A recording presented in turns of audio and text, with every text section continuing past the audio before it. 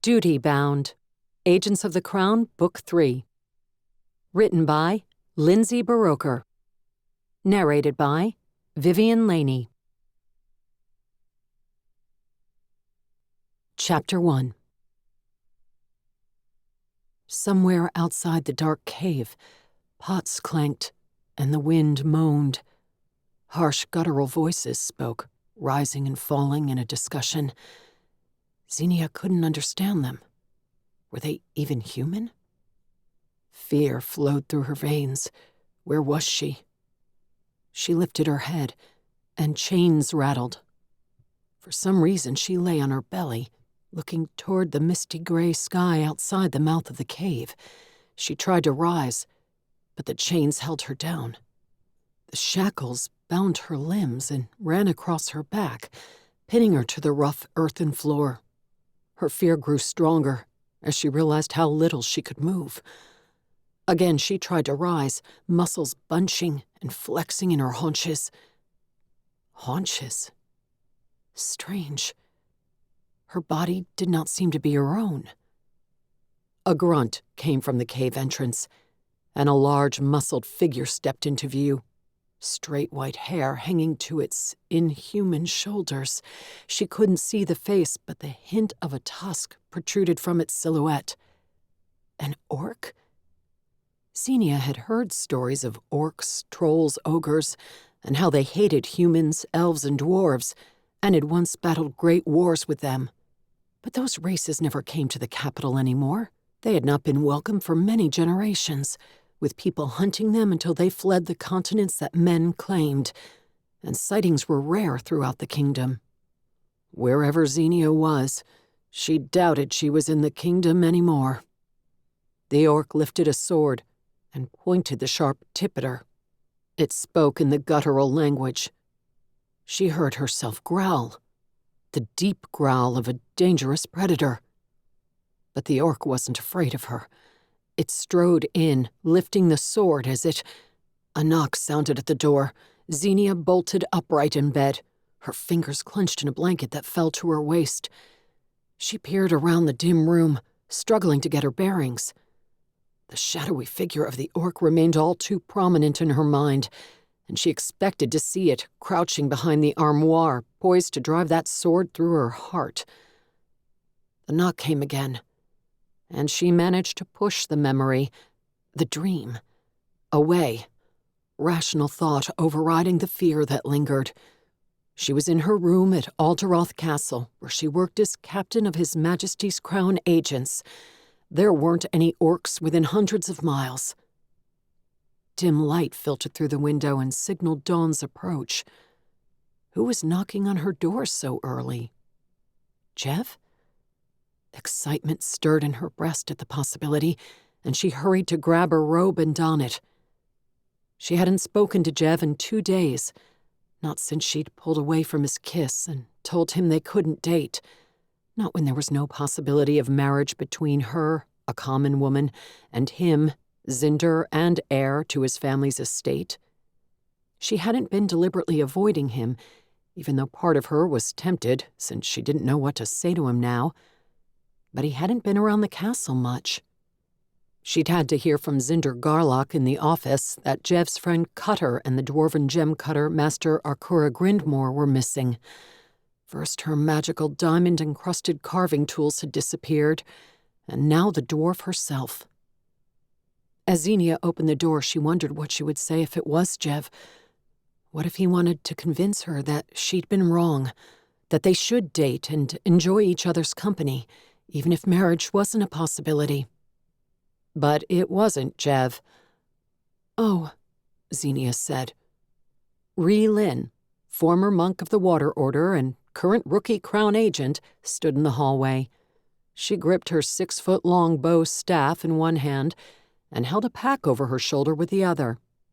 "Oh," Rhi asked.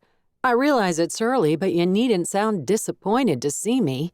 Unless I'm interrupting something."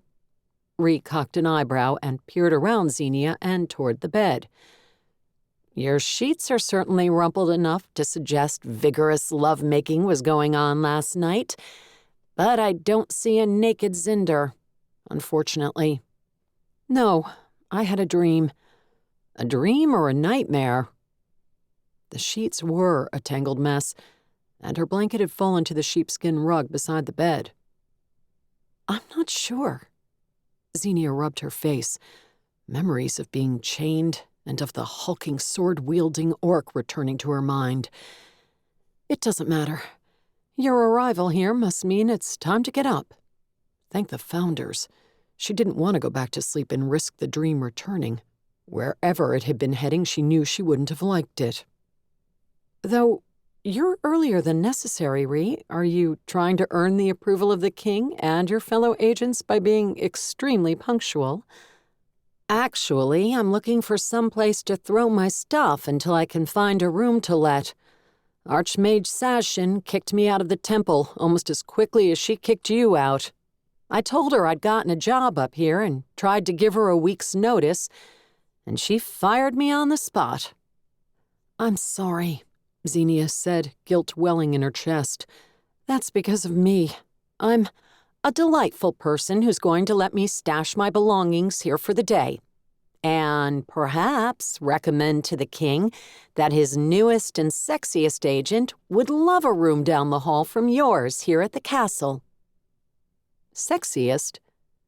Ree no longer wore her monk's gi from the Water Order Temple, but she had chosen a crisp, long-sleeve shirt and trousers that snapped in a similar manner when she punched and kicked people. The new outfit didn't show off any more skin than the gi had. Sexiest, Ree said firmly. I've seen the bulbous blowhards at work in your office. The competition is scant. I work there. Yes, and you're quite pretty, and you have those perky bosoms, but the more rugged sex finds you distant and unapproachable. Also, you walk like a man. To be sexy, you need to sway your hips in a way that rivets men's eyes to your backside as you walk away. Zenia didn't think she was as unapproachable as she had been when she'd worked as an inquisitor for the Water Order, but admitted she wasn't the best judge. Had she ever truly been distant? She was inclined to deny that, but then thought of the way she'd pushed Jev away, not willing to let him get close out of the fear that their kisses might turn into something she'd long ago vowed to avoid, as long as she was an unmarried woman. Go ahead and put your stuff down, Zenia said, having the urge to change the subject. She waved for Ree to set her pack inside the door. As for the rest, I don't think it's within my power to get you a room here. None of the other agents stay in the castle, and I barely know King Targian, so I would feel awkward asking him for a favor.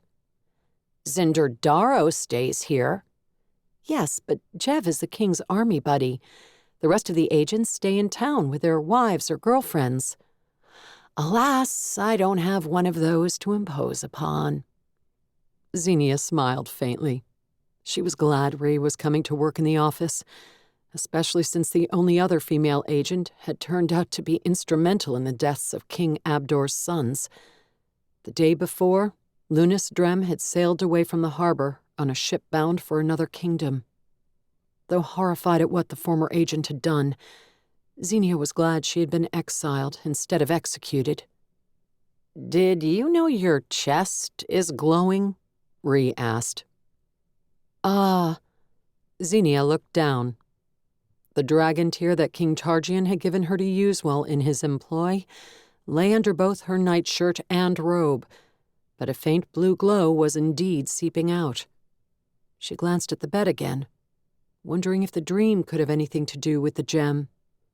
Her old dragon tear had never prompted odd dreams, but in the few days she'd had this one, she'd quickly come to realize it was different from the norm, more powerful, and she wasn't sure exactly. The dragon tear almost came across as sentient. A faint vibration emanated from the gem. Yes, Zenia said, it does that sometimes. Do people find it alarming? Ree spoke in her usual joking tone, but her brown eyes held a hint of concern. Had Cutter told Ree what he'd told Zenia and Jev? That the gem, its oval surface intricately carved with the likeness of a dragon instead of a typical dagger or quill, might take on some aspects of the creature? Only if they're looking at my chest, Zenia said, hoping if she kept her own tone light, Ree wouldn't worry. But doesn't that happen a lot, due to the previously mentioned perkiness? I don't encourage it. If you're not sure where to stay, Zenia said to change subjects again, my old room may be available. It's only been a few days since I moved my things up to the castle. The room that's actually the hayloft of a stable? Yes. Behind a farmhouse that burned down. The stable didn't catch fire. Comforting. Any chance to get a discount on that room, due to the view of a charred and smoldering house? I'm sure it's stopped smoldering by now. Zenia stepped back into her room, waving for Ree to come in and close the door. She might as well get dressed for the day and start work. The king hadn't yet assigned her to look for the missing dwarf master, but she expected he would soon, so she'd better get a start on gathering information. One of the few dwarves living in the city, Master Grinmore was the most skilled carver of dragon tears, for those able to afford the gems and the carvings that added specificity and potency to their innate magical powers. A soft knock came at the door. My room is popular this morning. Zenia stepped around Ree to open it, once again thinking it might be Jev. A female page of 13 or 14 stood in the hallway, holding a silver tray with an envelope on it. The edges were curled up, as if it had been rolled like a scroll at some point. One of the castle's ubiquitous guards stood next to the page, frowning deeply as he looked at Zenia. Is there a problem? She lifted her chin, prepared to defend herself if need be. Only a second later did Ree's words come to mind, making her realize the expression might be construed as unapproachable. Inappropriate delivery of mail, the guard said. Messages are to be delivered to the post room for inspection, not shot over the castle wall tied around an arrow. Zenia stared at the envelope, understanding the curl to the paper now, if not why it had been sent that way. Are you going to punish her? Ree asked dryly from behind Zenia. Because I'm not sure she appreciates spanking as much as I do. The guard's mouth dropped open, his sternness shifting to surprise, then contemplation as he met Ree's eyes, her smirk slightly inviting. It's addressed to me, Zenia asked. Yes, ma'am. The page lifted the tray. Did you see the person who, shot the arrow? Zenia asked the guard. I wasn't walking the parapet when it happened, but Sergeant Dacru was and said he didn't see who did it. The person must have worn dark clothing and shot the bow when it was still full night. He found the arrow sticking out of a crack in the mortar in one of the crenellations. He didn't think it had been there for long, but couldn't be positive. I see. And it's been inspected?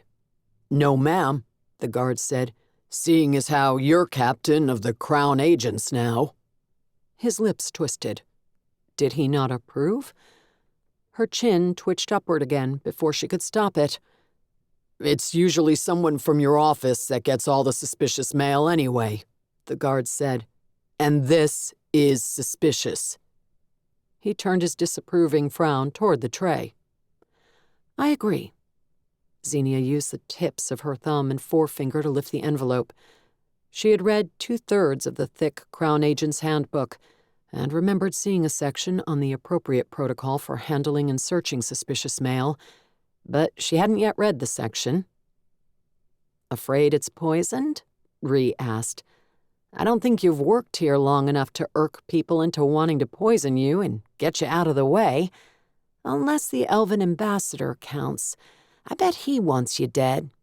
I rode past the embassy the other day. Almost all of the courtyard garden burned down. Yes, thank you, Ree. Zenia gave her friend a quelling look, then nodded to the page and the guard. And thank you. I'll handle it from here. The page recognized a dismissal and scurried away without hesitation. The guard was another matter. He frowned at the envelope dangling from her fingers and looked like he wanted to follow it into her room. Zenia stepped back and closed the door firmly. He didn't stop her. She turned and took the envelope to the dresser where her wash basin, brush, and a small folded piece of paper rested. The last mysterious message she had received. "Think it's from the same person?" Reed trailed her over and nodded to the old message, the one that had warned Zenia to keep an eye on Luna's Strem. Zenia had received it too late for it to be useful, but she'd kept it, wondering who had sent it.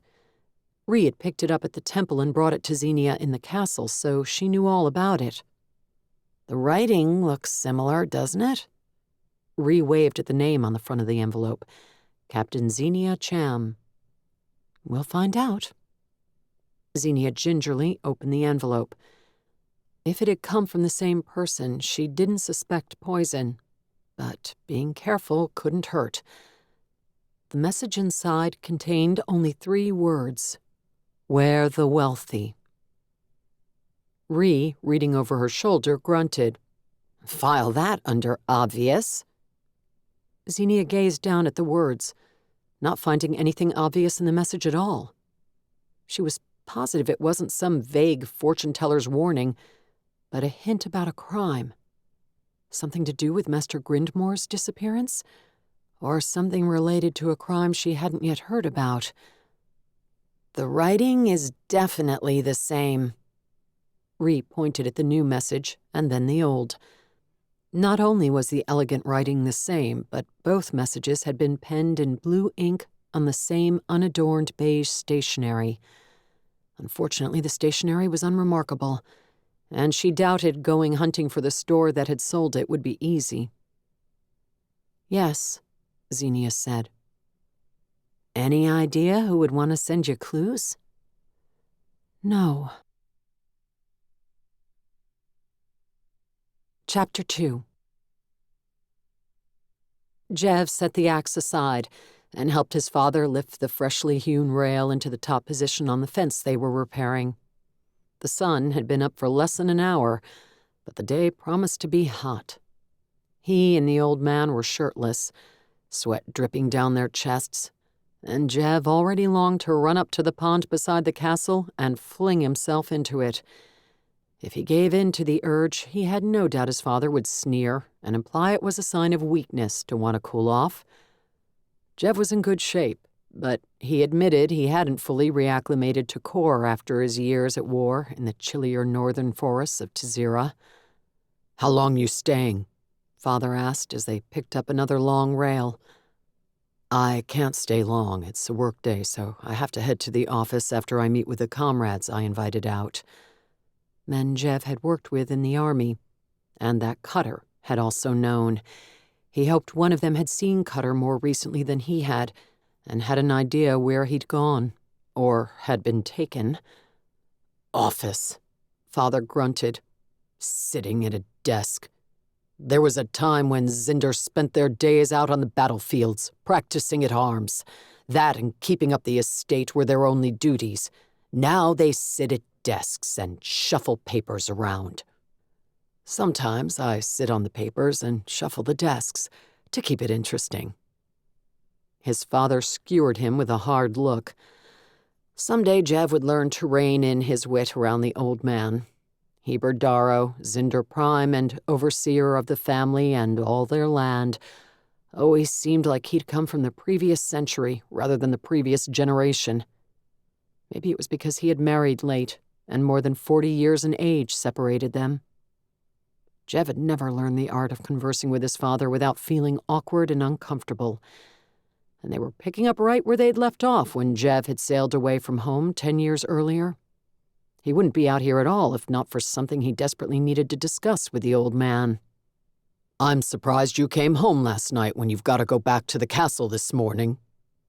Father eyed him shrewdly. "I wanted to talk to you about something," Jev admitted as they picked up their axes to hew more rails. "I figured. Got something to tell you, too." "Oh?" A faint giggle drifted up from a copse of trees beside the road a quarter of a mile away.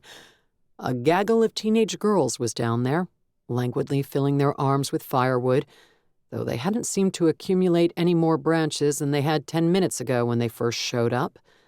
Father looked at them, and Jev half expected him to yell for them to return to their chores. Jev didn't know who they were, but assumed they came from one of the villages on this side of the property. Everyone who worked on Dharrow land was a tenant and paid taxes for Zinder protection and a stable place to stay, so Father technically had the right to tell people what to do. Jev had a feeling he would holler at kids to get back to their chores whether he had any right or not. "Zindari Knoll came by yesterday," Father said.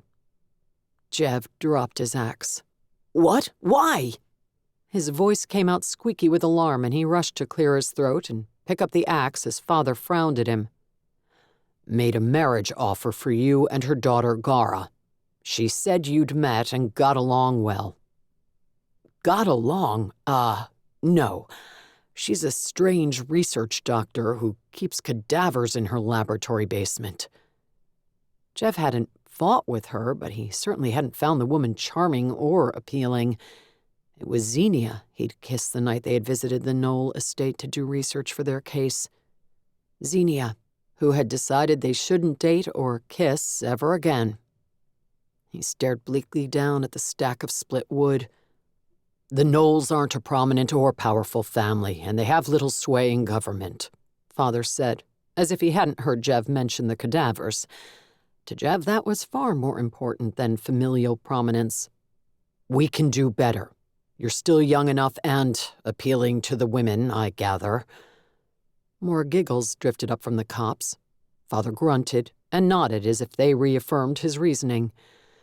Jev had his mouth open to protest the marriage topic, but he paused and glanced down the slope. The girls all looked away and pretended to hunt for wood. Dear founders, was his father insinuating those girls were there because of him? Jev had the sudden urge to find his shirt and yank it back over his head. He didn't think they were more than 14 or 15.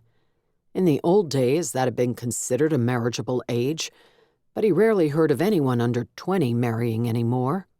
And he'd always thought it repulsive to see a lecherous old Zinder strolling around the city with a teenage girl on his arm. Maybe because he knew the young woman was only there because of the man's status and money. Jev wanted someone attracted to him, not to his status. Or even, he thought of Zenia again and how she loathed Zinder, despite his status. "I'm glad you rejected the offer," Jev said, eyeing his father. "Marriage is what I wanted to talk to you about today." "You've got someone else in mind?" His father eyed him right back, warily.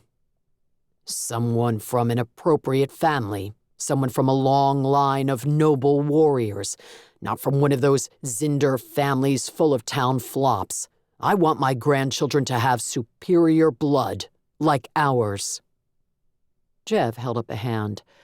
"I don't want to marry at all. Not now," he rushed to add when his father's eyebrows flew up. "I just got back, and I've got a new job, new duties to the king. I want to relax and not worry about weddings and children, at least not this year." Father frowned and grabbed a rail by himself and hefted it into place, his muscles still wiry and strong at 75. "Having a woman in your bed ought to be relaxing, not stressful, or you aren't doing it right." Jev grimaced. "I'm not ready to marry the very month I returned from 10 years at war. Give me some time, Father.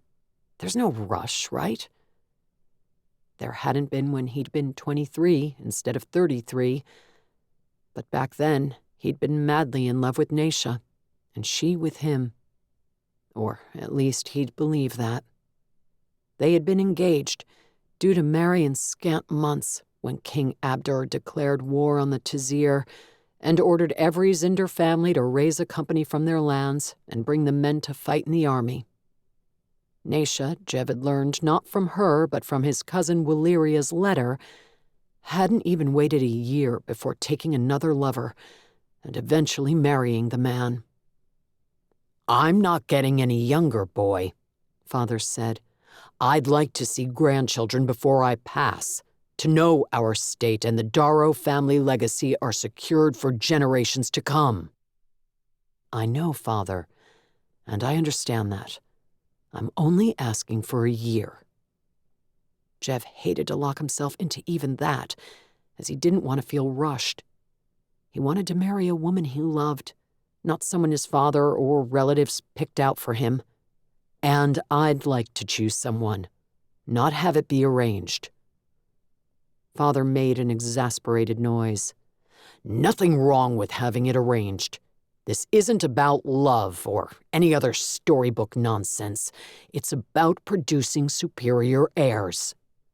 "And you're convinced a Zendari woman from a less prestigious family, or even a woman of common birth, couldn't bear good children?" "Common birth?" Father blurted, almost knocking off the rail he'd placed. Damn, Jev shouldn't have said that. He hadn't meant to suggest it. Not yet.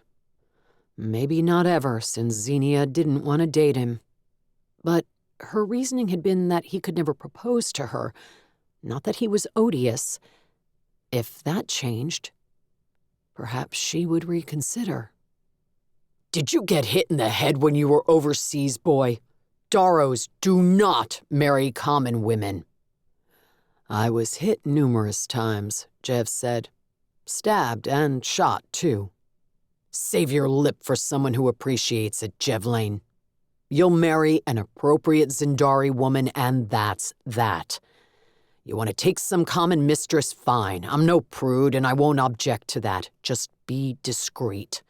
But first, you marry a Zendari woman and plant your seed in her womb. You want a firstborn legitimate heir before you get a child on some mistress and she starts begging you to legitimize him. Or her." Father frowned in the direction of the girls, though they had drifted farther down their slope now, their arms full of wood. With an alarmed start, Jev realized one or more of those girls could be half-sisters to him. He knew of 3 his father had sired before the war, but Jev wouldn't recognize any of them after 10 years, and there could be more by now. It had been a long time since his mother had left, since she'd been killed, and he knew his father hadn't been chased that whole time. "You hearing me, boy?" Father asked. "No common women. We are Dharrows, not some lesser Zinder family, the likes of which let themselves get written up in gossip publications. If you don't find someone appropriate this summer, I'll set your aunts to finding someone for you." This summer? What had happened to his year? "You heard me. It's your duty to produce grandchildren, Jevlane. You gave up 10 years to the king and his war, and that was an honorable act and not a duty to be shirked. But now it's time to do your duty to the family." Father swung his axe, lodging it in the top of one of the fence posts, and stalked off. Jev rubbed the side of his head. When did he get to do a duty to himself? Never. He wished his brother were still alive. The castle didn't feel like home without Vastion, and his sarcastic mouth commenting on everything, and it wasn't fair that his life had been cut so short. Further, if Vastion were still alive, and Jev admitted this was an entirely selfish thought, he wouldn't be his father's only son.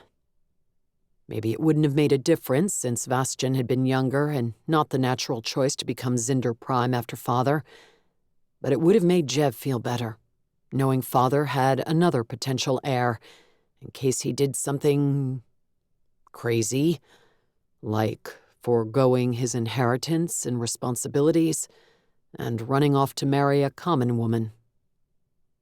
Jev sighed. He couldn't truly consider that, even if he wanted to. Even if he loathed his duty sometimes, he couldn't shrink from it.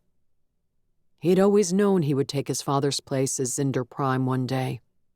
He'd just hoped that somehow he could marry and have children with someone he loved. Hoofbeats on the road pulled his focus away from the subject, thankfully. Recognizing 3 of the 4 riders as his expected guests, Jev lifted a hand. Zinder Crocs, still serving as Captain Crocs, in charge of the vaunted fighters of Wyvern Company, led the way, riding a stout black stallion, almost as muscular as he was. Zinder Haidal, formerly Lieutenant Haidal of Griffin Company, came next. He had served as Jev's slight, spectacles-wearing second-in-command. Zinder Captain Tuark, former leader of Tuark Company, followed him. The burly man, an artisan metalworker who'd turned into an armor and weaponsmith during the war. He reputedly had dwarves in his ancestry, and he'd gotten along well with Cutter. The 4th rider was a woman Jev didn't know. She rode side saddle, a yellow dress flapping in the breeze as the group trotted up the road. Jev grabbed his shirt and headed across the field to meet them. His father had disappeared from sight, but the thwack of a distant axe suggested he'd found tools and work elsewhere. No doubt someplace where he wouldn't have to listen to his son's crazy desires. Jev had to force an affable smile onto his face for the approaching riders. "Nice of you to put on a shirt for us, Dharrow," Crocs growled in his typical baritone. "I didn't come up here to see sweaty men. Had enough of that in the army."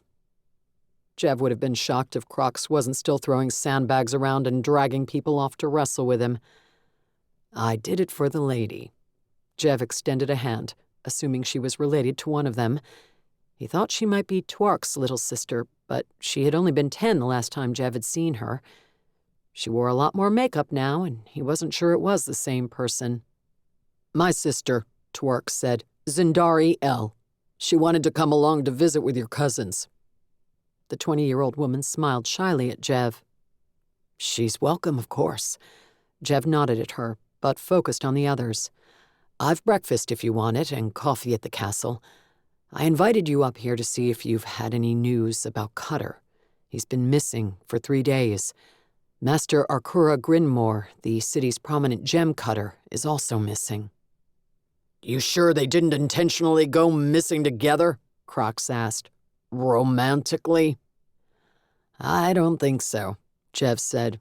"My understanding is that Master Grindmore found Cutter's beard lacking, and he was trying earnestly to prove himself to her, but hadn't yet."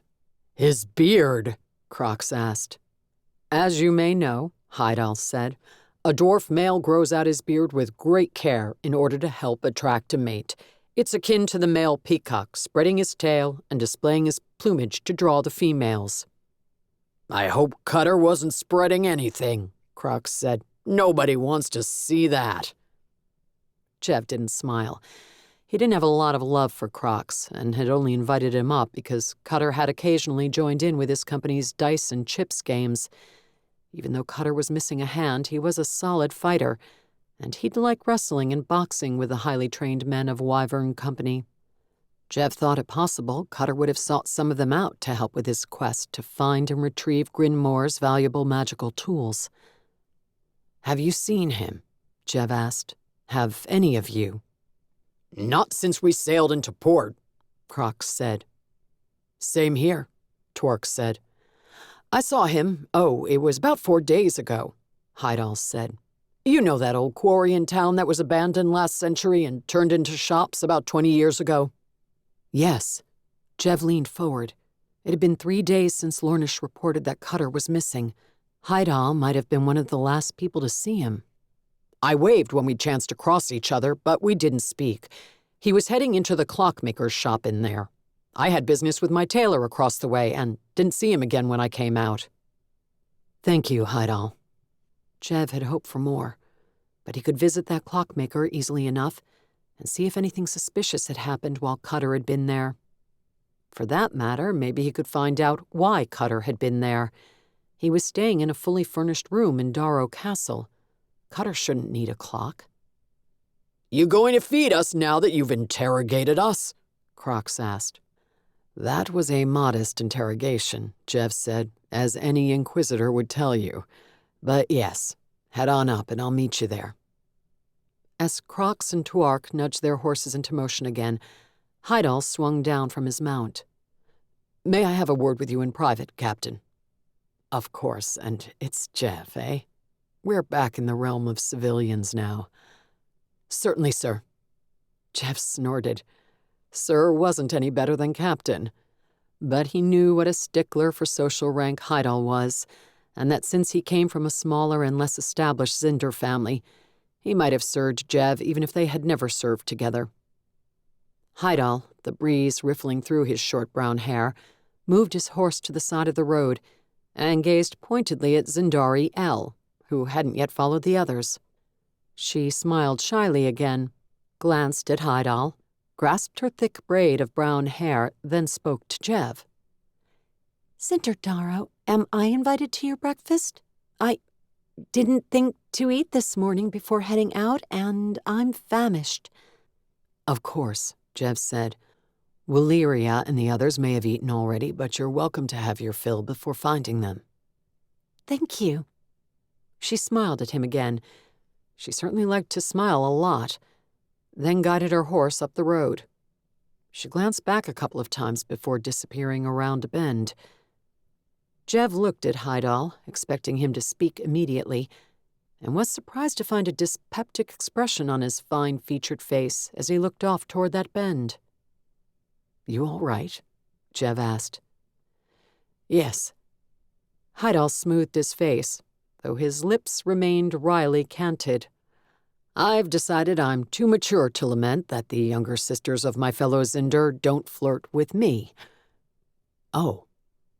Jev was either obtuse or had been away from female company for too long because he hadn't realized flirting was what she'd been doing. I know I'm not the typical warrior Zinder. Heidal waved at his slender form. But with there being so many men who didn't return from the war, the unmarried women to unmarried men ratio skews heavily to one side right now. You wouldn't think the ladies could afford to be so picky. Ah.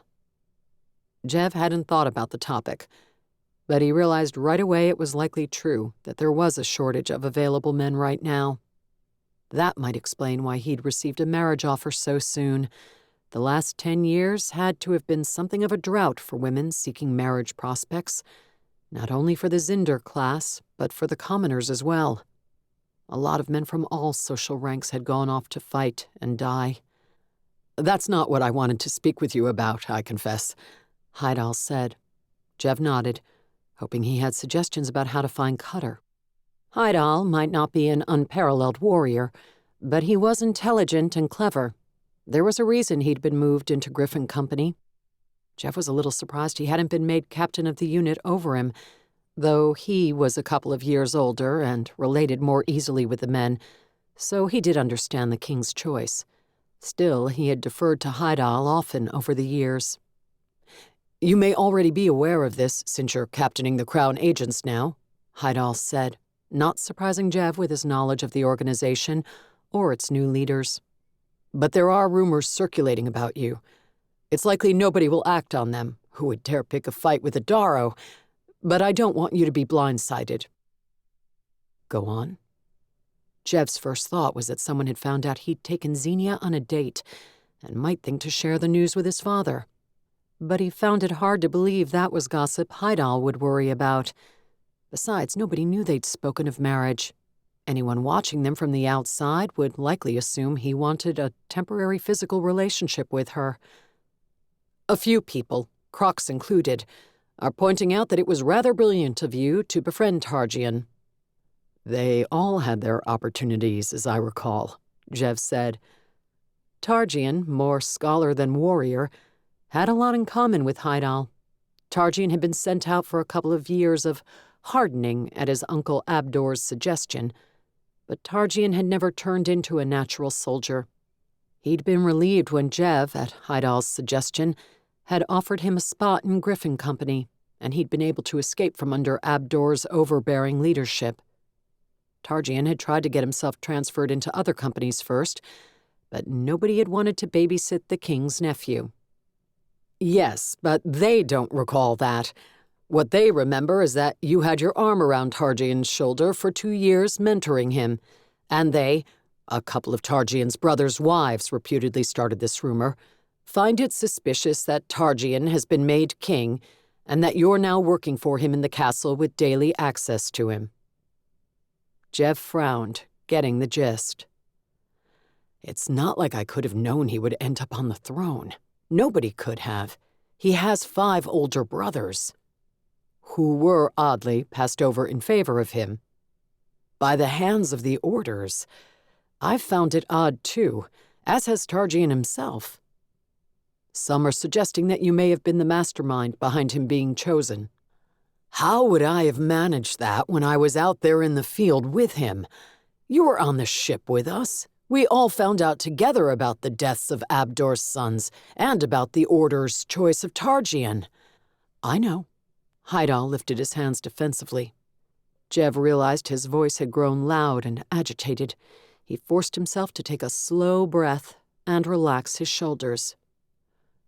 "You know as well as I do that people see what they want to see," Heidal continued.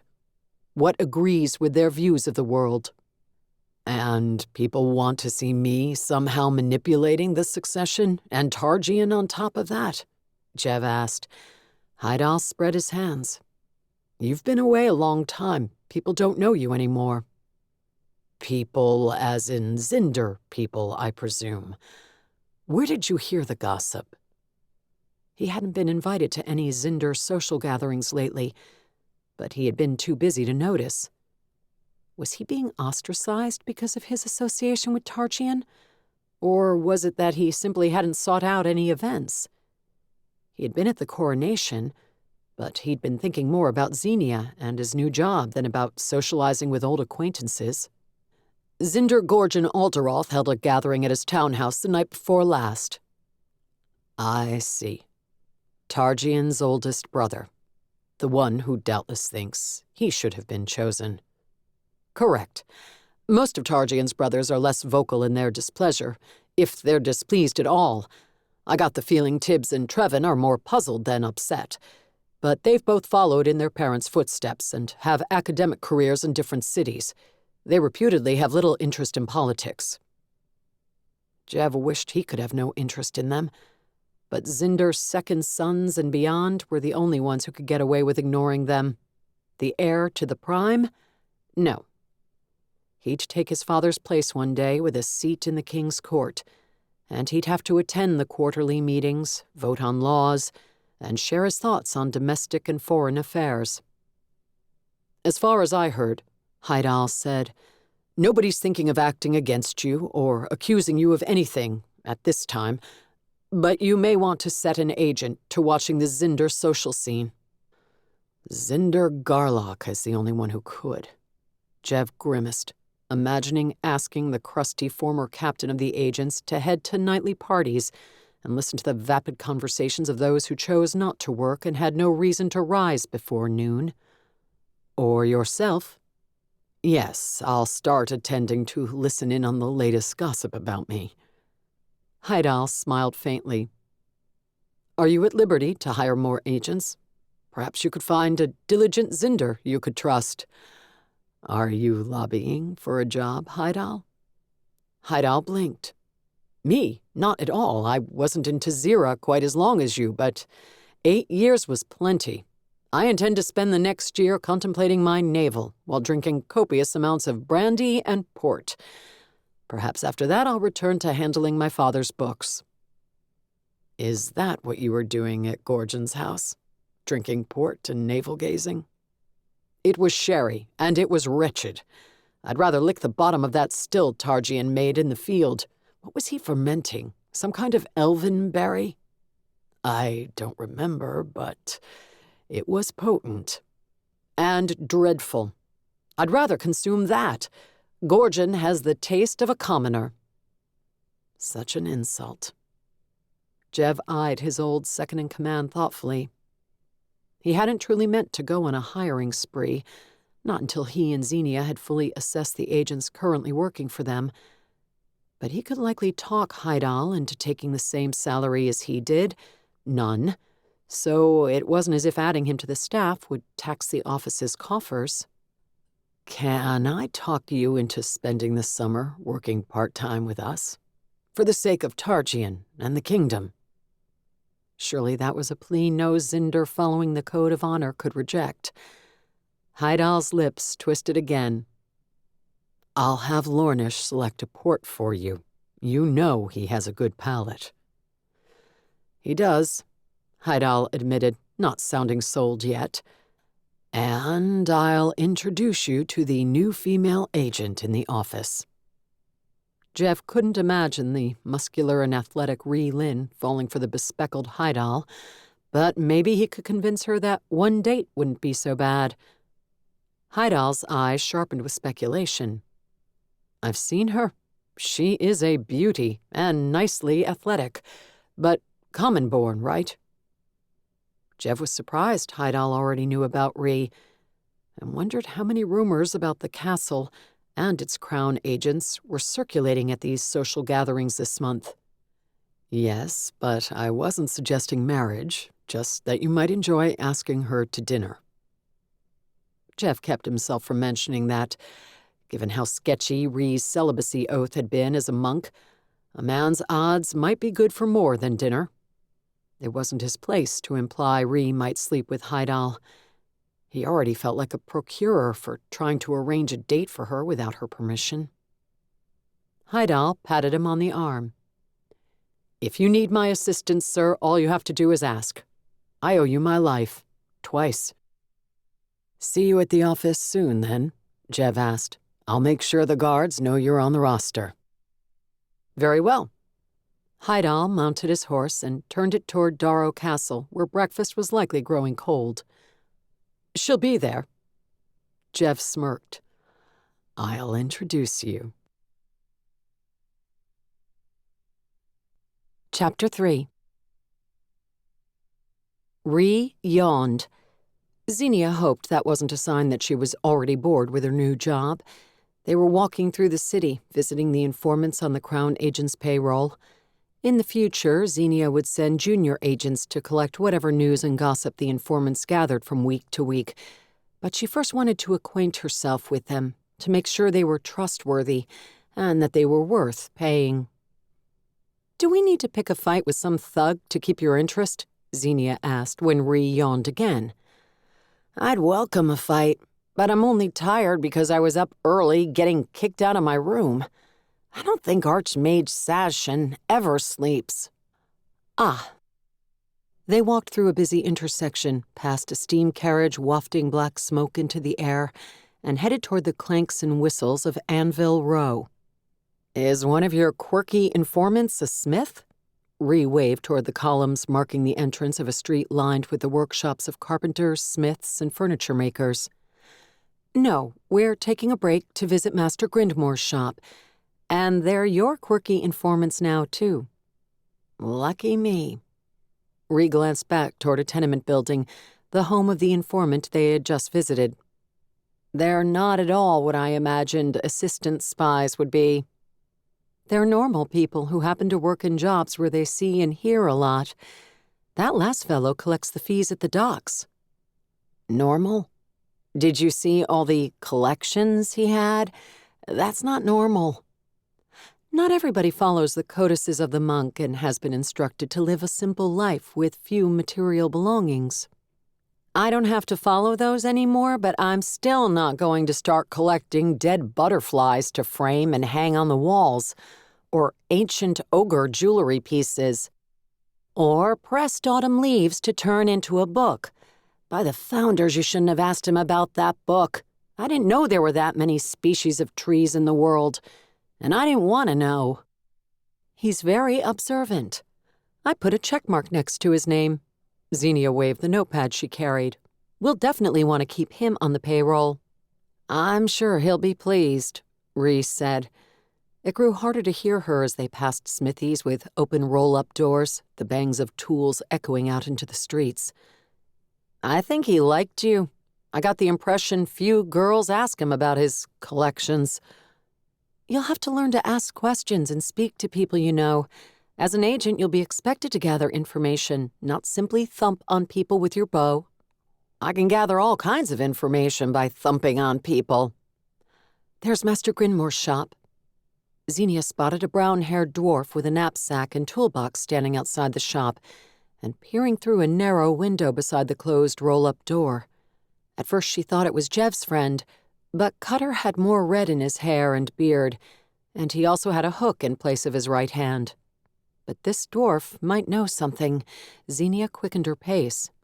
"Hello," she called to him. "Is the master in?" The dwarf jumped and spun toward her, his gray eyes widening. He glanced over his shoulder as if he had been caught doing something wrong and might race off down the street. But he settled down and met Zenia's gaze. "I was looking for her," he said. "Shop hours say she ought to be in." "What do you want to see her for?" Zenia kept her tone casual, not wanting to sound like an inquisitor, but he seemed suspicious. Should she draw upon her dragon tear to test whether he was lying or telling the truth? His bushy brows drew together. "What do you want to see her for, human? Your dragon tear is already carved." Something he couldn't know without drawing upon some magic of his own. She wore her gem under her blouse. "I'm here on the king's business. And you?" She offered her friendliest smile, but she also silently willed the dragon tear to aid her in pulling the truth from him. "Just want to talk to the master." He backed away. Could he sense her prying? "But if she's not here, I'll come back later." As he spun and strode away, Zenia got a strong feeling of embarrassment from him. He didn't want to admit... Oh. He was a young dwarf who'd seen her work back in his home city and had grown smitten with the master carver from a distance. He'd arrived early, ahead of a shipload of dwarves coming to Corvan for work, and he'd hoped to make her acquaintance before other male dwarves came and swarmed her. "You want me to catch up and thump him?" Ree fingered her bow as she watched the dwarf's hasty retreat. "No." "No? He's oozing suspiciousness like a slug oozes slime." "He doesn't have anything to do with her disappearance," Zenia assured her. Ree frowned over, glancing down at the faint bump under her blouse where the dragon tear lay. "The rock tell you that?" It did indeed. Apparently he has a romantic interest in the master carver and wished to make himself known to her before the competition showed up. Zenia stepped into the spot the dwarf had vacated so she could peer through the narrow window. What?" "A romantic interest." "Has he seen Master Grinmore? She has a beard you could strangle a horse with." "I don't know much about dwarves. Perhaps that's an appealing trait." "Not if you're a horse with your throat being threatened." Ree stepped up to the window on the other side of the roll-up door. Zenia couldn't see much in the shop's shadowy interior. A few large tools and a counter in the back. Was that the entrance to another room behind the counter? She bent and tried to tug up the door, but a padlock looped through the handle kept it from opening. I guess this means she wasn't likely kidnapped at her workplace. "You don't think kidnappers lock doors on their way out?"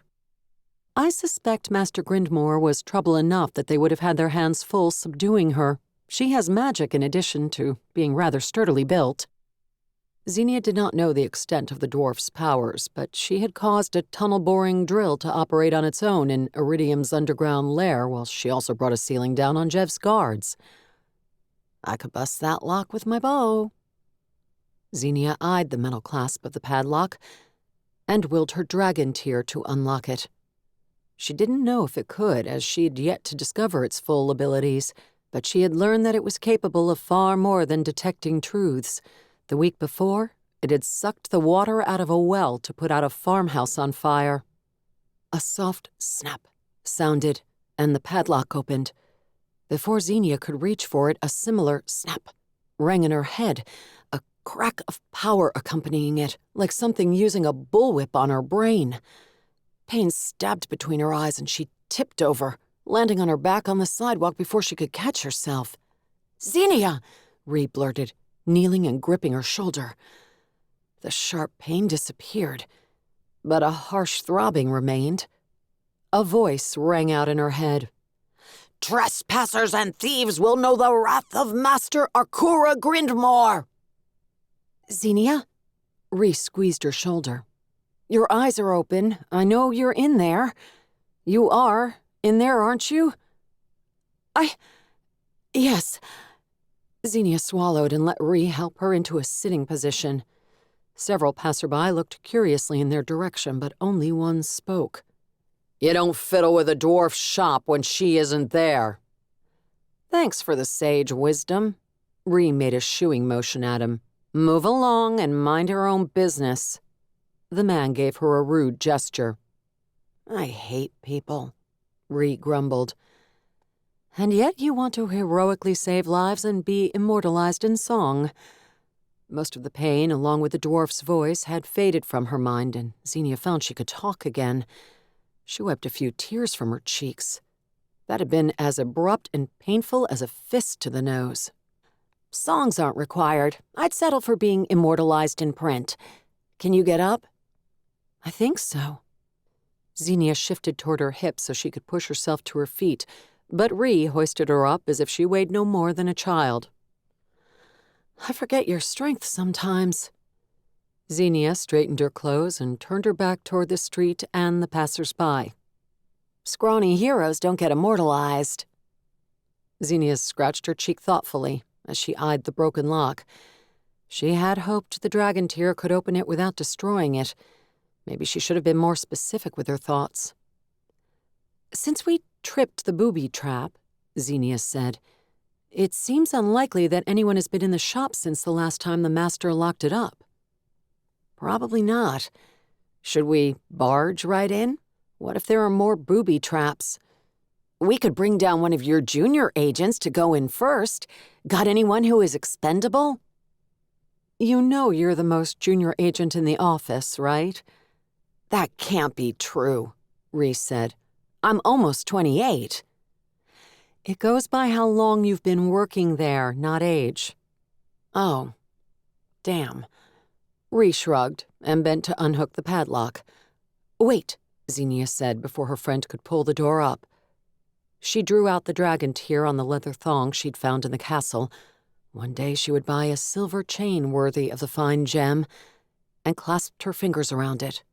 It warmed her palm and vibrated faintly, almost hopefully. It still disturbed her that the dragon tear had a personality, but at least it always seemed eager to work. She wasn't sure how to request that it spring other magical attacks before she stumbled into them, but she pictured the inside of the shop in her mind, then envisioned padlocks popping open. Maybe that would convey the idea. Soft creaks, snaps, and groans sounded. The roll-up door fell off its frame and almost crumpled to the sidewalk on top of them. Ree grabbed Zenia, yanking her to the side to keep her from being battered. Thanks, Zenia muttered, staring from the collapsed door on the walkway into the shadowy interior of the shop. If you were going to rip the door off the hinges, what was the point in breaking the lock? Zenia sighed. Nothing. That was unintentional. A breeze came from inside the shop, tugging at her braid, and white flashed a step inside the doorway. Another flash brightened the back door behind the counter. The hair rose along Zenia's arms. She wasn't positive magical traps had been triggered, but she'd definitely felt surges of power along with those flashes. Is it safe to go in? Ree scowled at more passers-by who had stopped to gawk into the shop, and at them. Maybe? That's the confidence that inspires junior agents. Zenia would have walked in first, but Ree strode inside, her bow extended like a blind man's cane. Maybe she hoped it would trigger any remaining traps. A feeling of indignation came from Zenia's dragon tear, because she still worried there might be traps. Shaking her head, Zenia followed Ree inside. She wished she could reaffix the door, since she had inadvertently made it much, much easier for looters to take advantage of the master carver's absence. She would have to find someone to repair it, at her own expense if necessary. The shop abruptly grew darker, and a clang sounded behind Zenia. She jumped and spun toward the entrance. The door was attached again. Attached, and somehow repaired. Smugness emanated from her dragon tear.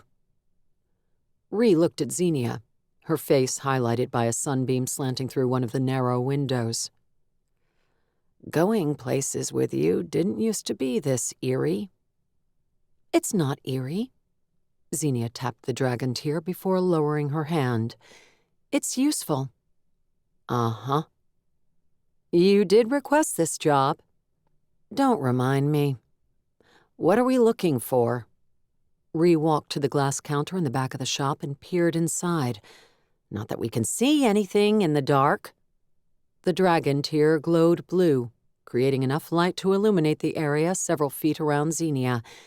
She joined Ree at the counter, earning another dubious look. Eerie, Ree muttered. The combination counter and display case held watch bands, jewelry chains, and clasps, and Zenia looked wistfully at one that would go nicely with the predominantly blue-green coloring of her dragon tear.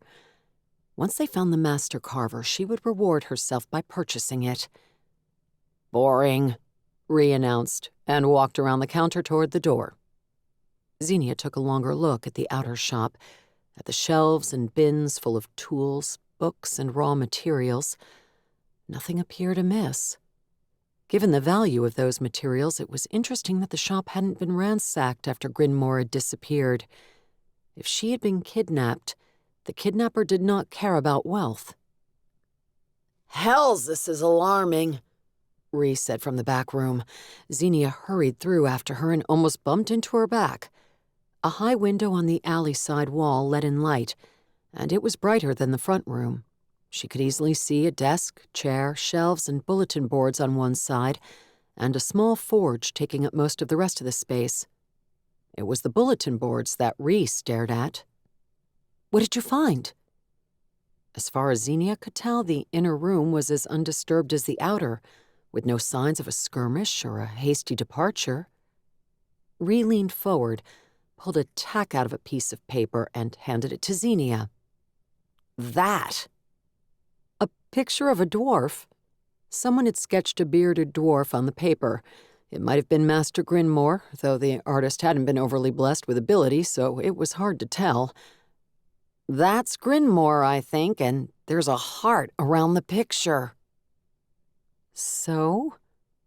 Zenia checked the back and found a poem. A love poem from what she could decipher. It had been written using a combination of Dwarven and Corvish, switching mid-line depending on the demands of rhyme and meter. Since Dwarven words tended to be a couple of feet long, she imagined finding good rhymes in that language was difficult. It looks like she has an admirer, Zenia said. It was signed Dorbach Meinhofter. Was that the dwarf they'd bumped into outside? Or another admirer? You find something suspicious about it? Zenia had seen jilted lovers involved in revenge crimes, but it was early to assume this Meinhofter was involved, unless he was someone who had seen Cutter getting close to Grinmore and had acted out of jealousy. I didn't say it was suspicious. I said it was alarming. Who falls in love with a bearded woman? Bearded men, I suppose. Zenia drew out her notebook and wrote Meinhofter's name down. It wouldn't hurt to look him up and see if he lived in the city. If nothing else, he might know Grinmore's usual haunts around the capital, places they could check for information. Are these love letters? Ree pulled a box full of letters and envelopes, some opened and some not, from a shelf. Probably receipts or copies of invoices. She does run a business. Ree lifted a page. This one is in Corvish, mostly. An ode to an artist of unparalleled renown. Doesn't sound like an invoice. The work of Meinhofter? No, this is signed by someone else. Rock Crusher. Another dwarf, presumably. Ree flipped through the letters. He's written several times. So have others. By the founders, Zenia, there must be 20 different dwarves that have sent her love letters or poems. This one sent a schematic of a mandolin? A vegetable slicer? Yes. with a giant flyer and all manner of gears. According to the notes, it slices, dices, and juliennes. I guess nothing says love like kitchen tools. Zenia left Ree to root through the love letters and poked into the desk drawers looking for more concrete clues. She found the invoices and receipts she'd expected, along with an accounting book with tidy rows of columns. It didn't take her long to deduce that the business was profitable, and Grinmore didn't seem to owe anyone any money. They didn't find any blackmail threats among the letters, or any crossly written messages by spurned lovers. They also didn't find any clues to suggest that Grinmore had returned the affections of any of the admirers, unless it was significant that the drawing had been pinned up instead of in the box with the letters and poems. I don't think there's anything here that's going to help us. Reluctantly, Zenia stepped away from the desk. Ree returned the love letters to the shelf. Just proof that Master Grinmore has far more allure to dwarves than she does to humans. How can you be positive human men don't find her alluring? I know what men like. Ree patted her backside. A woman with a big bow? Exactly. Zenia formed thoughts in her mind and tried to ask the dragon tear if there was any magic in the office beyond the booby traps it had disarmed. Powerful artifacts one might kidnap a person for. Hidden cubbies that held arcane secrets. Magical maps leading to distant treasures. The dragon tear pulsed once against her skin, conveying a negative. Too bad. Zenia headed for the exit. Let's finish visiting people on our list of informants before going back to the castle. She'd hoped she would be able to take clues about Grinmore's disappearance back with her. She hadn't yet been given the assignment to search for the master carver, but she believed it would land on her desk soon, if it hadn't already. Master Grinmore was an important person that many people in the city relied upon. Nobody else could carve dragon tears the way she could. Zenia wished she could have solved the mystery of her disappearance preemptively, since she still felt she had to prove herself to their new king. Ree might be the junior agent, but Zenia had only been on the job a week longer, and felt she'd bumbled the way to solving her first case. She dearly wanted to once again have an employer consider her invaluable. Chapter 4. As soon as Jev reached the castle that afternoon, a page accosted him and escorted him to Targian's office, saying only that the king had been looking for him that morning and wanted to see him as soon as he arrived. That made Jev feel delinquent in his duties for coming in late. He thought Targian would understand that he'd needed to talk to anyone who might have information about Cutter, but he could have invited Heidal and the others to see him in Alderoth Castle rather than Dharrow Castle. He also could have come in sooner instead of staying after the meeting to play horses and knights with his cousin's children, Dreon and Teeks. But Teeks in particular had taken to Jev and constantly asked for stories about the noble battles he'd engaged in during the war.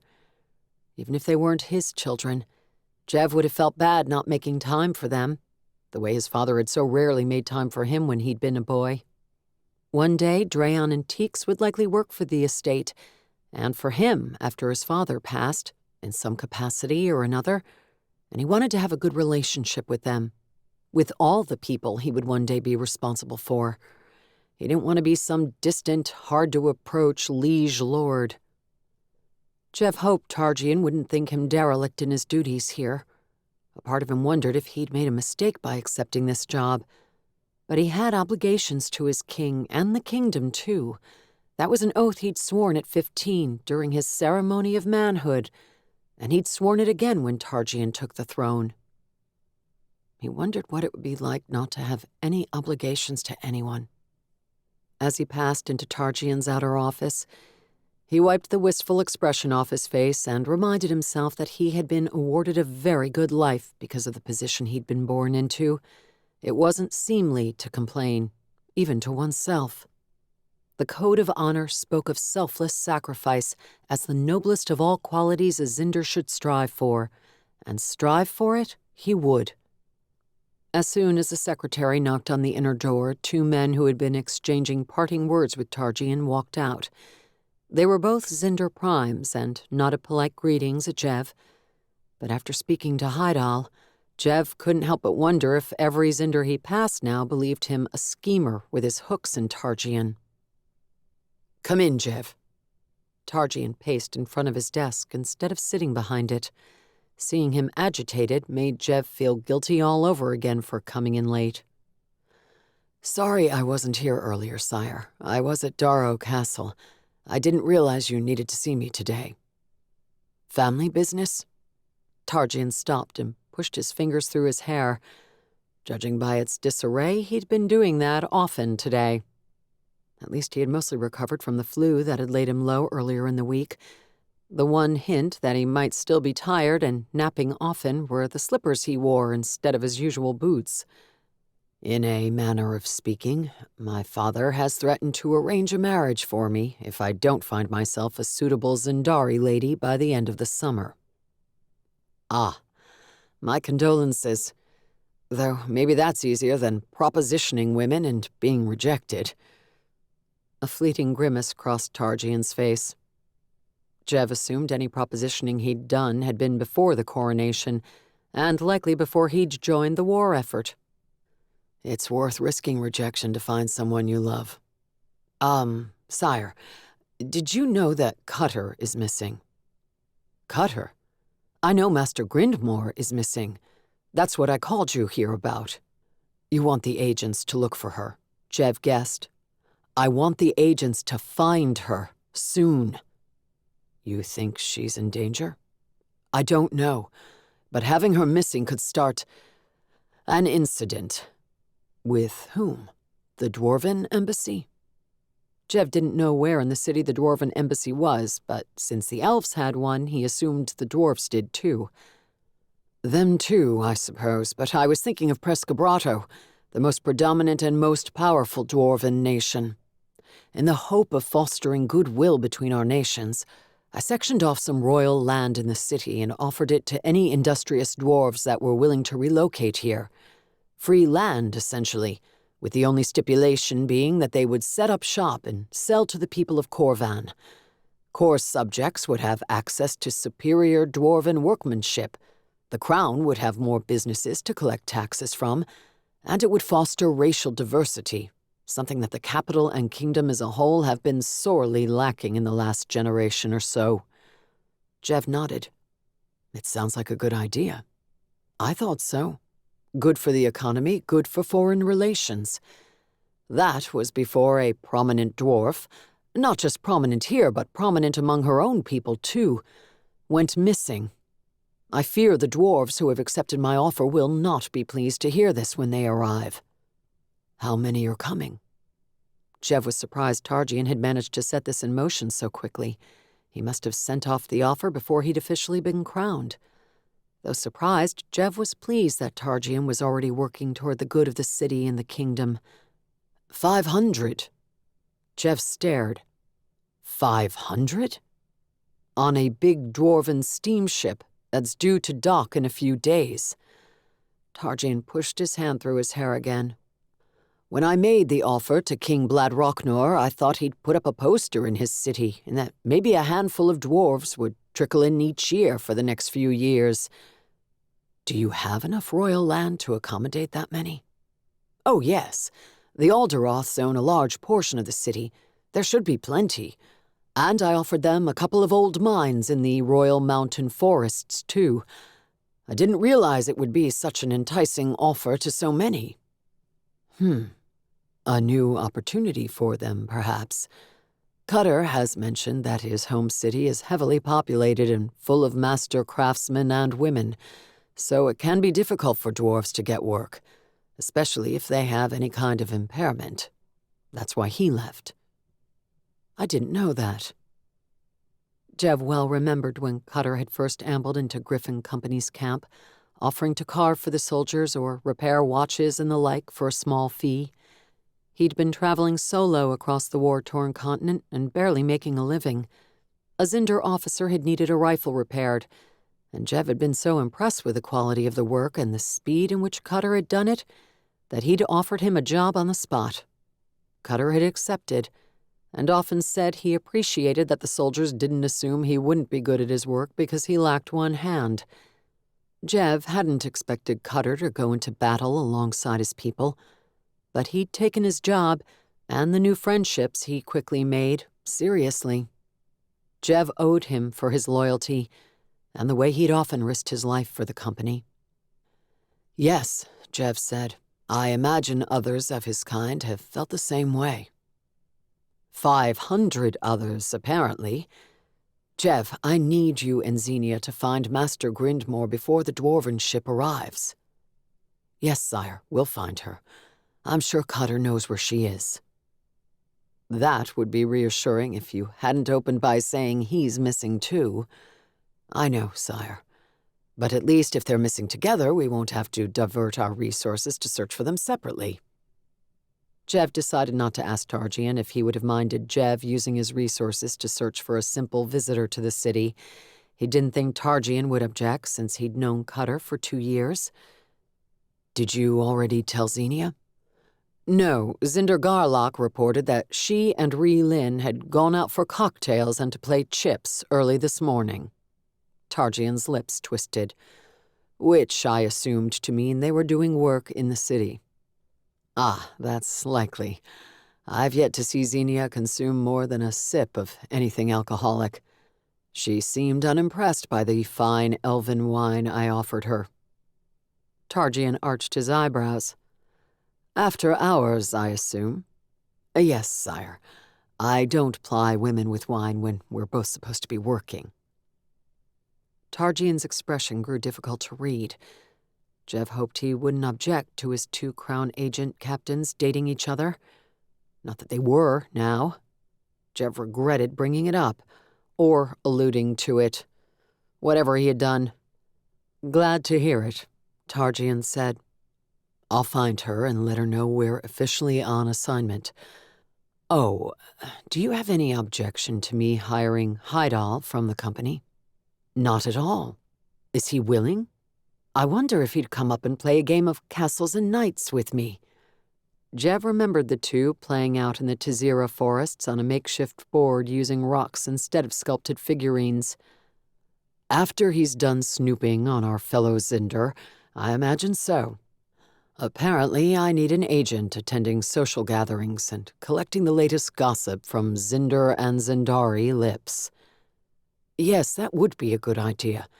If you want him to be useful, he should be a secret agent, not someone with a desk at the castle." Jev nodded, realizing he should have thought of that. If people knew Heidal worked for him, they wouldn't gossip about him around the man. "Good point, sire. I did promise to introduce him to Ree, but then I'll shimmy him out of the castle." "Ree? The monk?" "The monk who is even now fantasizing about you in your silk pajamas." "I hardly think that's true." Targian scoffed, but his cheeks turned slightly pink. That would teach him to avoid mention of the odd feel of his lush new royal wardrobe in front of ladies. "You're dismissed, Jev." Jev bowed politely and strode out, wondering if it was early enough in the day to visit the clockmaker's shop Heidal had mentioned. He also wondered where Zenia and Ree were now. He wanted to let Zenia know about their new assignment. Deciding to check the agent's office in the basement first, he headed in that direction. He was at the intersection of one of the broad hallways on the main floor when the call of a woman made him pause. "Jev?"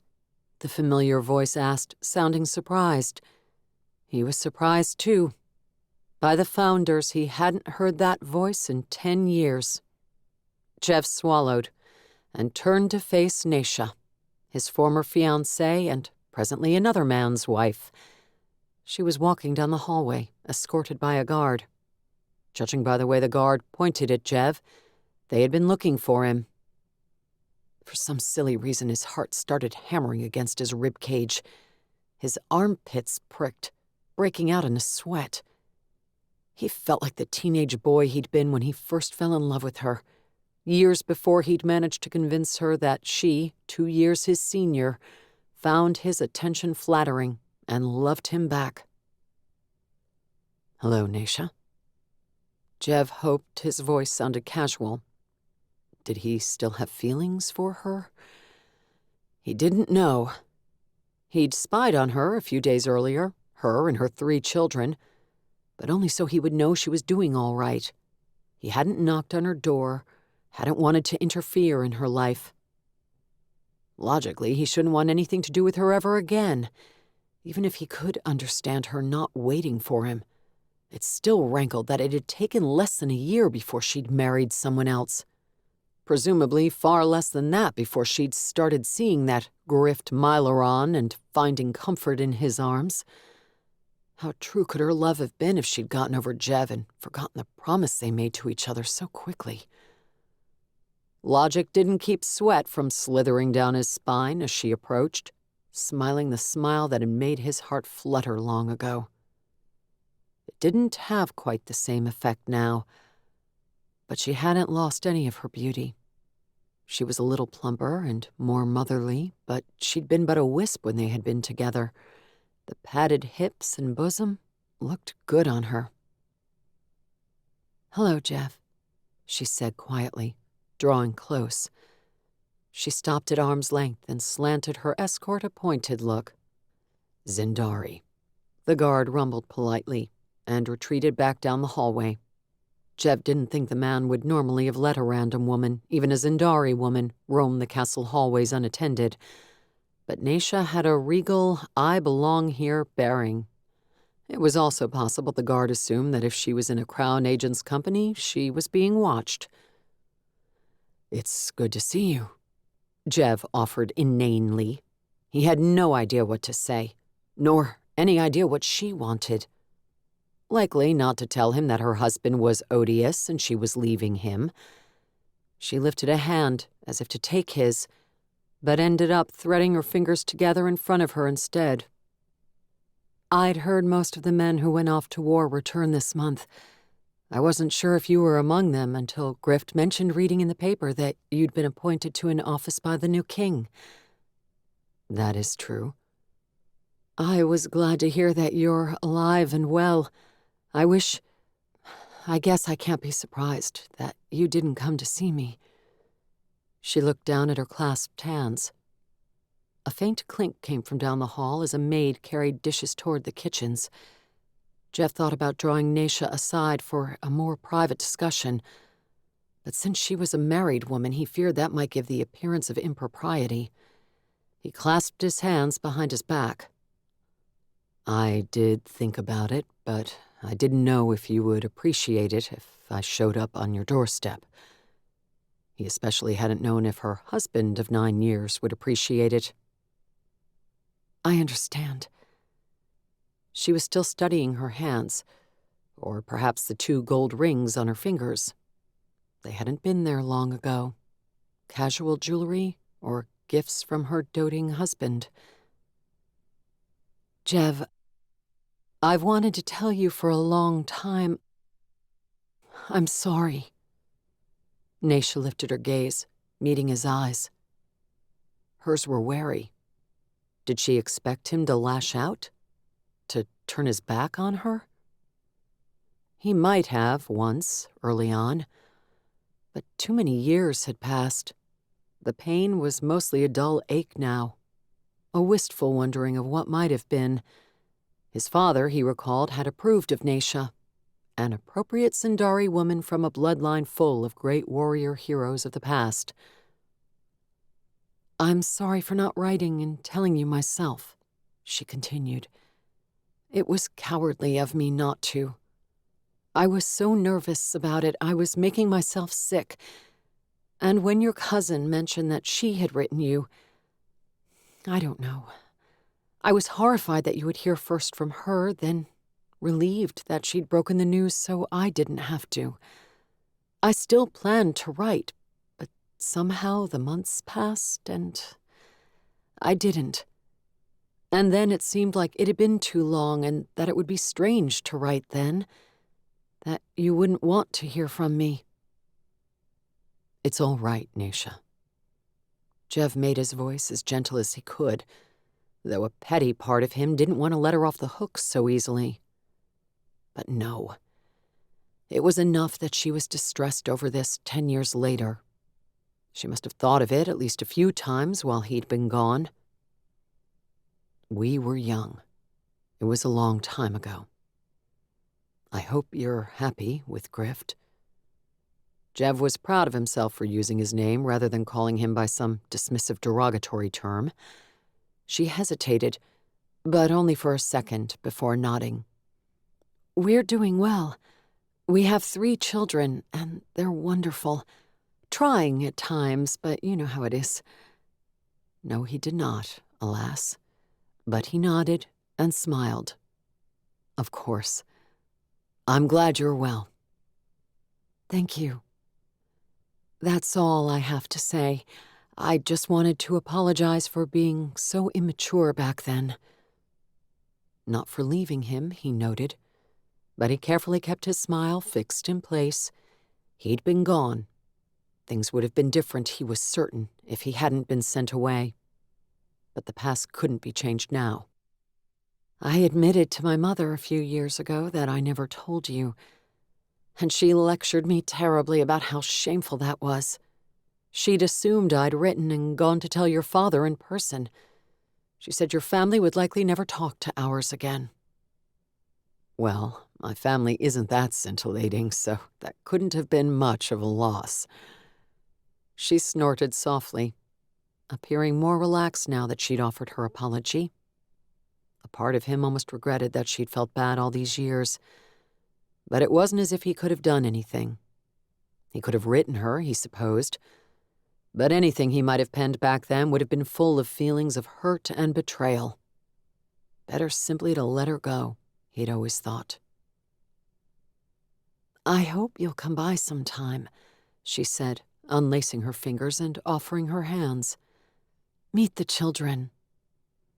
Meeting the children she'd had with another man sounded like one of the more horrifying experiences he could conjure up, but he made himself clasp her hands and nod. If you need anything, let me know. He was aware of a side door opening and 2 people walking into the hallway, but he didn't think much of it, assuming more castle staff were passing through, until he heard a soft gasp. He released Naisha's hands and was surprised to see Ree and Zenia standing a short distance away. A guilty lurch assaulted his gut, though he didn't know why. He and Zenia weren't dating, and even if they had been, Jev hadn't been doing anything romantic with Naisha. Even someone walking in on them should have recognized it as a platonic handclasp, right? Zenia, he was certain, had been the one to let out the little gasp, but she recovered quickly and continued forward, her chin tilted upward. Ree strode along beside her, a frown on her face mingling with a confused wrinkle to her brow as she looked at Jev, then Naisha, then back to Jev. Captain Dharrow? Zenia said formally as she and Ree entered the intersection. They looked to be heading through it toward the stairs on the far side that led down to their office. Her gaze shifted to Naisha, but she paused, probably not certain how to address her. Jev had the urge to hasten Naisha down the hall and not have the 2 women meet, but it was too late for that. This is Zindari Naisha Ilan, he said. Naisha, Captain Zenia Cham, and Agent Ree Lin. Ah, colleagues. Jev hesitated. Zenia was more to him than that, even if she didn't want to be. But he couldn't have explained things to his best friend, much less an ex-fiancé from the distant past. Yes, he said. Nice to meet you, Zindari. Zenia curtsied, then started past them. Ree grunted what might have been a greeting or indigestion. Naisha frowned, and Jev lifted a hand, hoping to forestall some Zinderish correction of etiquette. Zenia, Jev said. She'd already hustled past, as if eager to give him and Naisha their privacy. Are you heading to the office? The king just gave us a new assignment. I need to share the details. She gave him a look back over her shoulder that was hard to read. I'll be there. Jev watched as she and Ree turned the corner toward the stairs, tempted to run after them and explain that nothing had been going on. Again, he reminded himself that he and Zenia were not seeing each other, that he owed her no explanations regarding Naisha. "Will you see me out, Jev?" Naisha asked. "Of course." She offered her arm, and after hesitating, he linked it into his. They walked out side by side, their talk conversational and meaningless, which was good because Jev didn't have to focus to follow it. He found himself trying to think of what he would say to Zenia. Nothing, he decided. He would tell her the assignment, and they would discuss work matters as was appropriate for co-workers to do with each other. That was what they were. Nothing more. "I feel like I should have punched that woman in the nose on your behalf," Ree announced as they stopped in front of the door to their office. "I'm glad you didn't." Zenia didn't reach for the knob, not yet. Other agents would be at their desks inside, and she needed a moment to compose herself. She didn't know why, but seeing Jev clasping hands with that woman had rattled her. They hadn't been kissing or doing anything romantic, but they'd seemed to have a connection, and for some reason she had no trouble imagining them doing those things, and that disturbed her. She fully acknowledged that she'd rejected Jev's offer to date, so she had no right to feel disgruntled if he had a relationship with someone else. But she couldn't dismiss the wild, "I've made a horrible mistake in telling him no" thoughts that flooded through her mind. "Are you sure?" Ree asked. "I thought you two were—" "We're not." "Oh? Why not?" "I'd rather not talk about it here." "Or at all," Zenia silently amended. Even though Ree had always spoken openly about her interests in men, her monthly vows of chastity aside, Zenia had rarely spoken of such things with her, in part because she'd been Ree's superior in the Water Order organization, and in part because there had been so little interest from men. Her inquisitor's robe and reputation had acted as a shield to keep men and women alike from approaching her, and she'd never known how to lower that shield and approach them. Zenia always found herself hesitant to admit to Ree that she'd never had sex, because she didn't know if Ree would understand her reasons or the vow she'd made, not when Ree's own vow to the Water Order regarding celibacy had meant so little to her. "Even if we were seeing each other," Zenia added, mostly because Ree was staring at her as if she'd grown a third nostril, "there wouldn't be anything wrong with him platonically touching some other woman." "Even if she's a beautiful woman?" "Even if." Zenia reached for the knob to end the conversation. The door opened before her fingers wrapped around it. The stocky, glowering Zinder Garlock stood there. His scowl deepened when he saw them. "Where have you been all day?" he demanded of Zenia. She bristled at the lack of respect in his tone. "Zinder Garlock," she said as calmly as she could, hating that she had to Zinder him when she was his superior, at least in this office. "As I clearly told you this morning, we went into the city to check in with the office's civilian informants. I understand that our chat was 6 hours ago, but if you forgot about it in that time, you may want to see one of the castle's doctors. Perhaps they can prescribe a potion to enhance your memory." Garlock's nostrils flared. He looked like a horse after a hard run. "For all I know, you were off lollygagging all day," Garlock growled. "I failed to see how it would be your concern even if we were, though I assure you that I don't lollygag, ever." "It's true," Ree said. "She works even on holidays. It's a little sad, really." "Thank you for the support," Zenia murmured to her. Ree slapped her on the back. "No problem." Garlock grumbled something under his breath, then strode forward, clearly intending to mow them over if they didn't move. Zenia thought about calling upon her dragon tear to form a barrier around her so she could hold her ground and he would bounce off. But that would be immature. Besides, the dragon tear didn't always do things exactly how she wished. She gritted her teeth and stepped aside. As Garlock passed, still managing to bump her shoulder with his, he startled her by slipping on something. Before he could catch himself, his feet flew up and he fell onto his back. Zenia and Ree barely managed to jump out of the way.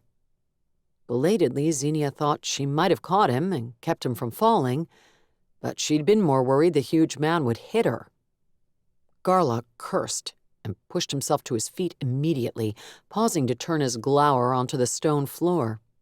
From the way he'd pitched backward, Zenia wouldn't have been surprised to spot a moldering banana peel down there, but she didn't see anything. A smug feeling of contentment emanated from her dragon tear. She stared down at it. "Did you do that?" she asked silently. The gem had never spoken to her. That would have alarmed the Founder's gifts out of her, so she didn't expect an answer. But the smug feeling shifted to a faint sense of innocence, one she didn't quite believe. "Having trouble walking today, Garlock?" came Jev's voice from down the hallway. "Maybe you shouldn't stay out so late drinking." Garlock turned his glower on Jev. The fall hadn't done anything to improve his mood. "I'd accuse you of greasing the floor, but a Zinder wouldn't stoop so low," Garlock said, then squinted suspiciously at Zenia. She did her best to mentally convey to the dragon tear that she didn't want anything else to happen to the man. "I would," Ree said cheerfully. "I'll have to start carrying cans of the stuff around to rub all over the boots of annoying Zinder." Jev snorted. Garlock's eyes narrowed further. It was amazing he could still see out of them. Finally, he stomped past them. It was careful stomping, with much surveying of the floor as he jammed each foot down. Zenia didn't relax until he disappeared up the stairs. Though she didn't relax entirely then either, for Jev remained, as did her thoughts of that woman. Naisha. Why was that name familiar? He'd mentioned her once before, Zenia thought. Oh, Founders.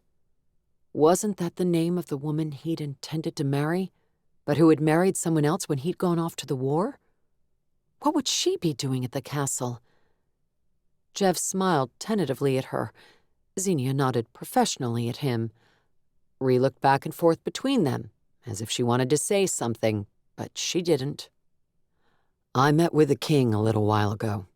Jev pointed toward the ceiling and the floors above them. "We're to prioritize finding Master Grinmore. There are hundreds of dwarves on their way. Tarjian invited them to open up shops in Corvan, and it would be politically inconvenient if our most prominent dwarf in the city was missing when they arrived." Zenia nodded again. "We went to Master Grinmore's shop today, hoping to find clues about where she's gone or who might have taken her."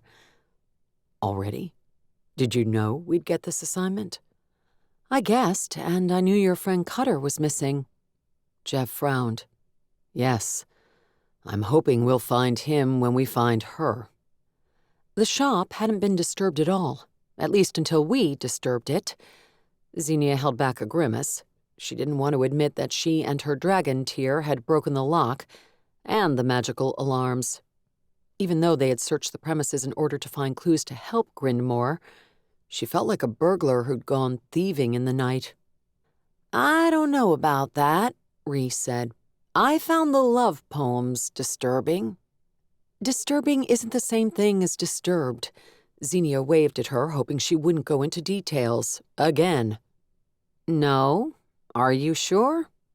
"Yes." "Ree," Jev said, "would you mind giving us a couple of private minutes?" "In the hall?"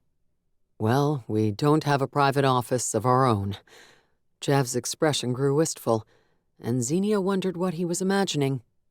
Maybe just being able to shut a door to keep out Garlock. Ree reached for the knob. "Want me to scowl ferociously at anyone who tries to leave while you're getting private out there?" "That's not necessary," Jev said. "This won't take long." Ree shrugged and stepped inside, her bow clunking on the door frame. A few agents in the office had been talking, but their voices stopped. Zenia imagined them peppering her for gossip. The door closed, leaving her standing in front of Jev and wondering what to do with her hands. Clasp them behind her back? Stuff them in the pockets of her dress? Why was she even worrying about it? "I'm surprised there weren't any clues at her shop," Jev said, "but I trust you would have found them if they had been there." "Yes," Zenia said, before realizing that sounded arrogant. "I mean, Ree and I poked through everything thoroughly, and my dragonteer didn't sense any magic outside of the traps Grinmore likely set herself." "I've got another lead. I met with some of the officers I worked with, and that Cutter also knew in the army. One saw him going into a clockmaker's shop 4 days ago. I don't know what Cutter would want with a timepiece, so I'm guessing he was following a lead of his own in his quest to find Grinmore's special tools." "You want to go check the shop?" "Before it closes today, yes. Do you want to come with me?" "Yes," Zenia said, before she could question if he truly wanted her to come or was simply being polite and asking. She wouldn't want to miss a chance to investigate a lead. "Good. Are you ready to go out again now?" "Yes." He continued to stand facing her instead of heading toward the exit. She'd suspected the clockmaker lead wasn't the reason he'd asked Ree to leave, so she patiently waited for him to say more. "Are we all right?" Jev asked quietly, pointing to her chest, then his. "Or do we need to, talk about things?" "I don't need to talk." "No?" "You're the one who's been avoiding the office." Zenia didn't add, "and me," not out loud. She didn't want to accuse him of anything, and she truly hoped her decision wouldn't make their relationship awkward going forward. "I have not." His spine straightened, a touch of that Zinder arrogance bleeding into his stance. Usually he only got that when someone accused him of not intending to keep his word. "There's dust on your chair." "I have a dusty butt." Zenia arched her eyebrows. He turned his hand palm up. "I went out to Dharrow Castle yesterday and spent the night. I needed to talk to my father about a few things." Zenia almost asked him if the possibility of an arranged marriage was one of those things, but that was none of her business. Even so, she caught herself asking, "Is it settled?" Jev sighed. "Not in the long term, but for the moment, I hope." That sounded ominous. "Shall we go look for red beard hairs in the clockmaker's shop?" Jev smiled and extended his hand toward the stairs. Such long, coarse things might muck up the inner workings of a clock. Of that, I have no doubt. Chapter 5. "No sign of beard hair yet," Jev announced. Zenia cocked an eyebrow at him. They were walking through the Earth Dragon Quarter, following the wide cobblestone street leading to a series of shops carved into an old quarry that had once been outside the boundaries of the city. "You think you'd notice it amid the dirt and cobblestones?" Zenia asked, willing to go along with his humor. "Oh, absolutely. You'd trip over it." "What are we going to do when the king's 500 dwarves and their beards arrive?" she asked. Jev had filled her in on more of the details of his meeting with Targian on the way over. "Spend our days getting tangled up and tripping. It's the price we have to pay so the world learns to once again see Corvan as welcoming and friendly, rather than xenophobic and belligerent." "Do you think that's truly how the other races see us?" Zenia had rarely traveled outside of the city and had never been outside the kingdom. According to the newspapers, Kor's relationships with neighboring kingdoms along the coast and the desert tribes over the mountains to the south weren't exactly cozy and comfortable, but there had been peace among the human nations since before she'd been born. But Jev, far more traveled than she, might have a different perspective. "The elves and dwarves certainly do right now." He raised his voice to be heard over a steam wagon clattering across the nearby cobblestones. We started the war with the Tazir, and dwarves have long been allies to the elves. I doubt my invasion of the elven embassy in town helped anything." Jev spread his hand in a helpless gesture, then turned it into a point. "There's the clock shop." They had reached the mouth of the quarry. The street descended into what had been turned into a brick square full of tables, potted trees, and a hulking bronze fountain of the earth dragon, its curving tail poised in the air behind it like a whip about to crack. Shoppers strolled around and occupied most of the tables, while the scents of spiced lamb and fish drifted from a vendor's tent.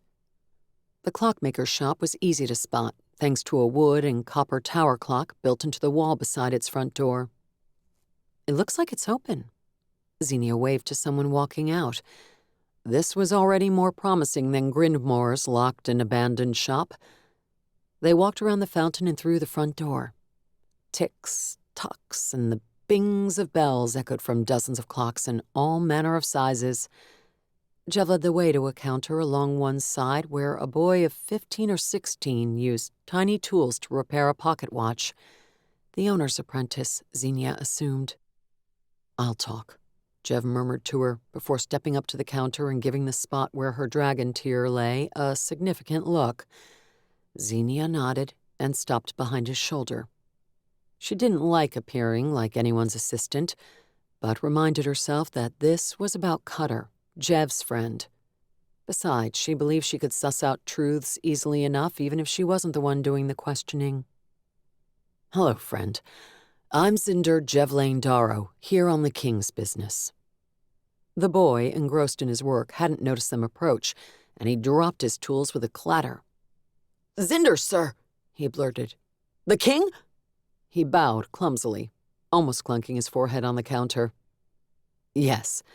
Is your master or employer around?" "Mr. Horinth should be back in an hour, Zinder." The boy looked at Zenia. "And Mrs. Zinder, Zindari." "Captain Cham."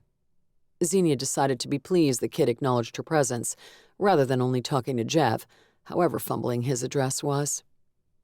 "Captain?" The boy's eyebrows disappeared under his scraggy bangs. "Are you with the watch?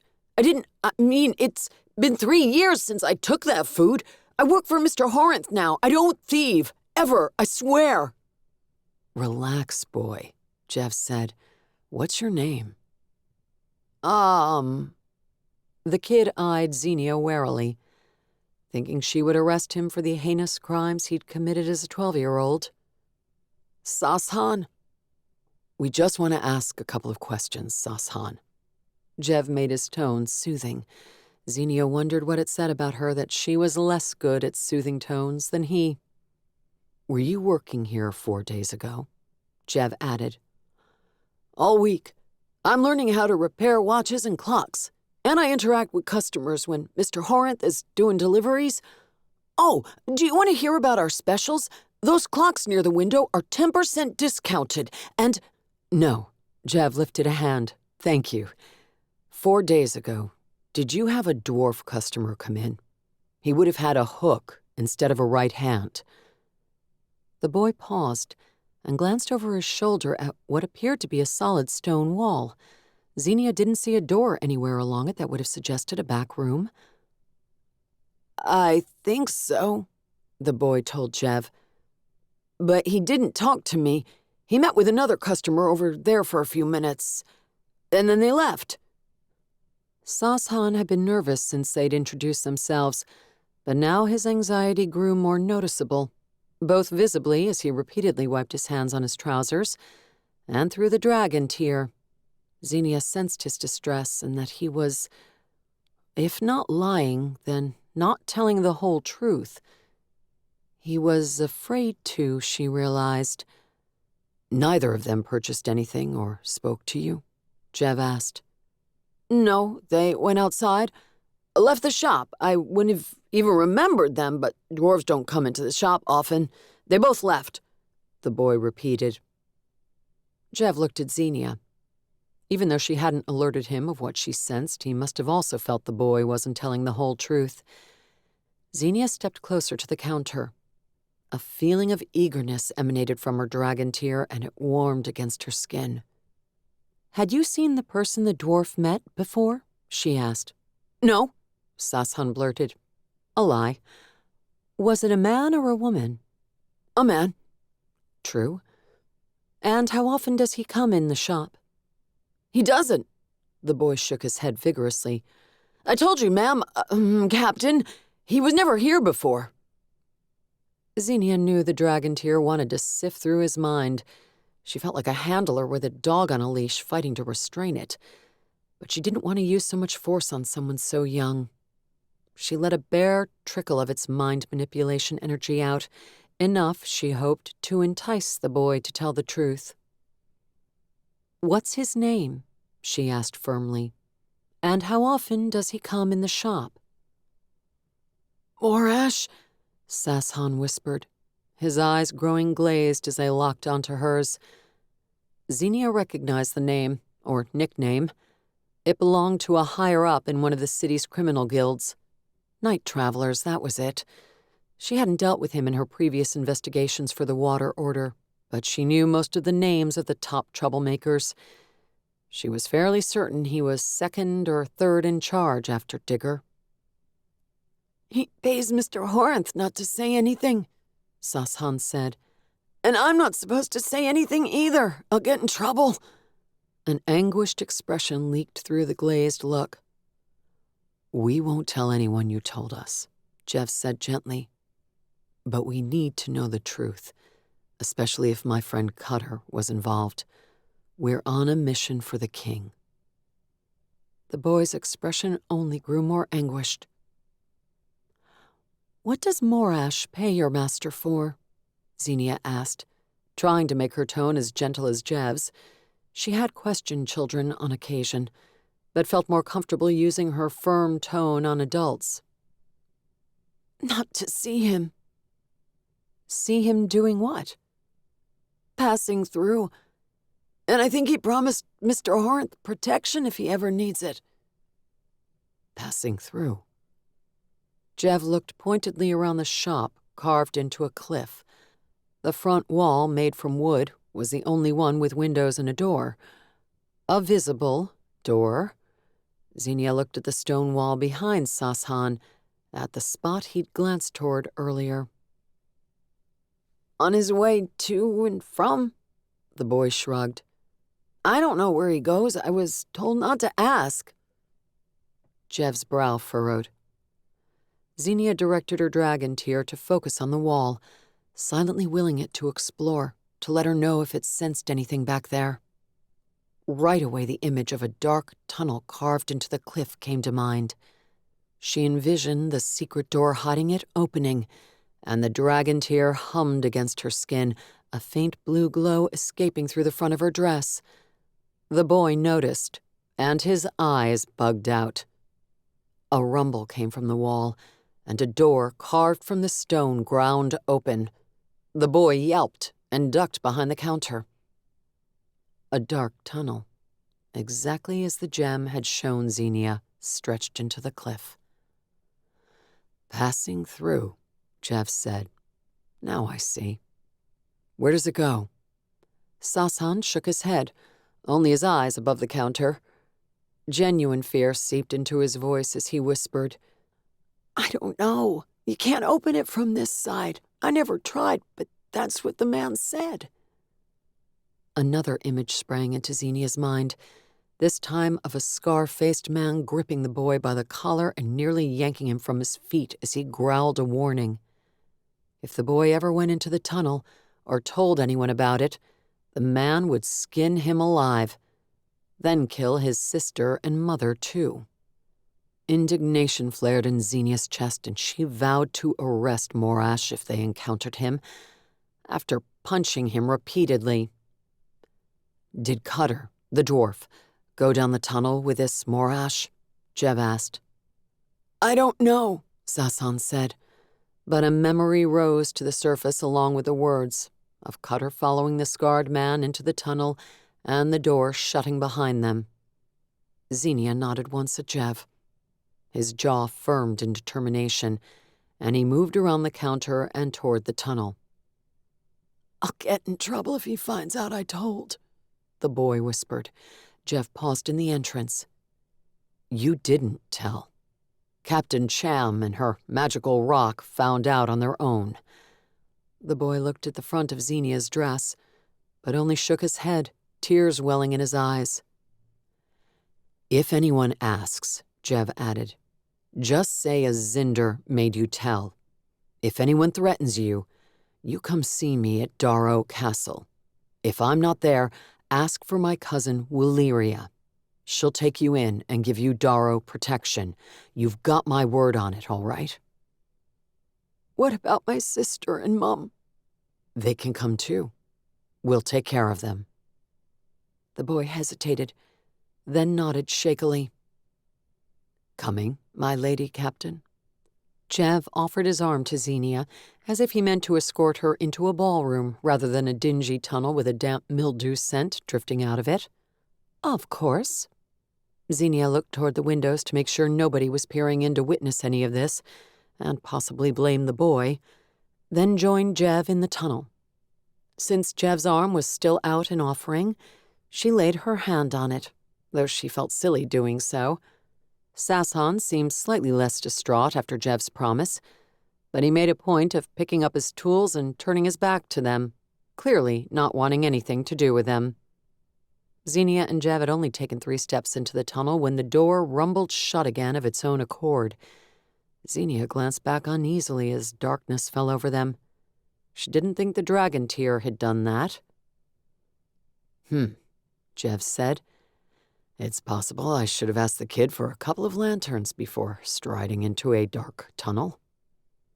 Before Zenia could form a silent request, her dragon tear flared, its blue illumination shining through her dress. She pulled it out on its thong, letting it lie on top of the fabric. The light was sufficient to brighten the sides of the tunnel and more than 10 feet ahead of them. That's handy. Jev patted her hand, his calloused palm warm against her skin, and she grew aware of the firm muscles of his arm beneath her fingers. Maybe I should let Targian lend me a dragon tear. So you would never need a lantern again? Precisely. He smiled and winked. Think how useful that would be when going to the latrine in the middle of the night. Zenia snorted. You say the most romantic things when we're alone together. His smile grew lopsided, and he lowered his arm. She winced inwardly, realizing she shouldn't allude to being romantic with him, however much a joke it had been. If latrine talk isn't to your tastes, he said, perhaps we can go back to discussing beard hair. Or we could see where this tunnel goes. Wise. Jev stuck his hands in his pockets, and they walked down the passage, side by side, but no longer with linked arms. Zenia wished she hadn't made the joke and that her hand was still on his arm. She heard water running in the distance and made herself focus on the task at hand. They might run into trouble in here, especially if it turned out to be a back door into the night traveler's lair. She wondered what had led Cutter to that guild. Had he wanted their assistance? Or had he suspected them of having Grindmore's diamond tools? Zenia believed Iridium of the 5th Dragon Guild had originally taken them, but she had either moved them before Grindmore located them, or someone else had taken them. A rival guild? It was also possible Cutter had sought out the night travelers for information. They were known to be procurers of such, as well as deliverers of messages. Zenia well remembered the night traveler agent who delivered a threat to her and Jev out at Knoll Castle.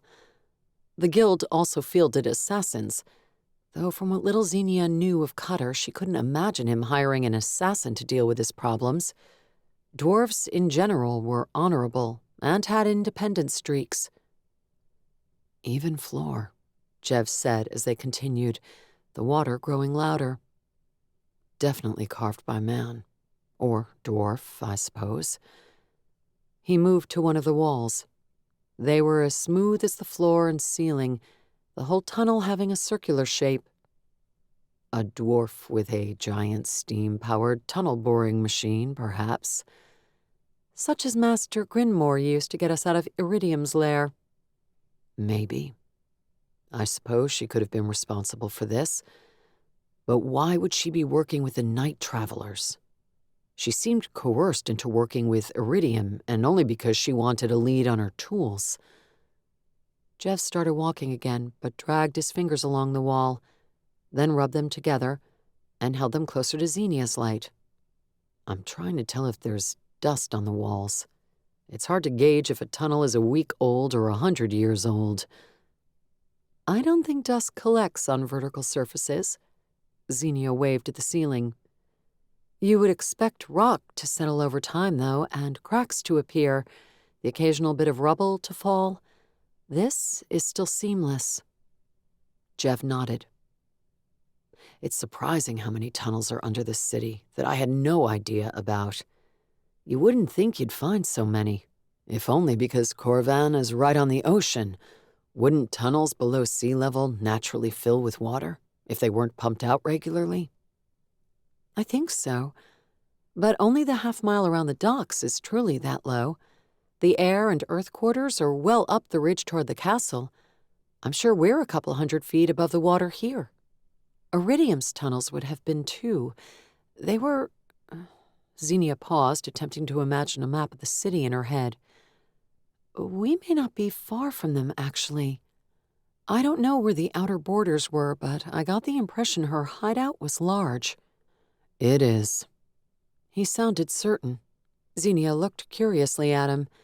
She didn't think he had seen more of it than she had. Unless he'd been back since the night they had been kidnapped. Lornish was helping Cutter fill in a map the other day, Jev explained. I didn't look that closely, now I wish I had, but the tunnels were extensive. I suppose they didn't all belong to her guild, but I don't know. How did Lornish know so much about them? As they continued forward, Zenia imagined Iridium adding notches to her bedposts that signified elven lovers. I don't know exactly, but he mentioned having to find hidden ways to navigate the city. Jev said, people find him suspicious for walking around in late spring with a cloak and a raised hood. What's keeping him here? The walls grew green with a mildew carpet as the water noise increased. The dragon-tear's blue light didn't flatter the fuzzy growth, and Zenia wrinkled her nose at its pungent scent. I'm not entirely sure, Jev said. I'd say it was my charisma and innate appeal, but I've been so busy that we haven't done much together. I barely knew. He was the one to tell me Cutter is missing. Oh. And is he above suspicion?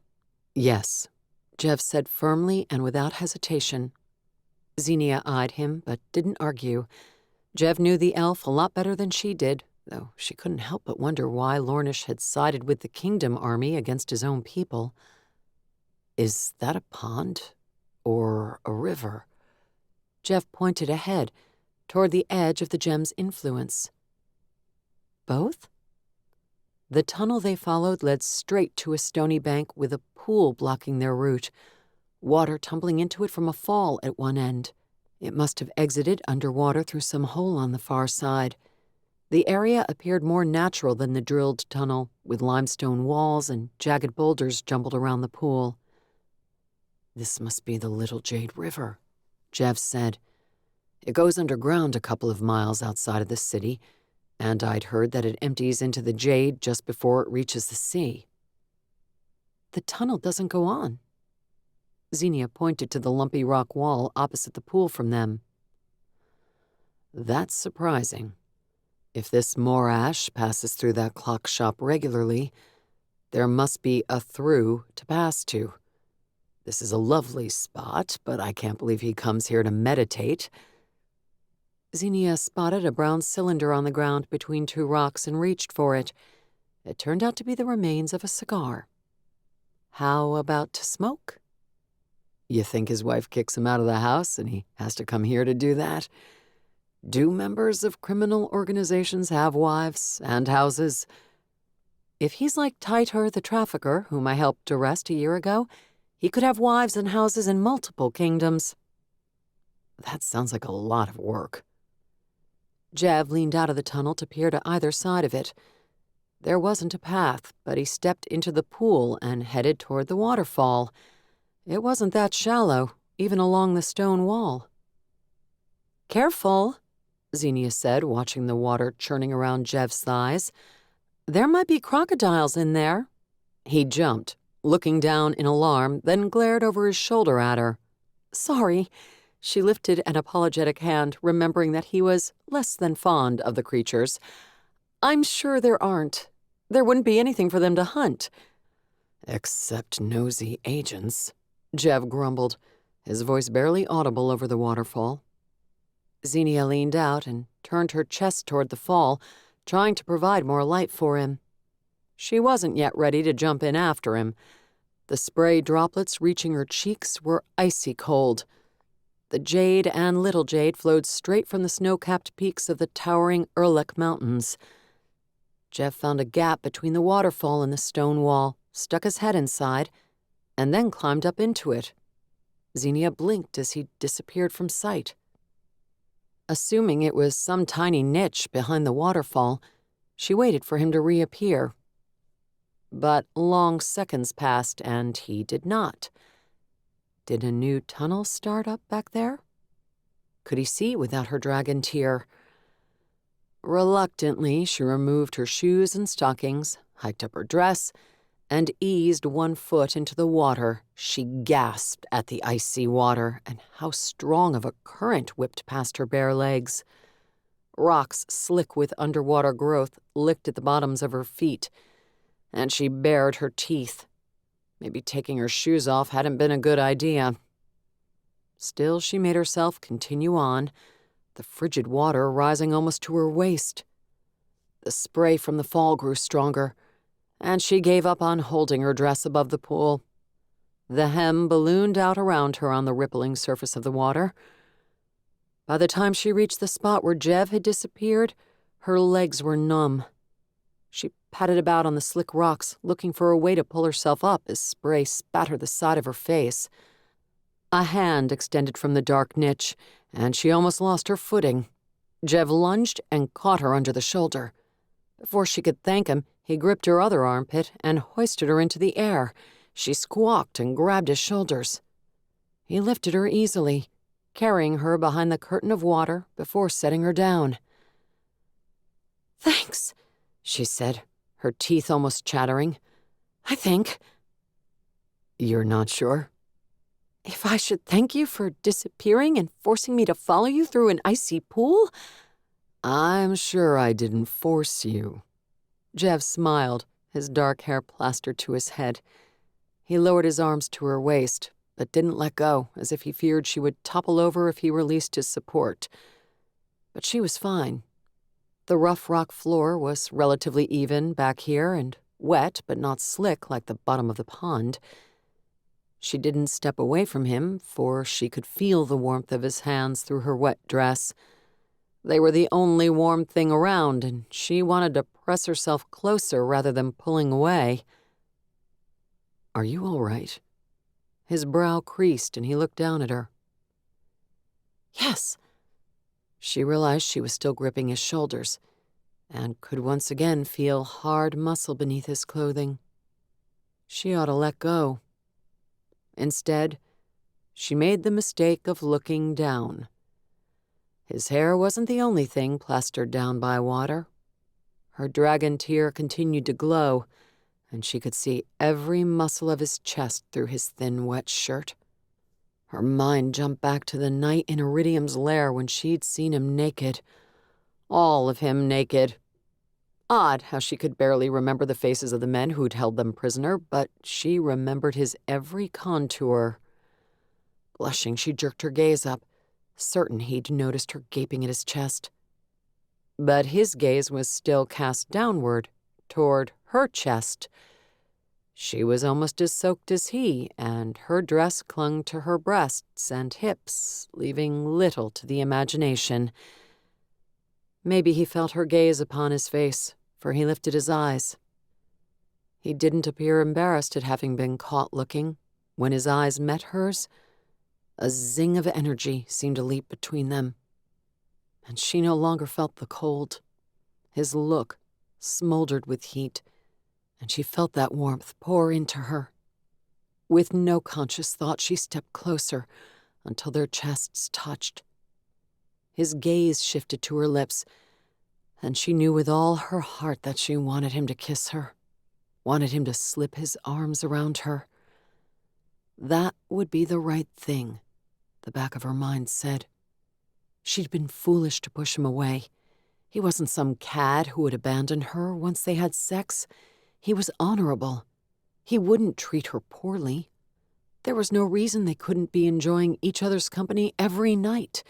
They could be enjoying each other's company right now. She parted her lips and tilted her head back, inviting him to kiss her, inviting him to wrap his arms around her, his entire body around her. Jev blinked, then jerked his gaze from her. He cleared his throat and stepped back, dropping his hands. As soon as his body separated from hers, icy air swept in, leaving her shivering in her wet dress. Disappointment flooded her as Jev turned his back on her. His shoulders rose as he took a deep breath. "I'm glad you came," he said, still not looking at her. "I could use your light."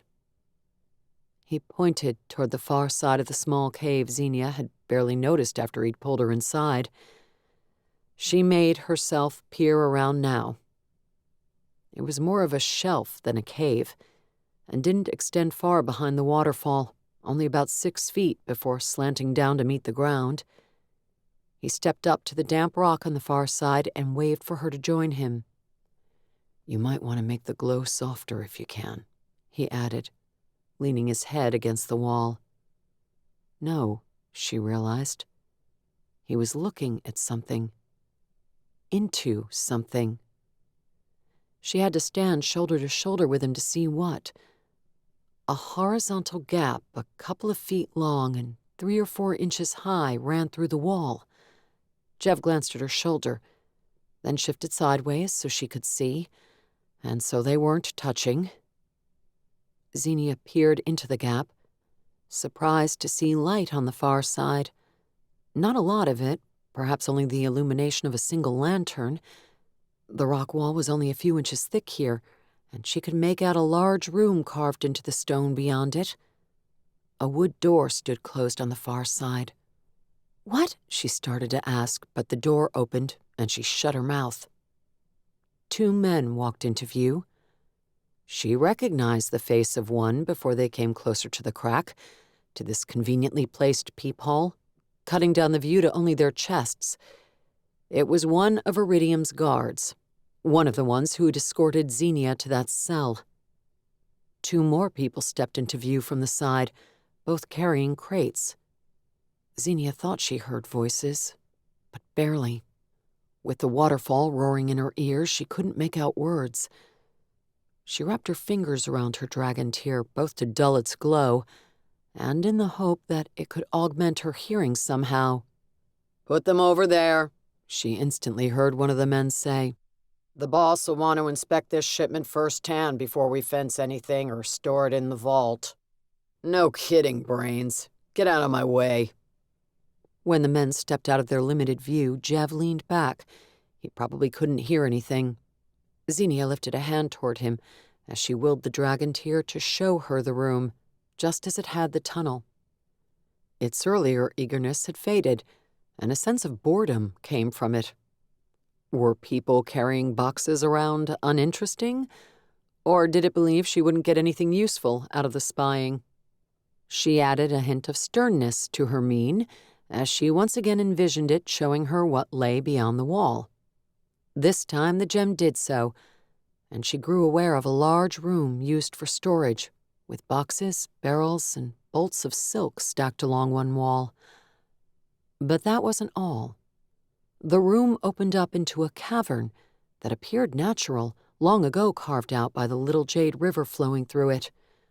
2 longboats had been dragged to a stone bank. Zenia's vision changed as the dragon tears zipped past the boats, out into the water, and down a winding underground channel. Light came from ahead, an opening with dozens of roots dangling down over it. Someone had cut just enough of them away for a narrow boat to access the open water of the Jade River, a mile inland from its delta. Jev touched her shoulder, and she was vaguely aware of him asking if she could hear him. She struggled to pull back her consciousness. The gem had almost seemed to want to sweep her down the river and out to sea to soar over the waves. She shook her head. That was her imagination, she was certain. "I'm fine," she whispered, growing more aware of her own body again, and also of Jev standing next to her. When she was once again viewing the world through her own eyes, she couldn't see the people through the horizontal gap anymore. Nor, she realized, could the dragon tears sense them in the room.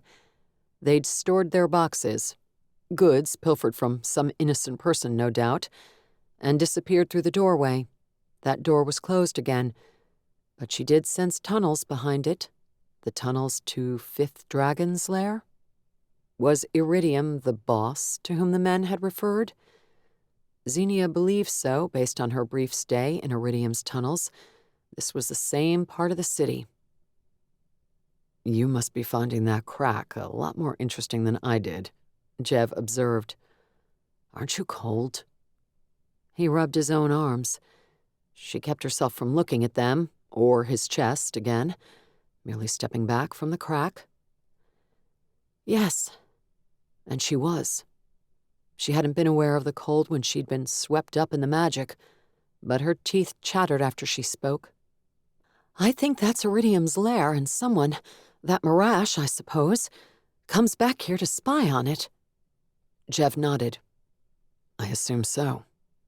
He glanced at her, though he shifted his gaze away quickly. Maybe he was trying not to look at her chest, too. "I'm sorry I don't have a dry cloak to chivalrously offer you." "I think I'd rather have a towel, chivalrously acquired or pilfered from a laundry basket." Zenia pointed toward Iridium's room. "It's attached to a waterway that leads to the river. They're able to row their stolen goods in from that way. I wouldn't be surprised if they took things off ships docked in the harbor, then disappeared up the Jade and into the caverns." She gritted her teeth at the notion of such blatant thievery. "I'm going to tell the watch about this." Not a bad idea, but maybe it should wait. Although it was interesting to learn that the night travelers spy on Iridium's people, it's a dead end as far as finding Cutter and Grindmore. We may need to ask Iridium for a favor. "I'm not asking that woman for anything." "Then I might need to ask her for a favor." "I can guess what she would want in return." Zenia felt a flare of repulsion as she imagined Iridium stepping close to a naked Jev and running a hand over his chest. Or maybe that was possessiveness. No, she simply didn't want some snake of a woman manipulating him. "That wouldn't be on the table as an offering," Jev said coolly. Zenia looked into his eyes, worried she had offended him. "I just meant that it's what she'll want. You told me about her bedpost, remember? She may not be willing to trade information for a lesser offering." "Once you couldn't imagine a woman wanting me at all," Jev said, his tone turning dry. If he'd been irritated at the unintended slight to his honor, he got over it quickly. "I'm glad you see me as a greater offering now." "Well, you were scruffy at the time." He looked down at his sodden form. Zenia perchance did too, and immediately regretted it. He might be bedraggled at the moment, but she would definitely insert the word sexy for scruffy. He looked up, and she jerked her gaze back to his face. Damn it, why couldn't she feel normal around him? Not awkward and stupid. "And you still are scruffy," Zenia said, trying to cover her discombobulation with a joke. "That woman has odd tastes." "Yes, no doubt. Come, we both need dry clothes, and it's probably almost dark out by now. Let's go back to the castle and call it a day." He offered a hand to help her down from the waterfall shelf and through the pool, but she waved him back. She could manage on her own. Besides, touching him stirred up too many temptations. Chapter 6. When Jev headed down to the Crown Agent's office in Alderoth Castle after a short stop in his room to change into dry clothes, he found Zenia standing outside the door talking to Ree. Back at that waterfall, he'd suggested they both call it a day, but he'd felt he should check his desk for new reports that might have come in. He wasn't surprised that Zenia must have had similar thoughts. He was surprised she'd changed more quickly than he had and beaten him down here. So much for the notion that women took forever when it came to clothing and getting ready. Not that Zenia was a typical woman. The only time he'd seen her wear makeup had been for their brief date, and she usually pulled her hair back into a ponytail or simple braid. Not that this simple attire detracted from her beauty. She didn't need makeup to pique his interest, as that foolish moment behind the waterfall attested. He'd been so close to kissing her, to more than kissing her. And he'd been certain she wanted it. The way she'd stepped close to him, her soft, full breasts touching his chest, her hands gripping his shoulders, her face tipping up toward his, her lips parting. He'd been a hair's breadth from capturing that mouth with his own when he'd remembered her words from the other night, her confession of the promise she'd made to herself not to have sex until she married. For a selfish and dishonorable moment, he'd thought he might be able to convince her to break that promise, that she might find him so irresistible that she would gladly do so. Thank the founders he'd been able to flog that notion out of his brain before he acted upon it. Convincing Zenia to break her word would be as bad as breaking his own. But why did she have to be so sexy? And he so lonely, damn it. He hated to think he needed a woman to be happy, but he admitted that he dearly longed to blow off some sexual steam. Not, he thought firmly, with any Zindari woman his father wanted him to marry. But maybe he should wander out into the city and try to find someone to date, someone to take his mind off. Ree and Zenia stopped talking and turned to look at him as he approached. Jev strove to wipe any thoughts about sex off his face and give them a venerable and regal nod. He also made sure not to slip on the spot where Garlock had fallen earlier. It was hard to be regal while resting on one's backside on the floor. "I'll let you know if I find out anything around the dinner table," Ree said, finishing her conversation with Zenia.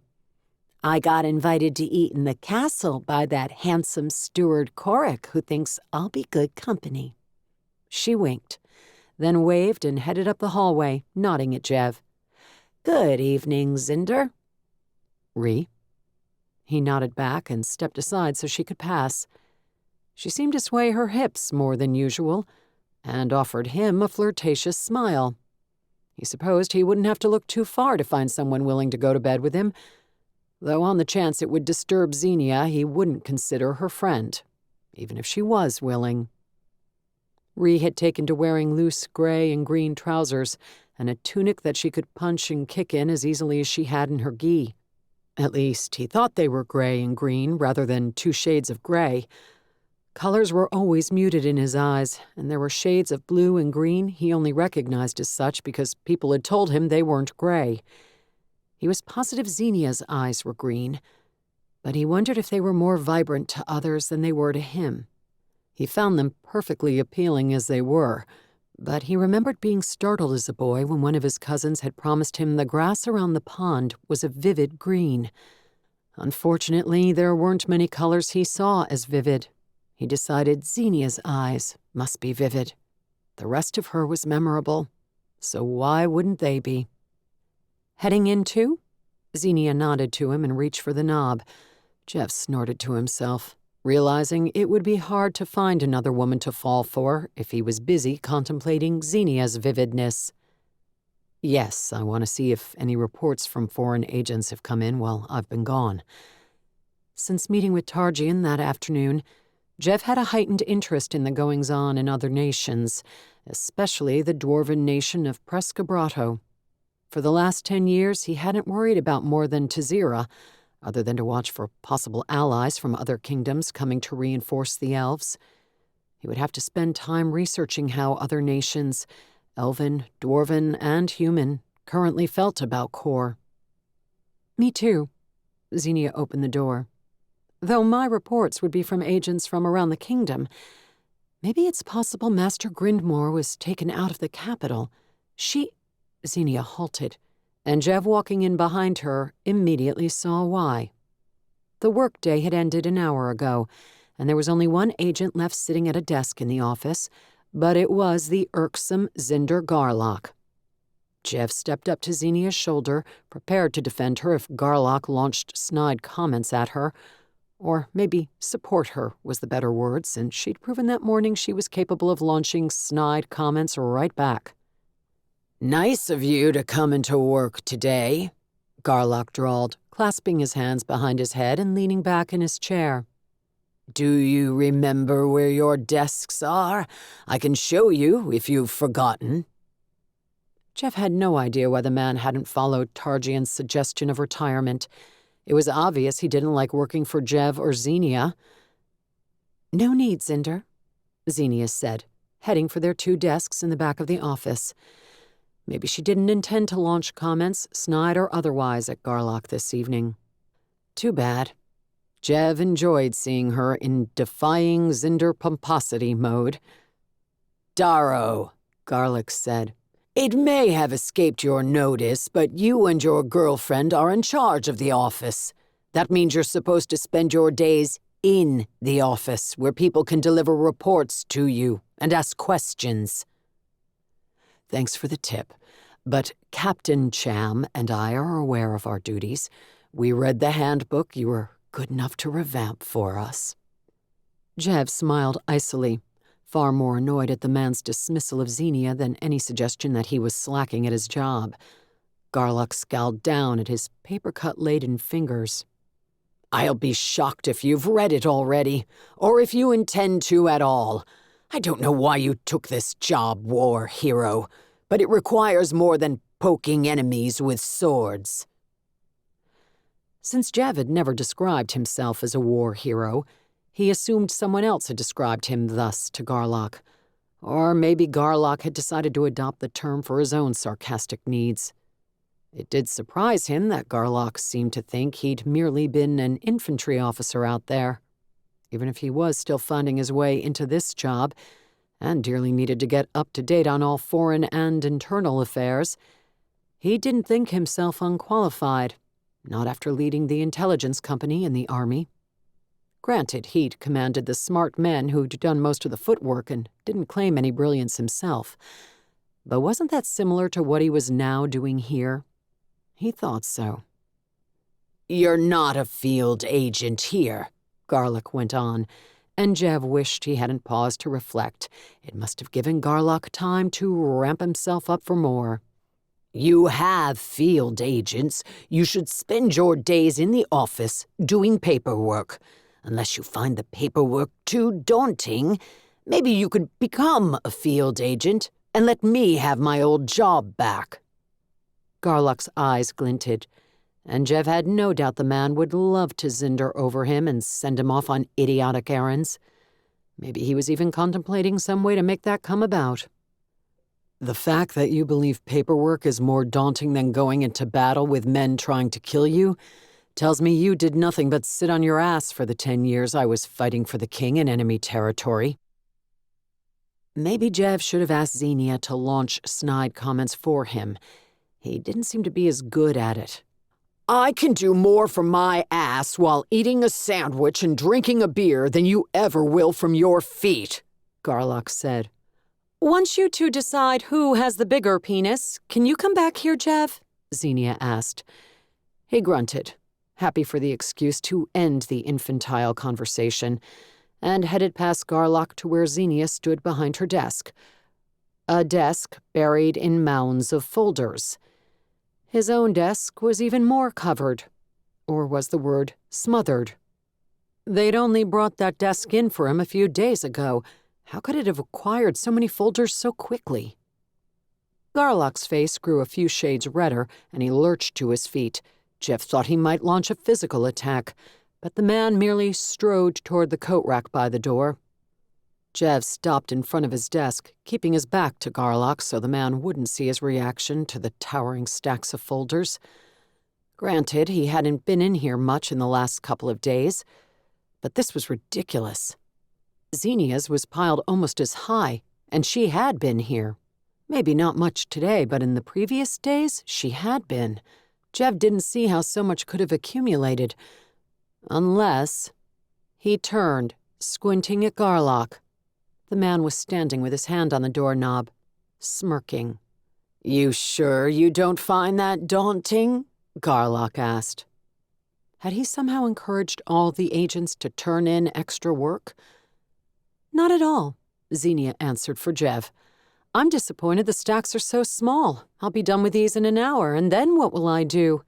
Help Steward Korik catalog the king's wine cellar?"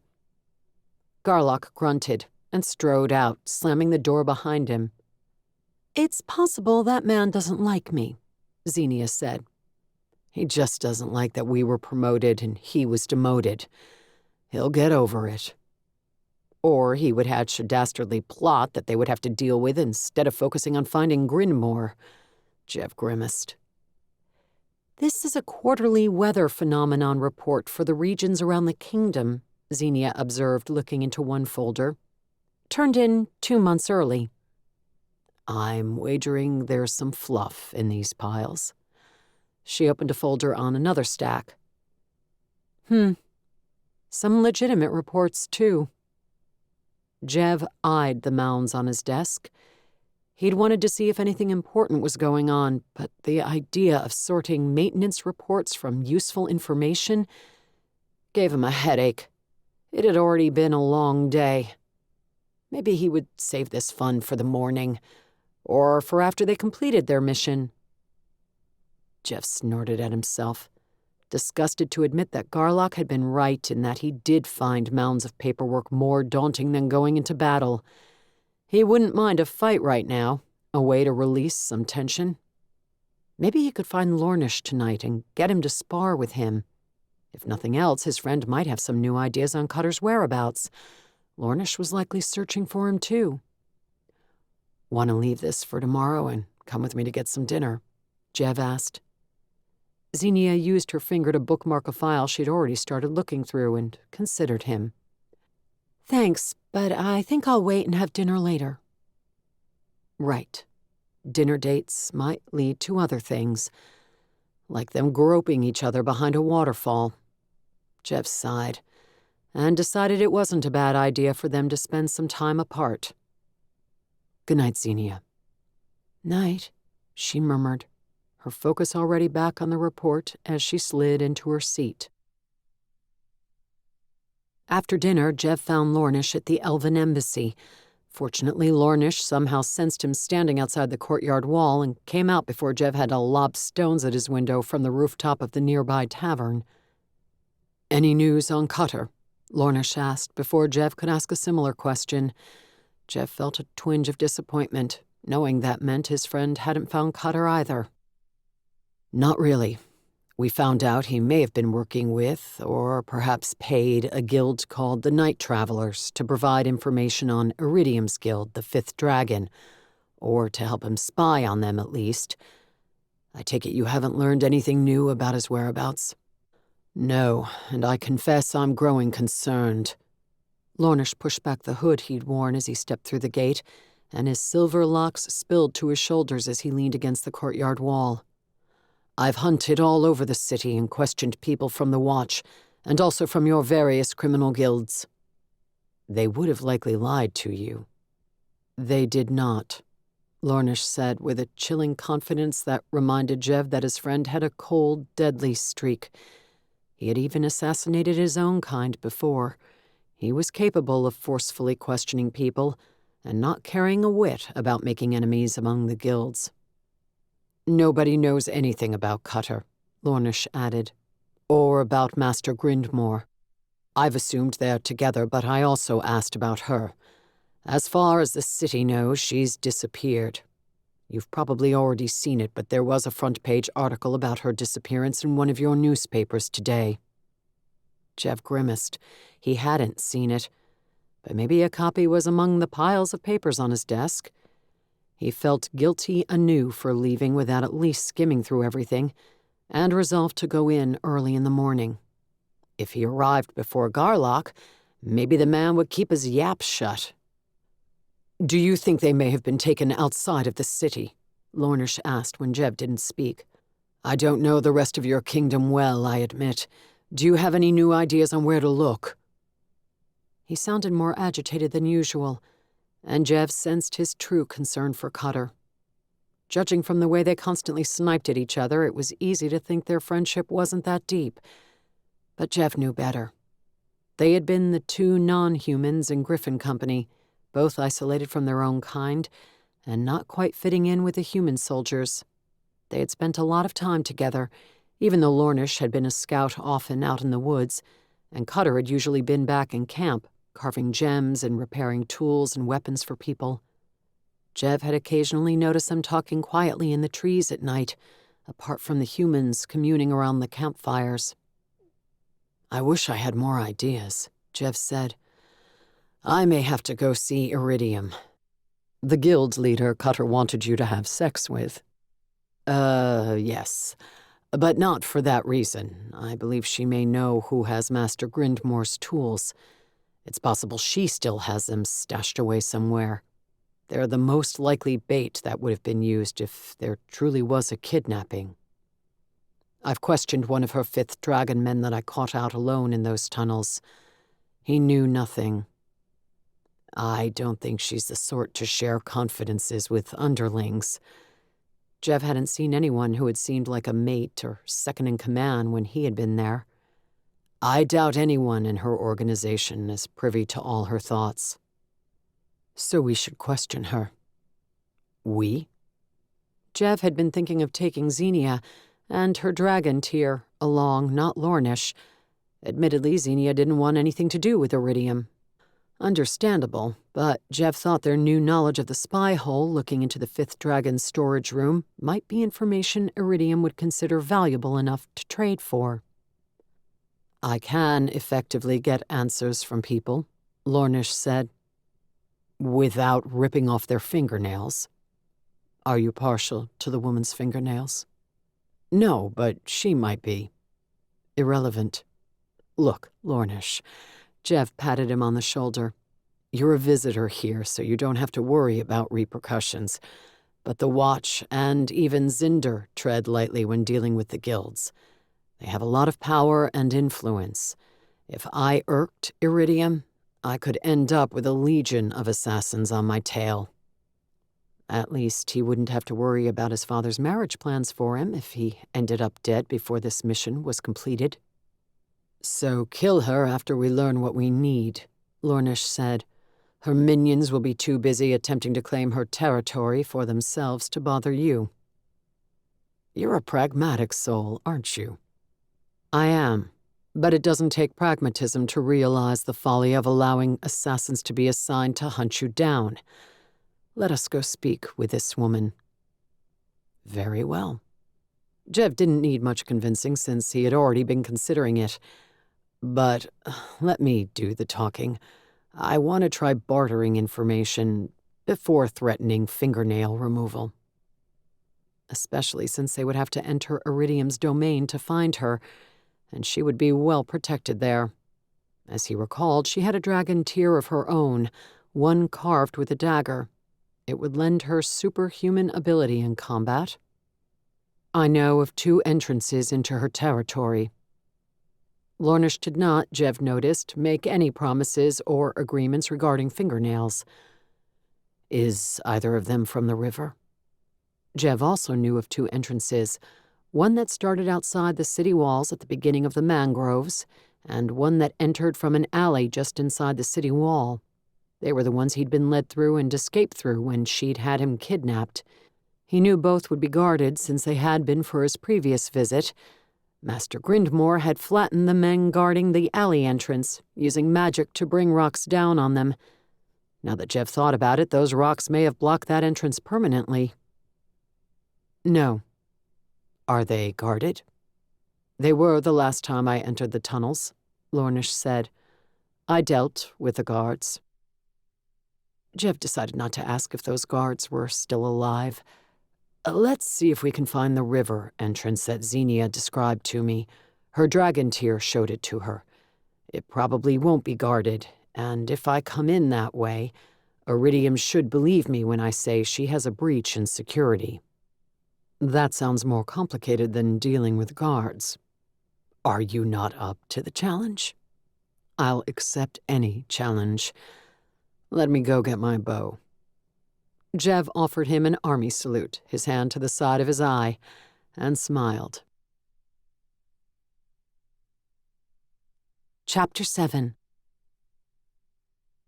What has you so engrossed? Love letters? At the familiar voice, Zenia sat up straight in her desk chair. Her back ached to protest at her choice to sit in the same spot hunched over for so long. Ree was walking down the center aisle toward her, a lantern in her hand. Most of the lamps in the office had been extinguished long ago. Not wanting to be wasteful, Zenia had only left the ones on her desk and Jev's desk burning. I had my date with Steward Corrick, Ree said, in case you were wondering. I'm heading back to my palatial horseloft room now. Ree looked at the desk in front of Zenia, the folders spread open across it. It's late.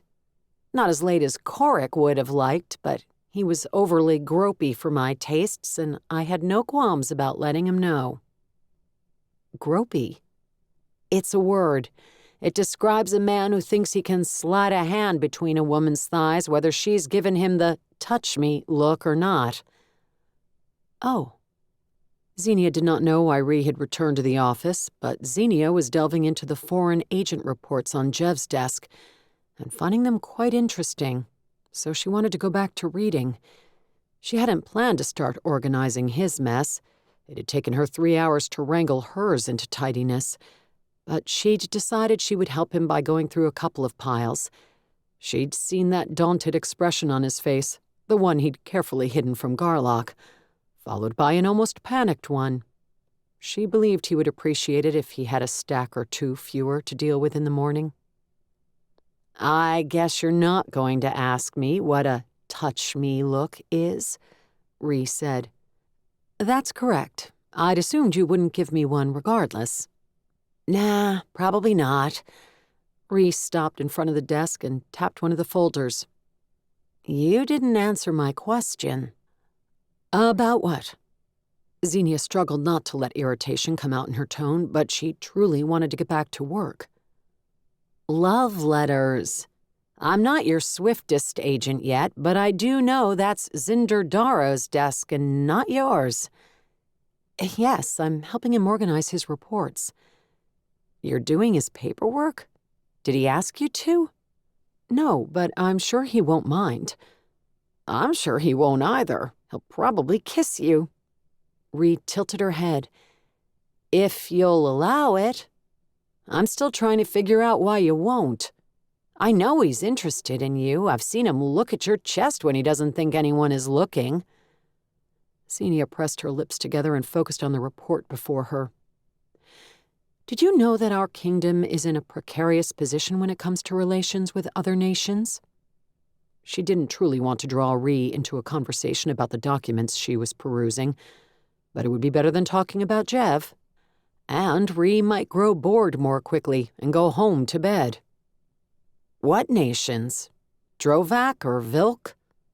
No, we're still on speaking terms with our human neighbors, but it seems our choice to make war on the Tazir has alienated us with them and the 3 lesser elven kingdoms in the world. Also, the dwarves of Prescabrato and Rocknishgar cut off trade and diplomatic relations with us last winter. I didn't realize that.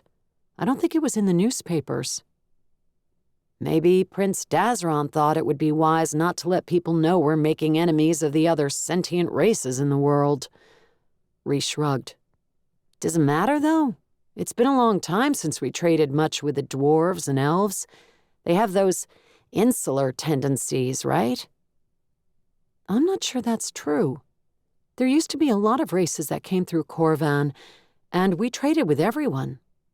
I've heard that before I was born, trolls, orcs, and ogres even came to the docks and traded from their ships. Must have been devastating to the city not to get any more of those shrunken ogre heads that their shamans make. Zenia tapped the report in front of her. My point is that I understand now why the king is so eager to patch things up with the dwarves.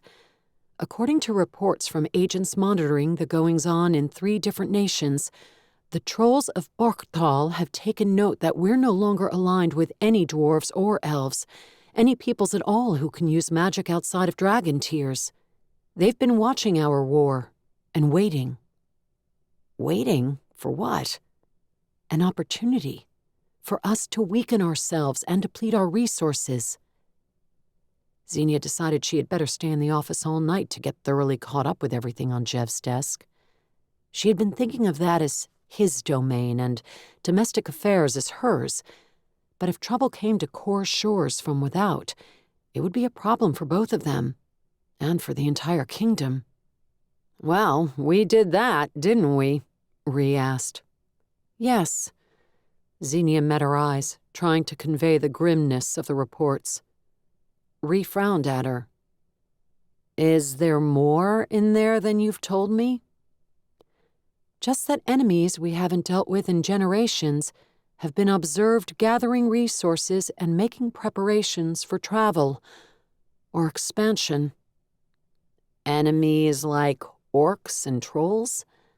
They don't work together, right? And they're all over on other continents these days. We'd have a lot of warning if they planned to visit Kor, weeks at least. It takes a while to sail an army over in ships. Besides, why would they pick on Kor specifically? There are 7 human kingdoms and all manner of smaller tribal nations spread throughout the world. Most of them aren't cozying up to elves and dwarves either, from what I've heard. Everybody got snippy with each other when it got crowded enough for people to run out of fertile land and resources. Nice to know you occasionally picked up a book in between meditating and following your monthly vows of celibacy. Ha ha. You're right about all of that as far as I know, but I also know Kor is particularly desirable due to the sea access, rivers that make inland travel easy, and its claim on the ore-rich Erlich Mountains. There are other mountains in the world. Some more resource-rich than others, Zenia said. If the archaeologists are to be believed, trolls and ogres had a presence in this area 10,000 years ago. Maybe they want to reclaim the land. 10,000 years ago? Rhi waved a dismissive hand. I'm sure ancient history is fascinating, Zenia, but aren't you supposed to be focused on finding that dwarf? Both of those dwarves? We can't let the rest of our work pile up while we work on one case. That was a true statement, but Zenia also did not know where to go next with Grinmore's disappearance. She didn't want to ask Iridium for a favor, nor did she want Jev to barter with the odious woman.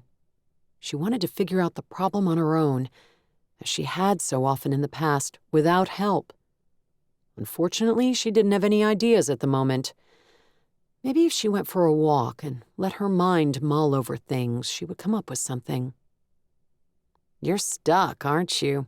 Rhi asked. No. You're usually so focused on an assignment that you wouldn't notice if those stacks of folders jumped off the desk and smacked you on the face. Zenia glared at her. Maybe it had been a mistake to hire someone who knew her so well. I'm getting caught up on work, but I haven't forgotten Grinmore, Zenia said. Sometimes you get ideas on how to solve a problem when you're working on something completely unrelated. Or maybe all of this is related. What if whoever kidnapped Grinmore knew the king's dwarven visitors were coming and intentionally wanted to start an incident?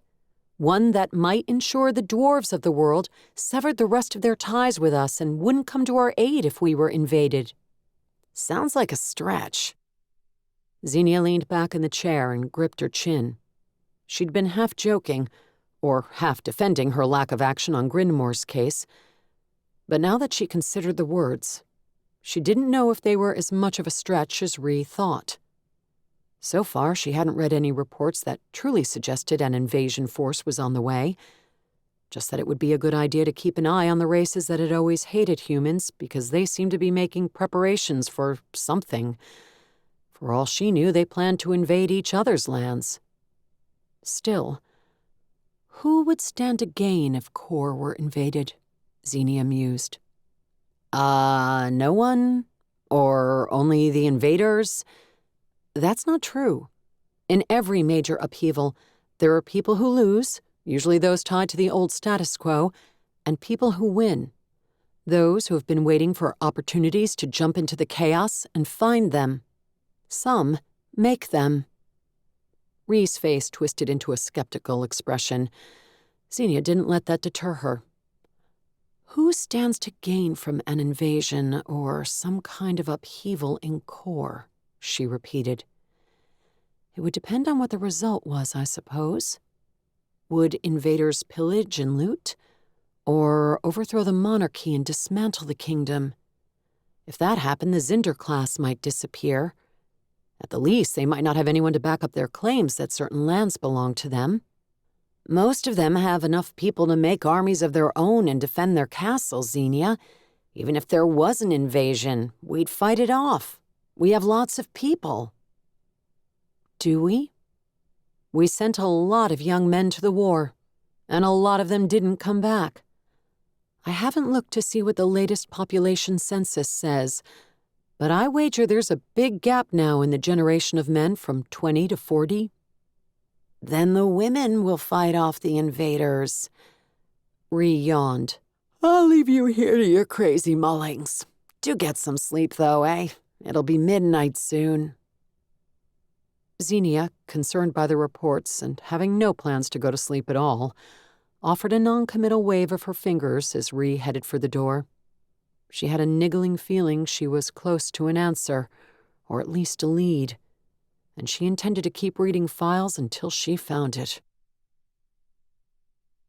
By the time he and Lornish borrowed a rowboat from the watch and located Iridium's river entrance, Jev was yawning so widely he scared fish away with the creaking of his jaw. Even with Lornish's nature-attuned elven magic, it had been difficult to find the low opening in the side of the riverbank that marked the spot. Mangroves grew thick along the shoreline, and dozens of their long roots dangled into the water.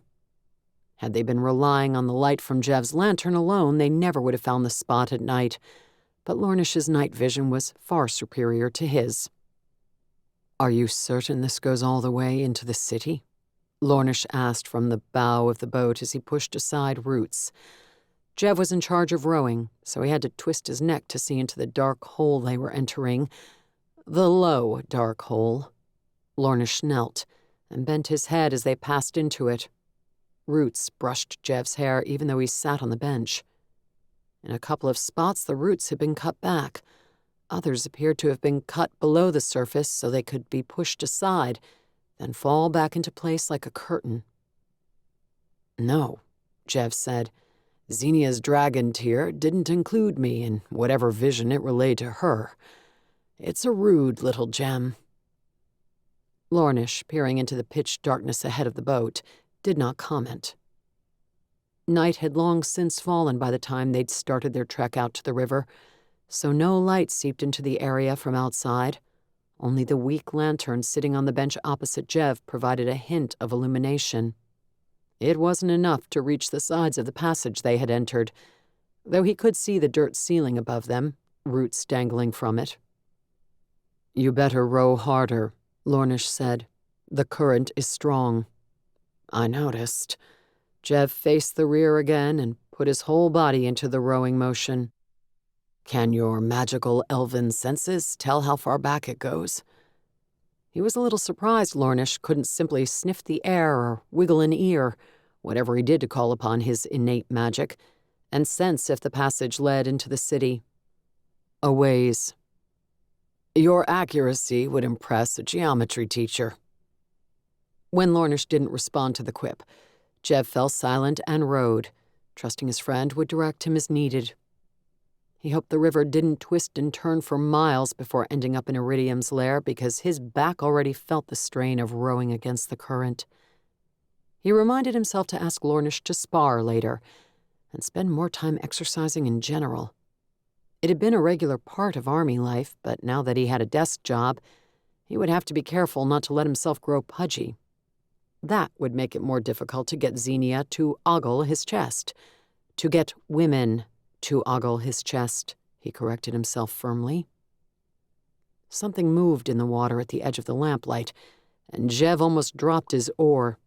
He tightened his grip and peered into the gloom. The light reflected off a pair of large, beady eyes staring at him. A long tail swished, stirring the water at the surface, and he identified the long body of a crocodile. He released an oar to drop his hand to his pistol. Or would the short sword be a better choice if it attacked? He'd gotten out of the habit of carrying weapons in the city, but he'd known he might need them if he walked into Iridium's stronghold, so he'd gone back for them. Now he was glad. The crocodile swished its tail again and swam with the current downstream toward the river and the exit. He wondered what it had been doing way back in here. As long as it's gone now, he muttered to himself. Lornish glanced back at him. His gaze flicked dismissively in the direction the crocodile had gone, then back to Jev. No doubt he'd sensed it and known it was no threat to his ferocious warrior might. "Is the Elven ambassador talking to you since we arrested his wayward scientist?" Jev asked, hoping to head off any discussion about his unreasonable fear of crocodiles. Also hoping the sound of voices would keep any other crocodiles away and drive back the oppressive silence. Aside from the trickle of water, there was nothing to hint they were now rowing under a city full of people. The branches and dirt above them had transitioned to solid rock. They could be rowing into the center of the world. "Seldom. But he hasn't kicked you out of the tower, right? That seems promising." He didn't kick Yilnish out of the tower either, and he'd murdered royalty. "So standards for guests are low, huh?" "He did give me an odd warning this morning," Lornish said. "He suggested I get out of this city." "Are you sure that wasn't his subtle way of saying he wanted you out of his tower? Do you think I should come in and apologize for my part in burning the courtyard?" Jev felt guilty about that. He'd ridden by the tower during the day and looked through the gate long enough to see all the burned trees and foliage. "I don't think he wants your apology. And no, he wasn't simply trying to get me to leave. He implied that trouble was coming to the city, and he said he'd written the king, the Tazir king, asking permission to abandon the embassy." "Really?" Jev squinted back over his shoulder, but Lornish was peering into the darkness ahead and didn't notice. "That's an extreme move, isn't it?" "Perhaps. The dwarves left their embassy in your city long ago." "I didn't know that. I wonder if they'll return now that Targian has made his overture." "Overture?" Lornish glanced back. Jev considered if Targian would mind him sharing the information with more than Zenia. Normally he wouldn't blab, but Targian knew Lornish, and Jev didn't think he would object, especially since Lornish was helping with the hunt for the missing dwarves. 500 dwarves are on their way to Corvan," Jev said, and summarized the rest. At the end, he joked, "Maybe that's why your ambassador wants to leave." No, he wouldn't object to dwarves coming. "Would he object to someone else coming?" Jev asked. During their meeting, Targian hadn't mentioned extending his offer to any other races. Long ago, the elves might have accepted, but those days were long past now. Targian certainly wouldn't have invited orcs or trolls, or any of the other races that had warred with humans frequently and with great passion in previous centuries. He might have invited the neutral unicorns, if he thought they would come, but Dr. Oligonite was the only one Jev had ever seen. His understanding was that the hoofed people preferred to avoid politics and conflicts, no matter what race was at the heart of it, Possibly. But he didn't say anyone in particular was coming, Lornish said. He only said that trouble was coming. I'm not positive if it was something that would target me specifically, or if he meant trouble for your city. You, specifically? I know you wouldn't have left any assassins alive on your trail. Lornish snorted softly. No. If he's thinking of leaving, that suggests he believes the trouble could affect the city and present a danger to him, right? Either that, or he is mortally offended about his garden and feels he can't stand being among humans any longer. Jev meant the latter as a joke. At least he hoped it was a joke. But Lornish did not respond. Worried he had offended his friend, Jev craned his neck around.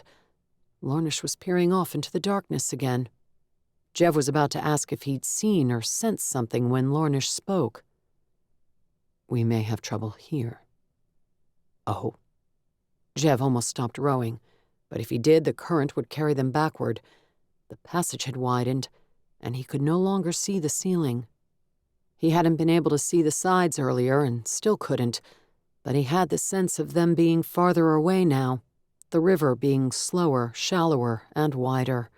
A few stalactites hung down from above, his light barely brushing their tips. There's something magical ahead of us. Like a dragon tear.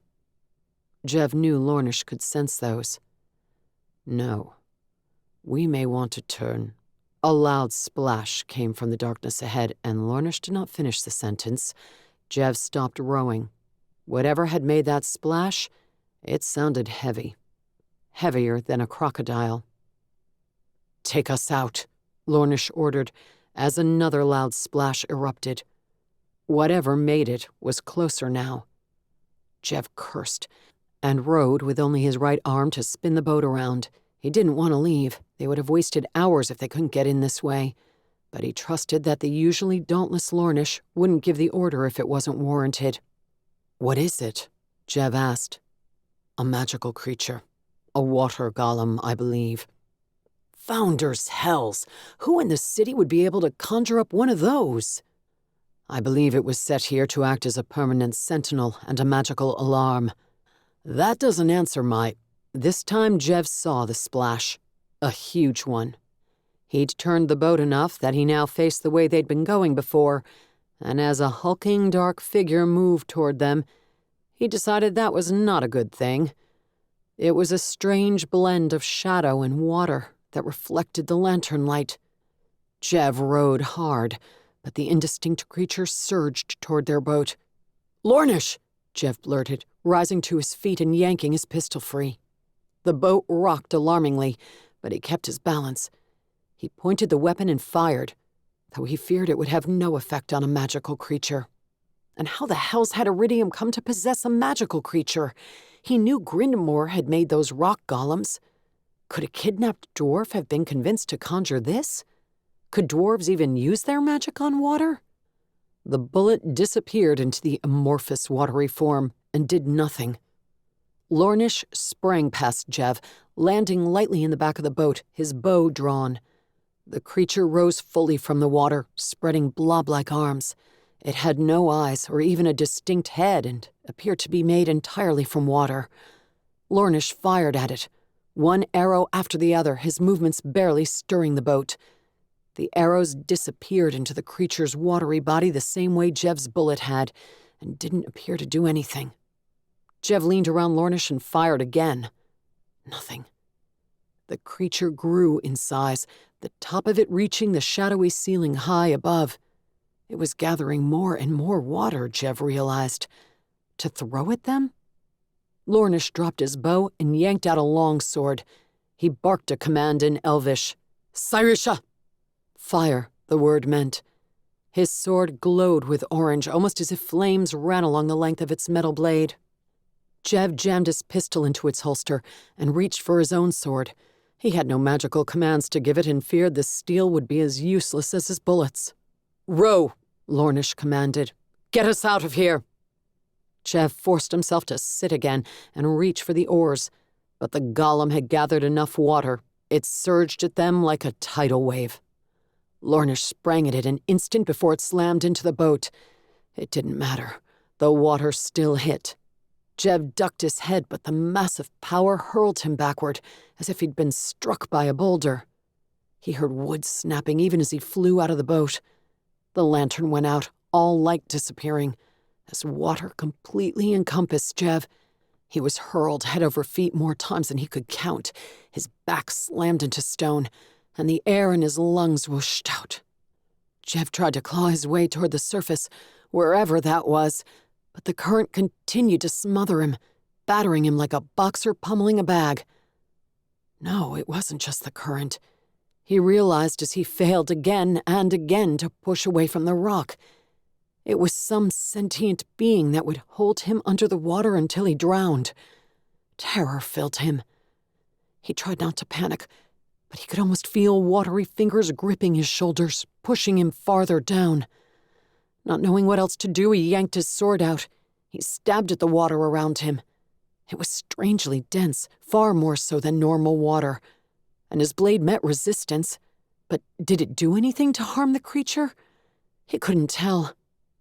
A distant yell, muted by the water, reached his ears. An elven war cry. Wherever Lornish was, he was still alive and battling the golem. That gave Jev extra inspiration to fight. But how? He didn't think his sword strikes were doing anything. The creature was intentionally pressing down from above, keeping him from rising to the surface. Was it possible he could slip out underneath it? Do what the golem didn't expect? His lungs starting to burn, Jev pushed upward again, his boots jammed against the rock wall. Once again, watery fingers forced him down. He fumbled his sword back into its sheath, and then abruptly switched the angle of his push. As if he faced some physical obstacle he could swim under, he tried to dive under the creature. For the first time, he was able to get away from the rock wall. He stroked as hard as he could, his knees and belly scraping the bottom of the river. Currents stirred behind him. The golem turning to give chase, he stroked harder. Several long seconds passed, his lungs crying out for him to rise to the surface. It was utterly dark and he couldn't see a damn thing. Had he escaped the creature? Maybe Lornish had distracted it. Jev reached forward for another stroke, and his knuckles slammed into hard rock. He lacked the air to curse, or he would have shouted his frustration. Instead, assuming he'd reached the far side of the river and run out of room, he pushed off the bottom. He almost choked as his lungs spasmed, trying desperately to suck in the air he hadn't yet reached. Finally, his head broke the surface. He gasped in air so quickly it burned his throat. It was almost as dark above the surface as below. But a faint orange glow came from one side. Lornish's sword. He wasn't holding it. It lay by itself on a rocky bank 20 feet away. Thunderous splashes came from the other direction, followed by a distressed cry. Lornish. Jev almost swam straight toward him, but he didn't have a weapon that would be useful on the golem. He turned and swam for the sword. His knee banged another rock, and he had the air for a curse this time, a virulent one. He scrambled up a bank, the outline of a longboat nearby. Had they reached Iridium's secret dock? It didn't matter now. He snatched up the glowing sword, hoping the magic wouldn't reject him. If anything, it burned more brightly. Its heat flared, warming Jev's hand. Were those real flames? A question for another time. Jev couldn't see the golem, but he heard the massive splashes. The creature had to be pummeling Lornish, just as it had done to him. Swimming as quickly as he could one-handed, Jev fought against the waves their fight created. They slammed into his face, but he glimpsed the pulsating water monster, and that gave him the motivation to push on. But he didn't see Lornish. Had he been forced under? "Over here, ugly!" Jev shouted, the water filling his mouth, garbling the words. The creature spun toward him. He hoped that didn't mean Lornish was finished. Massive, watery arms reached for Jev. He treaded water, pushing his body as high as he could, and used both hands to swing the blade with all his strength. It lopped through one of those blobby appendages. Water sprayed him in the face, reminding him disturbingly of blood. That didn't make him pause. He slashed again. He connected, creating another spray, and the creature made some weird, indistinct moan, like air blowing over an open bottle. A wave came out of nowhere and slammed into the back of Jev's head. He tried to keep his grip on the sword as he was forced under, but a current like a battering ram slammed against his wrist. Pain erupted, and he couldn't keep from dropping the weapon. The orange glow spiraled downward, and he would have cursed again, but he was stuck under the water once more. A heavy pressure leaned against his back, pushing him farther down, and Jev knew he was within the creature's grasp again. He shifted his angle, letting it push him toward the bottom, and even trying to swim in that direction. The sword, only visible due to its glow, had stopped moving. It must have hit the bottom. Jev drew near and reached for the sword, the oppressive weight still on his back. He realized he wasn't close enough to touch the blade. He kicked furiously, but he only got farther away from the orange glow. The golem knew what Jev wanted and was shoving him the other way, damn it. With his lungs burning again, Jev feared he'd have to give up and rush to the surface, if the creature would let him. He gave one last valiant effort, twisting and kicking, hoping to evade the golem. It smashed him into the bottom, and rocks gouged his chest through his clothing. The orange glow of the sword moved. For a horrified second, Jev thought the creature was knocking it farther away from him, as if it needed to. But then he saw Lornish's face outlined by the light of the sword, his pale blue eyes reflecting its orange light. With the weapon in hand, he lunged toward the water above Jev. The force pressing down on Jev disappeared. He twisted, looking up as he groped for the bottom with his feet so he could push off. The orange glow highlighted the sword as Lornish whipped it back and forth, hardly impeded by the water. Jev wanted to stay and help, but he no longer had a weapon that could hurt the creature, and his lungs were on the verge of spasming again. The last thing Lornish needed was to worry about hauling Jev's drowning body up from the bottom. Jev pushed away from the fight and toward the surface.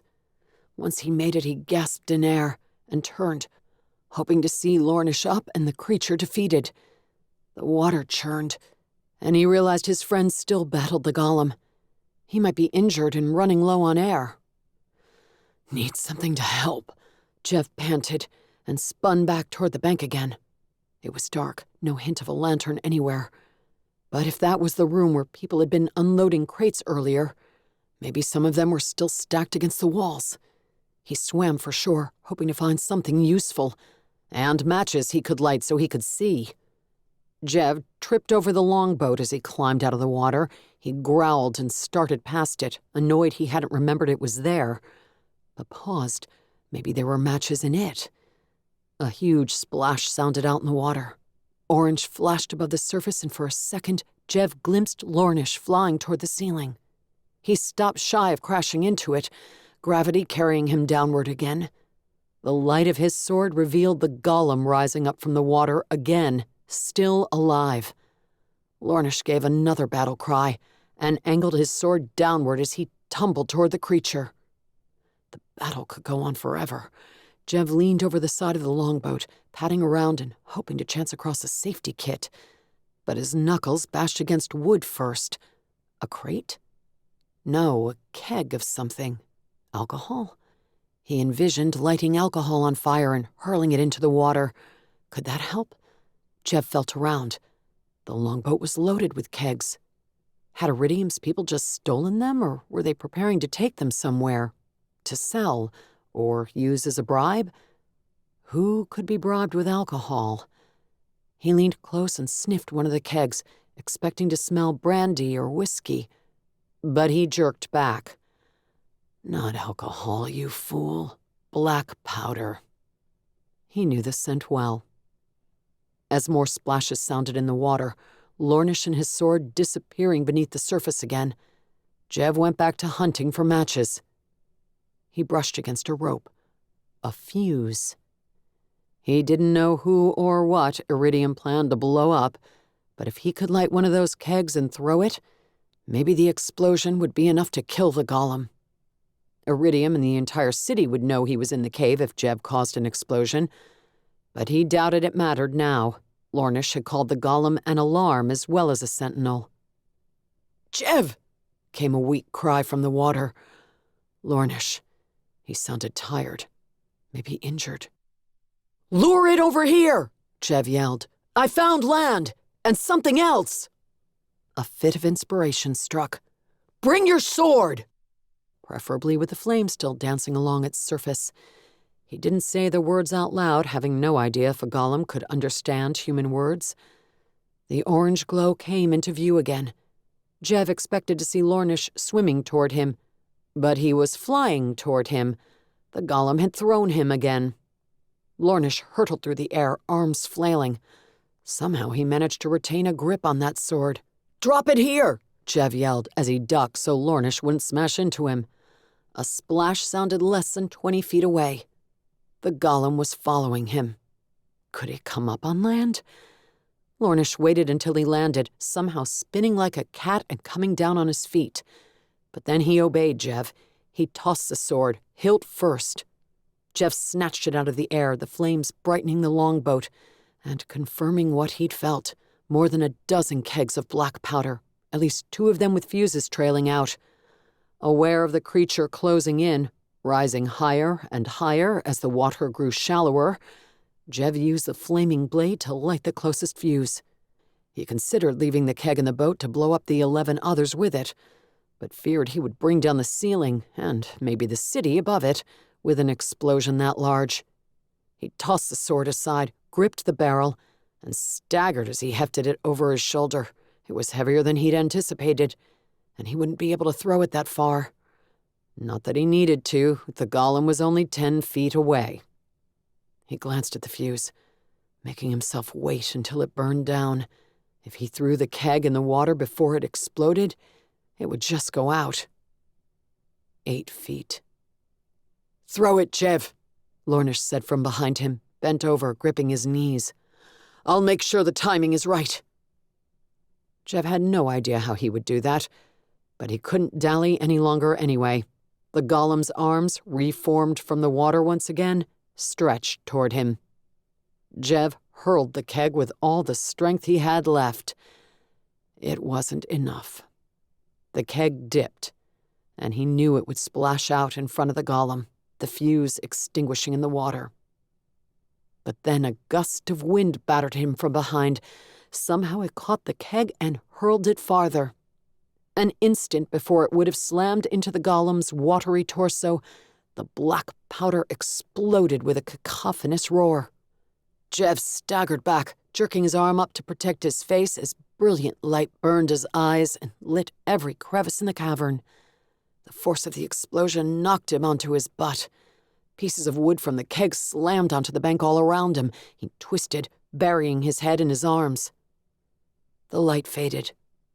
Wood continued to patter down, and rocks fell into the water. Jev cringed, hoping the entire ceiling wouldn't come down. Fortunately, silence soon fell. Jev lifted his head, risking a look at the water. Once again, only the orange light of Lornish's blade, resting on the rocky bank where Jev had left it, illuminated the cavern. The water had grown still. Lornish still gripped his knees as he stared in the same direction. "Please tell me it's dead," Jev said. "I believe it's gone quiescent." "Is that the same as dead?" Jev asked hopefully. "Not exactly. It means it's entered a period of dormancy while it regenerates." "Does that, by chance, take a couple thousand years?" "No, it could only be hours, maybe days. But either way, I suggest we find one of the other exits." "I agree." A throat cleared behind them, lantern light entering the cavern. My, what has the tide brought in? Chapter 8. Butterflies cavorted in Zenia's belly as she took the stairs toward the floor of the castle that held the king's suite and office. She had been up there before and spoken to Tarjian a few times, but never without Jev being present. She'd stopped at Jev's room and knocked on his door on the way up, thinking it would be easier to get a meeting with the king if he came, but he hadn't answered. Since she hadn't heard any snores or thumps, she'd assumed he was already out for the morning, or that he hadn't come back the night before. Where he'd gone, she didn't know. Not down to the office to start on his paperwork. She knew because she'd been there all night. She hadn't slept, and after all she'd sifted through, she didn't know if she would any time soon. As she passed a window, dawn's light barely brightening the gardens in the courtyard below, Zenia wondered if it was too early to knock on Tarjian's door. Did he sleep late? She'd made herself wait until dawn, but she'd been antsy for hours waiting to talk to him. She checked his secretary's office first, but it was locked, nobody answering. Apparently secretaries didn't start work at dawn. After waffling about whether she should bother Tarjian in his suite, she made herself continue to the door. 2 armed bodyguards stood outside, both looking tired, as if the night shift hadn't ended yet, but both watched her approach with sharp eyes. Zenia lifted her chin and did her best to appear confident, like someone who belonged there and had the right to ask them to rouse the king from bed. "Captain Cham of the Crown Agents to see the king, please," she said. "It's important."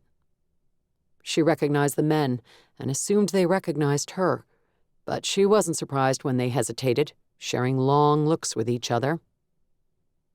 "Jev Dharrow usually comes up to see the king," one said, "and not before dawn." "It is dawn, not before it, and Jev Dharrow is busy elsewhere." Zenia hoped he hadn't gone to see Iridium. The idea of him being gone all night with her alarmed her for more reasons than one. "Will you ask him if he'll see me, please?" The guards exchanged long looks again, then turned mulish expressions toward her. Would she have to use the dragon tear to add magical power to her request? She doubted Tarjian had intended her to use the gem on his own people when he'd given it to her. But this was important. She would go mad if she had to pace for another hour and ponder the questions that had been batting around in her mind all night. She couldn't rest until she knew more, and she hoped Tarjian had information beyond what was in those reports on Jev's desk. "His breakfast is usually delivered in an hour," the guard said. "Wait until then, and then I'll ask." "You will ask him now," Zenia said, imploring the dragon tear to add coercion to her words. "Or stand aside so I can ask him if he'll see me." "I'll ask him now," the guards said at the same time, their voices having gone monotone. As they turned toward the door together, almost bumping into each other, Zenia shivered at how easy this particular dragon tear made it to manipulate people. Already she doubted her choice to employ it. These weren't criminals she needed to interrogate for the safety of the kingdom. The 2 guards walked inside together. She hadn't meant for both of them to go, but didn't want to risk losing her chance if she tried to alter the command. "Thank you," she told the dragon tear silently, following the men inside. It vibrated with a pleased sensation. Zenia doubted it felt qualms about manipulating people. "What?" came Tarjian's startled voice from the bedroom. Both guards had entered, and Zenia winced, imagining him waking in alarm to the hulking men standing next to his bed. They spoke together, their words tumbling into each other.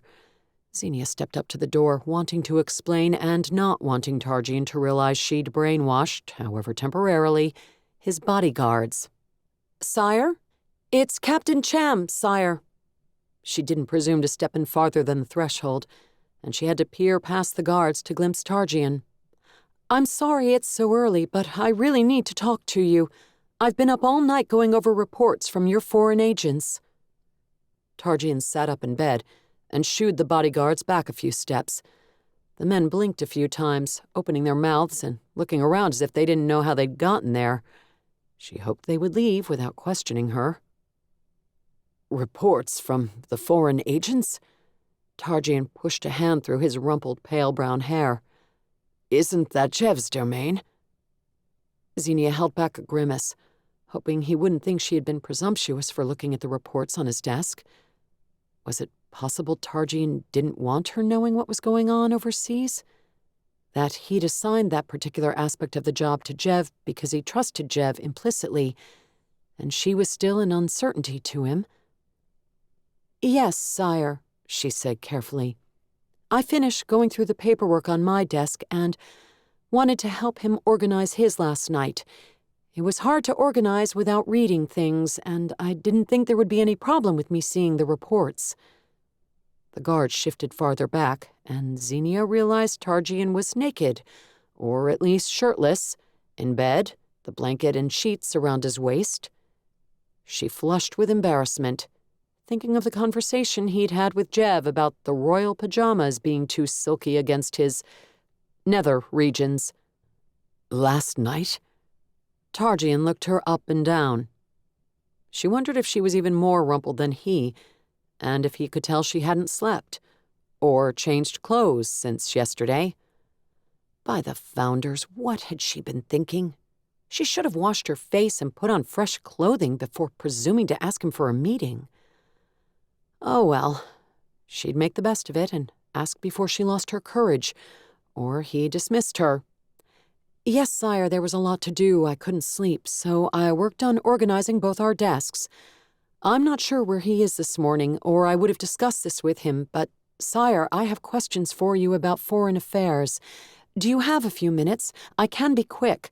I just need to know if you know what I now know, and what you think about it.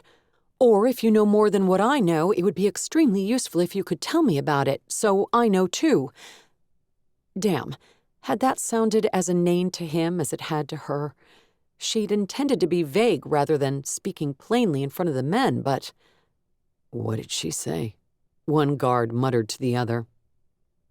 Tarjian looked blearily at her, like a man who also hadn't slept much, and who might need coffee before he could decipher her vagueness. "All right," he finally said. "Give me a minute to dress.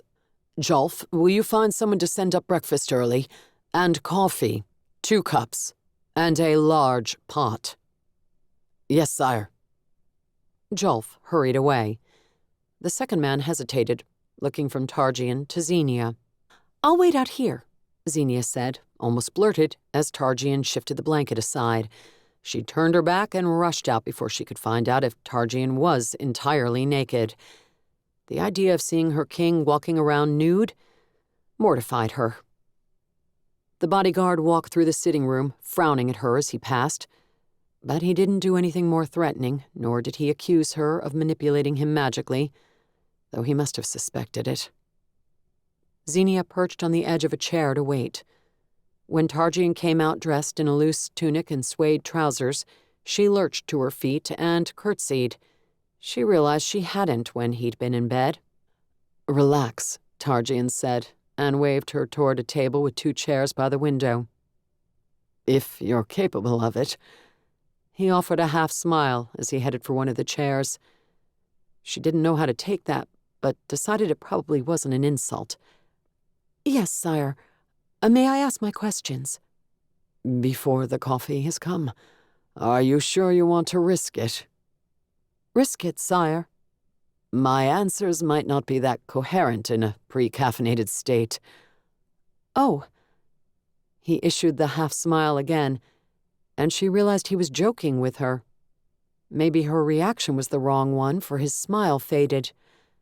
"I speak more quickly when I'm caffeinated, sire," she said, attempting to respond to his humor in kind, however belatedly. "You may not find it calming." "Little about my new job is calming. Go ahead." He waved his hand. "You said foreign affairs reports? Not anything about Master Grindmore?" Was that disappointment in his eyes? "Yes, but I believe there may be a link." "Oh?"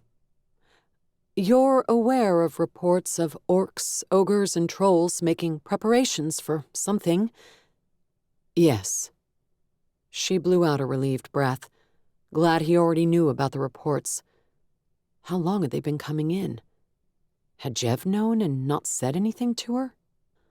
The trolls of Boktal appear to be spearheading it, Targian added. Zenia nodded.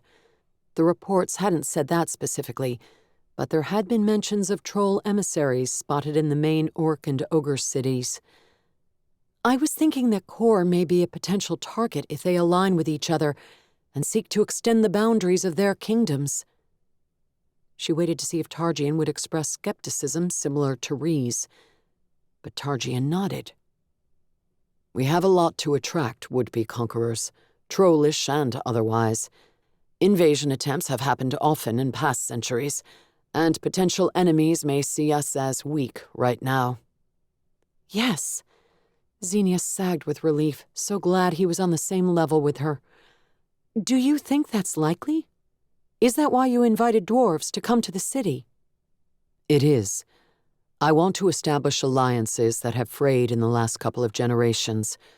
We've offended the dwarves the least with our isolationist ways of the last 20 years, so I reached out to them first.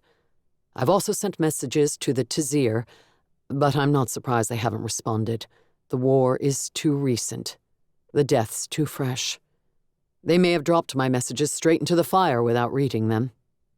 Targian tilted his head. I discussed some of this with Jev, but he didn't mention... You think there's a link to Master Grindmore's kidnapping? It's just a hunch right now, I admit. But it seems like someone who had something to gain from an upheaval in the kingdom may have wanted to ensure relations remained strained between the dwarves and us. Targian glanced to the door as a servant walked in with a coffee tray. Stuffed goat leaves, boiled eggs, and warmed flatbread are on the way, sire, the servant said. He poured 2 mugs of coffee and backed out of the room while bowing. It's an interesting idea, Targian said, though my understanding of the situation thus far is that the guilds, the Fifth Dragon in particular, originally stole Grindmore's tools and may be behind the kidnapping. That's still possible, sire. The guilds may believe they have something to gain from an upheaval in Kor. True. Do you have a list of people you believe have the most to gain?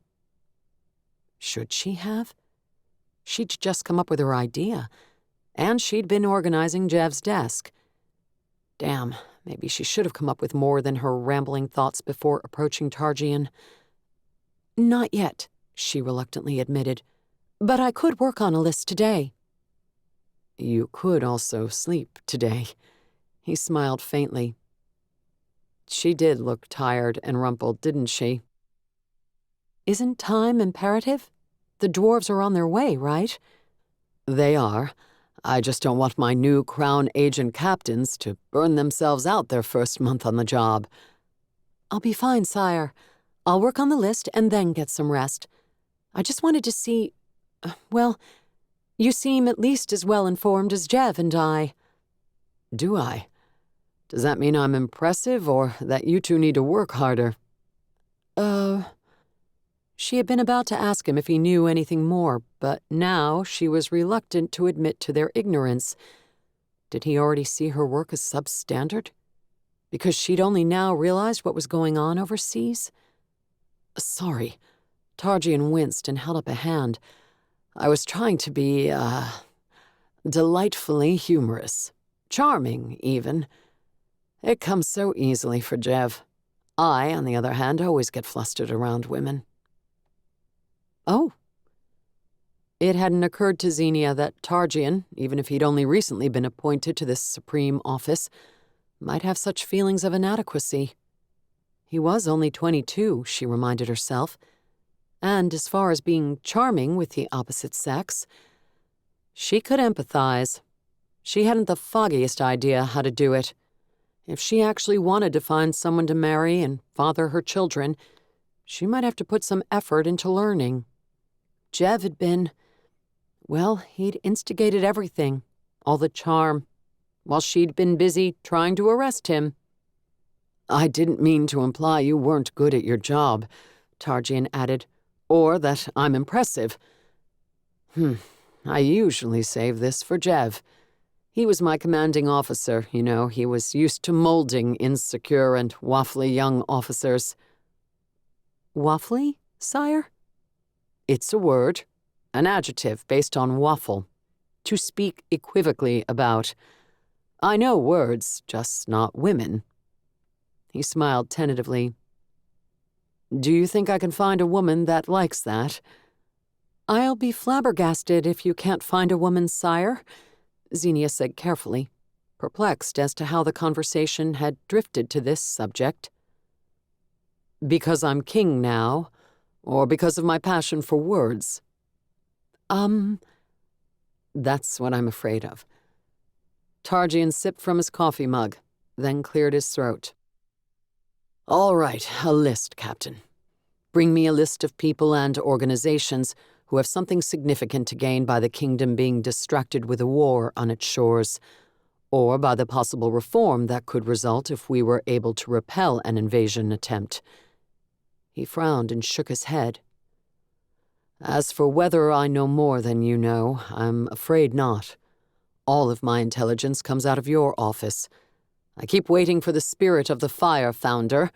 I was born under the Fire Dragon's stars, you see, to send me visions during the night.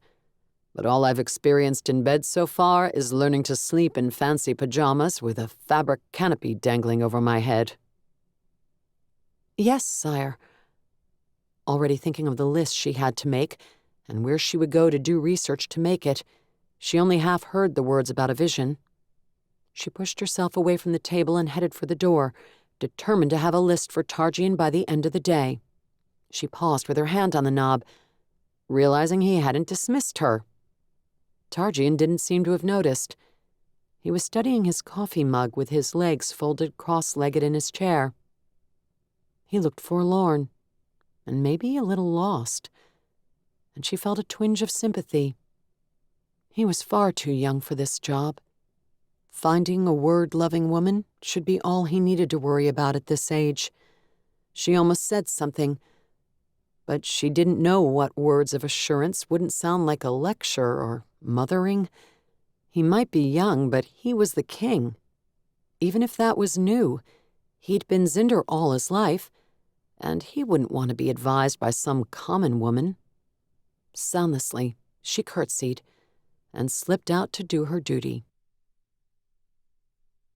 Jev stood up as Lornish rolled, grabbed his glowing sword, and jumped to his feet, turning to face the newcomers. Jev knew he was injured and exhausted after battling the golem, but Lornish didn't let any sign of it show.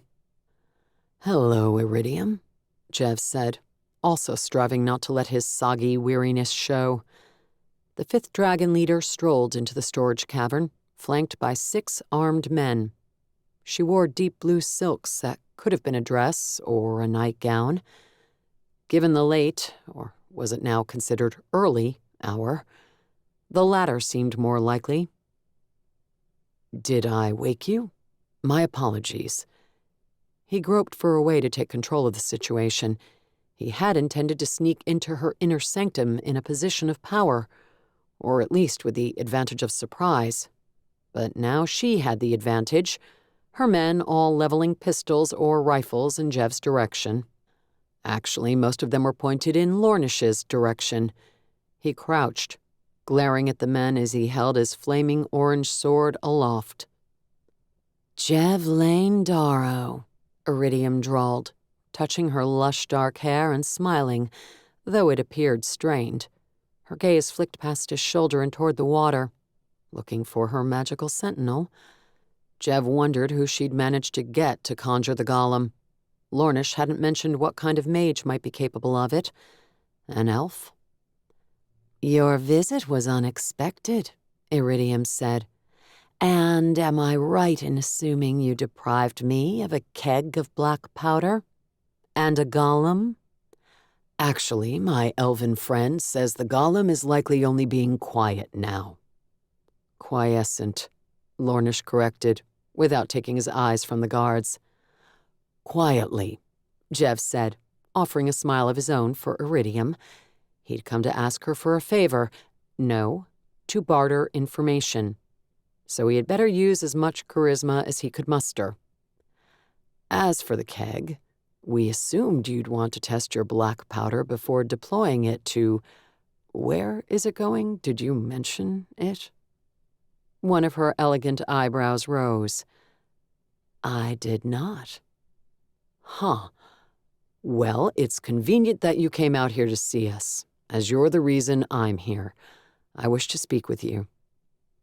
You've reconsidered my offer? Which offer was that? To sleep with you and give you several of my family's dragon tears? That offer wasn't overly palatable to me at the time. But you've reconsidered. Iridium kept smiling at him, but she also sent a few speculative looks at Lornish. Jev couldn't tell if she thought him someone she should hire for her guild, or someone she should invite to bed, or both. I haven't, Jev said, but I have some information you may be interested in, and I believe you have information I may be interested in. I came to propose a trade. He wondered if there was any way he could glean where Grindmore was and what Iridium planned to do with those kegs. Blow her way into some Zinder's castle to steal his dragon tears? You propose a trade? My dear Zinder, you're in a rather disadvantaged position to propose anything. She waved at his clothing, which was dripping a small lake onto the rocky bank at his feet. I could simply have you tortured to learn everything you know. A disadvantage? My lady, do you not recognize a deadly elven warden when you see one? Jev extended a hand toward Lornish, pleased that he was indeed oozing deadliness. Somehow the water his clothes dripped wasn't that noticeable, perhaps because of the glowing sword. He single-handedly quiescented your unsanctioned-in-the-city water golem. If I give you the elven word for that term, Lornish muttered out of the side of his mouth, will you quit mangling it? Unlikely, Jev murmured back. He raised his voice for Iridium and added, do you truly think 6 puny humans will be a match for him? The puny humans, all over 6 feet tall and well-muscled, grumbled among themselves. Iridium's smile didn't fade, but she did consider Lornish again, her gaze lingering this time. Jev didn't truly know if Lornish could, with his modest help, get the jump on those men and defeat them before they could shoot him, but he was betting on Iridium not knowing that either. Even before the war had started, the Tazir had earned a reputation of being extremely difficult to kill, and Jev was positive stories of their mages and wardens had floated back across the Anchor Sea. Few of Kor's inhabitants would question their deadliness. What do you propose, Jev dear? Iridium asked. You tell me where Master Grindmore is, and I'll tell you about a hole in your security I found. A hole you just made? She asked dryly, glancing toward the water. Another one. He almost added that her rivals might even now be spying on them, but that would be giving too much away too soon. Besides, on the chance she already knew about the gap in the wall, he didn't want to share his information until she shared hers. Her eyelids drooped, and she regarded him through her lashes.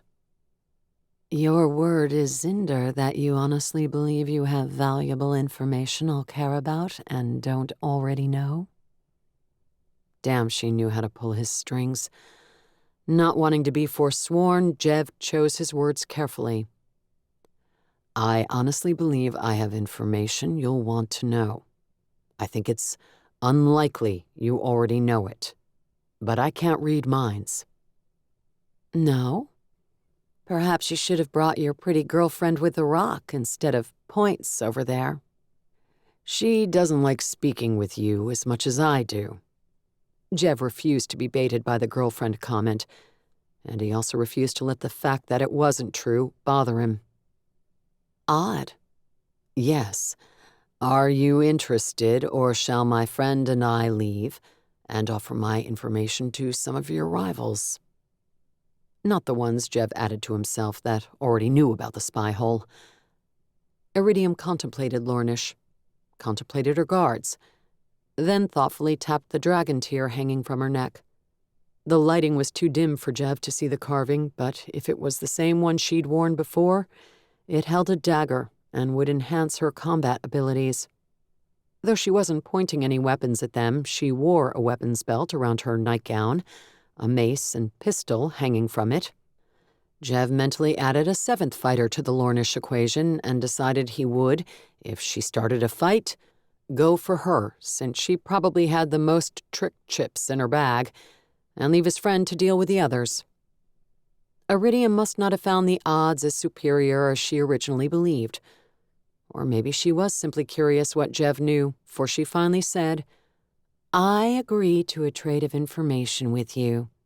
All I know about the dwarf gem cutter, for all you know about whatever it is you think I'll care about." She smirked. "But you will share your information first." No. No? She genuinely seemed surprised by the rejection. "You have my word as Zinder that I'll tell you what I know after you tell me what you know. I haven't yet seen anything to show me how good your word is, so we do it my way." Her smirk turned into a sneer.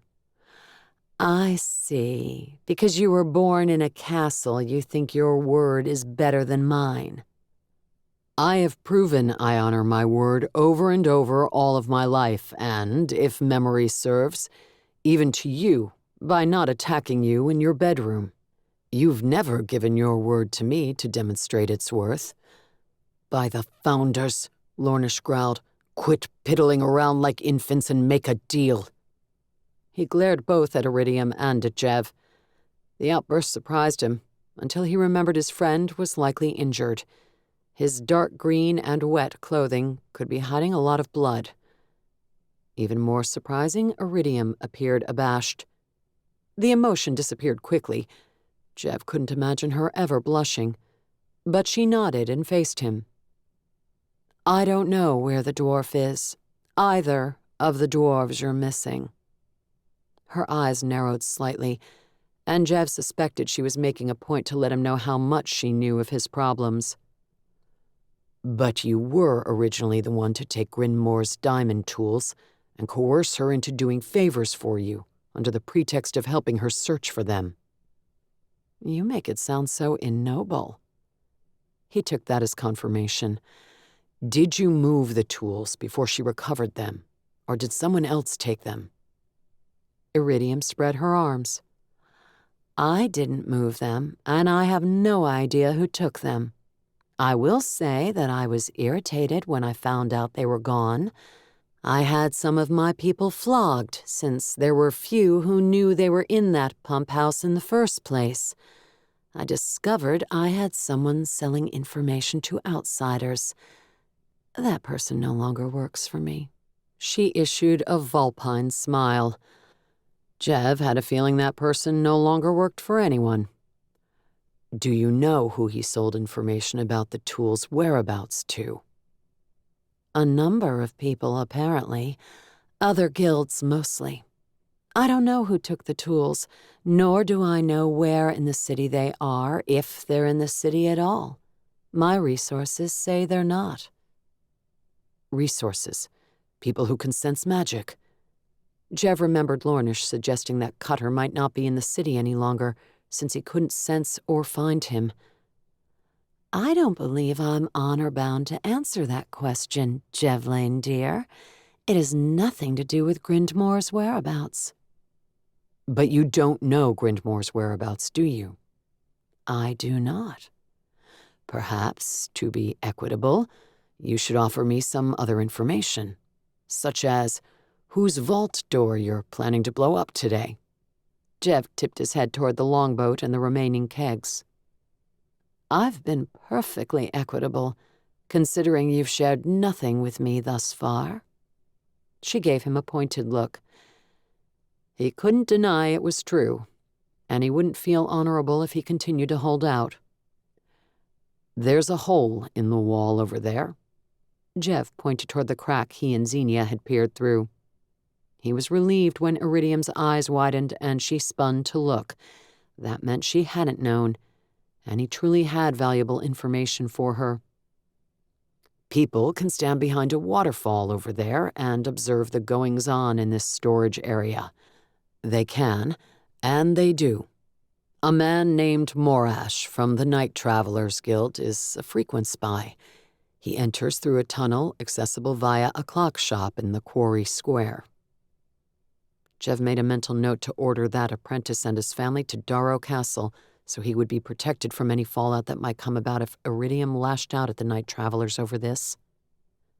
Go check.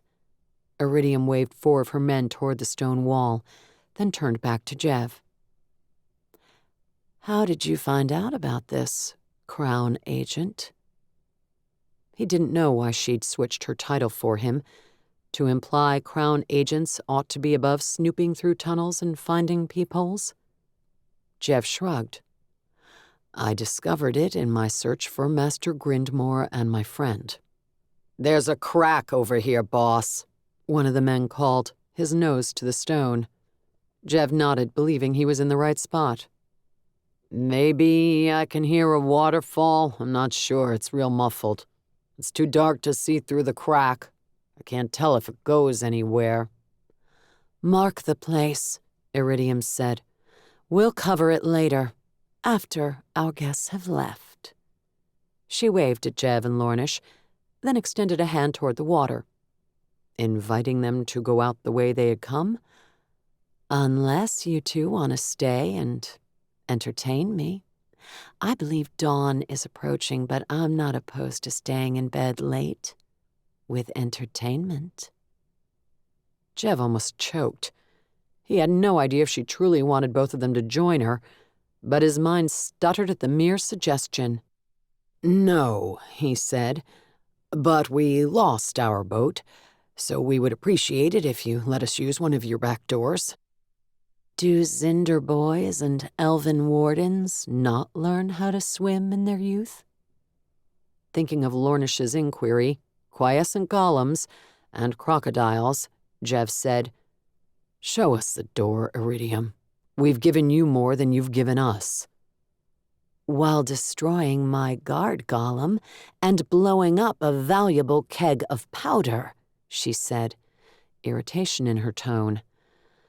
Jev suspected most of that was a result of learning her rivals were spying on her. But he didn't try to stop her when she ordered her men to follow her and headed for the door. He was tired of dealing with her and tired of this night in general. He wanted to get Lornish to a healer and rest. Her party left with all the lanterns, and the door thudded shut. A clang sounded as a bar was dropped to further lock it. Do you think you can swim out? Jev stepped closer to Lornish and the boat, wondering if his friend needed an arm for support. No, but I can sit in this boat while you row it out. Lornish lowered the tip of his sword to the ground and leaned on it like a cane. Jev was surprised he would treat the weapon so, but supposed a magical blade wouldn't be scratched or dulled by a few rocks. We could dump the black powder in the water and make her day worse, Lornish added. Jev rubbed the back of his neck. He found the idea of taking the boat questionable. It was theft, after all. But reasoned he could leave it tied up when they reached the Jade River. Her people would find it. He could even argue that she must have known he would take the boat when she'd left him here with it. But the explosives. If they destroyed them, she would doubtless see it as a hostile sign and consider him an enemy after that. Even if her information hadn't been that useful, other than confirming that she neither had the dwarves nor had the tools anymore, he thought he could, as things stood now, come to her again to trade information. That might be useful in the future. Of course, all this assumed he could believe what she'd told him today. Could he? Does your brain hurt when you spend that much time thinking? Lornish asked into his long silence. It does today. Jev grabbed one of the kegs and set it on dry land instead of chucking it into the water. Settle yourself in while I unload these. I'll row us out. You're sure you shouldn't destroy them? What if she's planning a crime against the crown, something that harms people in your city? then I'll have regrets that I made this choice, no doubt. But I can't condemn her before she commits a crime. With luck, she's going to blow up the Night Travelers' headquarters. Unlikely, since she prepared this boat before she knew about the spies. Just let it go, Lornish, Jev said as he continued to unload kegs. She could be a valuable informant in the future. Lornish grunted, but didn't object further. As Jev pushed the boat into the water, leaving the full kegs of powder behind them, he hoped he wasn't making a big mistake. Chapter 9. Jev helped Lornish to the Elven embassy. He refused to be taken to a hospital, claiming he could find a healer inside the tower, before heading out of the city and up the hill to the castle. Bright sun blazed down on his shoulders, helping to dry his clothing, but it did little to keep him from yawning. Unfortunately, after his night's adventure, he didn't have any more of a clue where to find Cutter and Grinmore than before. All he knew was that Iridium, if her word could be believed, hadn't taken them. He was inclined to believe her, less because of her word, and more because he couldn't imagine why she would have orchestrated the kidnapping. Before, when Iridium had been coercing Grinmore into doing favors for her, her motives had made sense. But unless she thought she could sell the grumpy dwarf master to someone, he couldn't see why she would have done this. The gate guards waved Jev in without commenting on his bedraggled appearance. He thought about the mounds of files suffocating his desk and almost detoured to his room to wash, change clothing, and sleep for 10 hours. But Garlock's words from the day before made him feel he should at least check in before tending to personal needs. He probably shouldn't take time to tend to them at all. There might be something to what the undeniably experienced Garlock had said, that Jev should remain in the office, going over reports from agents and informants, rather than traipsing around the city himself. He hated to admit it, though, mostly because it sounded boring. He dreaded the hours he would have to spend to sort through those files. Fortunately, when Jev entered the office, Garlock wasn't among the agents at their desks. Several men offered polite greetings of "Good morning, Jev Dharrow" to him. He voiced appropriate responses on the way through, but his attention quickly focused on the back of the room. Perplexingly, his desk was empty of all the folders from the previous day. A single folder to one side was all that remained, no more than a few papers inside it. Dare he hope that someone had stolen the others? That would be a shame. Zenia sat at her desk, clad in the same clothing from the day before. Her folders were gone too, though they had been replaced by books and far too many newspapers to represent the day's offerings. She was bent over them intently, circling things. Zenia? Jev came to stand beside her and peered down at her work after giving his clean desk another puzzled glance. Have you been here all night? Because if you had planned to stay up all night, you should have come with me so we could have stayed up all night together. That had sounded more amusing in his head. He was tired. He caught Agents Torson and Brocco looking his way and decided to lower his voice and not do anything that might be mistaken for flirting. Aside from a brief meeting with the king, yes, Zenia said. Targian had called her up to his office? Had he been looking for Jev, too? Zenia circled something else without looking up. Maybe he should leave her to her research. He assumed it was related to Grinmore in some way. He looked at his desk again. Did you notice a folder thief come in and steal everything out of my area? He asked. I consolidated the reports and filed them for you. You did my paperwork for me? All of it? And it's in there? He pointed to the single folder. The maintenance reports went to Comus. They should have gone there in the first place. The foreign agents' reports had a lot of repetition. You'll find all the pertinent information in that folder. I assure you I was thorough. She looked up at him earnestly, and Jev realized she might have thought he doubted her thoroughness. No, he was busy being shocked she'd done all his odious work for him. In one night. He was positive it would have taken him a week to wade through that. Zenia. Jev reached down and took her hands. Though a puzzled furrow creased her brow, she allowed him to lift her to her feet. He promptly enveloped her in a hug. I can't believe you organized everything for me. You're wonderful. Oh. She sounded startled, and it took her a moment to react and return the hug. Maybe he shouldn't hug her in front of all the other agents, but they ought to understand how delighted he was. They all had hordes of paperwork of their own to deal with. Thank you. Jev forced himself to step back, especially since he'd already noticed her lovely curves pressed against him and the faint scent of her shampoo. Someone giggled. It was not a manly giggle. Zenia blushed. You're welcome. When Jev checked, he found most of the agents looking their way, some smirking, some rolling their eyes. Both groups straightened their faces as soon as he looked at them. She did my paperwork, Jev said to explain the hug, though he shouldn't have to explain himself to any of them. If I hugged her, would she do mine? Bracco muttered. Jev, having noticed the man's tendency to glance at Zenia's chest, said, She'd be more likely to do your paperwork if you didn't hug her. That elicited a few more snickers. Bracco glared around at the offenders. Jev waved at all of them, a gesture he hoped implied they should get back to work. Can I help you with anything, Zenia? Jev decided offering her a foot rub or a massage wouldn't be appropriate with the agents looking on.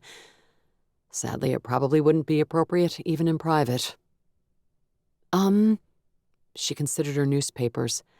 I'm brainstorming. Would my brain be helpful?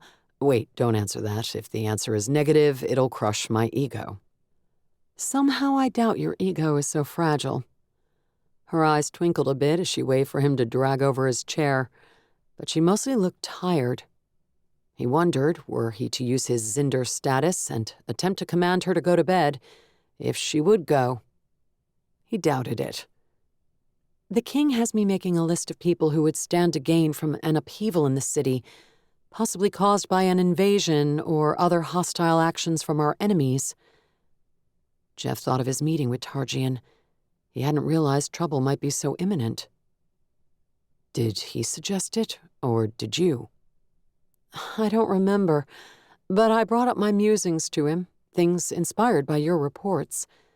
She waved toward the now empty desk. Is that somehow related to Grindmore being missing? I don't know, but Zenia tapped a finger on the topmost newspaper on her stack.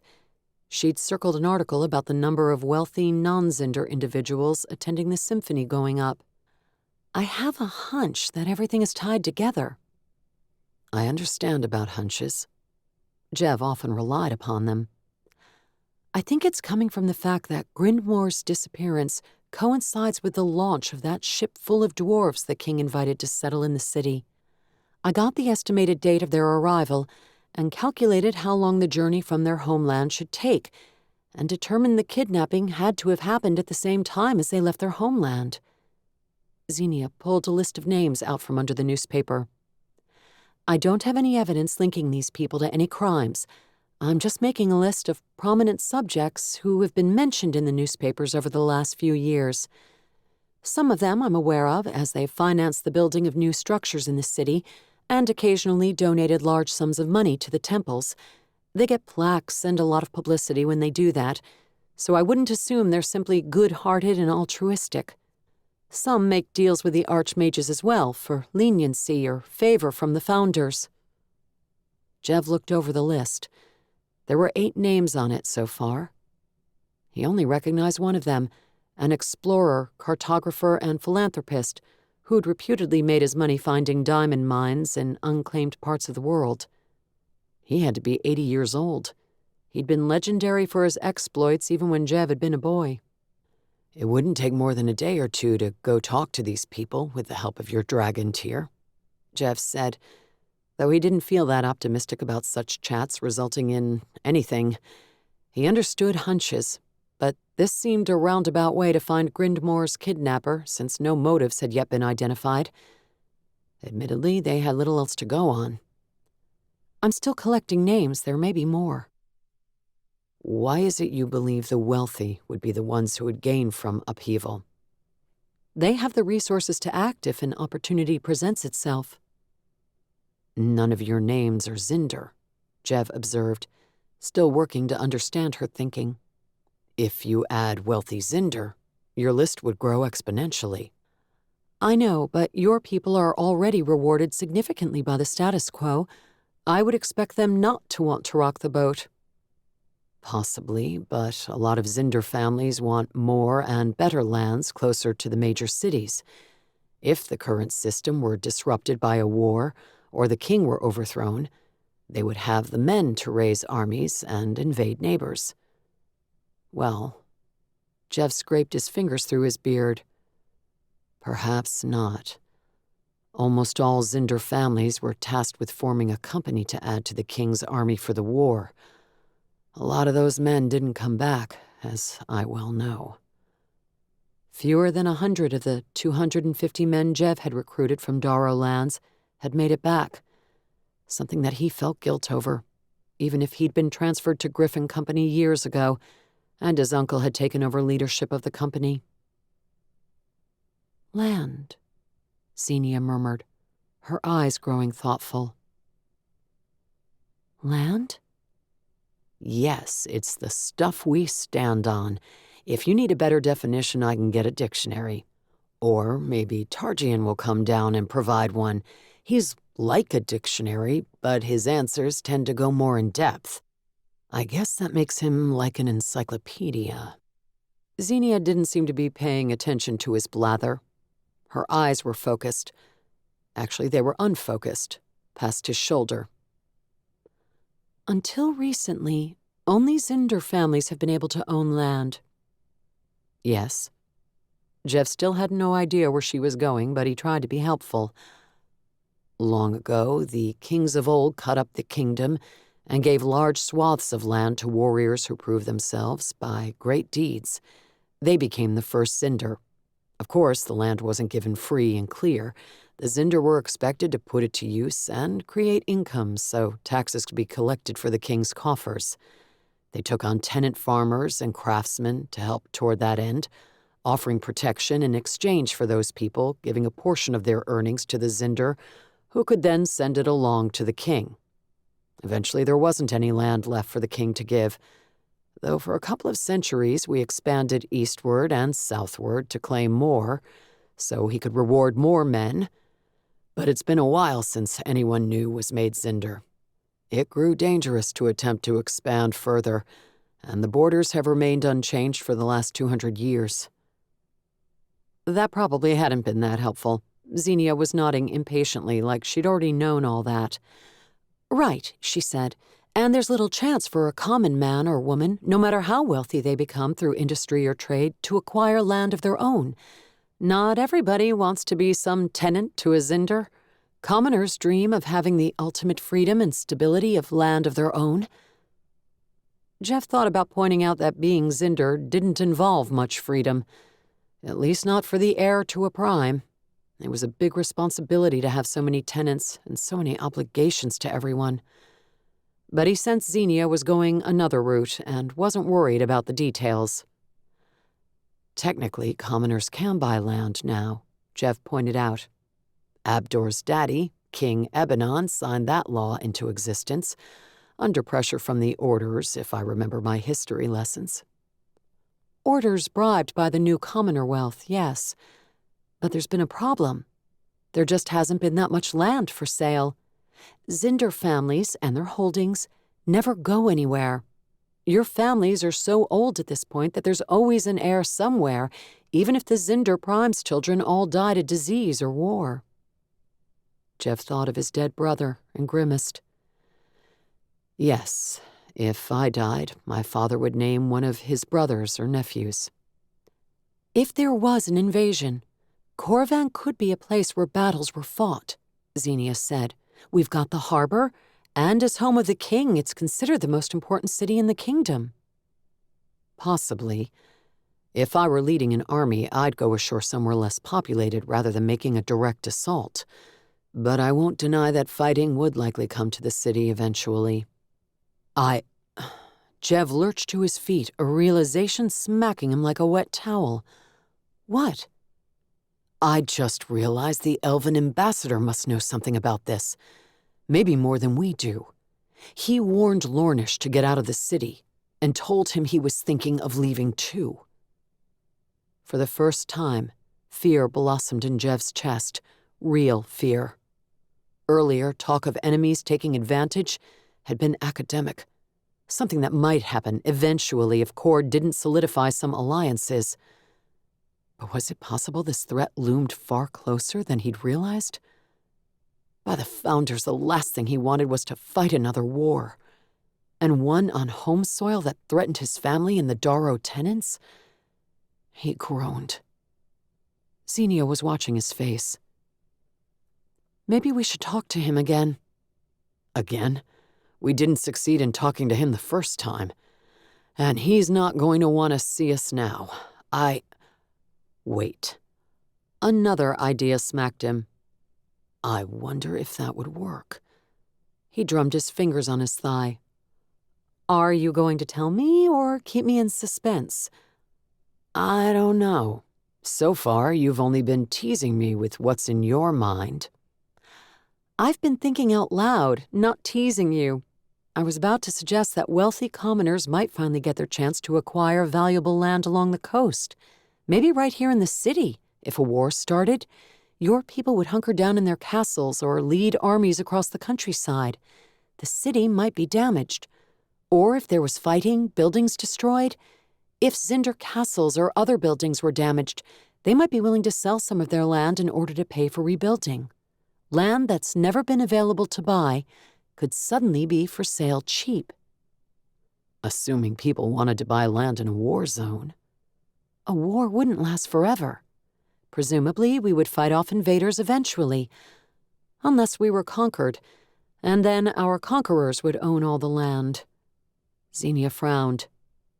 Your would-be land buyer would be taking quite a gamble that all this would turn out in his favor. True. But I believe I'll go down to the property office and see if I can dig up anything interesting. Maybe someone has made purchase offers lately and had them turned down. If so, the clerk might remember that. All right, you do that. I'm going to ask Tarjian if I can make a most generous offer to supply dirt, plants, and workers to help the elven ambassador reconstruct the extensive gardens that my helpers so thoughtlessly burned down the night we were after Yilnish. Dirt? A ruse to get close to him and ask questions? Exactly. Though not entirely a ruse. I was responsible for that and do feel guilty. Maybe I'll leave out the king and make the offer myself. Either way, it should provide an opportunity to speak with him. If I offer an apology, maybe he won't shoo me away. Or set his guard creature on you. It's still alive, isn't it? I think there were 2. And yes, still alive. Maybe I should go with you. Even if he agrees to talk to you, he may lie, and you wouldn't be able to detect it without a dragon tear. You don't think I can tell when an uppity elf is lying to me? I've been friends with Lornish for years, you know. Does he lie regularly to you? No, that's Cutter. He cheats terribly at chips. Jev smiled, but a twinge of nostalgia and worry tainted the gesture as he remembered the last time they had played, on the ship sailing back home to Kor. He realized that if there was anything to Zenia's musings, if someone wanted to ensure the dwarven nation remained indifferent to Kor, or even declared Kor to be an enemy, then what he'd assumed had been a kidnapping might have been a murder. What if they found Grinmore and Cutter but too late? What if only their bodies remained? Murdered in a ghastly way to ensure dwarven hatred. Jev? He shook his head, pushing away the grisly thoughts. If I don't make any headway with him, I'll come back and get you. But I think you should follow your hunch and finish your list for Targian. All right. She sounded reluctant to let him go off on his own. Was she worried about him? Or just didn't think he could get answers without her dragon tear? Maybe she just liked his company, and that was why she wanted to go with him. Wishful thinking, Jev, he told himself. Whatever the ambassador knows, I don't think it's going to have anything to do with who took Grinmore. It sounds like it's more important than ever that we find her. Grimly, he realized that finding her wouldn't stop an invasion if one was coming. All it would do was keep relations between Prescabrato and Kor from deteriorating. That was a good thing, but he didn't see how it could stop a war if one had already been set in motion. All right, Zenia said. I'll finish my list and head to the property office. Good.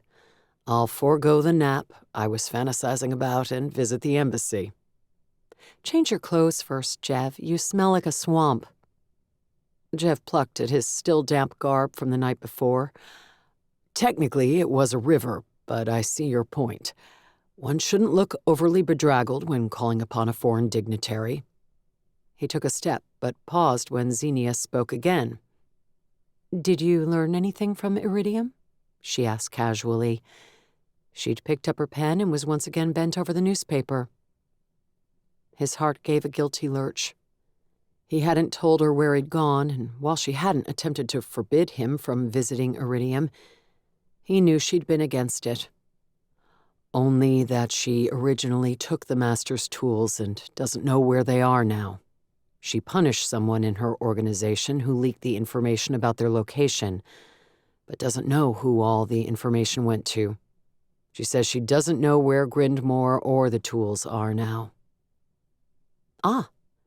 I also suspect she wants to add Lornish to her bedpost notch collection. I didn't think elves could be Zinder, Zenia said, not looking up. She didn't sound fazed by any of the information, but Jev couldn't tell if she was irked with him for going to see Iridium. Lornish definitely is not Zinder, but she could be expanding her tastes. Let me know if you find anything at the property office, will you? Of course. Let me know if you need help with the ambassador. Jev hesitated before heading off, feeling he should say something more, some apology for running off to have adventures without her, or seeing a woman she disliked. Maybe he just wasn't ready to leave her for the day. Clingy, Jev, he admonished himself. Time to get over her and move on. Still, he spoke again, having the urge to tease a smile out of her. Thank you again for doing my paperwork. Maybe once he found Cutter, he would take Cutter up on his offer to help him make Zenia a gift. Even if they weren't dating, one could give a thank you gift to a colleague, right? I'm incredibly relieved that you're my co-captain instead of Garlock. Zenia lifted her head and gave him a semblance of an army salute. You're welcome. You're relieved I'm your co-captain too, right? Of course. If I didn't have a co-captain, all the reports would get stacked on a single desk, and it would collapse under the weight. That would be burdensome. Her eyes twinkled. It wasn't quite a smile, but it would do. Jev bowed low. I'm pleased that my desk and I are here to accept some of your burden. He headed off to change clothes and plan what he would say to the elven ambassador or the minions who guarded the door. Chapter 10. Zenia made it all the way out to the bright sunlight of the castle gardens before she realized she was wearing shoes that didn't match. She only had 3 pairs of shoes. How, when she'd gone up to wash and change her clothes, had she managed to leave with 2 distinctly different shades of brown? Because you're tired and need a nap, she grumbled to herself, stepping off the main path to sit on a stone bench nestled between 2 small lemon trees. A fountain gurgled nearby, the same one Lunas Drem had lain slumped against the night she'd tangled with the rogue elven scientist. Lunas had become involved with that fiasco before Zenia ever met her, but Zenia felt she'd failed the younger woman somehow, that she should have been able to help her and prevent her from being exiled. Zenia sat on the bench, pondering her shoes and whether she had the energy to go all the way back up to her room to change. Would whatever clerk worked in the Kingdom Property Office care about her footwear? Or even notice? She drew out the list of 12 names she'd made from select newspaper articles and journals printed in the last few years. After staying up all night, she was so tired she doubted whether any of her hypotheses about Grindmore's kidnapping made sense. Was it truly likely some wealthy commoner would be behind the event? She remembered the note she'd received a couple of days earlier, the warning to "Ware the wealthy." She wished she could question the person who'd sent it, especially since he or she had also sent a warning about Drem. The person clearly had some knowledge of what was going on in the castle and the city. If Zenia took the warning as credible, she might be on the right path. A noisy yawn escaped her mouth. As tired as she was, would she learn anything from visiting the property office now? Maybe she should wait until tomorrow. But no. Jev hadn't slept the night before either, and he'd gone off to question the ambassador. She could make it through another day and wait to sleep that night. She refused to let him work harder or longer hours than she. As she pushed herself to her feet, voices kept her from stepping straight out onto the main walkway. "I don't care if it's uncouth to talk about," a woman said, coming up the broad walkway toward the castle. "The whole situation is absolutely ridiculous. That the orders would have chosen him over my Ralgon? He's barely out of his teenage years." Another woman issued a delicate snort. "You're just irked that you're not queen right now." "Ladies," another female voice said, "while I understand being upset over the dubious choice of Targian, I don't think you should speak of it here. There are certainly spies in the castle, and you know how such people like to jump on anything that might be considered treasonous and make accusations." The 3 women came into sight, ladies in their 20s and 30s, their dark hair bound back in sophisticated twists and braids that must have taken an hour each to construct. They wore flowing pale blue, lavender, and yellow dresses, all trimmed with elegant silver or gold embroidery. Their soft slippers were wholly inappropriate for walking, and Zenia assumed the women had been dropped off by carriages rather than having strolled up the long road to the castle on foot. Zenia sat back down on the bench, hoping they would pass by without noticing her. She had no interest in their conversation, nor would she waste one of her agents on following them around. Spies. Please. "I don't care who hears me talking," the first one said. "They all know it's true. Ralgon is more experienced in politics.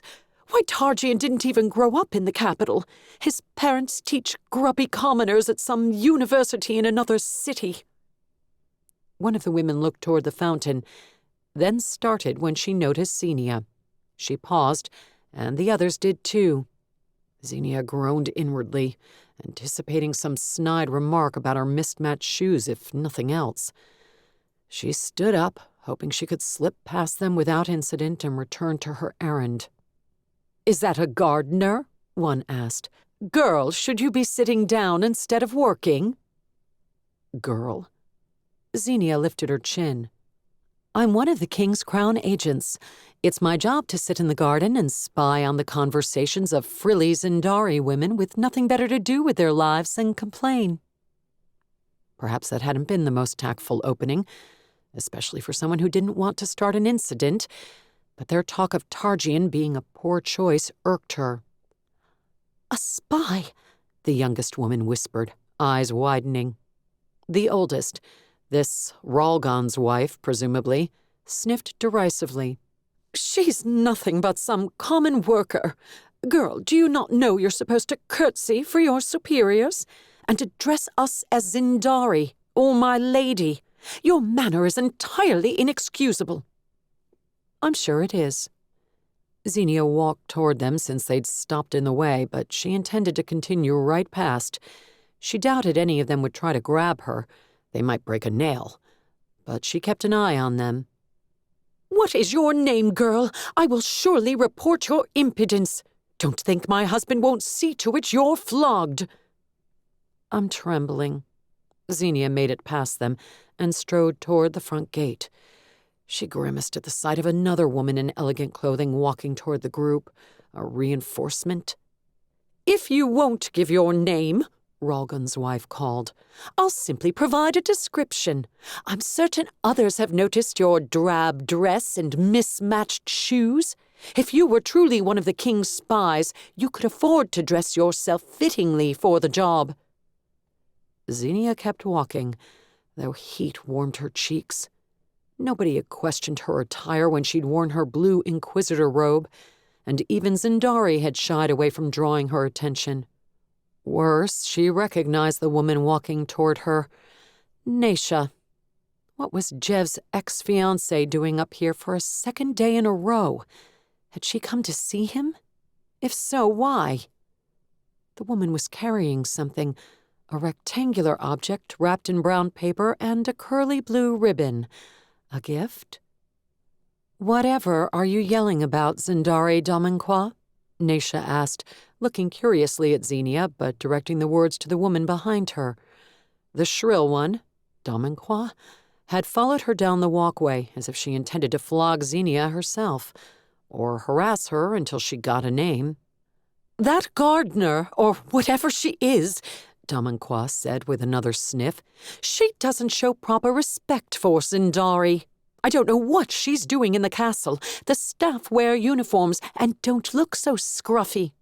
"She claimed to be a spy," the youngest one said. "No spy so disheveled has ever existed, I'm certain," Dominqua said. "She needs to be punished for her impudence." Zenia wanted to continue to the gate, to bypass all of them, but Naisha stopped directly in front of her. Zenia could have stepped onto the grass to get around her, but she had a feeling Naisha recognized her and might think it odd if a crown agent fled ignominiously from some self-important noblewomen. "This woman is one of King Targian's agents." Naisha extended a hand toward Zenia. "I imagine she dresses like a commoner so she can go out among them and not attract notice." Zenia clenched her teeth and didn't point out that she was a commoner, that most of the agents were. She didn't want to deal with these people, but since they were all looking at her, she made herself turn enough to face them. That damned Dominqua had stalked right up behind her like a dog on the trail of a rabbit. "Yes," Zenia said, "as I would have told you if you hadn't jumped to conclusions, I'm Captain Cham of the King's Crown Agents." "She works with Jev," Naisha added, as if they all knew who Jev was. Maybe they did. All Zinder seemed to know each other. "I met her yesterday." "Even if she is a legitimate spy, that doesn't excuse her behavior," Dominqua said. "She walked right past us without curtsying and refused to call us by title." "I'm sure that made your already taxing day terribly stressful," Naisha said. Dominqua's brow creased. "Zendari Naisha, you mock me. That's inappropriate." "Maybe you can have her flogged, too," one of Dominqua's buddies said. Zenia had no idea if it was a joke or not. She dug into her pocket and pulled out a notepad, seeking to end this idiocy. "Dominqua, what's her last name?" she asked Naisha. "Telestin," Naisha supplied, though she tilted her head curiously. "Wife of Ralgon Alderoth, one of Targian's brothers?" "His oldest brother, yes." "What are you doing?" Dominqua asked as Zenia wrote down her name. "Just making a note," Zenia said. "I'll inform the king of your seditious words from earlier." "Seditious? I was merely saying what everybody knows, that the crown should have gone to one of Abdor's more experienced and older nephews." "You also spoke poorly of the orders for their decision." Zenia scribbled another line. "I'll have words with the archmages to let them know you could cause trouble. I used to be an inquisitor, you know. I'm close to the archmages." She almost laughed at her own audacity for making such a claim, but she was positive the foppish women wouldn't know who she was or that she'd been ostracized. "Why, are you threatening me?" Dominqua spun to her friends. "Is she threatening me?" "I have to go," the youngest blurted, the one who'd first warned Dominqua about the potential for spies. "I should too," the other one said, following her young friend toward the castle as fast as her slippered feet would take her. Zenia spotted Ree walking out of the castle, whistling as she strolled in their direction, her bow balanced on her shoulder. She gave the frilly women a lazy, half-hearted curtsy as they hustled past her. "What was her name, Zindari Nasha?" Dominqua asked, sadly not so easy to scare off. "Captain something." "Captain Zenia Cham," Zenia said, indifferent to the woman reporting her. Maybe it was a cavalier attitude, but she doubted Targian would care if some gossiping Zindari reported her for a lack of decorum. She might be his brother's wife, but Zenia doubted Dominqua bothered playing the role of staunch supporter even in Targian's presence. "I shall remember that, commoner Cham," Dominqua said. "Give your tongue a rest, Dominqua." Nasha made a shooing motion with her hand. Dominqua squinted at her. "I will remember your impudence too, Nasha. Your family isn't that important, and you married well beneath your station. You should have been loyal to Jev Dharrow." She whirled, her dress flapping around her legs, and stalked toward the castle. "It must be nice not to have children or a job and simply eat, breathe, and take up space all day," Nasha said, speaking loudly enough for the departing Dominqua to hear. Zenia didn't know what to say. The reference to Jev surprised her, mostly because she wouldn't have assumed it common knowledge that he'd been engaged, and Nasha had broken it off. Maybe 10 years ago it would have been, but how odd that someone outside of their families would remember it. Ree must have been close enough to hear the last few sentences. She was still whistling, but she had lowered her bow and was using it as a walking stick. She made a deeper, more elaborate curtsy as Dominqua passed her, and, seemingly accidentally, stuck her bow out and almost tripped the woman. Sadly, Dominqua jumped over it and didn't fall. "Oh, terribly sorry, Zindari. Forgive my clumsiness." Dominqua threw an exasperated look over her shoulder, but must have been too flustered to issue more threats of flogging. "Don't worry," Nasha said quietly to Zenia. "Nobody likes her. Even if I don't quite understand why the Orders chose Targian, I can understand why they didn't choose his brother. Ralgon left home young to attend school in the capital and spent 10 years currying favor and trying to get an important position in the castle. The rest of Targian's brothers are far more palatable." "Thank you," Zenia said, feeling she should express some gratitude toward Nasha for coming to her defense. There was something surreal about thanking the woman who'd abandoned Jev all those years ago, who hadn't waited for him. Even though Zenia didn't want him to be married, she felt indignation on his behalf. "Do you know if Jev is in your office today?" Nasha asked Zenia as Ree stopped near them. When Nasha looked at her, Ree curtsied, without whacking her with her bow, and offered a polite, "Zindari?" though she also glanced at Zenia, as if to ask if she should go on the attack. The day before, Ree had seemed more offended than Zenia at seeing Nasha holding Jev's hands. Zenia shook her head slightly, then answered Nasha. "I believe he already left on an errand. I'm not sure how long it will take." "Ah, that's unfortunate.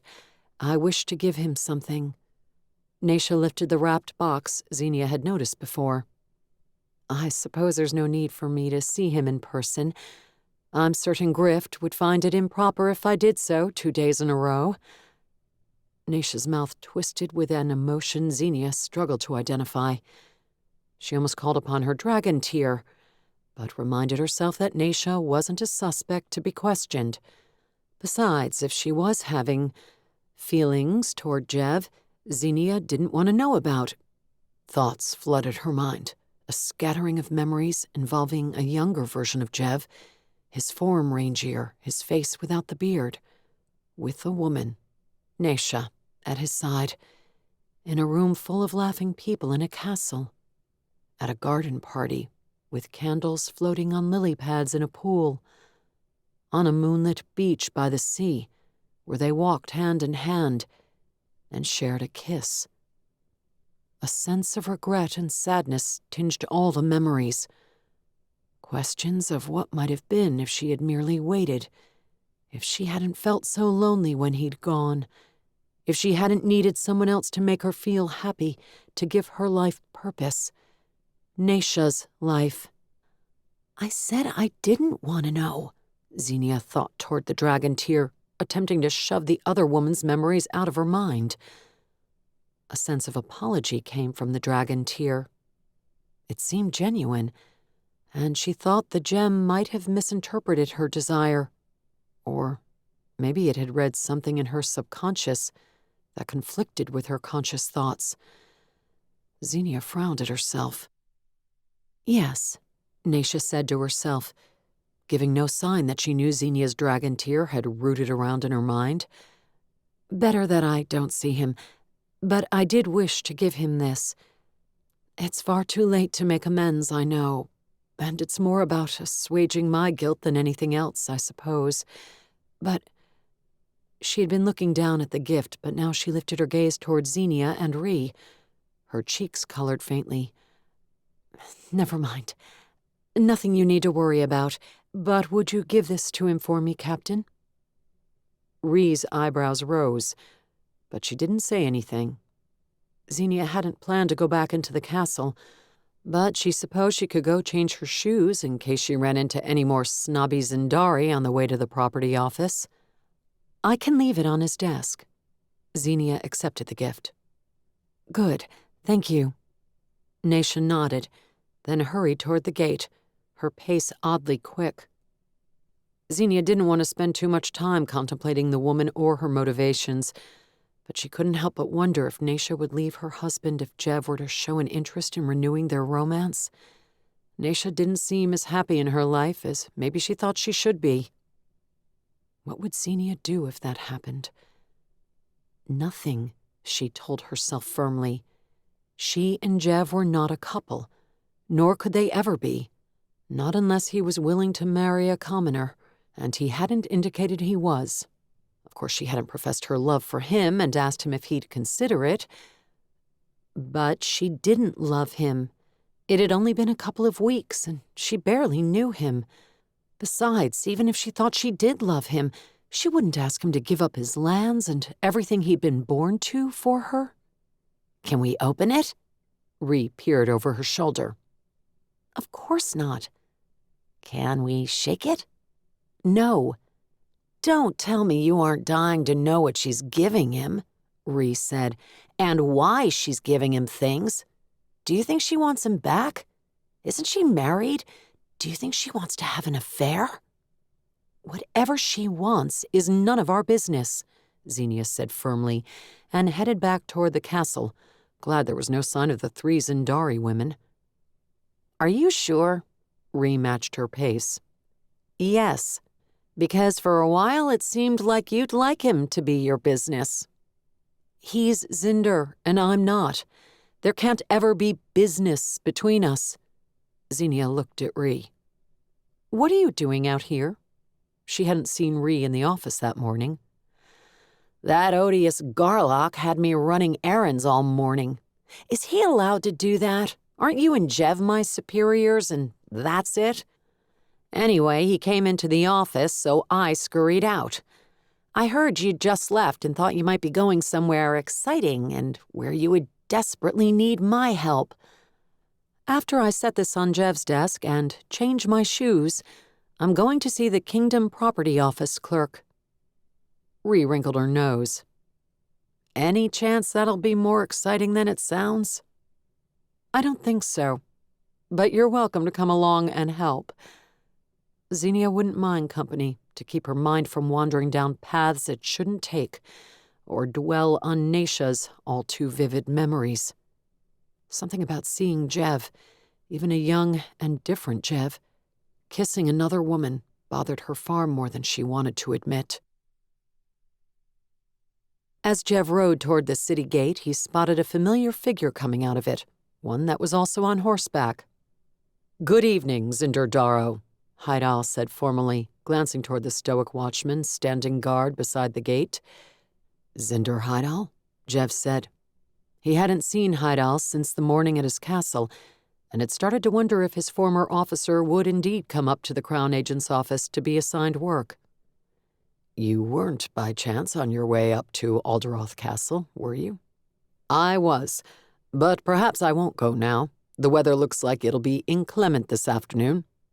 Hydal pointed his chin toward a few dark clouds meandering down from the mountains. "Could be."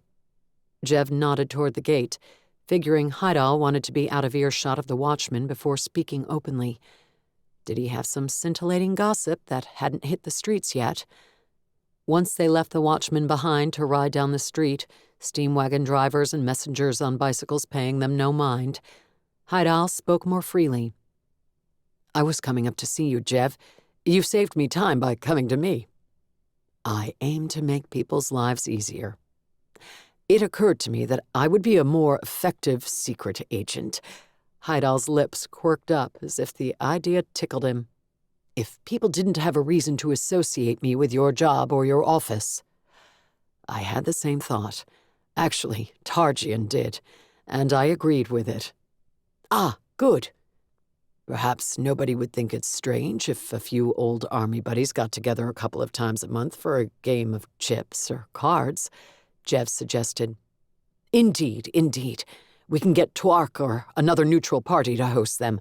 I'm sure he'd be willing if we brought alcohol." "The way to men's hearts, as always. We ought to be able to round up a few other regulars we can trust to be discreet. I know Cutter would enjoy playing, once we find him." Feeling wistful, Jev looked at Hydal, wondering if his new secret agent might have heard anything about the missing dwarves. He doubted it, and it wasn't the news Jev had suggested Hydal seek out, but he kept hoping helpful clues would fall in his lap. "If he comes, I'll be sure to bring extra crons, and a friend with keen eyes. I'm positive that dwarf cheats." "Oh, he does," Jev said. "Nobody suspects him of anything nefarious, since dwarves are supposed to be honest." "I think it's more the hook. You think he can't do any sleight of hand with the chips using his hook, so you don't pay much attention when the bag gets passed to him. You forget that he's a gem carver and has deft hands. Quite true." Jev turned his horse at an intersection. "Where are you headed?" Hydal asked. "The Elven Embassy." "Ah, not far. I'll get to the point then." Hydal scratched his jaw as he casually looked around, ensuring nobody was nearby or paying too much attention to them. Jev nudged his horse closer to Hydal's. "Fresh gossip?" he asked, just loudly enough to be heard over their hoofbeats and the street noise. "Some new, some old. Zinder with too much time on their hands continue to speculate that you're pulling Targian's strings, though Targian hasn't stirred up any trouble in this last week, so I don't think anyone is terribly worried at the moment. There is talk that his brother Ralgun, at his wife's suggestion, may be documenting some of Targian's choices in the hope of convincing the archmages to declare him unfit for the throne. I'll keep an eye on them."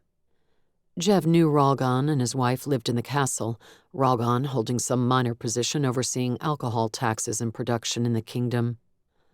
"I suppose our Zinder brethren wouldn't have any news about foreign matters. He was far more interested in enemies of the kingdom and kidnapped dwarves than the usual gossip around the throne and other Zinder right now." "Foreign matters?" Hydal lifted his eyebrows. "I'm not aware of anything, and I don't believe I've heard mention of our neighbors in Drovak or Vilk. Should I be listening for such?" "No." Jev decided not to mention the talk of the orcs, trolls, and ogres. He trusted Hydal, but wasn't sure if he should make his new agent a confidant yet, especially since he'd brought Hydal on to keep an eye on domestic Zinder affairs. "There are also some Zindari women scheming to get your hand in marriage, That information comes via the mouths of their brothers and uncles, you understand. I was at a chips game, as it so happens, sampling fine cigars from Harbold's estate. Scheming? Several people used the word. It seemed apt, so I appropriated it. How so? Like they're going to approach my father? Curse the founder's scaled hides. Jev didn't want to have to worry about this now. He hoped he didn't need to worry about it. His father had given him through the summer to find someone appropriate. Not yet. Perhaps some others in Dari might, but the ones I heard about, sisters Hemia and Fremia Bludnor, believe there's an obstacle. Sisters?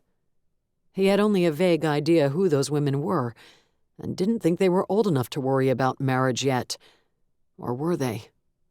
They hadn't been when he'd left, but that had been longer ago than he cared to admit. Wait, obstacle? What obstacle? An attractive co-worker of yours. There's a rumor going around that you and she are mating like overly libidinous orcs.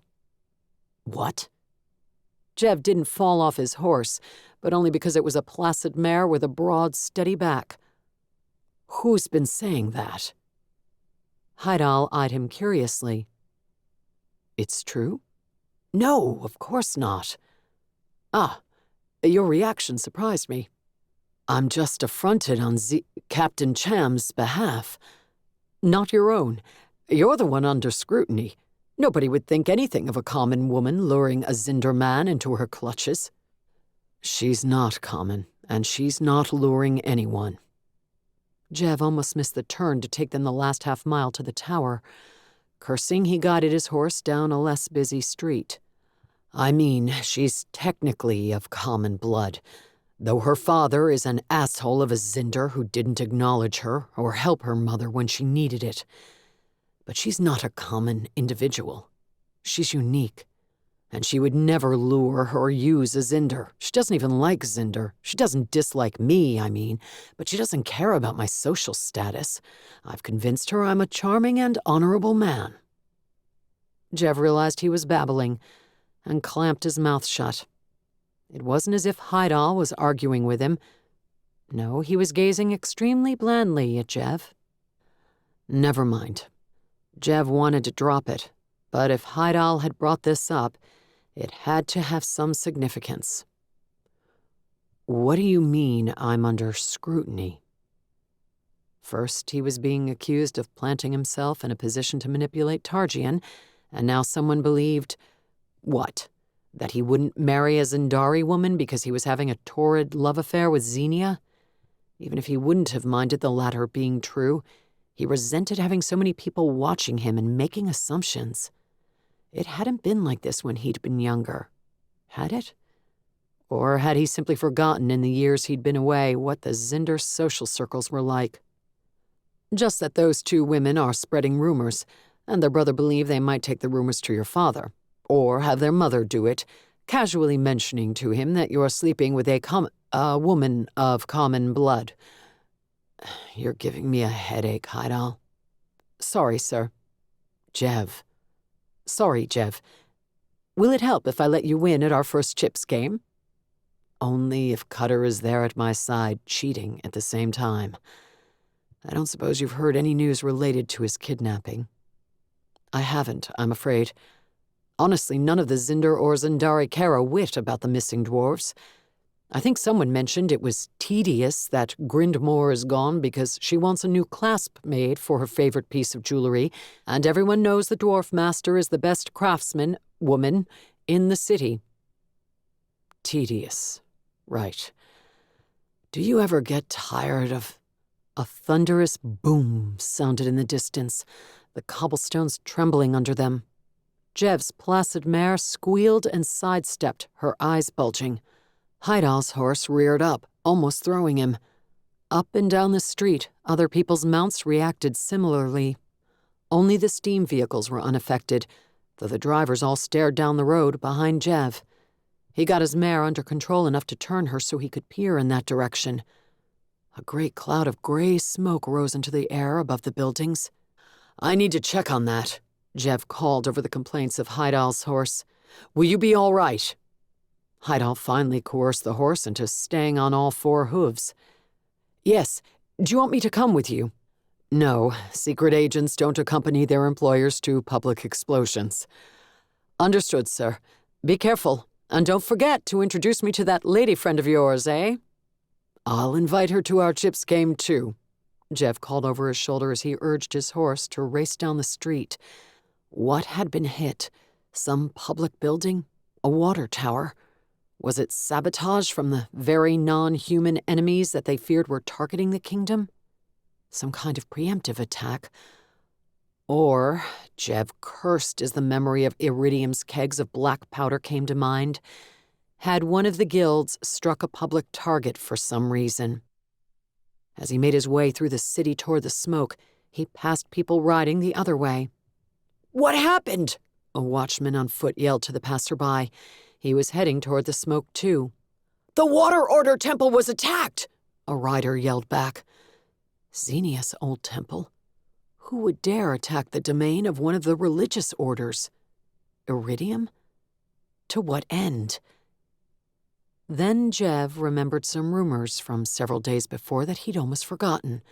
Suggestions that the Water Order Archmage, Zenia's former boss, had made threats about cleaning up the criminal guild infestations and putting bounties on the heads of the leaders. Could this be related? He rounded a whitewashed building, and the temple came into view, its white marble walls and columns still standing, at least in the front where a dragon fountain watched over it from its square. But the smoke came from the back, and as Jev rode closer, he spotted a crowd gathering at the rear corner of the structure. The collapsed rear corner. Several rooms must have been lost, and judging by the snaps and cracks still coming from the temple, the roof might soon fall in other places. Jev rode as close as he could and dismounted. The gray and white uniforms of watchmen and women were among the crowd, the law enforcers trying to keep people back. Monks and mages dressed in blue assisted, but most of them were frantically pushing aside rubble. Jev left his horse and pushed his way through the crowd. He didn't know what help he could offer that the watchmen weren't already giving, but his stomach churned at the memory of those kegs. Kegs he could have thrown into the river and ruined. Not that Iridium couldn't have acquired more, but he had worried she meant to use them for some ill and hadn't done anything about it. If people had been killed... "I'm Zinder Dharrow," Jev barked when watchmen tried to stop him. He pushed past them and lunged to the edge of the rubble. The busy monks and mages didn't look at him. One mage stood with his fingers wrapped around a dragon tear and his other hand thrust out. A huge piece of marble floated out above the heads of his colleagues. They gave it a few nervous glances, but continued with what they were doing, digging someone out of the rubble. "Who's under there?" Jev asked. "Do you need help?" "You've helped the Water Order enough." A woman's cool voice came from his side. He recognized the inquisitor who had interrogated him, and fear struck him like a splash of icy water to the face. What was her name? Zenia had said it. Marlina. Memory sprang into his mind of her standing outside his cell and raking mental daggers through his brain. Of how ineffective he'd been at guarding his thoughts, of how much it had hurt when he tried. She'd elicited pain he couldn't fight off, pain so intense he hadn't been able to keep from screaming. Jev straightened his spine and composed his face, not wanting her to know she'd had a lasting impact on him. Marlina curled a lip, maybe poking into his mind right then, but soon turned her attention to the rubble. 2 burly monks had succeeded in digging a robed woman out, and they were pulling her back to safety. Dust coated the woman's robe and face, but Jev recognized her.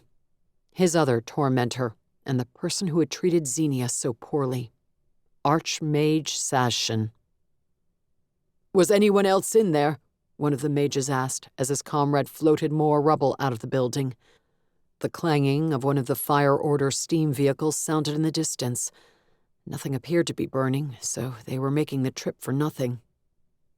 "I don't sense anyone else under the rubble," Inquisitor Marlina said. "Those are the Archmage's quarters, Someone knew just where to strike. Who? Someone shouted. Who knew where to strike? I didn't see anyone, a mage said. Neither did I, another said. Jev thought of iridium and looked around for signs that those kegs had been used. It was possible someone else might have been responsible for the explosion. Maybe she'd had nothing to do with this. Archmage Sashin groaned. Her eyes squinted shut, her face twisted with pain. Someone get a healer, one of the mages ordered. Jev spotted a few slivers of wood in the rubble. Might they have come from those kegs? It would be impossible to prove unless someone had seen a known Fifth Dragon operative placing the explosives. But Jev's gut told him the guild had been responsible. Ballsy of Iridium to order this attack during daylight. Why hadn't she done it at night, when the explosion would have been more likely to find the Archmage asleep in bed, and it would have been easier to plant the kegs without being noticed? Maybe Iridium had worried Jev would tell the Watch about her plans. Or maybe she had a spy in the temple, someone who could tell her when the Archmage went to her quarters. Nurses with stretchers arrived, and the monks placed Sashin on one.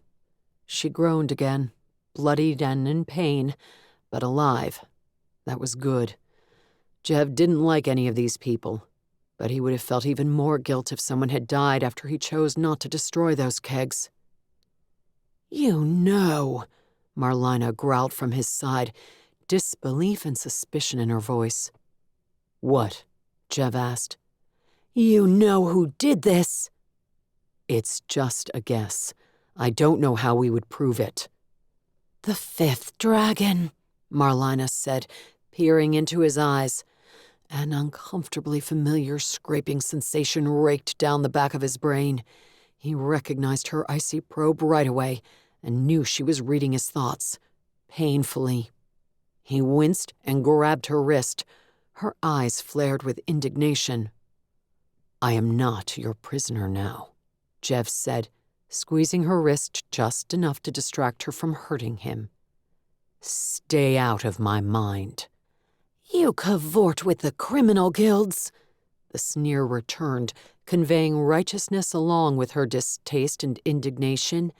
You knew this would happen and you let it. I did not know. If you saw my thoughts, you know that's the truth. At least he hoped she could discern the truth. Since he'd been thinking about those kegs, maybe that was all she'd seen in his mind. Or maybe she would see what she wanted to see, no matter what the truth was. You cavort with criminals, Marlina repeated. And they say you control the king. She tried to jerk her arm away from him. Surprised by the accusation, Jev loosened his grip and let her step back. He didn't know why he was surprised.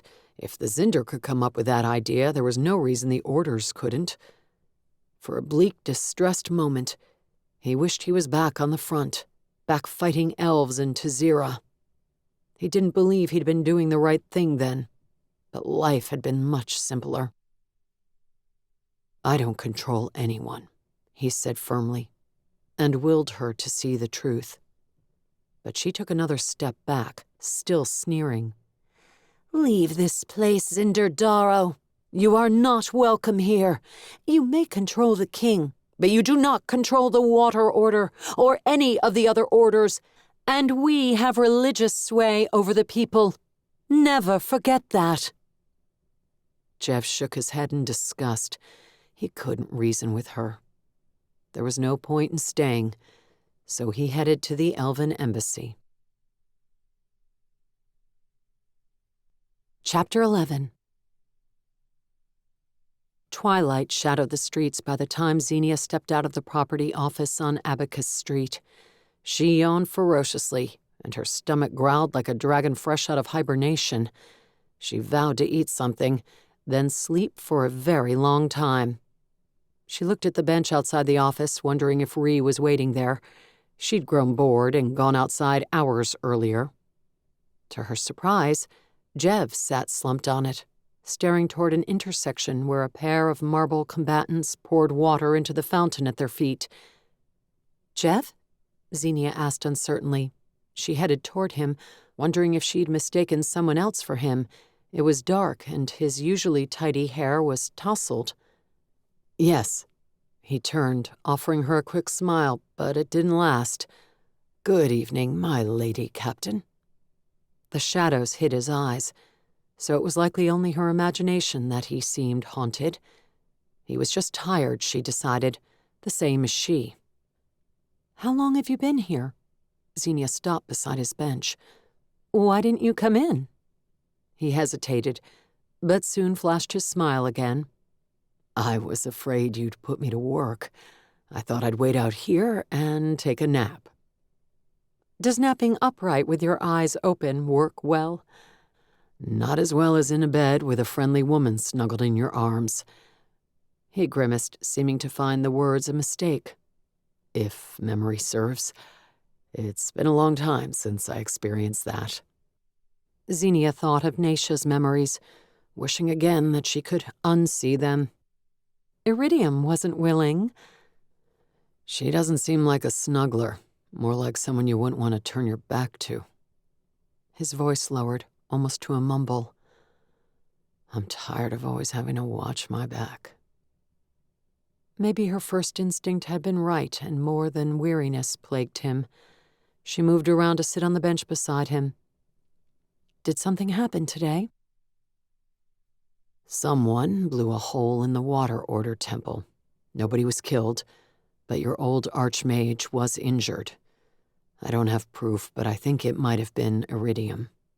That dragon's cursed inquisitor Marlina scraped through my thoughts and saw me thinking that. She accused me of colluding with the criminal guilds and promised she'd be watching me. She also believes I'm controlling Targian. That's a common belief, apparently, with lots of Zinder thinking it too. It seems that because we served together, people think I somehow made the orders pick Targian for the throne and then set myself up in an office in the castle so I could pull his strings. Oh, some women are apparently thinking of telling my father that you and I have been having a torrid relationship, too. No doubt so the old man will put an end to it by swiftly arranging my marriage to an appropriate Zindari woman. One of them, no doubt." Jev rubbed his face, let his head drop back, almost clunking it on the bench, and stared up at the darkening sky. The street was quiet, with the offices closed for the day, and there wasn't anyone except Zenia around to hear his words. She didn't know what to think of everything, but he sounded so weary and distressed that she wanted to hug him. Badly. "I'm sorry." He looked at her and smiled again. It was definitely a forced smile. "I didn't mean to blurt all that out. It's been a trying day. I'm feeling ganged up on and pitying myself. I'll deal with it. Sleep will help." Zenia shifted closer, wrapped her arms around him, and rested her face against his shoulder. "That might help too," he said. It didn't sound like as much of a joke as he might have meant it to be. "I'm sorry the world is bullying you," Zenia said. "Especially my former colleagues." He slipped his arm around her waist and returned the hug, dropping his forehead to the top of her head. She closed her eyes, wishing she could use her dragon's tear magic to make him feel better. But she didn't think magic worked that way. She also doubted she could use it to brainwash all those idiots who were making accusations into shutting their maws. What could they stand to gain from slandering him? Well, marriage, she supposed, in the case of whatever women wanted to talk to his father. Idiots. As if they would enjoy being a part of a marriage they maneuvered the man into joining. "Thanks," Jev murmured. He kissed the top of her head, then withdrew his arm. Zenia missed it immediately. With reluctance, she withdrew her own arms and lifted her face from his shoulder, though she gazed at his profile for a few seconds before shifting to look at the dark street. She didn't know who had started rumors about them having torrid relationships, but she thought of their hug that morning in the office. She couldn't imagine having rejected it, but maybe she should have. They should be careful not to give the appearance of impropriety. The last thing she wanted was for Jev's father to be pressured into making a swift decision regarding his son's marital future. Even if she and Jev could never be more than friends, she wanted to see her friends happy, not manipulated into misery. They were still sitting close enough for Jev to nudge her shoulder with his. "Were you in that office all afternoon? Did you learn anything helpful?" She made herself shift her focus from wanting to comfort him back to their work, though she was aware of the warmth of his shoulder against hers, and let herself lean against him. "Not what I expected."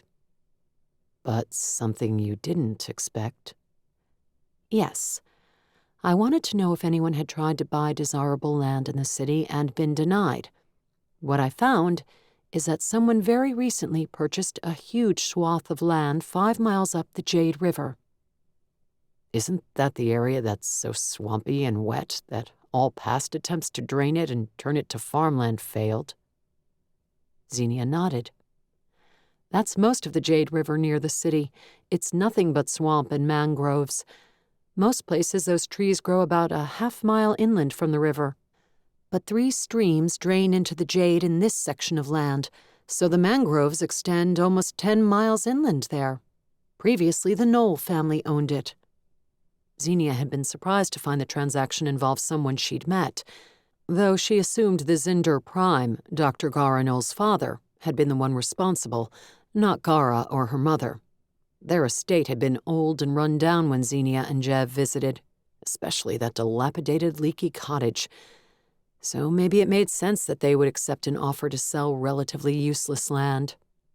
"Previously? Who owns it now?" "A man named Tilder Braxnoth. He's on the list I made of wealthy commoners. I haven't had a chance to research him extensively yet, but from what I've heard of the man, he grew up poor and on the streets and built his fortune from scratch." "Fortune in what?" Jev asked. "Logging?" Zenia had wondered that same thing when she'd been reading about the transaction, since cutting down the mangrove trees for lumber was the only use she could imagine for that land.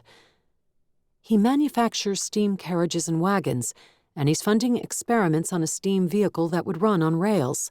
I don't remember what it's called. One of the newspapers spoke of it and him, but as I said, I'll have to do more research." "Unless he wants to drive his vehicles through a swamp. I'm puzzled as to why he would want that land. Did he spend a lot?" "Yes. The Knolls refused his first 2 offers." "Were those offers all this year?" "All in the last month." "Interesting," Jev said. "I thought so. I got his address from the clerk. He rents a townhouse in the city in an exclusive neighborhood. It's on the other side of town, and I'm exhausted, so I think we should wait until tomorrow to visit him. But we should definitely visit him." "Most definitely," Jev said. "He rents it, you say? He doesn't own it?" "A Zinder family owns that whole strip of town. Your people own most of the city." "I feel I should be offended every time you call the Zinder my people." His tone sounded more dry than offended. Zenia considered her use of the term. She hadn't consciously thought about it, hadn't even been aware she was doing so, and she realized her prejudices were showing. She was thinking of the Zinder as if they were some alien race, something inhuman, which, she remembered her run-in with the Dunderheads that morning. Maybe some of them were, but Jev wasn't. He never had been. "Those people," she corrected, hoping he found it amusing. She made a note to try to stop segregating them into some special category. Not all of them were awful and inhuman. Jev chuckled and wrapped an arm around her shoulders. Apology accepted, the gesture seemed to say. She knew she shouldn't, but she hoped he would leave his arm there this time. She leaned a little more against his side. "Did you learn anything from the Elven ambassador?" she asked. "Or did he refuse to see you?" "He wasn't there, and neither were those 2 guards who stopped me last time." "Oh? What about their creatures?" I didn't see them. I walked up to the front door and knocked, preparing my speech about offering to help the elves rebuild their garden. And? She prompted when he paused. Lornish answered. Did he have an opinion on the gardens? Jev snorted. No, maybe because he's recovering from injuries he received fighting a water golem last night. A water golem? Where? Under the city, guarding Iridium's lair. Zenia digested that, shocked that such a creature could exist so close to the city, and that Iridium knew someone who could conjure up such a powerful magical monster. That woman was definitely dangerous. Zenia hoped Jev wouldn't feel compelled to visit her again. Nothing good could come out of dealing with her, as Marlina's accusations surely proved. Lornish said the ambassador's dresser is empty, and his bags are gone. There are only a couple of elves left in the tower, none of the original staff. Should we find it ominous that they all felt compelled to leave the city? Probably. Jev squeezed her shoulders and released her. He leaned forward and pushed himself to his feet. Let's go back and get some rest. We'll visit this Braxnoth's house in the morning and hope the solutions to our problems lie with him. Zenia found it unlikely that one wealthy businessman could solve all their problems, unfortunately, but she would hope for a lead. Jev offered her a hand up and she accepted it, heading into the night with him.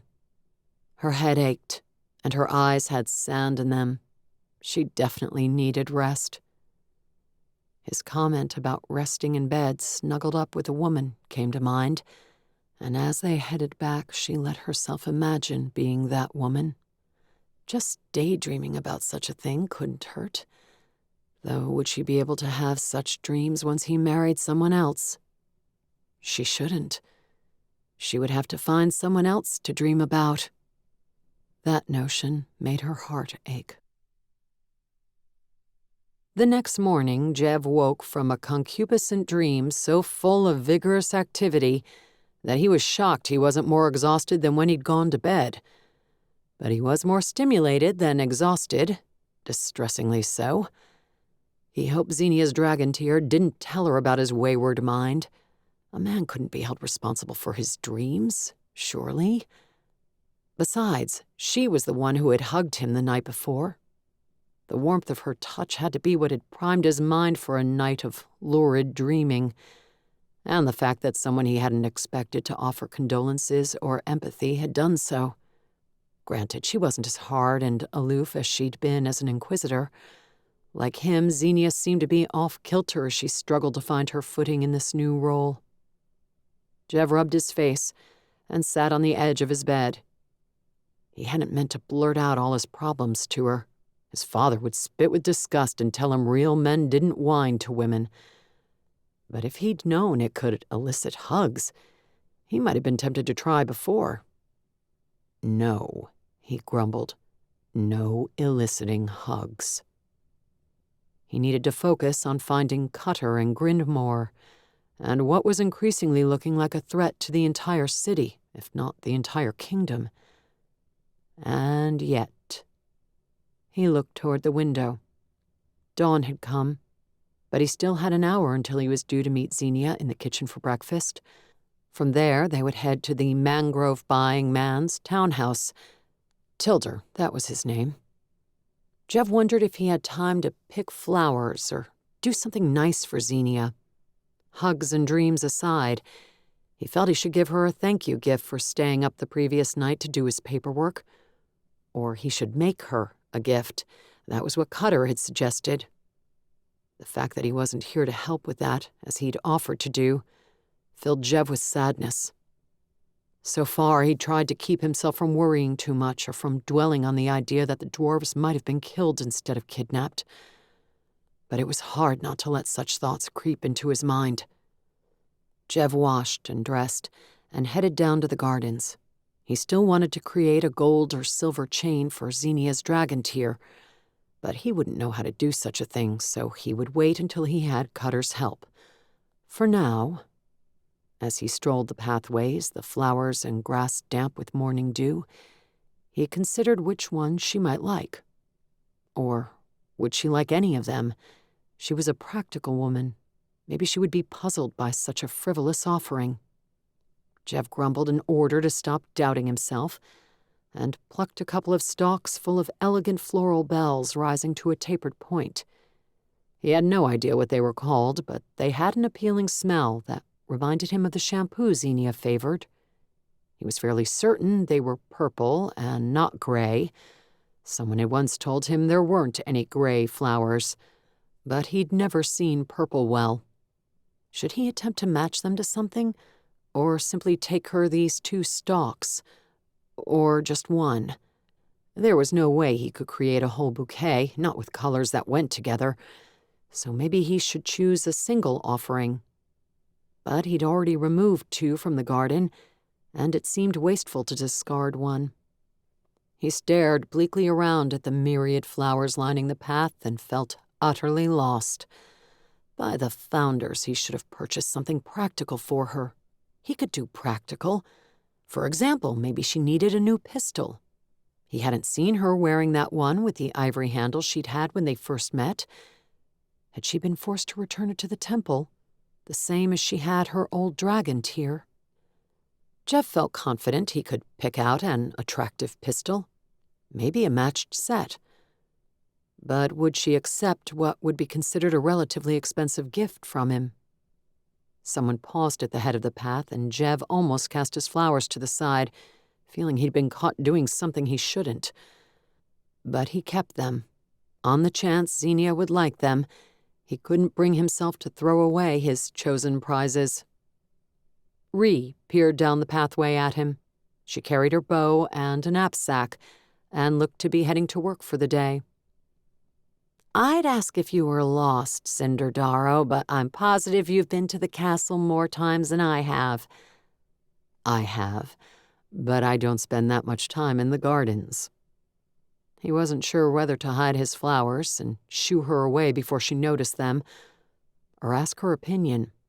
If anyone would know Zenia's taste in flowers, or if she liked them at all, Ree ought to. Ree's gaze drifted to his hand. She'd already seen them. "That answers that question, I think." "What question?" "Whether it was you or Zenia who decided you 2 wouldn't continue dating." Jev wanted to protest, since the comment made him sound like a rotten lemon plucked from a tree, found lacking, and cast alongside the road. It hadn't been like that at all.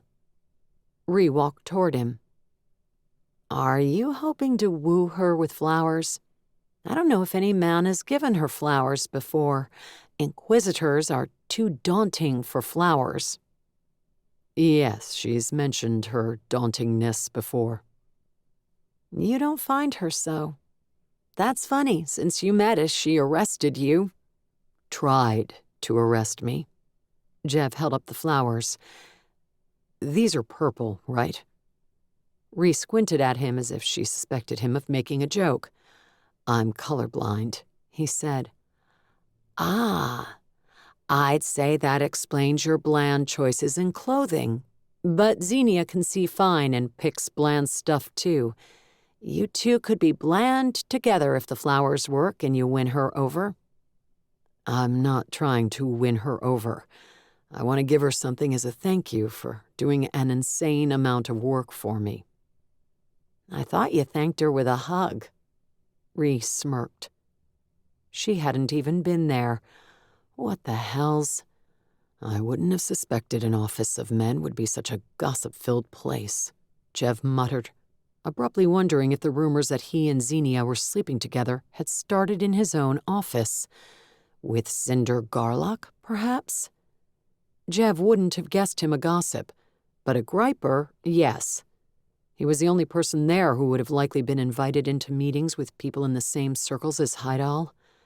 "Hugs are big news," Reese said. "That's pathetic, given all the concerns looming on the horizon." Ree lifted her eyebrows. Jev decided he would let Zenia explain everything to her if she wanted. Since they didn't yet have true evidence of conquerors on the way, he didn't want to make a formal announcement to the office. "Would a white flower go well with these?" Jev asked. "Sure. Maybe something with a large bloom to contrast all those small bells. How about that? Or those?" Jev stepped over to make a selection. "Do you think Zenia likes flowers?" "You'll find out if she flings her arms and legs around you for a passionate kiss." After his dream from the night before, Jev had no trouble imagining how he would respond to that.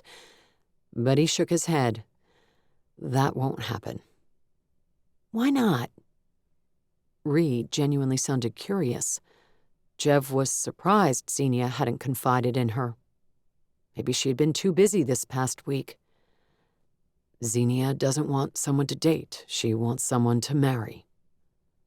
As soon as Jev made the statement, he wondered if it was actually correct. She'd said she wouldn't have sex with someone she wasn't married to, but had she actually implied she wanted to get married? She'd seemed distressed to end things with him, and he'd had the sense from their discussions that she might be interested if he proposed, but maybe he'd been reading too much into her oblique words. "Does she? Huh. I didn't know she aspired to that."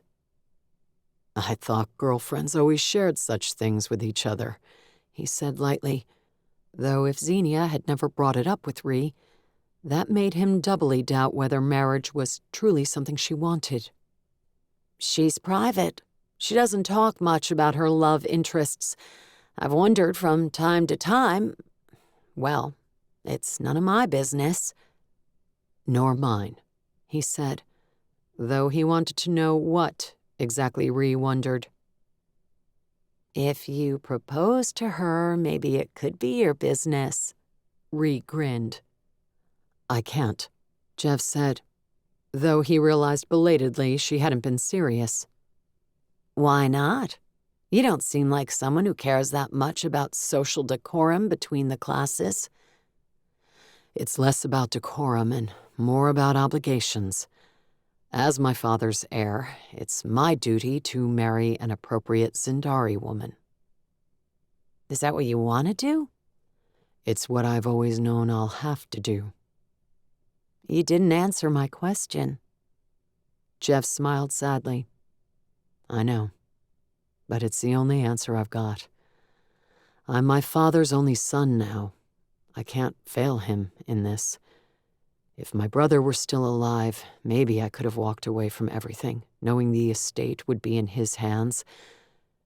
But he's not. And I can't claim he would have been a great choice for Zinder Prime, even if he were."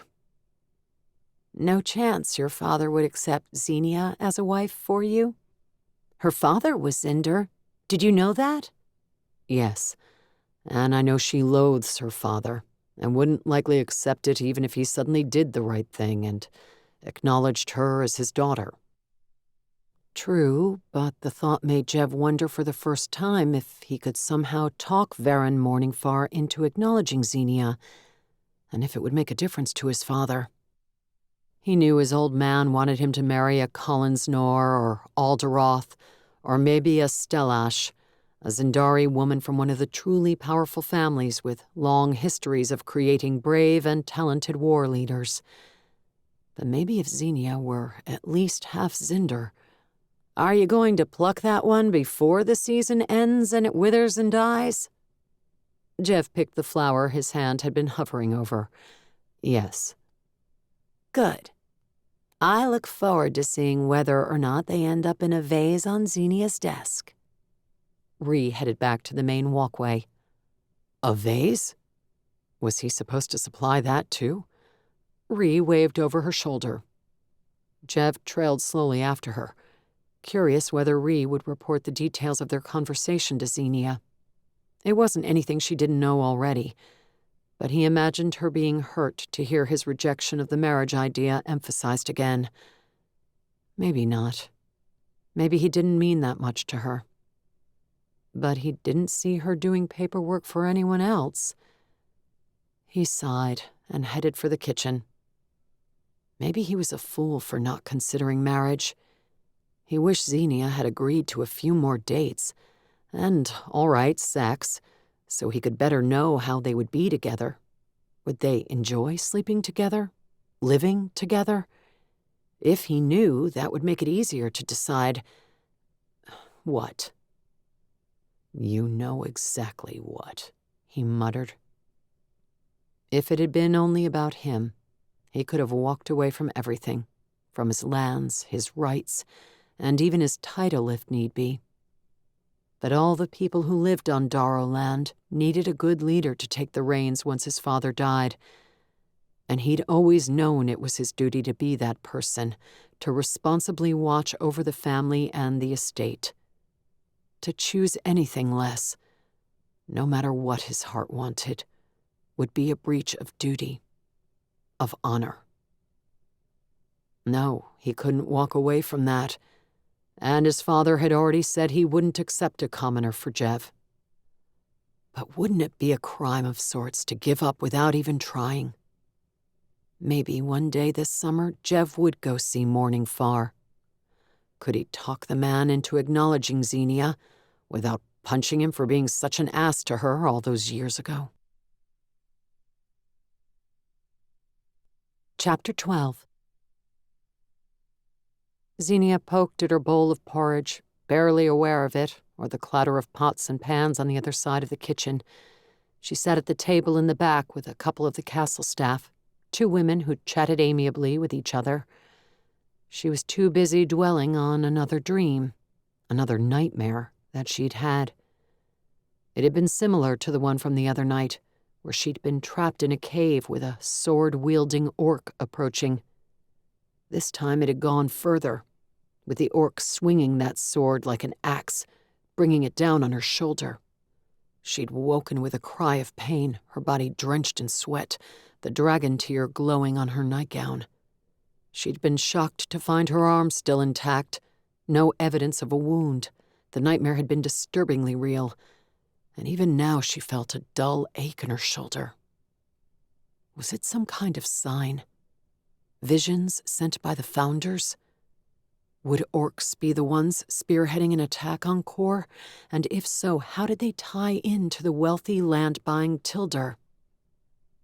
Someone set a glass vase of flowers down next to her bowl, and Zenia stirred, her awareness returning to the kitchen. Jev smiled down at her, his hair combed and his beard freshly trimmed. "Good morning." Zenia made herself smile, though she wasn't in the mood for it. He appeared far perkier than she. He must have had better dreams. The 2 maids stopped chatting and looked over at him. The older one rested her chin on her hands, as if waiting to see what would happen. The younger one gave Jev a long, appraising look up and down. A surge of possessiveness went through Zenia, and she wanted to pull him down and say, "Mine." But he wasn't. "Morning, Jev," she said, glancing at the flowers. "I thought you might like them." He hesitated, his smile faltering. "For your desk in the office, so people can tell it's yours instead of mine." He planted the smile back firmly on his face, but he seemed uncertain. Was he nervous about giving her flowers? Why would such a small gesture daunt him? Unless he worried she would take it as a sign that he hoped she would change her mind about dating him and having sex with him. But she didn't believe he was angling for that. He could have kissed her, and more, when she'd been standing chest to chest with him behind that waterfall. She would have let him. She'd wanted him, no matter what promises she'd made to herself. But he'd been the one to step back. He knew her vow, and he wouldn't attempt to make her break it. She knew that about him by now. There was no questioning his honor. "Thank you," she said, realizing she might be making him nervous by not saying anything. "They're lovely. Does that mean I'll get fewer folders dropped on my desk?" "Probably not." She lifted the vase, bringing the flowers to her nose. The purple lupins smelled wonderful, They were some of her favorites. Jev's smile grew more relaxed. I just need a few minutes to wolf down some food, and we can head off to that townhouse. Want me to refill? Oh, never mind. Did you just start? Not exactly. Zenia thought about telling him about her dreams, and might have if they had been alone, but they weren't. She frowned at the maid watching Jev's butt as he went to retrieve a bowl. A back door opened and one of the pages hustled in, a boy that had been sent to retrieve Jev before. Tamardin, that was his name. "Captain Cham," he blurted, stopping at her side. "The king wants to see you in his office." Jev ambled over with his bowl of porridge. "The king wants to see you too, Zinder," the page said. "In his office." "Not in his bedroom." Zenia almost blushed, thinking he'd heard of how she insisted on seeing Tarjian the day before, early. "He's in his office, Zinder," the page said earnestly, looking a little confused by Jev's joke. "Then we'll definitely go there. Thanks, Tamardin." Jev patted the boy on the shoulder. "Zenia?" She abandoned her porridge, but paused halfway to her feet. Jev might be offended if she likewise abandoned his flowers. What if one of the kitchen staff threw them away? She truly would like to have them on her desk in the office, even though they would wilt quickly down there, given the lack of natural light. "Captain!" The page was already back at the door, holding it open for them. "Coming." Zenia grabbed the vase and hustled after Jev. She would feel silly carrying it through the castle, but that was better than leaving the flowers to chance. She noticed Jev carrying his porridge bowl and spooning in mouthfuls as he ambled after the boy, and promptly felt less silly. "Is that allowed?" she whispered as they followed the page toward the closest stairs. "Eating? I think most people who live in the castle do it from time to time." "You know what I mean." She elbowed him. He grinned at her and took a big bite. "I'm not going to get a healer if you fall on the stairs and get a spoon lodged in your throat," Zenia said. "No? What about if it goes up my nose?" "Definitely not. You would deserve it." "I can't believe you feel that way." He pointed his porridge-laden spoon at her vase. "You're not going to give my gift to Tarjian, are you? I would be devastated." "No." She almost choked on the idea of strolling into the king's office and handing him flowers. "I didn't want the cooks to throw them away." "You could have asked one of them to take them to the office for you." "And give them more work? I'm sure they have plenty." Besides, Zenia didn't think she had the right to order the staff around. In a sense, she was staff too. Tamardin stopped before the door to the secretary's office and started to open it for them, but paused, alarm widening his eyes as he looked at Jev's face. Zenia leaned around to see what the boy saw, then snorted. "Is there a problem?" Jev asked. "Yes," Zenia said. "Young Tamardin here doesn't want to introduce you to the king when there's porridge smeared in your beard." The boy gave her a relieved look. "Damn that hoity-toity royal decorum," Jev said. "You're the oddest Cinder I've ever met." Zenia reached up to scrape the gunk off his beard. He grinned and lowered his face accommodatingly. His eyes were gleaming. She didn't know why he was so cheerful this morning, but the gleam was infectious, and the memory of her nightmare faded from her mind. She looked down at the porridge in her hand and frowned. What was she supposed to do with it? She didn't have a napkin. "I'll get it, ma'am." The boy didn't have a napkin either. He scraped it off her palm, considered it, then considered a potted plant near the door. He finally stuck his hand in his pocket and wiped it off in there. Zenia grimaced, hoping he had plans to launder his trousers soon.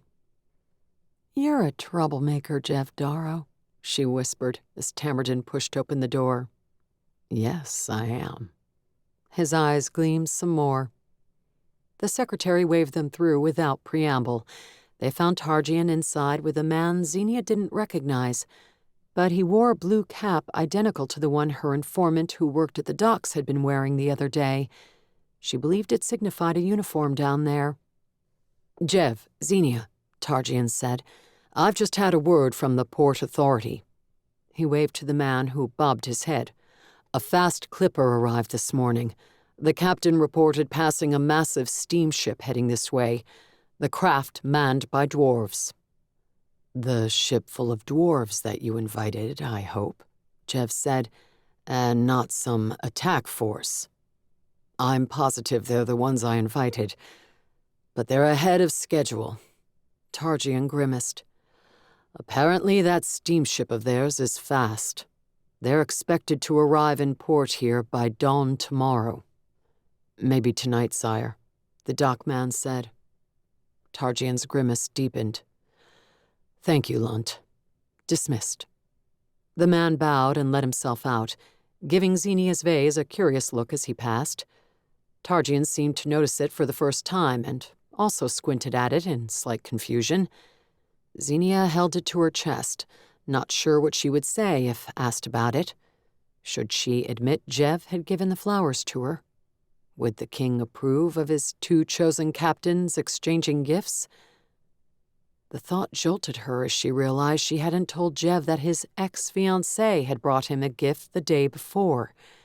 She'd left it on his desk, but she didn't think he had been down to the office since then. Should she say something now? She wasn't obligated to do so, especially not while Targian was talking to them. "Please tell me you've got a lead on Master Grindmore." Targian looked at both of them. Zenia shoved thoughts of gifts from her mind. "Nothing concrete yet, sire." Founder's fiery breath. She wished she could, for once, tell him they were close to completing their assignment. "We do have a lead we're going to check out. We were just finishing breakfast before heading out." She hoped it wasn't disingenuous to call visiting some wealthy man's townhouse a lead. It could be a lead, but right now it was just the purchase of an odd piece of land. "So I'm holding you up?" Targian asked. "No, sire," Zenia said as Jev said, "Absolutely, sire." She resisted the urge to elbow him again, not in front of the king. Targian frowned at Jev. "Did you know the elven ambassador fled the city yesterday?" Jev asked. "He sent a note that he was leaving, yes. I hope you have the dockmaster keeping an eye out for other ships heading to our shores. Ships that would be less welcome than dwarven ones." Targian's eyes narrowed. "You believe attackers are on the way?" "I think there's a reason the elven ambassador and all his staff left the city in a hurry," Jev said, "and that it was more than my rudeness to his garden. I will send word out to all the Zinder families in the area to prepare troops. For good or ill, we have a lot of war veterans now." "Yes, sire," Jev said. "Oh, did you hear the news yet about the sabotage to the Water Order Temple?" "I heard. Guild involvement is suspected." Targian raised his eyebrows. "A guild you're supposedly aligned with?" Zenia stared at Jev, remembering his comments from the night before. "I'm not any more involved with Iridium than you are." Jev waved to the desk chair, and for some reason Targian's cheeks turned red. "I'll let you know if I decide to let one of the guilds suborn me, but for now, please just know that Inquisitor Marlena loathes me for some reason, and anything she says about me is likely a lie." "I'll keep that in mind," Targian murmured, his face hard to read. Zenia hoped nothing happened to make him question his trust for Jev. Jev didn't deserve to have his honor questioned. It sounded like he had enough steaming poo being heaped on him right now without Targian doubting him. "I won't delay your breakfast further." Targian waved to the door and looked pointedly at Jev's bowl. He hadn't been shoveling spoonfuls in his mouth during their meeting, but he still held it. "If there's any chance you can find Grindmore today," Targian added, "I would be extremely grateful." "We'll try," Jev said. Zenia nodded, wishing they could promise more than trying, but she knew they couldn't. "I guess breakfast is over," Jev said as they strode out of the office. "Unless you want to store it in your beard for later, yes." He grinned at her, then waved to her vase. "If I had a more substantial beard, I'd offer to carry those in it for you too, so your hands don't get tired." Zenia blushed, though she wasn't sure why. Maybe because his eyes kept gleaming at her. "I'll hurry down and put them in the office," she said. "I'll get some horses and meet you out front." She nodded and strode toward the stairs. Only when she was halfway to the office did she think to wonder if Jev's good mood was due to her accepting his flowers. More than that, she'd been carrying them around. Did he approve? "Going anywhere interesting?" Ree asked as Zenia passed through the office. She was one of only 2 agents already at a desk. Sort of, at a desk. She was standing behind it and exercising her calves as she read a report. "The townhouse of a wealthy land buyer." Ree looked at the flowers in Zenia's hand, but didn't seem surprised by them.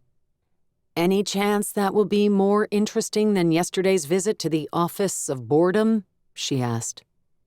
"It's always possible, if you want to come." As Zenia set the vase down on her desk, a desk that had acquired more folders since her last visit, she noticed the wrapped gift resting unopened on Jev's desk. Should she take it to him? No, whatever it was, he didn't likely want to cart it around the city. But she would tell him about it, so it didn't get buried by folders and go unnoticed for weeks. Zenia would be disappointed if she gave a man a gift and that happened to it. "You sure you don't want to open that?" Ree asked, her bow in hand, her calf exercises complete. "Or light it on fire and throw it out a window?" "This office doesn't have any windows." "Guess we're foiled then." On a whim, or maybe a hunch, Zenia grabbed her weapons belt with her knife and pistol out of her desk drawer and buckled it on. She didn't know if this Tilder would lead her to Grinmore, but she had a gut feeling that he was up to something and might not want the King's Crown agents to know about it. Thanks to the help of a stable boy, Jev had 3 horses saddled when Zenia walked out with Ree. He smiled to himself, pleased he'd guessed right, that Ree would be in the office and want to come along.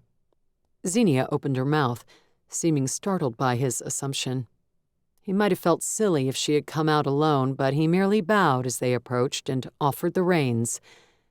He was a touch disappointed that Zenia no longer carried the vase. He wasn't sure why, but it had delighted him to see her clutching it close and walking around the castle with his flowers. But it would have been impractical on a horse. Ree said nothing about the flowers or her part in advising him. He wondered if she'd told Zenia that she'd helped, and questioned him about marriage. "I forgot to tell you yesterday," Zenia said after she mounted, "but I ran into Zindari Naisha in the castle courtyard." "What?" Jev blurted, his good cheer evaporating. The idea of Zenia chatting with his ex-fiancé alarmed him. What if they talked all about him? The stupid teenage boy he'd been when Naisha first came to know him? What could possibly have brought her up to the castle 2 days in a row? Trouble with her husband? For years he'd imagined that scenario, and how he would nobly step in and take her back if she wished it. But now? His father might consider it a reasonable match, and Jev would prefer it to marrying some stranger who manipulated the old man into arranging a marriage. But it wasn't something he daydreamed about anymore. Now he daydreamed about someone else. And night dreamed, too. "She brought a gift for you." Zenia's tone was neutral, and he couldn't tell what she thought of that. "You were out, so she gave it to me to put on your desk in the office. It's there now." "Huh." "We didn't open it," Ree said. "Zenia wanted to." "Ree!" Zenia glared at her. Ree grinned. "Yes," Jev said, recovering some of his equanimity. "With her bow, no doubt." "Zenia doesn't have a bow." "Oh? I must have been thinking of someone else." Zenia nudged her horse toward the gate, apparently considering the conversation over. Jev would happily do the same, but now he was curious about the gift and what it signified. Maybe Naisha was still trying to assuage her guilt. It would be foolish of him to think she wanted anything else from him. He nobly resisted the urge to make an excuse and run into the castle to open it. Jev let the two women take the lead on the way into town while he kept his eyes open for trouble, whether enemy operatives skulking around the city or Iridium's people out setting more explosives. He didn't like that the Water Order Inquisitor had complained to Targian about how Jev was supposedly aligned with the Fifth Dragon. There were enough rumors flying around about him already. "This is the street," Zenia said, slowing her horse as they turned at an intersection. Stone townhouses lined either side of the boulevard with wide walkways out front and trees spreading shade over them. The homes reminded Jev of Naisha's townhouse, the one he'd spied on, and he realized they were only 3 blocks away. It wasn't surprising. Even though Zinder owned land all over the city, most preferred to reside near others of their social status. His family's city house was nearby, too. Sometime he ought to check in on his cousin, who, the last he'd heard, resided in it. "Mostly Zinder live in these homes, don't they?" Ree eyed the 3- and 4-story structures, many with marble steps and columns and carved wyverns or lion heads mounted over the doors, along with other accents to add flair, or maybe pretentiousness. Jev smiled faintly, knowing that wasn't a word that would have come to mind for him before he'd started spending time with Zenia. "Yes, they do," Jev said when the women glanced back at him. "Zenia, you said Tilder is a renter, didn't you? Maybe he's trying to buy this property from the current owner, too." "A townhouse would be a good investment," Zenia said. "I'm less certain about a swamp." "A swamp?" Ree asked.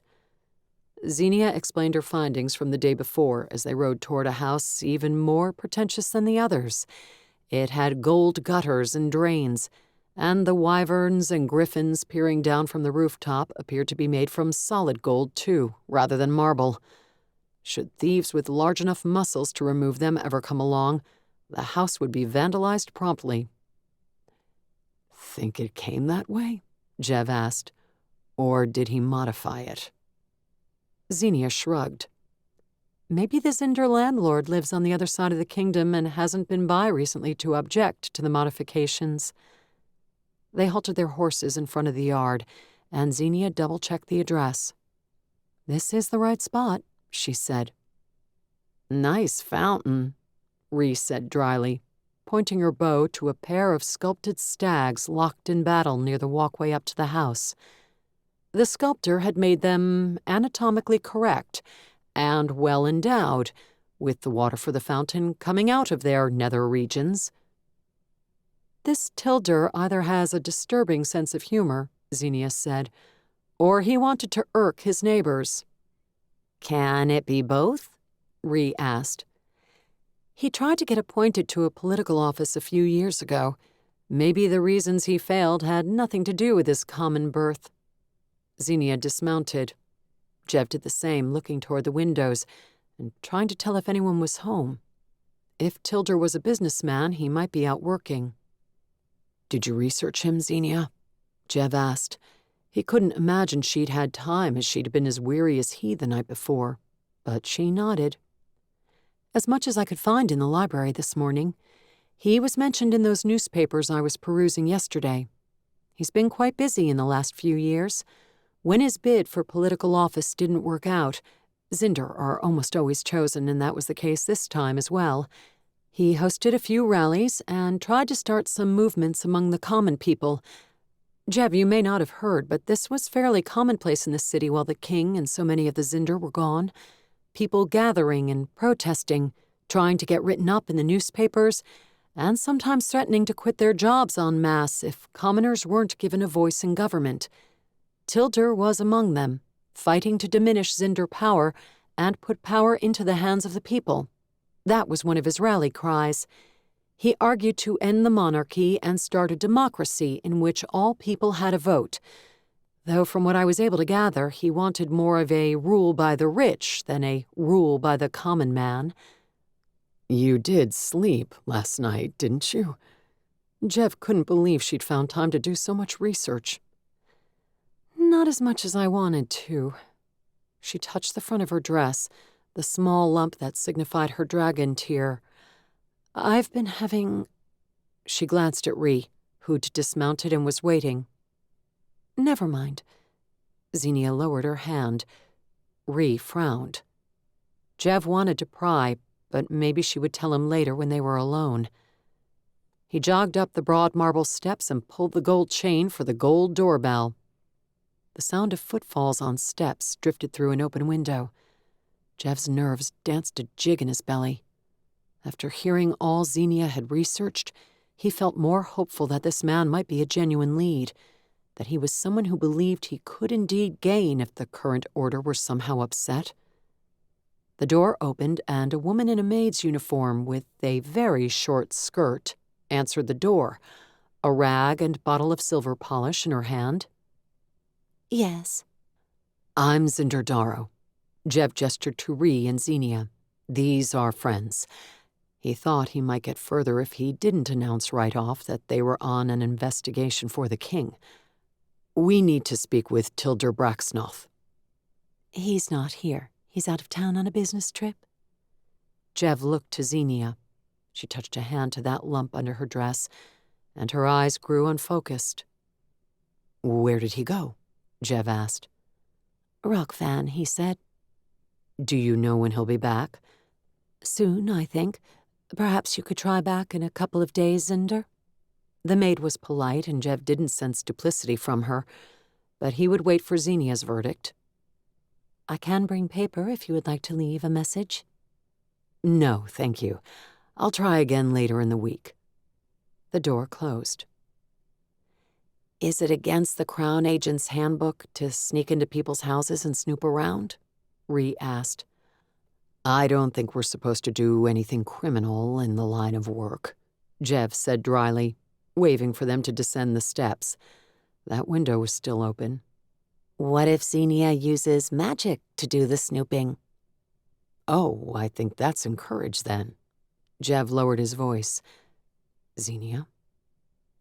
She was telling the truth, Zenia said, but she also didn't know much.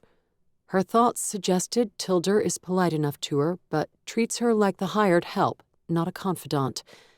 To her disappointment, he's in his 50s, but in her eyes still quite handsome. She wears skimpy uniforms, hoping he'll invite her into the bedroom, but he hasn't yet. Apparently, Tilder lost the love of his life to a Zinder man who keeps her as a mistress, and he hasn't been that interested in sex since. Ree's mouth drooped open. Your new rock tells you a lot more than the old one did. Zenia shifted her weight uneasily. Well, she thought we were judging her for her short dress and felt defensive. That made her think about her reasons for wearing it. Sometimes the new dragon tear gives me more than I meant to seek. She still looked uncomfortable. Jev made a mental note to ask her about that later, to see if anything disturbing was going on. He well remembered Cutter's warning about the significance of an actual dragon being carved on the front. Hoping to take her mind off her concerns, Jev smiled and touched his chest. Judging her? Me? Do I look judgmental? A little stern, maybe, when you're not smiling, Ree said. It's the beard. Actually, it was more me. I did have the thought that the dress was awfully short, which made me think Tilder might require she wear it because he's the lecherous type to impose himself on the help, but... Zenia shrugged. I didn't mean to convey that with my expression. I didn't think I had. She glanced down at her chest, the dragon tear, again, then shook her head and made a dismissive gesture. Jev would definitely ask her about that gem later. What next? Ree asked. I hadn't planned to head to Rock Van today. Why don't we go out to the man's newly acquired property? Jev didn't know if they would find any inspiration out there, but he hoped for some luck. The fact that Tilder had a lot of grudges against the Zinder didn't mean he was a criminal mastermind or had anything to do with Cutter's and Grinmore's disappearance. But they didn't have any other leads to follow. The land acquisition was odd. Jev just hoped they weren't inadvertently investigating some other, unrelated case that they hadn't even been assigned yet. Zenia nodded. I was going to suggest the same thing. I wasn't, Rhys said. What were you going to suggest? Jev asked. That we go pummel some Fifth Dragon people in revenge for bombing the temple. I don't think the Fifth Dragon had anything to do with the dwarves' disappearance, Jev said.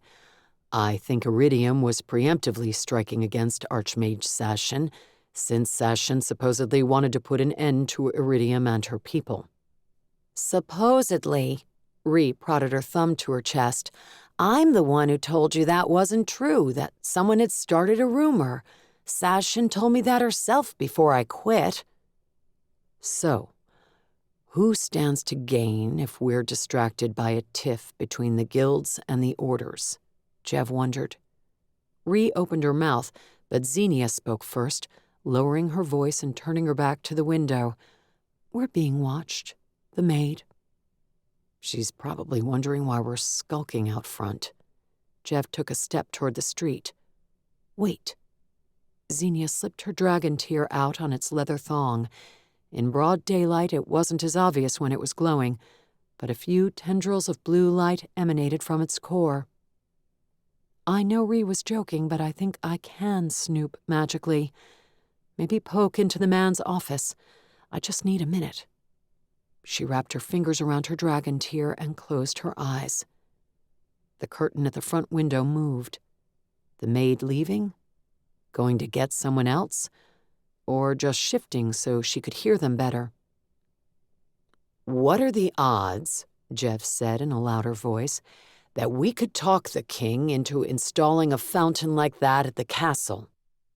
Rhys looked dubiously at the water streaming out of the stag statue's appendages.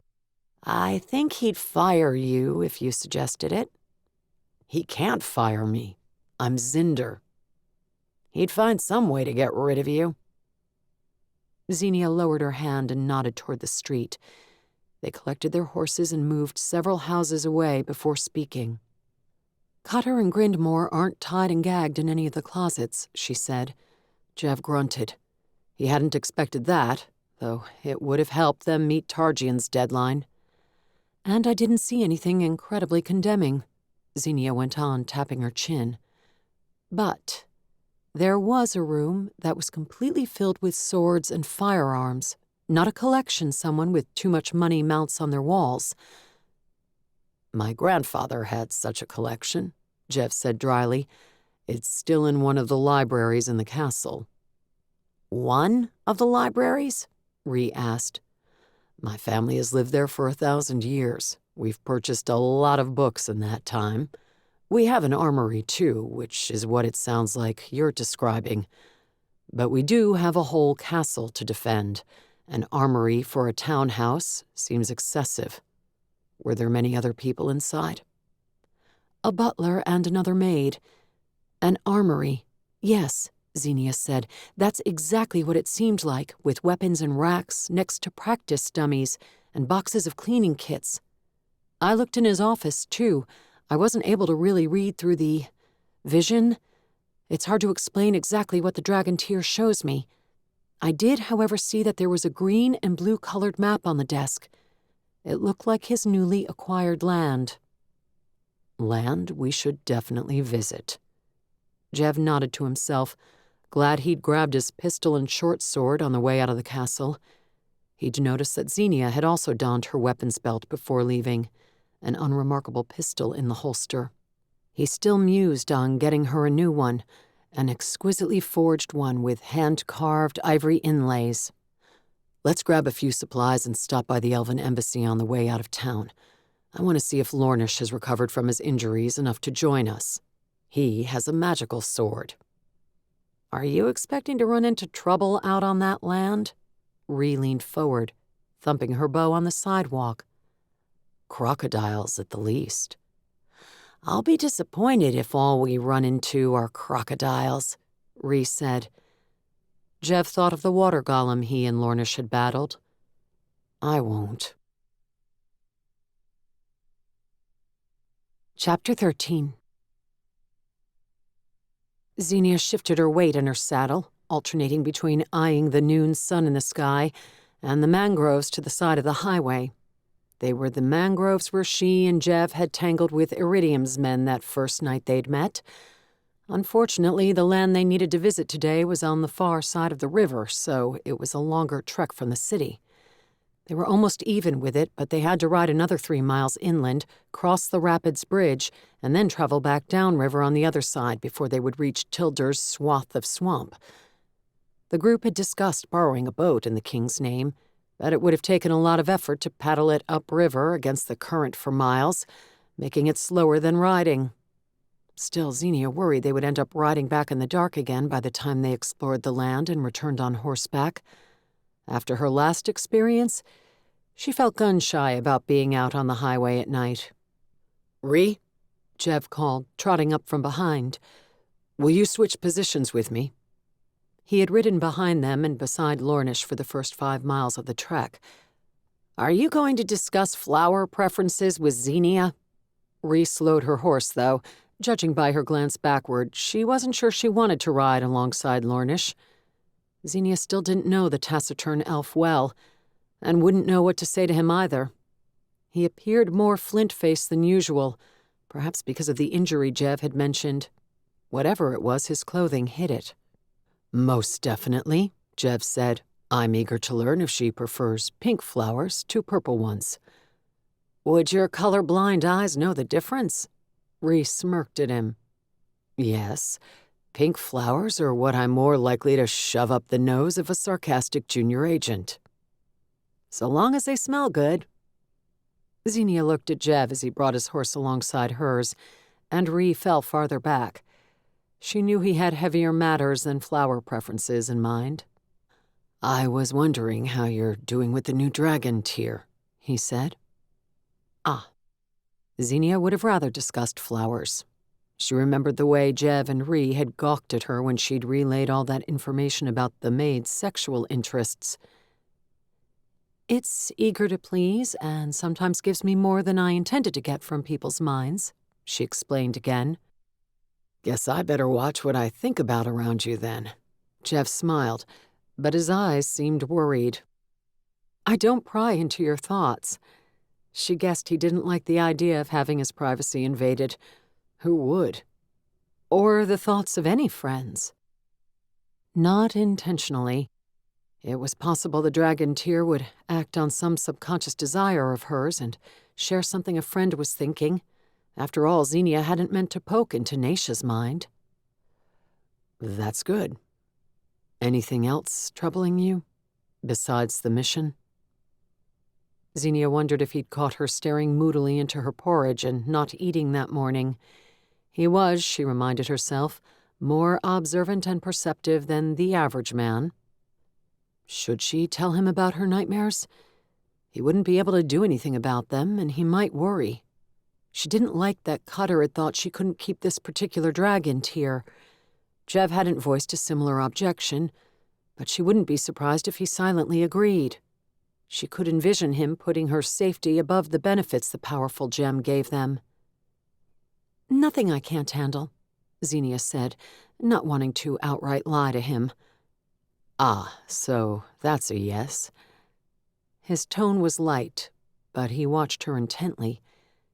And yes, there was concern in his eyes. She sensed he wouldn't let the matter drop easily. I've been having some weird dreams, variations of the same dream.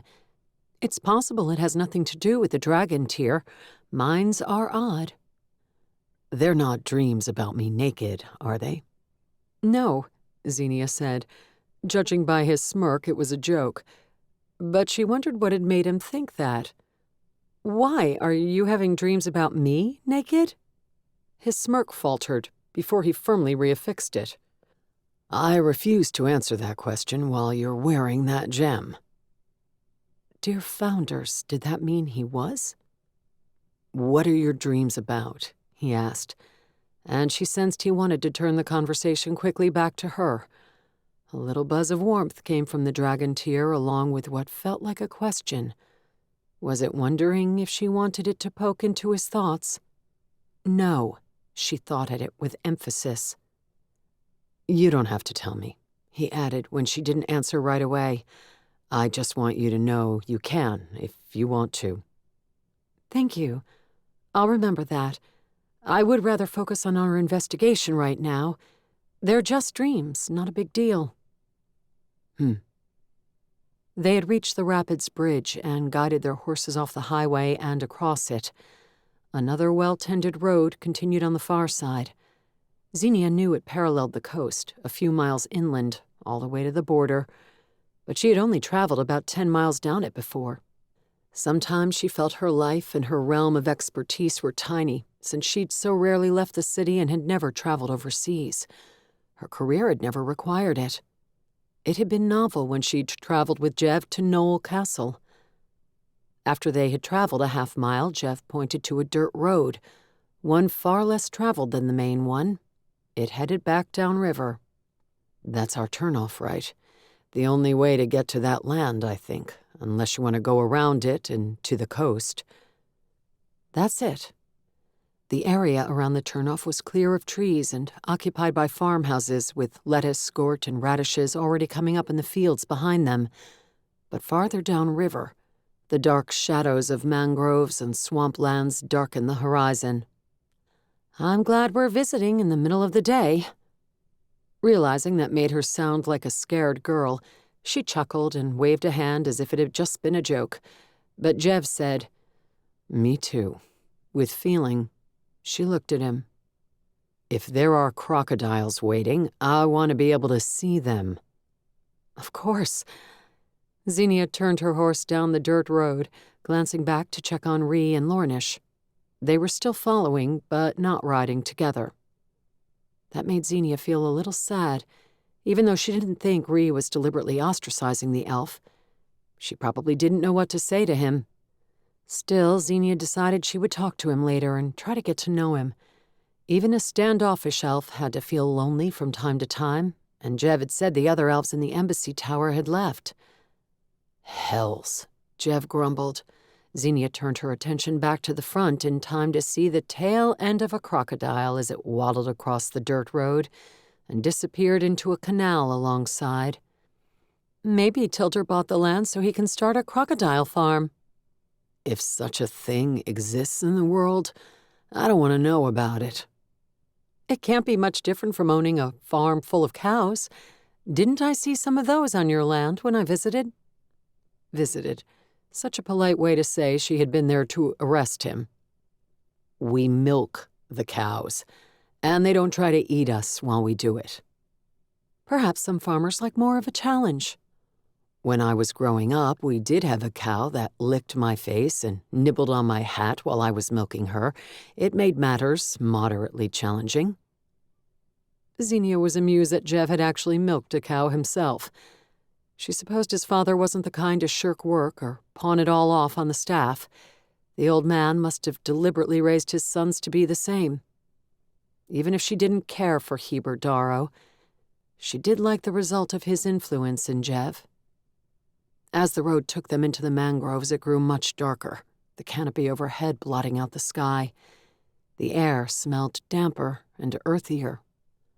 Almost immediately, the road, which had been wide enough for them to ride side by side, dwindled and turned into a path overrun by thorny vines and tree branches that clawed at their clothing. Croaking frogs competed with cawing birds, and occasional splashes sounded in stagnant water to the sides of the path. As many crocodiles floated in the murky pools as logs. A huge snake hissed from a tree branch as they rode under it. Though Jev couldn't be pleased about all the predatory wildlife, he took the lead. Ree and Lornish closed the gap, and soon Zenia could hear the breathing of Ree's horse right behind hers. It sounded hot and tired, or maybe afraid. What Zenia had thought was a root in the path moved, shooting into the undergrowth. Her horse shied to the side, almost stepping in the water. "It may be unwise to take the animals into this," Lornish announced from the rear. Jev stopped his horse and looked over their little group. "They may not be able to travel into the swamp if the path ends or grows too muddy," Lornish added. "If we're forced to leave them, they'll be targets for the predators in here." "How much farther is it to Tilder's property?" Jev asked Zenia.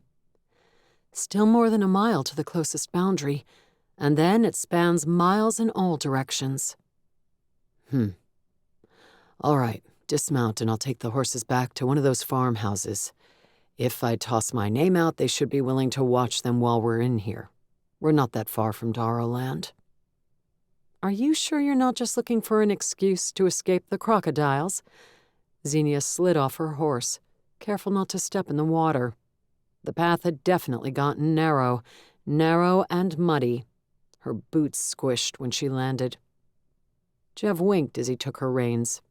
"If I don't come back within 20 minutes, feel free to go on without me." "I'd pine away with loneliness without your company." Zenia removed the travel pack she'd gone back to collect before they'd left town, then relinquished her horse.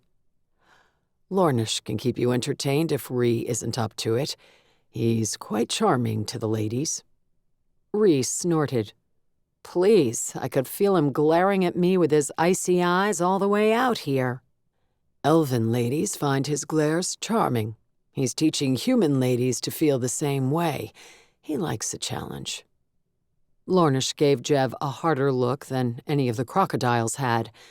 Jev patted him on the shoulder before taking his and Ree's reins. "I'll be back soon. Don't go far without me." Jev rode off with the other horses trailing him. He wasn't able to keep hold of their reins since they had to go single file, but the horses were content to follow each other. Eager, in fact. One kept trying to gallop and pass Jev. Zenia couldn't blame them for wanting to leave the dark swamp. "I will go ahead to scout," Lornish announced. Without waiting for comment, he jogged down the path deeper into the swamp. "Did we miss the part where he charmed us?" Ree asked. "Possibly." Ree peered into the trees to either side of the path. A snake slithered along a nearby branch, flicking its tongue as its eyes focused on them. "Some men wouldn't leave women alone in snake-infested swamps," Ree said. "Yes, but your stick is bigger than theirs. They must assume you can handle yourself." Ree grinned and patted her bow. "It is a big stick." She eyed the snake. "And I'm just as adept at whacking reptiles as I am criminals." "You have experience doing that." "I grew up in the stinky armpit of the Earth Quarter. I've whacked everything." Zenia smiled, alternating between looking up and down the path and out into the murky pools of water between the trees. Lornish had already disappeared from sight. "Is the hayloft working out for you?" Zenia asked. "Yes, but it's lonely. Some workers have been rebuilding the farmhouse during the day, but all the old tenants moved out. I'm envious of your room in the castle. You've got staff awake to chat with any time. A hunky Zinder just down the hall if you get cold and need someone to snuggle with." Zenia ignored that, having already informed Ree of their lack of snuggling, and said, "Do you miss the temple?" "Not Miss Snooty Marlena, or Sashin either. But the other monks, yes. I passed Bondoc at the market the other day, and he barely acknowledged me when I waved and called to him. We used to be sparring buddies. And then Macris, who was with him, told me I should have turned in my bow when I left, that those are weapons for monks only. He's an ass and always has been. But Bondoc nodded in agreement with him. That stung." "I'm sorry. Your association with me has probably resulted in you being ostracized too." "Maybe some, but I think my deciding to leave got them frosty with me too. It's a big deal to be accepted into the monk ranks, especially for a woman. I knew some people would be disappointed if I walked away from that, but I didn't realize. I don't know. It's like I denounced the founders and decided to start a new religion. You'd think I was some evil blasphemer." The snake slithered closer on the branch, revealing its fangs and preparing for an attack. Zenia reached for her pistol, but reacted first. She whacked the thing flat on the head. It reared up like a horse and snapped at her bow, catching the side. It was enough for the snake's fangs to sink in. Ree growled and whipped the bow hard in the opposite direction. The snake's body was coiled tightly around the tree, but Ree's swing was hard enough to snap the branch. It and the snake whipped across the path, pulled by the bow, and Zenia jumped back lest she be whacked in the face. The snake lost its grip on the bow as it and the branch flew across a nearby pool of water before splashing down. Ree sniffed and set the butt of her weapon down. In the water, the snake extricated itself from the branch and slithered away. "I, for one, am glad you kept your bow," Zenia said.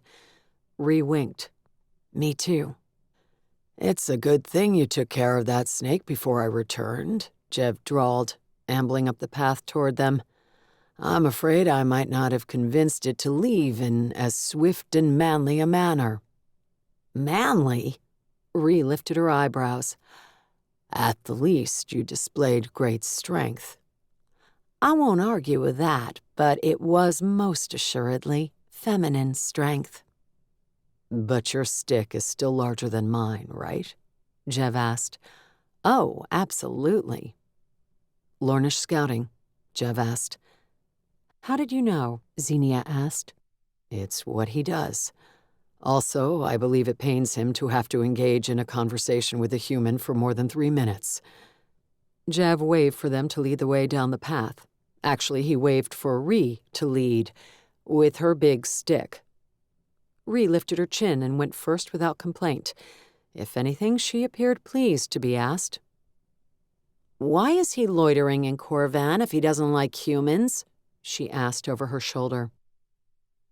"I haven't gotten the answer to that question out of him yet," Jev said, "other than that he's enjoying the city's cultural offerings." "So he doesn't like talking to humans, but he likes human things?" "I think he prefers to study humans from a distance, like a scientist peering into a petri dish." "What did he do in the army?"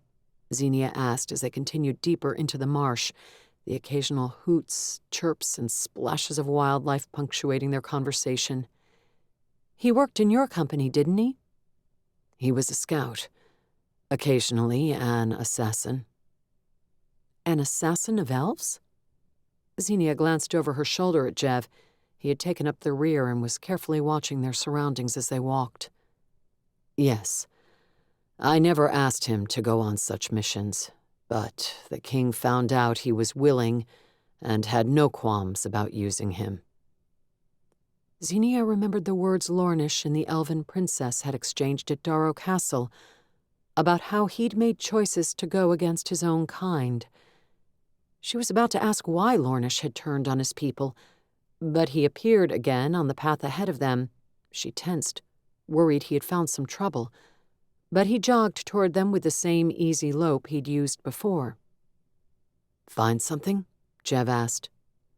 "Something that may be of interest, yes. I'll show you." Lornish didn't slow his pace as he turned and let off again, and Zenia had to run to keep up. She wished she'd worn something less frilly than a dress today, and with more chest support. When they'd left to investigate the townhouse, she hadn't envisioned it leading to runs through swamps. Maybe she would start dressing in trousers and tunics. There wasn't a uniform for the Crown agents, so presumably whatever was practical was permitted. Maybe if she wore a tunic, Bracco would leer at her chest less often. The path ended at a patch of grass and tangle of mangrove roots. Lornish hopped over the roots and continued onward, turning to follow the high ground between 2 pools of water. Mud squished under their boots, and a crocodile watched their passing from one of the pools. Zenia did not think Ree was quite strong enough to fling it 20 feet if it clamped onto her bow. Lornish zigzagged his path, turning here and there, seemingly at random, and Zenia grew nervous about being able to find her way back. She believed they had crossed onto Tildor's property about where the path had ended, but it was hard to judge boundaries out here, or even tell which direction one was going. The sun's rays couldn't break through the thick canopy, so one could wander in circles for hours, maybe even days. Finally, as Zenia was panting and on the verge of begging for a break, Lornish stopped. They had reached the largest pool she'd seen yet, almost a lake. An island rose from the middle of the gray water, taken up almost completely by a massive white oak draped in thick curtains of moss. Judging by the trunk's girth, with lower branches thicker than an ogre's waist, the tree had to be several hundred years old. A rope bridge led out to it, wood planks tied so they hovered an inch or two above the surface. Though the water did not appear that deep, Lornish headed for the bridge. As Zenia followed him, she saw the reason. Half a dozen crocodiles floated lazily along the surface, a couple of them already eyeing the intruders. Lornish? Jev squeezed around Zenia and ready to catch his friend before he started across the bridge. Did you see those? Jev pointed not at the crocodiles in the water, but at 6 or 7 more resting on the island under the oak. Yes, Lornish said. I have my sword and my bow, though it's unlikely they will attack a group of warriors. Zenia doubted anyone would mistake her for a warrior, though with the dragon tear she might qualify as a mage. She pulled out the gem, intending to leave it atop her dress so she could easily wrap her fingers around it. To her surprise, it shared a vision with her of its own accord, a wooden platform high in the branches of the huge white oak tree, with a spyglass mounted on a tripod up there. A faint magical energy came from the device. Before we test that hypothesis, Jev said, want to tell me why this group of warriors would want to visit that tree? There's something magical up there, Zenia said, her eyes blurring as she saw both the platform above and her group. She blinked to refocus, and the vision faded. Lornish looked at her, then at her dragon tear. Unlike Cutter, he'd never commented on it. If he thought there was anything extraordinary about it, he hadn't shared it with her. Yes, he said simply, and faced Jev. I believe it may be pertinent to your investigation. Lornish pointed at the oak. There's a ladder leading up the far side. Zenia eyed the oak's branches, but from down here the platform wasn't visible. I'll lead, Lornish said, unsheathing his sword. Maybe he wasn't as certain as he'd sounded that the crocodiles wouldn't attack. Ree went second, and Jev, his short sword and pistol in hand, nodded for Zenia to go ahead of him. Are you letting me go ahead so you can protect my back? She asked as they headed across the bridge, the wood planks swaying and creaking underfoot. Or so I'll get eaten before you do. I'm a noble Zinder warrior, he said, eyes narrowing. She couldn't tell if he was truly offended by her joke, or if he was only pretending to be. Which means you'd risk your life to save mine. I'd give my life to save yours, he said, his eyes serious as he looked from her to the crocodiles ahead of them. What about if it was my life at risk? Ree asked. The Zinder Code demands a man step in front of danger to any woman, Jev said. But you'd be happier about getting impaled by danger to save Zenia, Ree smirked back at them. This group talks too much, Lornish announced to no one in particular. The crocodiles, perhaps. He was almost to the island, and the creatures weren't backing away. The ones in the water drifted closer to the bridge. Zenia wondered if she could use her dragon tear to mentally coerce them to leave. She could if they were human, but would such power work on an animal? She was on the verge of trying when Lornish stepped foot on the island. All 7 crocodiles on land raced toward him as one. Hells, Jev cursed and rushed past Zenia as Ree also ran forward to help. Lornish shouted a word, and flames appeared along his sword. He leaped past one of the crocodiles, jamming his blade into its head as he went, and landed in front of the tree. He spun toward his attackers and put his back to the thick trunk. 3 of the crocodiles lunged for him, jaws snapping. 2 others veered toward Ree, and 1 angled toward Jev. Terror surged through Zenia's veins as she grabbed her dragon tear with one hand and yanked out her pistol with the other. Jev fired his own pistol, lodging a bullet between one crocodile's eyes. Ree cracked another in the maw with her bow, but she had to leap into the air to avoid the snapping jaws of one lunging in from behind her. Zenia almost fired at that one, but her comrades were too close to the creatures. She risked missing and hitting one of them.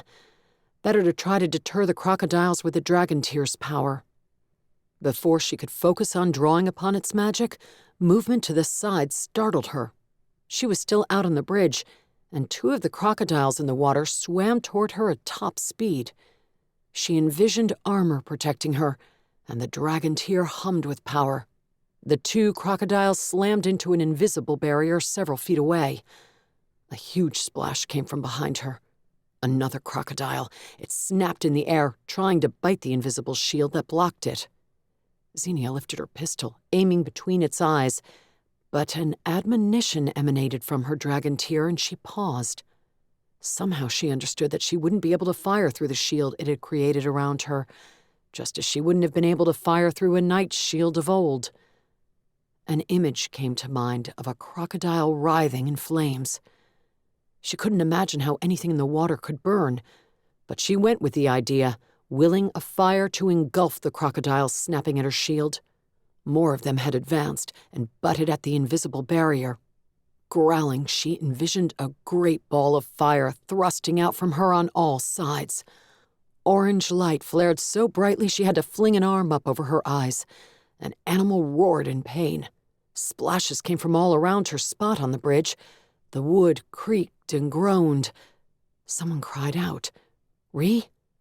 Zenia jerked her mind away from the dragon tear, afraid the flames would spread out too far and hurt her friends. The orange light disappeared, and she blinked to recover her vision.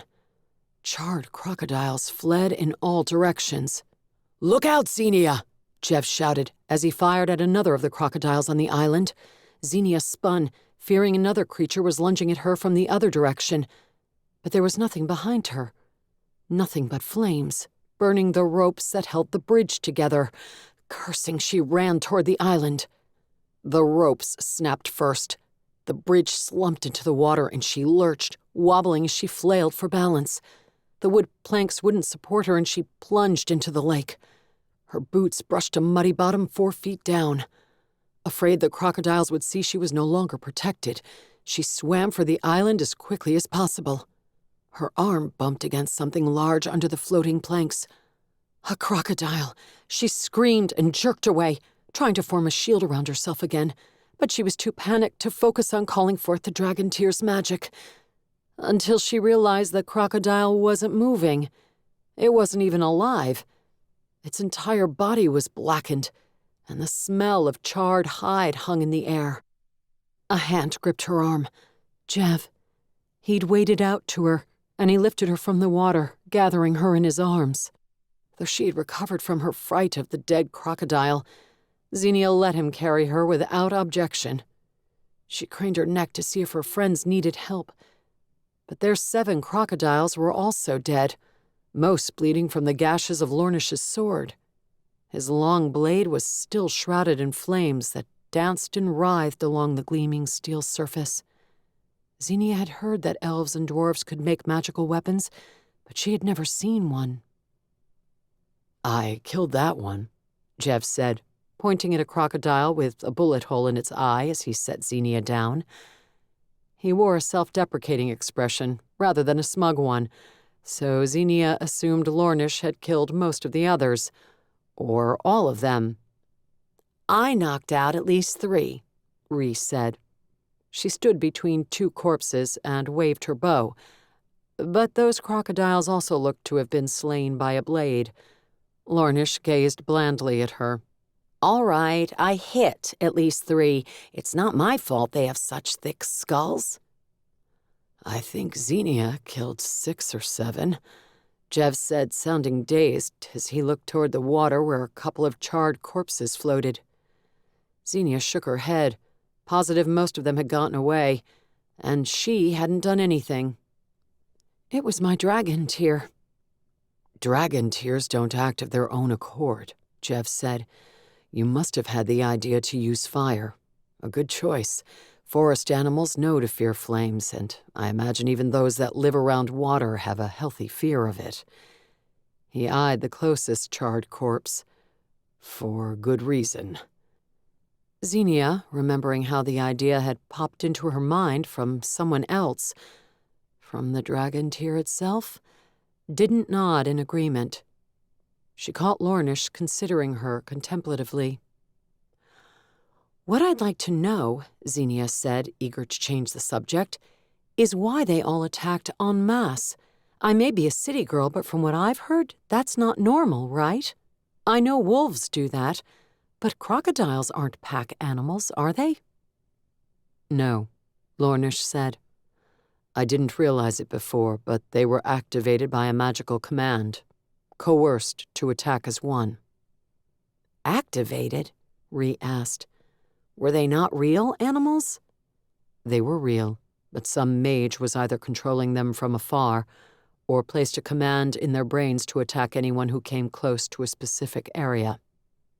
Lornish gestured toward the island and the tree. Is that possible? Jev gripped his chin. I've heard of magical artifacts and weapons, but I didn't realize it was possible to leave a command imprinted on an animal. Not for most races. It requires an affinity for animals, and a great deal of time spent practicing magic on them. Some of my people do it. Dwarves can't. Troll and orc warlocks might be able to. They live close to nature and are proud of their relationships with wild animals, especially predators. You said it's also possible someone is out here right now, controlling animals from afar? Zenia asked. It wouldn't be from that far, Lornish said, but yes, that's possible. It would be easier than imprinting a command for the long term. Animals have short memories. Meaning someone could be watching us right now. Very possibly. Fantastic, Ree muttered. Chapter 14. Jev carefully climbed up the ladder, running up the side of the ancient tree. He didn't think the boards nailed to the trunk qualified for the designation. Nonetheless, he'd stepped ahead of Lornish to go first. His ego had been bruised when Zenia made that comment about him walking last across the bridge. He had intended to watch her back, all of their backs, and he knew she'd been joking. But he didn't like that the thought had even come to mind for her. And then Lornish had been the one to kill most of the crocodiles, descending upon them like a tornado landing on a pack of desert jackals. Jev knew the elf was a better warrior than just about anyone, so that wasn't surprising. But it was hard not to feel twinges of inadequacy next to him. Something that hadn't bothered Jev back on Tazira. What was different now? Zenia watching. He snorted at himself, feeling like a dumb kid for worrying about such a thing, and for letting it send him first up a tree that Lornish was far more qualified to climb than any of them. Still, he wanted to see what was at the top, what all those crocodiles had been left to guard. Lornish was following him up, navigating the boards with ease, no doubt wondering why they were going so slowly. The branches thinned as Jev climbed higher and higher. So did the trunk, but it remained thick enough that it didn't sway under their weight. Bright sunlight struck the back of Jev's neck as they climbed higher than the surrounding canopy. He paused to peer around and had an impressive view in all directions. He could now see the bottom of a wooden platform above them, so he kept climbing, soon pulling himself out onto it. Enough branches supported it that it felt solid, even at this lofty height. He couldn't see the ground through the leaves, but guessed they had climbed nearly 100 feet. Remembering Zenia's comment about magic, he didn't crawl far out onto the platform. He would let Lornish, who could sense such things, go first. He noted a log that someone had dragged up the tree for a seat. It rested in front of a tripod with a large spyglass mounted on it. The scope was pointed toward the sea and toward... Jev sucked in a breath. The city. Even though they were more than 5 miles upriver, he could make out a couple of the prominent structures that rose above the rooftops. The obelisk of Tenegor, a war prize more than 1,000 years old, and the great silver-topped dome of the Orders, where archmages from all over the kingdom met every 2 years for deliberation, or orgies. Those not invited speculated greatly and widely on the goings-on. The silver dome gleamed now in the afternoon sun. That's the magical item. Lornish crouched beside him. The branches overhead wouldn't allow them to stand, and pointed at the spyglass. Any kind of protection on it. Jev didn't want to get zapped or knocked out of the tree if he touched it. It's hard to tell when the item itself is magical. Wonderful. If it helps, crocodiles can't climb trees. I'd accuse you of making jokes, but I think you're seriously trying to assuage my irrational fear of crocodiles. Jev headed slowly toward the spyglass, his hands outstretched as if that would protect him from being zapped by magic. Which, now that I've been attacked by 6 crocodiles at once, no longer seems so irrational. I believe only one focused on you. It was at least 2. 6 attacked Zenia. Lornish allowed. More than 6. Jev shuddered, the memory flashing into his mind. He'd been so shocked and horrified when all those crocodiles in the water zeroed in on her that he'd almost let the one facing him bite his leg off. The huge fireball Zenia had created to destroy all those crocodiles had been even more shocking, but he'd been relieved that she'd been able to do it. For a few seconds, he'd been terrified the creatures would swarm her and kill her before he could get back to her side. If she'd died after he left her out there so he could help the others... Founders, he didn't know if he could have lived with that. He had made a lot of mistakes in his life, but that would have trumped them all. Shuddering, Jev reached out and touched the end of the spyglass. Nothing happened. Her dragon tear is extremely powerful, Lornish said. So I've been told. Cutter advised you, and her, on the possible significance of a dragon carved into the front. He said that when sentient creatures are carved into the gems, the magic can create a link to an actual creature out there. I'm not sure I understand. Zenia has said... Well, she hasn't said that much about it, but I don't get the sense she feels any hungry malevolence emanating from it. Dragons aren't necessarily malevolent. They're predators, like wolves and tigers, but smart enough to have a language and be extremely dangerous. Fortunately, they're as lazy as lions and would rather sleep in a sunbeam or a cozy cave than hunt constantly. Good to know. Jev scooted closer so he could peer through the spyglass. The silver dome of the Orders was visible in such intricate detail that he could make out the decorative dragon shapes etched in some of the silver roof tiles. He'd never seen a spyglass with such powerful magnification. Was it the magic that amplified it?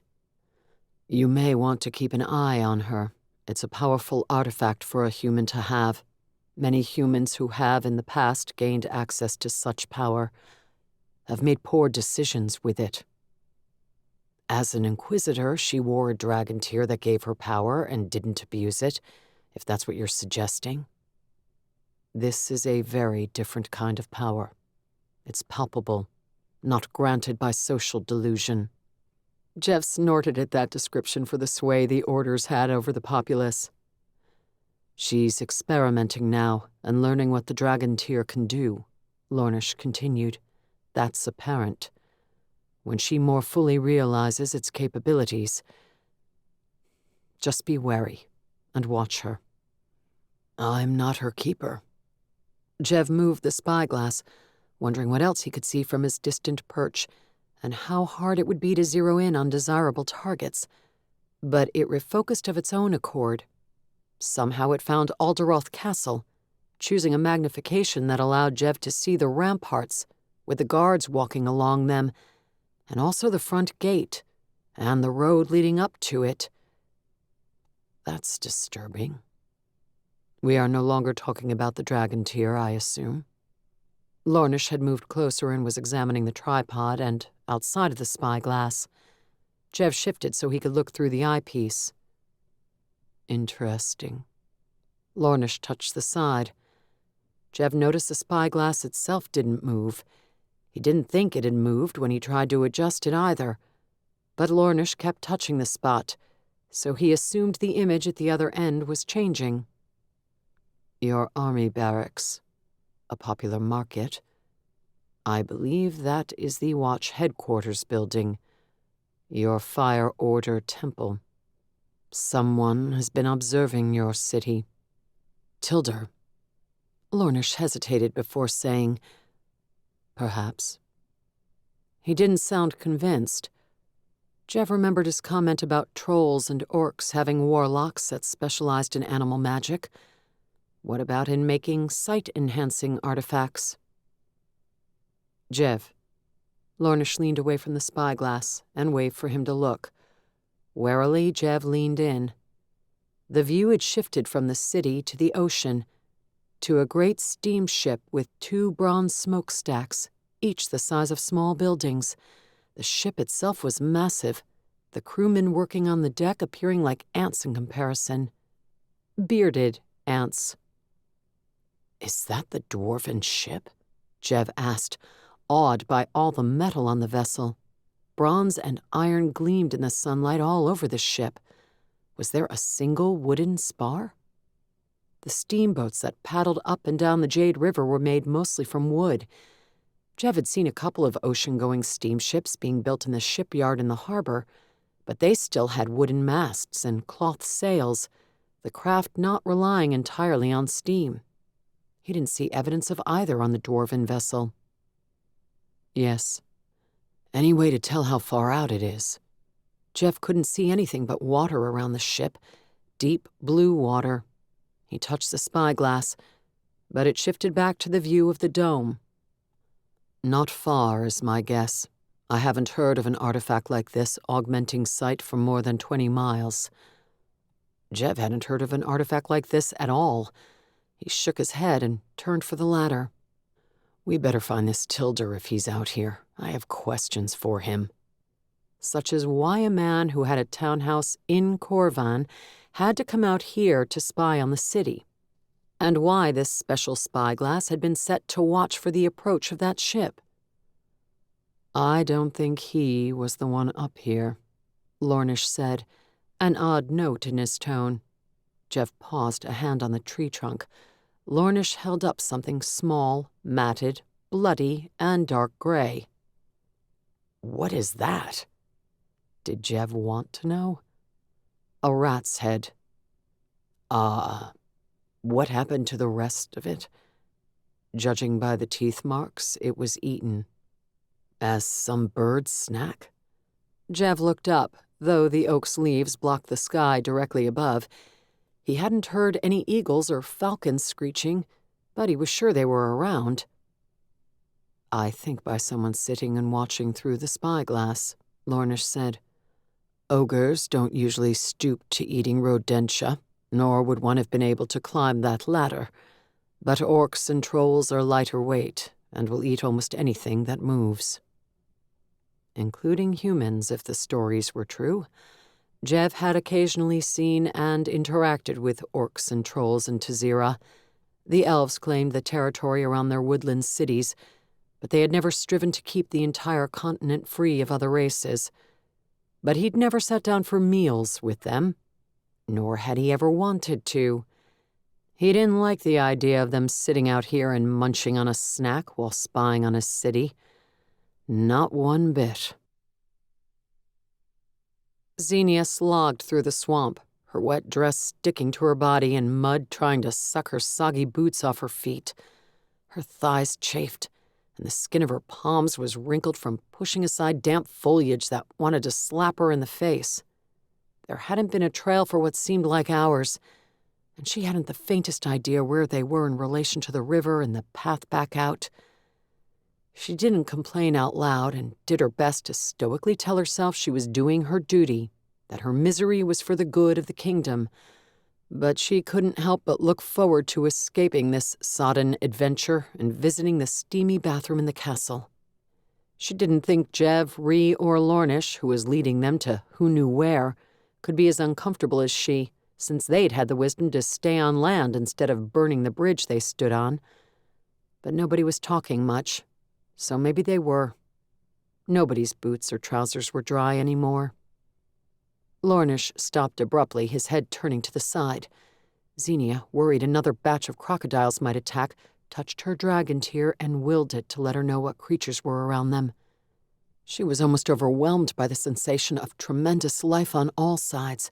The dragon tear made her aware of each insect, reptile, rodent, and bird and where they were in relation to her. "You all right?" Jev touched her shoulder. Had she gasped? She must have. "Yes, give me a second." Zenia tried to lessen the intensity of the mental map of life she was receiving. The dragon tear understood and complied, and she was able to sort through it. There weren't any crocodiles or large predators around. What had made Lornish pause? "Just figuring out what my dragon tear can do," she added, since Jev was looking at her with concern. She flicked her fingers to wave away the moment. His concern didn't go away. If anything, his brow furrowed deeper. He'd been staying close since they left the island. What had he thought of the fire her dragon tear, had created? "Now where are we going?" Ree mumbled. Lornish had turned off in the direction he'd been looking. "I didn't know where we were going before." Jev lowered his hand from Zenia's shoulder. "You didn't either," Zenia joked, hoping to distract him from his concerns. "Aren't you and I supposed to be the wise captains leading the troops?" "Wisdom is required for this job. Tarjian got the wrong people then." She wanted to object, but wasn't sure she could. At her old job, she'd felt wise, or at least experienced. She was still adjusting to her new job. "Just what a junior agent wants to hear about her employers," Ree said. "Technically, the king is your employer," Jev said. "We're just the taskmasters cracking the whip at your backside." "Can someone crack a whip at that elf's backside?" Ree pointed after Lornish, who didn't seem to care if they followed or not. "I would," Jev said, "but it's narrow and bony, not much of a target." Lornish's pointed ears turned back toward him, as if he'd heard that comment, but all he said was, "Come, Jev, you'll want to see this." "Another magical artifact?" Jev slogged after his friend. "Among other things." Ree looked at Zenia. "He didn't say we'd want to see it. Does that mean we can stay here?" "Maybe, but here isn't that appealing of a place." Zenia looked toward a snake dangling from a branch. It wasn't as big and threatening as the one that had attacked earlier, but she didn't want to take a rest stop under its perch. "True. This is making me long for a blanket under an umbrella at the beach." "I've got a small umbrella in my pack." Zenia had added it after that rainstorm they'd run through at Knoll Castle. "I don't think that alone is going to give this place the correct ambience." "I have a blanket, too." She didn't mention that the contents of her pack were likely as wet as the rest of her. "Oh, good. We can drape it over that mossy log with the toadstools growing all over it and oozing brown pus. Then it'll be just like we're at the beach." Not wanting a close view of the pus-oozing toadstools, Zenia hurried to catch up to Jev. Ree came after her, grumbling about beaches and waiters from the waterfront taverns bringing food trays around. The group did have food and fresh water with them, but Zenia's hands were so dirty, all of her was dirty, that she hadn't wanted to pull out anything to eat. The bacteria that had killed Targian's cousins was on her mind as they traveled through the brackish water, and she didn't want to risk getting anything here in her mouth. Up ahead, Lornish paused at the edge of a wide pool surrounded by densely growing mangroves. He looked back and held a finger to his lips, then crouched down behind a clump of raised roots.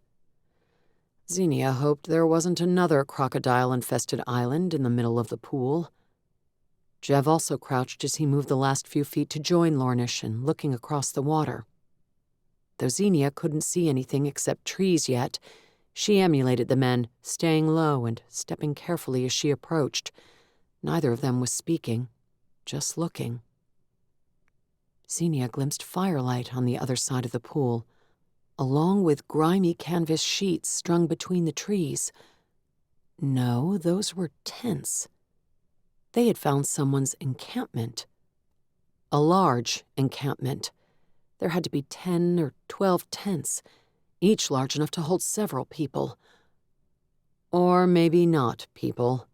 Not human people. Zenia stopped and stared when she glimpsed a tall, gangly figure with white hair and blue-gray skin. He was heading into the camp and issued a few hisses and clucks.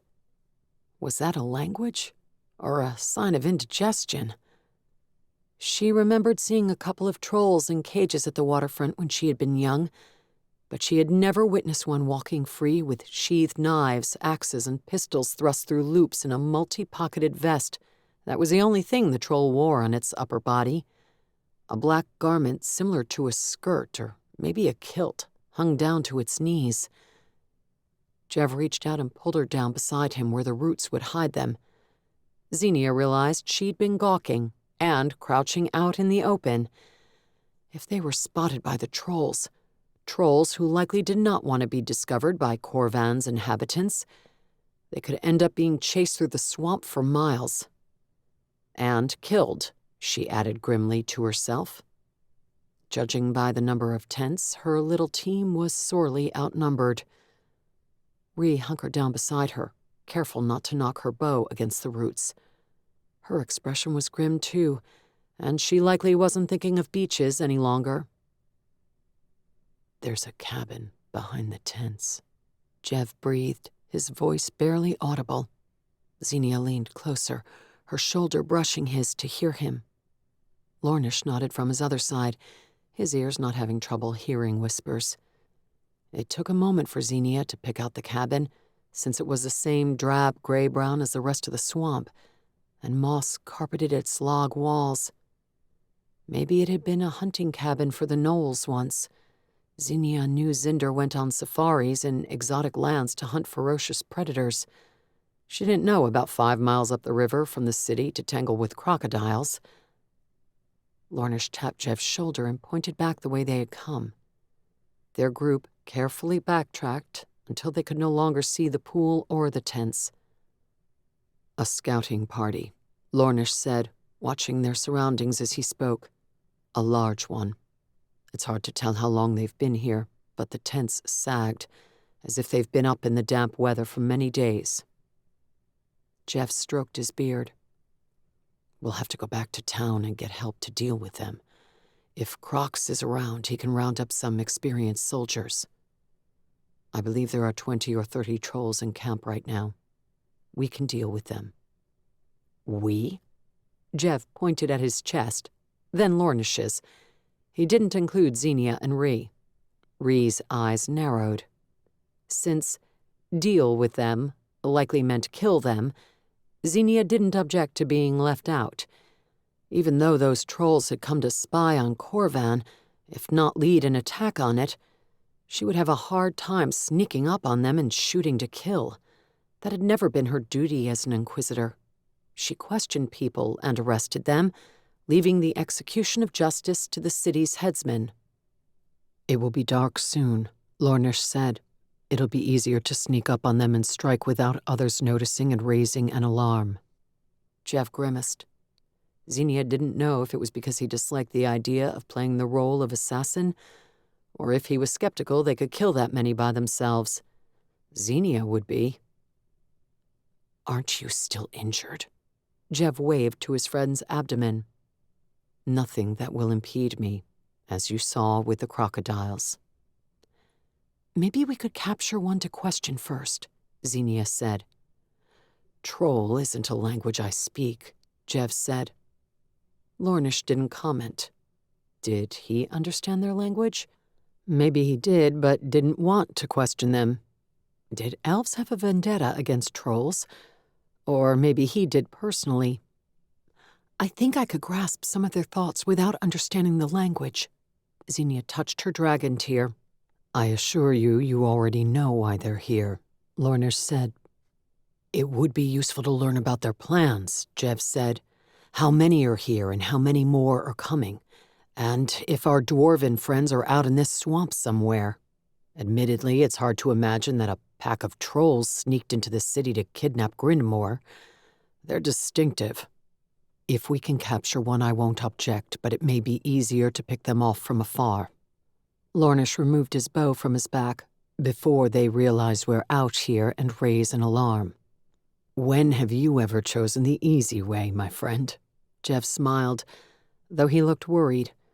Zenia didn't like the idea of Jev and Lornish going in to fight the trolls alone. "It wouldn't take that long to go back to town and gather reinforcements. Better to have equal or better numbers than theirs, right?" "It took us hours to travel out here. We may not have that much time." Lornish looked at Jev. "Remember, the dwarven ship is close." Zenia was about to point out that they had taken a circuitous route to this point and hadn't been pushing their horses on the ride out, but it was getting darker. Under the dense canopy, she couldn't see the sun, but twilight couldn't be that far off. Even if they found reinforcements, leading them back to this spot in the dark would be a challenge, and tomorrow might be too late. Jev lowered his hand and nodded, a decision made. "Let's deal with them. Zenia, will you and Rhys stay here? If we can draw one away from the others, we'll bring him for you to question." "We can help fight," Rhys said. "We're going to kill them, not concuss them," Lornish said bluntly. "Stay here," Jev told her more gently. "Zenia would be lonely without any company." "Maybe she wants to fight too," Rhys said mulishly. "Do you?" Jev raised his eyebrows toward Zenia. "I would have a hard time killing strangers," Zenia admitted. "You annihilated strange crocodiles," Rhys pointed out. Zenia grimaced, not wanting to be reminded of the incident since she'd also foolishly destroyed the bridge she'd been standing on. "We'll be back as soon as possible," Jev said. "Stay behind that log and out of trouble, eh?" Zenia eyed the log. It was the same one Rhys had pointed to earlier, moss and fungus blanketing it. It looked like she would indeed get a better view of the pus-oozing toadstools. Chapter 15. Jev let Lornish take the lead, knowing his friend could see well in the dark and move silently, even through mud and water. But he was more than ready to fight.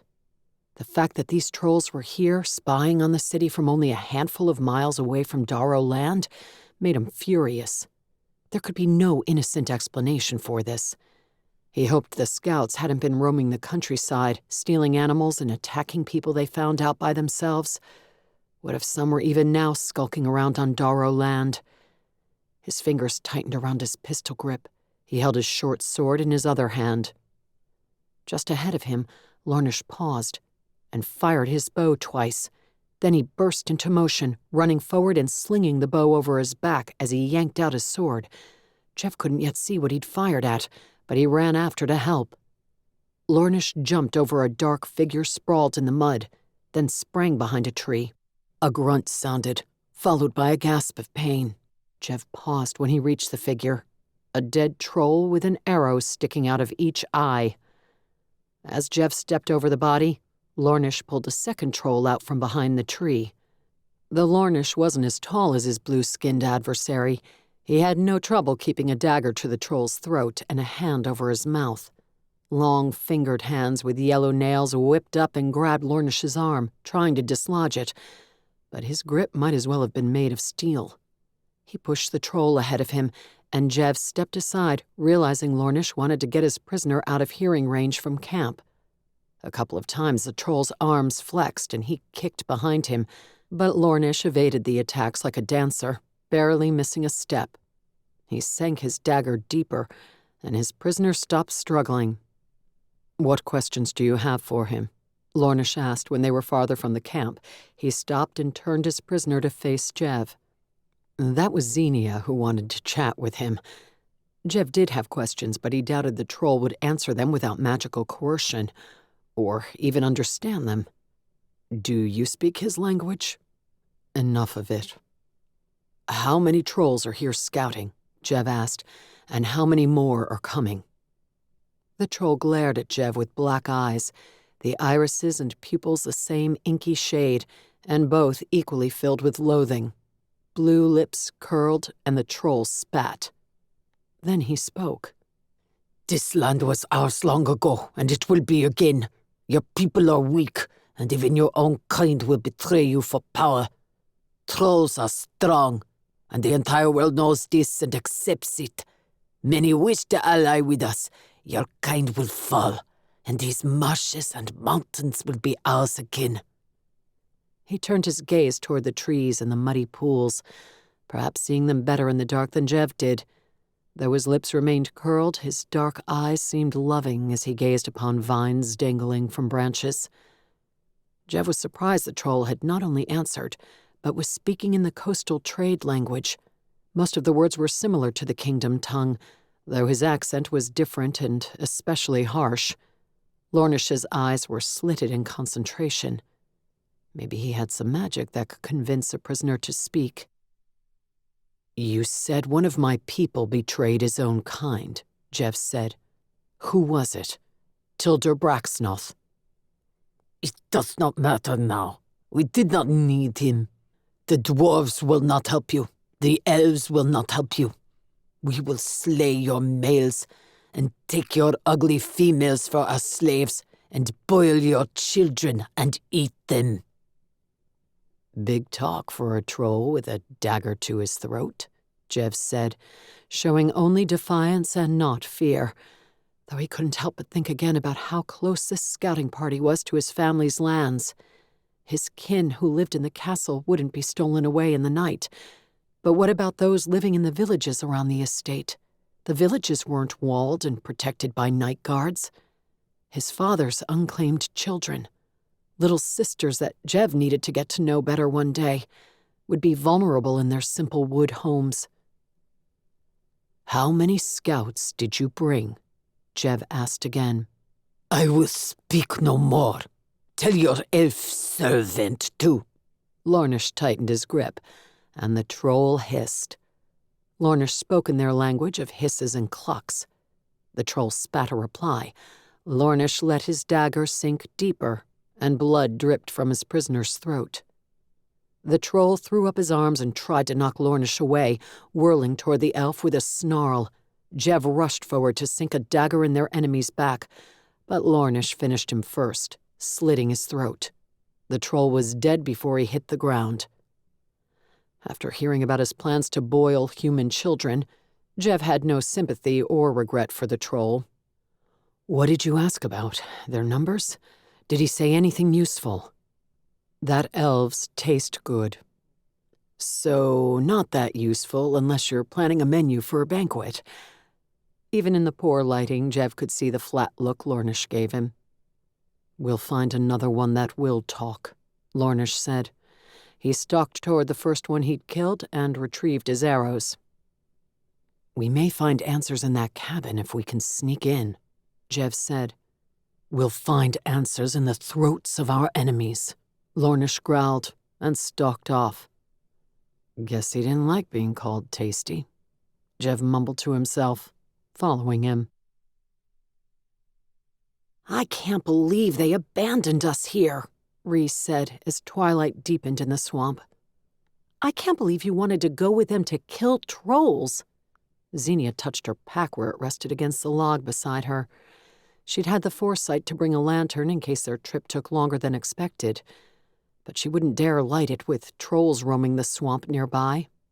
They might be all over the place, not only in that camp. Trolls that are here to invade our kingdom? Of course I did. I mean, I could at least knock them out and pummel them a bit. I could leave the throat slitting to Lornish. He doesn't seem to mind that. Zenia shivered a little. The temperature had dropped, but she knew that wasn't the reason.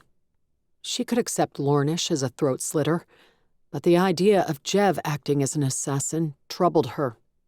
He held his honor so close that it was hard to imagine him finding it acceptable to sneak up on an enemy and stick a dagger in his back.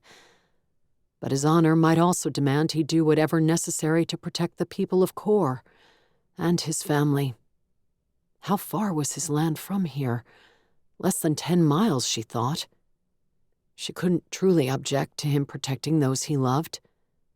Had there been more people she loved in the city, perhaps she would have been more horrified and affronted by the threat the trolls represented. Hunkered here in a swamp wasn't the time for feeling sad about the life choices she had made and her lack of family. But as the minutes oozed past, she found herself thinking about how the few people she truly cared about were out here with her. She'd thought she'd had friends at the temple, or at least good acquaintances, but they'd been so quick to turn their backs on her that maybe they'd never been friends at all.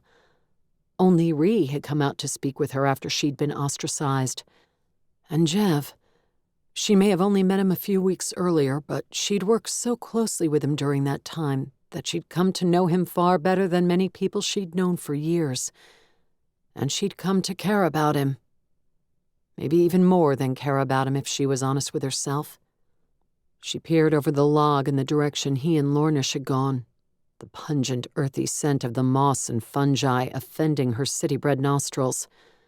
It was too dim now to see more than a couple dozen feet away. How long had the men been gone? It seemed like a half hour or even an hour had passed. Long enough for them to have been captured and even killed. No, surely not. At the least, they wouldn't have gone down without a fight, and she and Ree were close enough to that camp that they would hear shouts and gunshots.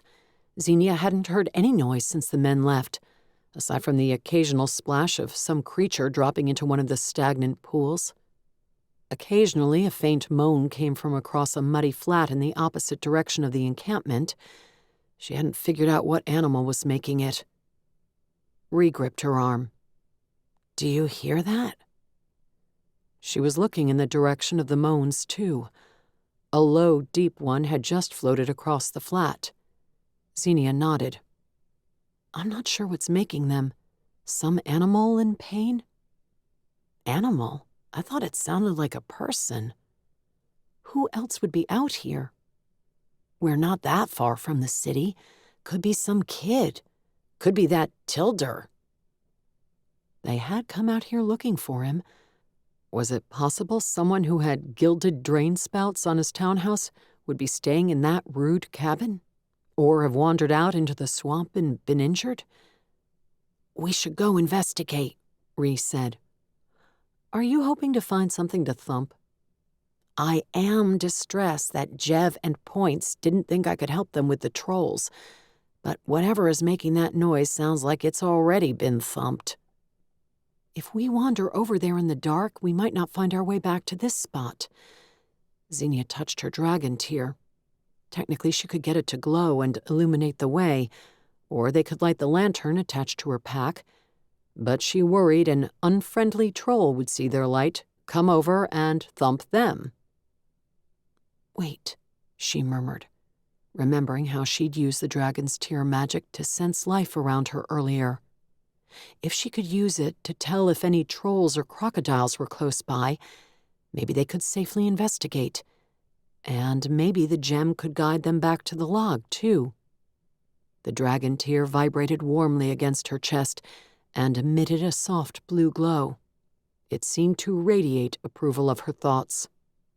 Because it agreed it could do those things, or because it was tired of sitting next to a smelly log? Is it going to show us the way? Ree eyed the gem. "Let's hope so. Follow me." Zenia had only taken a few steps toward the muddy flat area when the dragon tear pulsed and drew her to one side. It didn't force her legs to walk that way, but she had the distinct impression it would be wise to obey. An image sprang to her mind of a person dressed in old-fashioned cotton clothes being caught out there, the mud sucking at his boots. More than sucking at, he struggled, but was slowly pulled under the surface. Quick mud? Zenia shuddered and stepped precisely where the dragon tear wanted her to. "That isn't the way," Ree whispered. "Trust me, it is. Walk exactly where I walk." The dragon tear guided her like a divining rod, pulling a thirsty traveler to water. "What happens if I don't?" Ree asked. "We find out if my dragon tear can rescue you from mud equivalent to quicksand." "Ah." After a few more steps, Ree added, "You wouldn't try to rescue me?" "I'd be holding the dragon tear while it did the work. It would be a group effort." "Comforting." Once they passed the brown, muddy area, the gem guided them back in the direction of the moan. Another one drifted through the swamp, louder now. Maybe it did belong to a person. The air grew less close, and Zenia thought she smelled fresher water. In the darkness, she didn't see a pool, however, until they were almost on top of it. It held clearer water than what they had been passing all day, and she spotted a crude dock thrusting out from the shoreline. The dragon tear shared an image of the far side of the pool. It opened up and led out into the Jade River. Zenia felt a sense of relief from knowing they could head that direction and find their way home if needed, such as if they were being chased by angry trolls. "Is that a boat?" Ree asked. Zenia could make out a dark shape on the other side of the dock. It took her a few more steps before she could identify it as a rowboat tied to a post. The dock extended into the pool far enough that there would have been room for at least 6 of them. A moan came from the craft, and Zenia jumped. The dragon tear drew her forward, and she didn't sense alarm or imminent danger from it. But she withdrew her utility knife. She would have preferred the pistol, but her ammo pouch had been soaked when she fell in the other lake. Ree gripped her bow in both hands. As Zenia came around the head of the dock, the dragon tear shone its blue light brightly enough to illuminate the contents of the rowboat. A single person lay on his side in the water pooled at the bottom of it. A short, stout person with a red beard. "Cutter?"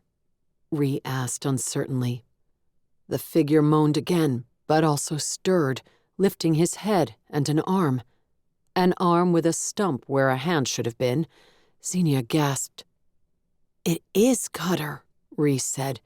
"He lost his hook." A wave of pain rolled over Zenia, and she gasped again for a different reason. The dragon tear was sharing his emotions, his pain with her. "Let's get him out," Zenia said. Ree had already started forward. Together they levered Cutter out of the boat. He was well under 5 feet tall, but he was stocky and muscular, so it wasn't an easy task. They laid him on the shore. Thankfully, it was more pebbles than mud here, and Zenia slung her pack off her shoulders. "I have a first aid kit," she said, as she dug into an outside pocket. "I think he's going to need more than a first aid kit." Ree held up her hands, Cutter's blood smearing her palms. "It looks like someone left him for dead." "Hopefully he'll be able to tell us what happened." Zenia pulled out bandages and a bottle of Grodinol's Pain No More. "Maybe." They had tried to lay Cutter on his back, but he curled onto his side again, as he'd been in the boat, his legs and arms protectively over his stomach.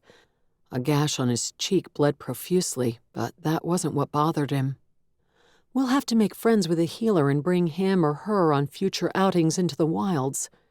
Zenia touched Cutter's shoulder. "Cutter, it's Jev's friend, Zenia. I want to wash and bandage your wound until we can get you back to town. We'll take you to the hospital as soon as we can. Do you understand?" He was moaning to himself, so he had to be conscious. His eyes were squinted shut, though. "On future outings into the wilds," Ree said, Maybe we should bring an army instead of a healer. Or an army and a healer.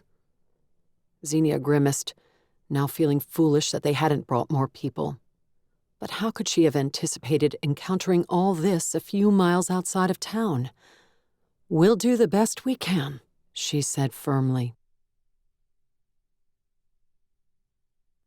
Chapter 16. Jev didn't like to think of his friend as bloodthirsty, but as he stood guard outside the second tent Lornish had gone into with an assassin's intent, he had to accept that Lornish had a heartless streak. Tarjin would thank him for slaying enemies so close to the capital, but Jev would have preferred to face the trolls in battle rather than skulking about and striking in the night.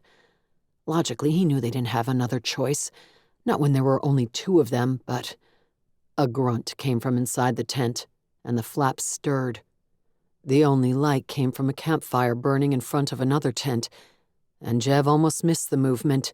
He jumped back, facing the entrance as a bare-chested troll surged out with a club in hand. The troll had sharp eyes and spotted him immediately. The towering scout opened his mouth to yell, but Jev leaped in, slashing toward his head. If he let a troll yell, the entire camp would know he and Lornish were there and descend upon them. Maybe it was already too late. The troll jerked his club up to block, but Jev turned the attack into a feint and withdrew before their weapons clashed. He stabbed toward the troll's chest. His foe turned his shoulder, and the blade dug into arm muscle instead of piercing bone and organ. The troll gasped in pain, and Jev winced, fearing the sound would carry. He launched a series of feints and attacks, hoping to hit a more vital target. The troll parried with his club, wood and steel meeting with a thwack. Too much noise, Jev groaned to himself, but he didn't know how to stop it. On his third rapid thrust, his blade slipped through, catching his foe on the hip. A snarl came from the troll's lips, and he launched himself at Jev.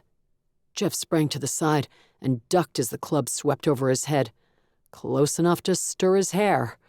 Not allowing himself to feel daunted, Jev leaped back in. He thrust before the troll recovered from his big swing. This time, Jev's blade sank deep into his enemy's flesh, right beside the spine. The troll's back arched, the club dropping from his fingers. Anticipating he would cry out, Jev lunged close, grabbing him from behind and covering his mouth. The troll bit his hand and elbowed him. Jev grunted, taking a blow to his abdomen, but he raked his short sword across the troll's throat. Hot blood spilled onto his hand, and for a moment he was back in the Tazira forests, fighting hand-to-hand with elven wardens that had infiltrated his camp, trying to kill the officers in charge. A sergeant and good friend went down to the invaders, and Jev sprang in, enraged as he slit an elf's throat. Jev stomped the memory down as he released the troll. Others had likely heard the fight, which hadn't been anywhere near as silent or elegant as Lornish's assassinations. He needed his mind to be in the here and now. A couple of trolls in nearby tents stepped outside, the firelight silhouetting them. They lifted their noses, sniffing the air like hounds. Jev hoped they smelled only wood smoke, but he pointed his pistol at them. If they realized an elf and human were sneaking about in their camp, they would raise an alarm. Then silence wouldn't matter any longer. A touch to Jev's shoulder made him jump. "In here," Lornish breathed, the words softer than a breeze. The trolls at the fire spoke to each other, but they hadn't yet looked in Jev's direction. Lornish held the tent flap aside and Jev backed in. He could smell death, and he was glad it was pitch dark inside. He couldn't see sleeping areas or how many trolls lay unmoving in them. Lornish gripped his arm and guided him to the back of the tent. He muttered something, and the flames on his sword came to life, more muted than usual, providing only a small amount of light. It revealed Lornish crouching before a strongbox. As Jev's eyes adjusted, he grew aware of dead trolls on blankets, but he focused on the box. A few ink bottles and quills lay in the dirt next to it. Was this the command tent? Lornish must have chosen it on purpose. The strong box was locked, But Lornish stared at it, and a soft click sounded. He opened the lid, pulled out a folded parchment, and spread it out. He held his fiery blade over it and waved Jev closer so he could see. It was a map of Corvan and the 20 miles around the city in all directions. The Zinder castles within that area were drawn onto the map, represented by small gray crenellated towers. Jev gritted his teeth when he saw Dharrow Castle with its pond and moat delineated. Someone had drawn a square with a circle around it next to the tower, and written words he couldn't read. A similar symbol and words were scrawled by Croc's Castle, 10 miles out of the city on the opposite side. Alderoth Castle, perched on its hill overlooking Corvan, had a red X through it. Down in the city, lines with arrows were pointed along some of the main streets. Invasion routes. Jev unclenched his jaw and pointed at the writing next to his castle. What does it say? It's been chosen as a staging area. Jev curled his fingers tightly around his sword, his knuckles showing white. He seethed as he imagined trolls battering down the front doors or scaling the walls with ropes, invading his home and attacking his cousins and his little nieces and nephews. The staff he'd known all his life and people he'd just met, people who believed themselves safe working for the Dharrows. When? He growled. When does it start? Lornish shook his head. It doesn't say. When the scouts report back that everything is ready, likely. Everything isn't going to be ready. Jev looked at the dead trolls, the ones he'd avoided seeing before, and now he felt Lornish's choice perfectly acceptable. None of these scouts are going to report in. Lornish met his eyes, not questioning what Jev meant. Agreed. Jev led the way out and stalked straight toward the trolls at the fire. Zenia, Cutter whispered, his voice thick with pain. Yes.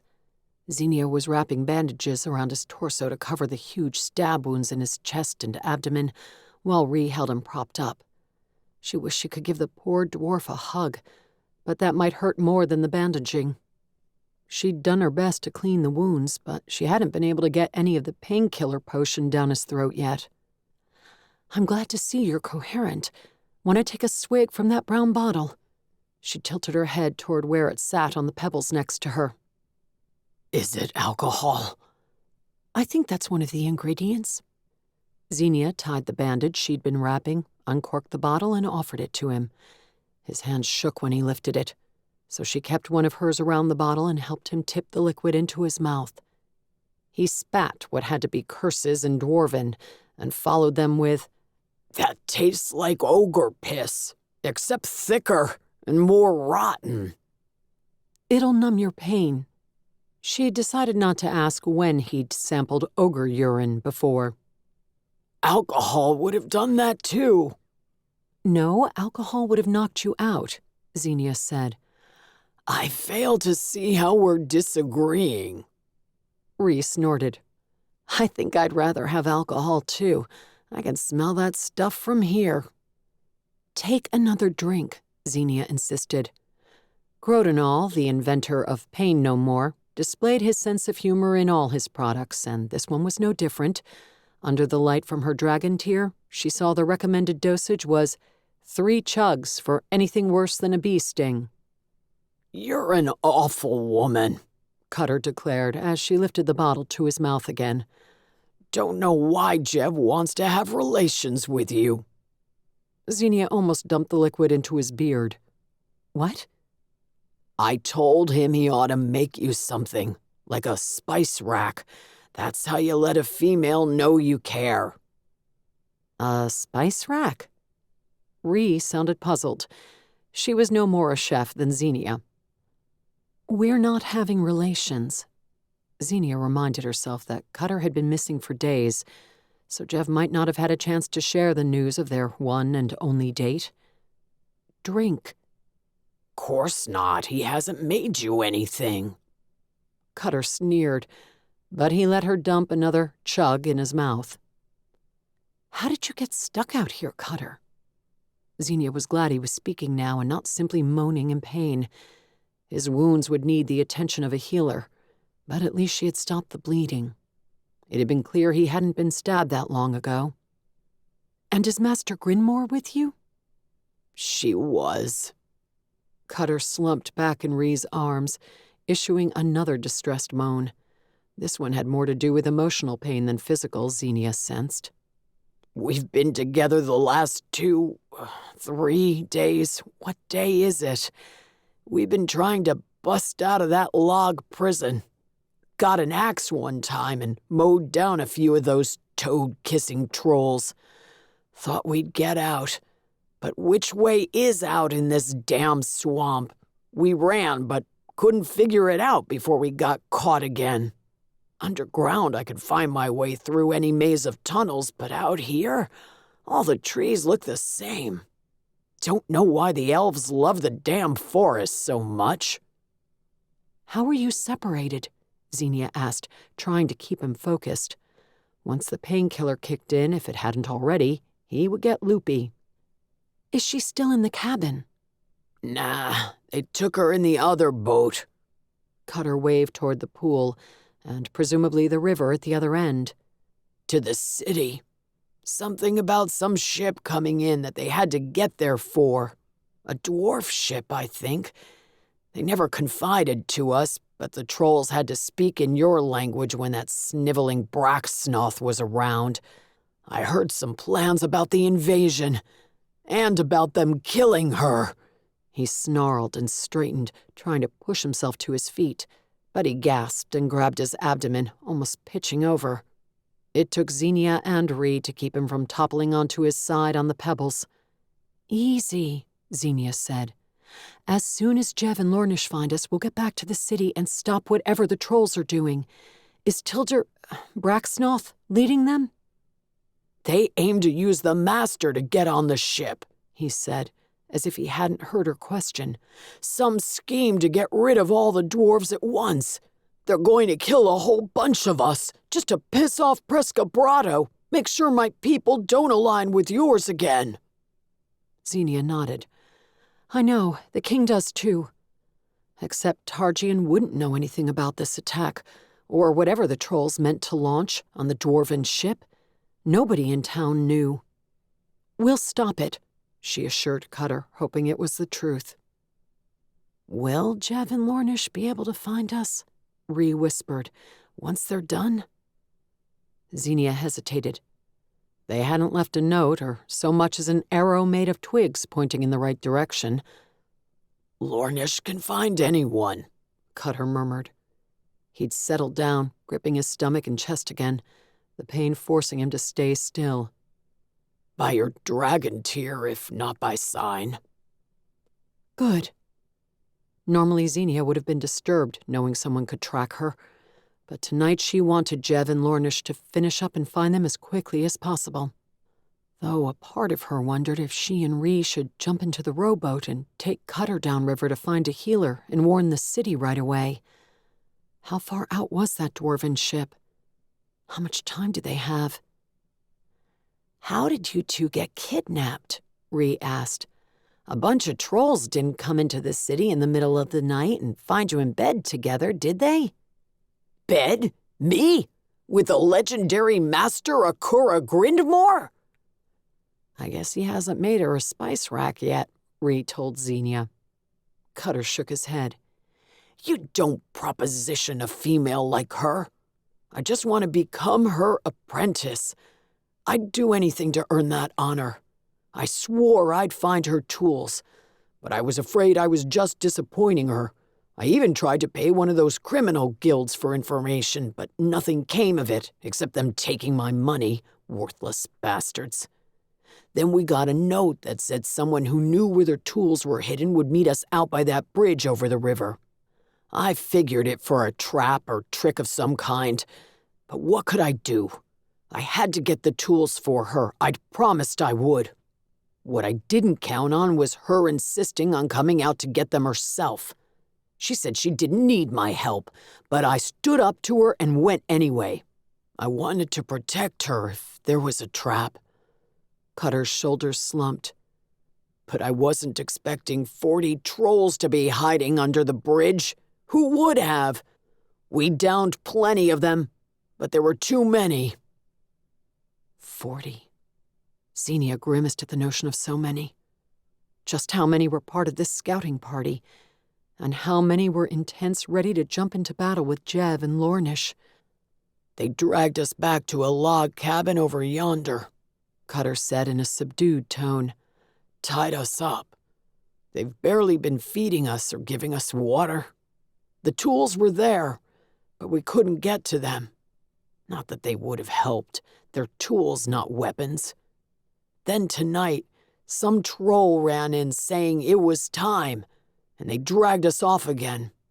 I fought like a griffin when we got here. There were only 12 of them, you see, so I thought we might have a chance, might get free and make sure the master wasn't used against our own people. What exactly are they planning? Zenia asked. You said they mean to use her. Nothing good. They're going to use her to get on board, then attack everyone. I thought there were 500 dwarves coming on that ship, Zenia said. Would 12 trolls be enough to harm them? They had some boxes with them, black powder, or maybe worse. I sensed magic about them. Zenia groaned. Should we row back to town now? Ree asked, and warn the king? Zenia returned the first aid items to her kit. She'd been thinking the same thing.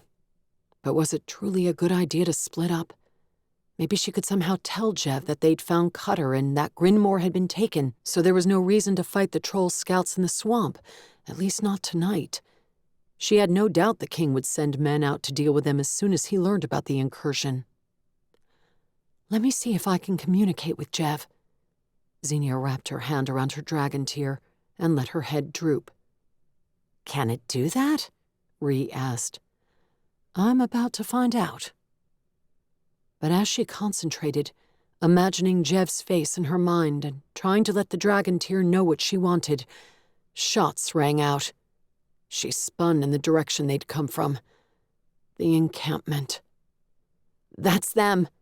Ree let go of Cutter and stood, grabbing her bow from the pebbles. We have to help. Cutter, stay here, Zenia said. We'll get them and come back for you. By the fiery forges of Mount Ixanoth, I'm not staying anywhere. Cutter gasped in pain, but managed to stand on his own this time. Where's my hook? Those mule humpers ripped it off and threw it somewhere. He stomped along the shoreline. I heard it hit the rocks. Zenia wanted to sprint off and leave him, didn't want him to move at all, not with those injuries. But she cursed and silently urged the dragon tear to glow brighter. It flared with blue light, driving back all the shadows on the shoreline. Startled animals squawked and fled into the trees and bushes, the branches rattling. The dragon's tear blue light glinted off something on the other side of the dock. As Zenia sprinted over, more shots fired in the distance. Was that Jev shooting? Or the trolls? Or both? She snatched up the hook and the metal and leather assembly that affixed it to the stump on Cutter's arm. Here! She raced over and gave it to him. Ree, who'd been looking in the other direction, ran toward the gunfire as soon as Cutter had it. You're a good female, Cutter said, pointing a finger at her. I'm going to help Jev make you something. I'd be honored. A part of her wanted to go slowly and help Cutter, especially when she saw how pained his gait was.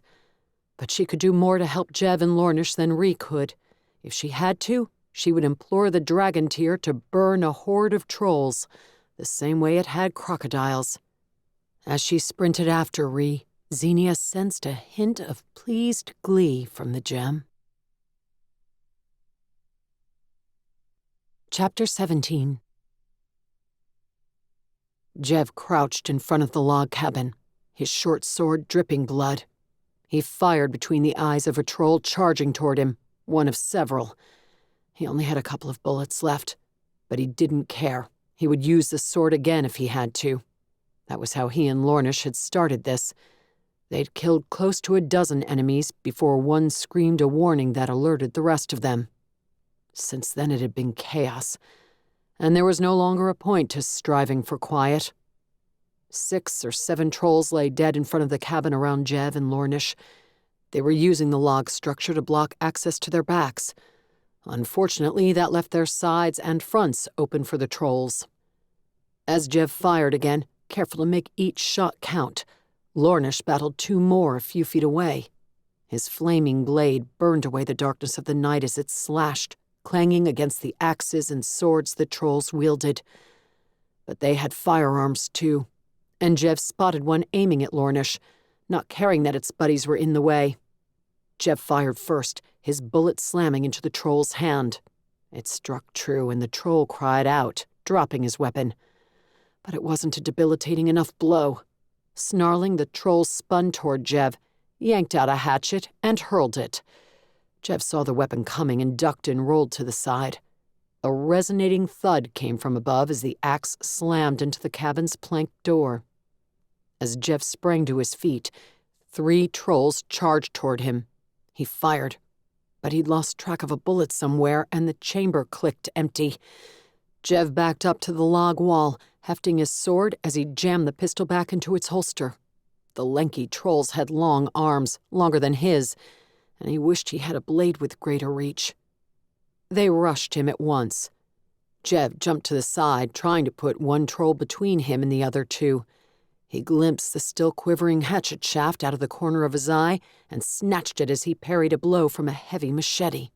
He darted in close, stabbing swiftly and repeatedly before springing back out again. He tried to stay out of the troll's reach and also distract them with his blade work. When the one directly in front of him was busy swatting at his sword, Jev threw the hatchet. It thudded into the troll's chest and he pitched against one of his buddies. That one would not be distracted for long, but Jev took advantage, hurling a chain of attacks at the lone troll that faced him, at least for the moment. His enemy wielded the machete like a master sword dancer, and Jev's stomach sank when every one of his attacks met steel, the blades ringing in the night as they clashed again and again. But he imagined his family, all his nieces and nephews in danger as trolls stormed Dharrow Castle, and that gave him extra strength, extra energy, and extra speed. Jev sprang at the troll, slashing high, drawing his attention upward, then kicking him in the knee. He connected solidly enough for cartilage to crunch. For an instant, the troll dropped his defenses and Jev lunged in. He slammed the point of his sword into his foe's heart, bone crunching along the way. The other troll had pushed aside his fallen comrade and leaped in from the side before Jev could yank his sword free. He let go of it as an axe swept toward his head. Ducking, he flung himself backward as the troll's weapon sank into the cabin wall. Jev lunged to his feet, terror pushing aside his rage. He had no weapons left. What now? If they gave him time, he could reload his pistol, but the troll freed his axe from the log it had stuck in, hefted it over his head, and charged at Jev.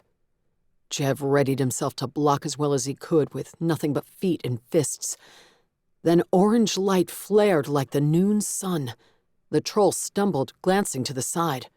At first, Jev thought Lornish had brightened his sword, but Zenia's voice rang out, "Back up!" Not hesitating, Jev scrambled backward. Flames erupted from the mud in front of the cabin. They engulfed the troll, then spread toward 4 more that had been rushing in to join the fray. Screams pierced the night as fire burned flesh and muscle and bone. Jev turned away from the brilliance of the light and the burning trolls as they fell to the ground, screaming and writhing in pain. Zenia ran to Jev's side as the flames went out, leaving charred corpses behind, just as had happened with the crocodiles. She hugged him fiercely, not seeming to care that he was covered with blood. At least most of it belonged to his enemies. He'd taken a few cuts, but nothing that would slow him down. He returned Zenia's hug, but metal clashed nearby as Lornish continued to fight, and he spotted Ree using her bow on a troll with an axe. Jev kissed Zenia's temple and let her go. He plunged his fingers into his ammo pouch so he could reload his pistol. "Didn't we tell you to stay by that log?" he joked, glancing at her to make sure she hadn't been wounded. "You thought we would obey you? You being a mere Zinder and us being a former monk and inquisitor blessed by the Water Order. It crossed my mind. Jev fired at one of the two trolls trying to bring Lornish down, trusting his friend wouldn't mind if the fight ended early.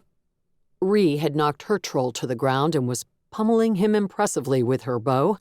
When he tried to rise, she kicked him in the face with the strength of a dragon baller, sending one of the scaled orbs 100 yards down the field. "Remind me not to make that woman angry," Jev said. "Or you either." He glanced at the dragon tear, glowing a fierce blue on Zenia's chest. "You haven't managed yet?" Zenia smiled. Though she was looking him up and down with concern, she must have noticed some of his cuts. "Are you sure? I was fairly positive I irked you when you were trying to arrest me and I was evading your attempts." "No, I like a challenge." "Where are my trolls, you boulder-cracking fungus lickers?" came a familiar booming voice from the shadows. "He's talking to you, Zenia," Ree announced.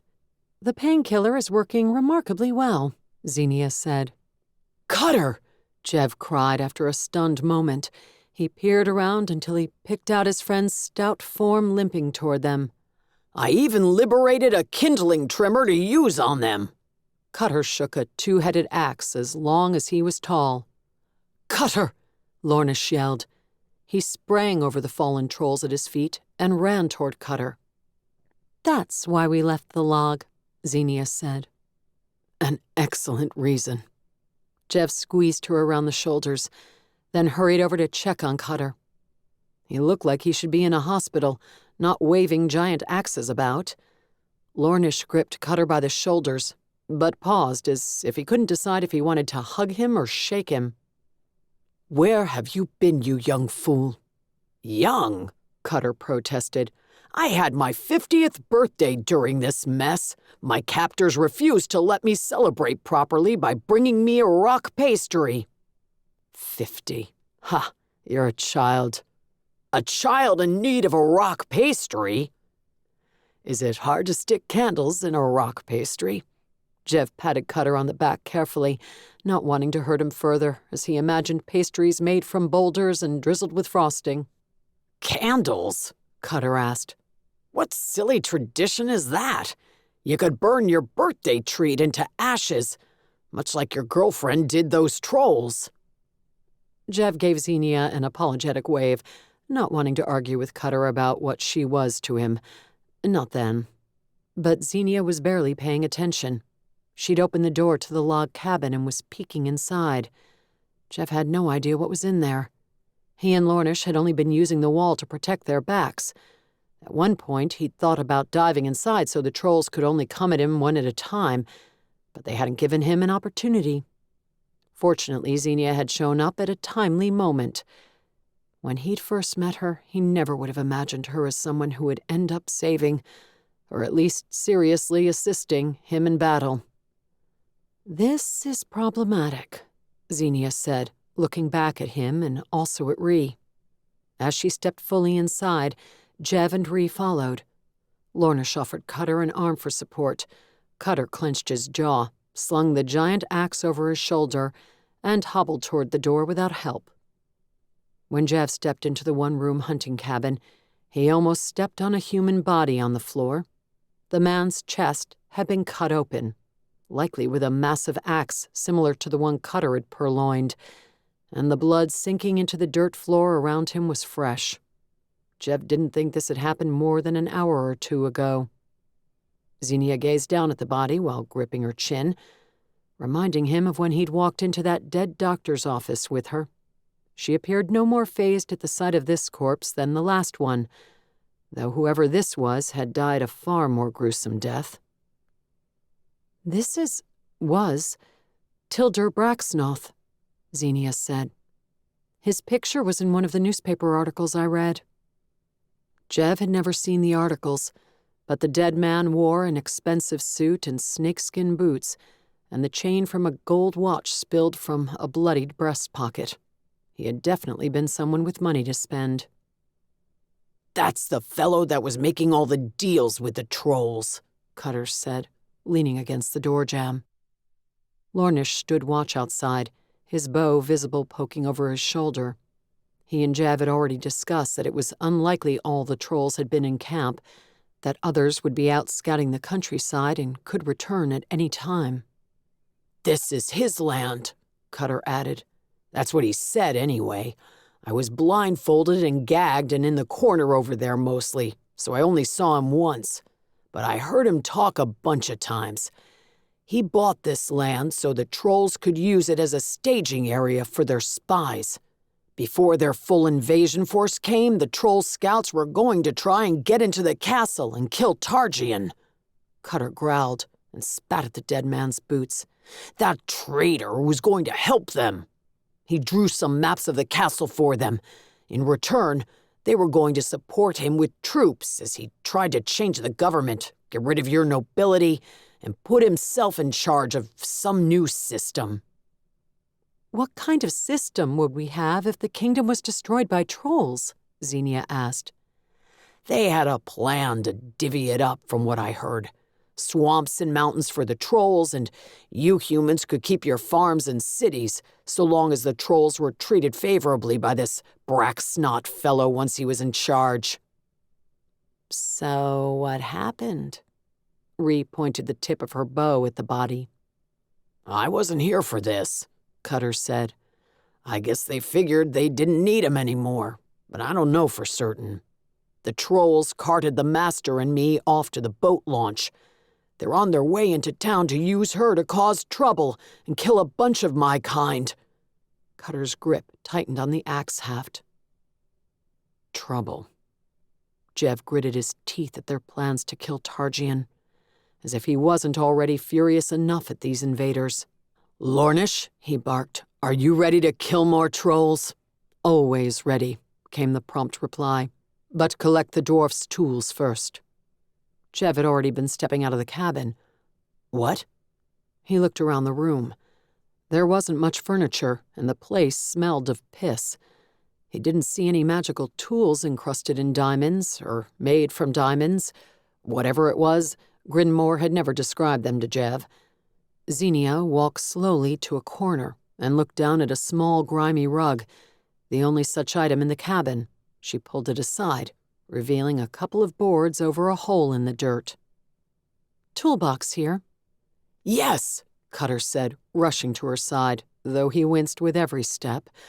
Jev vowed to take him to a healer as soon as possible. He just wasn't sure when that would be. If the trolls had left an hour or two ago and had a boat, they ought to already be in the city. What if they were enacting their plan right now? Zenia and Cutter pulled up the boards and extracted the toolbox. It looked heavy, but Cutter abandoned the axe and clutched it to his chest. He strode toward the door, his jaw set with determination. Ree waved at the abandoned axe. "What are you going to do if we're attacked?" "Hide behind the woman lighting trolls on fire with her mind," Cutter said. Zenia blinked. It was the dragon tear. "Which responds to your mental orders." Jev strode outside, waving for them to follow. They could discuss Zenia's rock later. For now, he worried they were already too late. Chapter 18. Zenia fiddled with her dragon tear and tried not to feel useless as the rowboat surged down the wide Jade River. Balmy night air that smelled of the sea and the mangroves breezing past. She sat twiddling her thumbs with Ree while Lornish and Jev rowed from the benches at either end.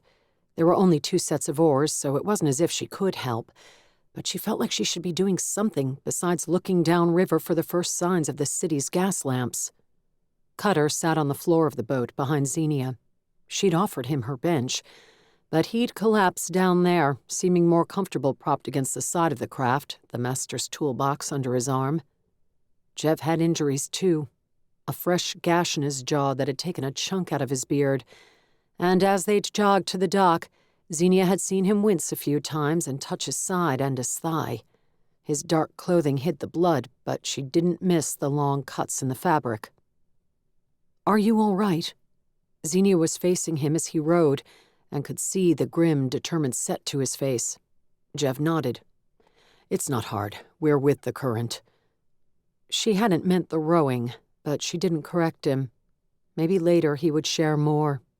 He ought to be ecstatic at having Cutter back, but Cutter's words about the trolls planning something with the dwarven ship, and his later addendum that they'd planned to kill Targian, were worrying. She could understand Jev's concern. She was concerned too, but was used to smiles and quips from him even when the stakes were high. Without the humor gleaming in his eyes, it was almost like he was someone else. Maybe that was appropriate, since at the moment she felt like someone else too. She'd used her dragon tear to kill. Not just animals, but intelligent beings with their own culture and language. When she had seen Jev in danger, she had reacted without stopping to consider if there was a less deadly way to subdue them. She supposed that was understandable, but now that she'd had time to think about her actions, she couldn't help second-guessing herself. Also, it made her uncomfortable to realize how easy it had been to kill with the dragon tear. She thought of Cutter's warnings about the gem. She could see how it could change a person to have that kind of power, how one might start to feel invincible if one could wave a hand and kill. Technically, she could use her pistol to kill a man too, but with this, she could annihilate someone without leaving any evidence. Something about being able to kill with a thought made it far more horrifying than physically thrusting a dagger into someone's chest or firing a bullet into their eye. Worse, the dragon tear hadn't judged her for the decision to fling fire at the trolls. If anything, it had reacted with glee, and she'd had to fight the urge to turn and burn down the entire camp. Her dream had flashed into her mind, her nightmare, and she had some strange sense that she would be getting revenge if she burned everything. But revenge for what? The trolls hadn't invaded the city yet. Zenia rubbed a shaky hand over her face and vowed to wait to ponder it further until they completed their mission and made sure Targian was safe. If she let doubt creep into her mind now, she might fail to act at an important moment, when she could help a friend in need, or even save his or her life. "Are you all right?" Jev asked quietly. She forced a smile and lowered her hand, aware of Ree also looking at her. "Fine." Jev didn't look like he believed her. Maybe later she would talk to him about it. He might understand. He'd been killing those trolls. He and Lornish had chosen to go in and kill them, not merely in self-defense, but to defend the city. She couldn't fault them for acting preemptively, but something about meting out justice for a crime that hadn't yet been committed disturbed her. Did it also disturb him? Lornish, as cool and calculating as he came off, had seemed excited at the chance to slay trolls. For Jev, it had seemed that he was doing what his duty required, as he always did, and he derived no pleasure from it. She appreciated that. It would discomfit her to find out he enjoyed killing. "You've known her longer than I have, Ree," Jev said as he continued to row. "Is she lying?" "Yes, but she'll hold it together and do her job anyway. She always does." Zenia snorted, but couldn't deny the assessment, and she would hold it together. "She might need a hug, though," Ree added, her expression growing sly.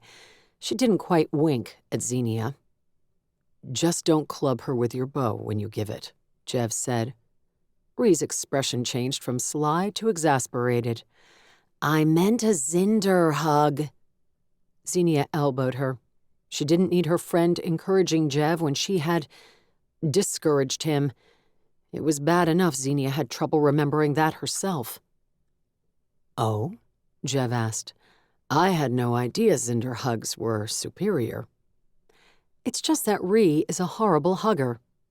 Zenia didn't know if she should extend the silly conversation, but it pleased her that Jev was participating, some of his humor peeking through. "She usually clacks you in the shin with her stick. Even a substandard hug would be superior." "I know you're not judging how I hug," Ree said.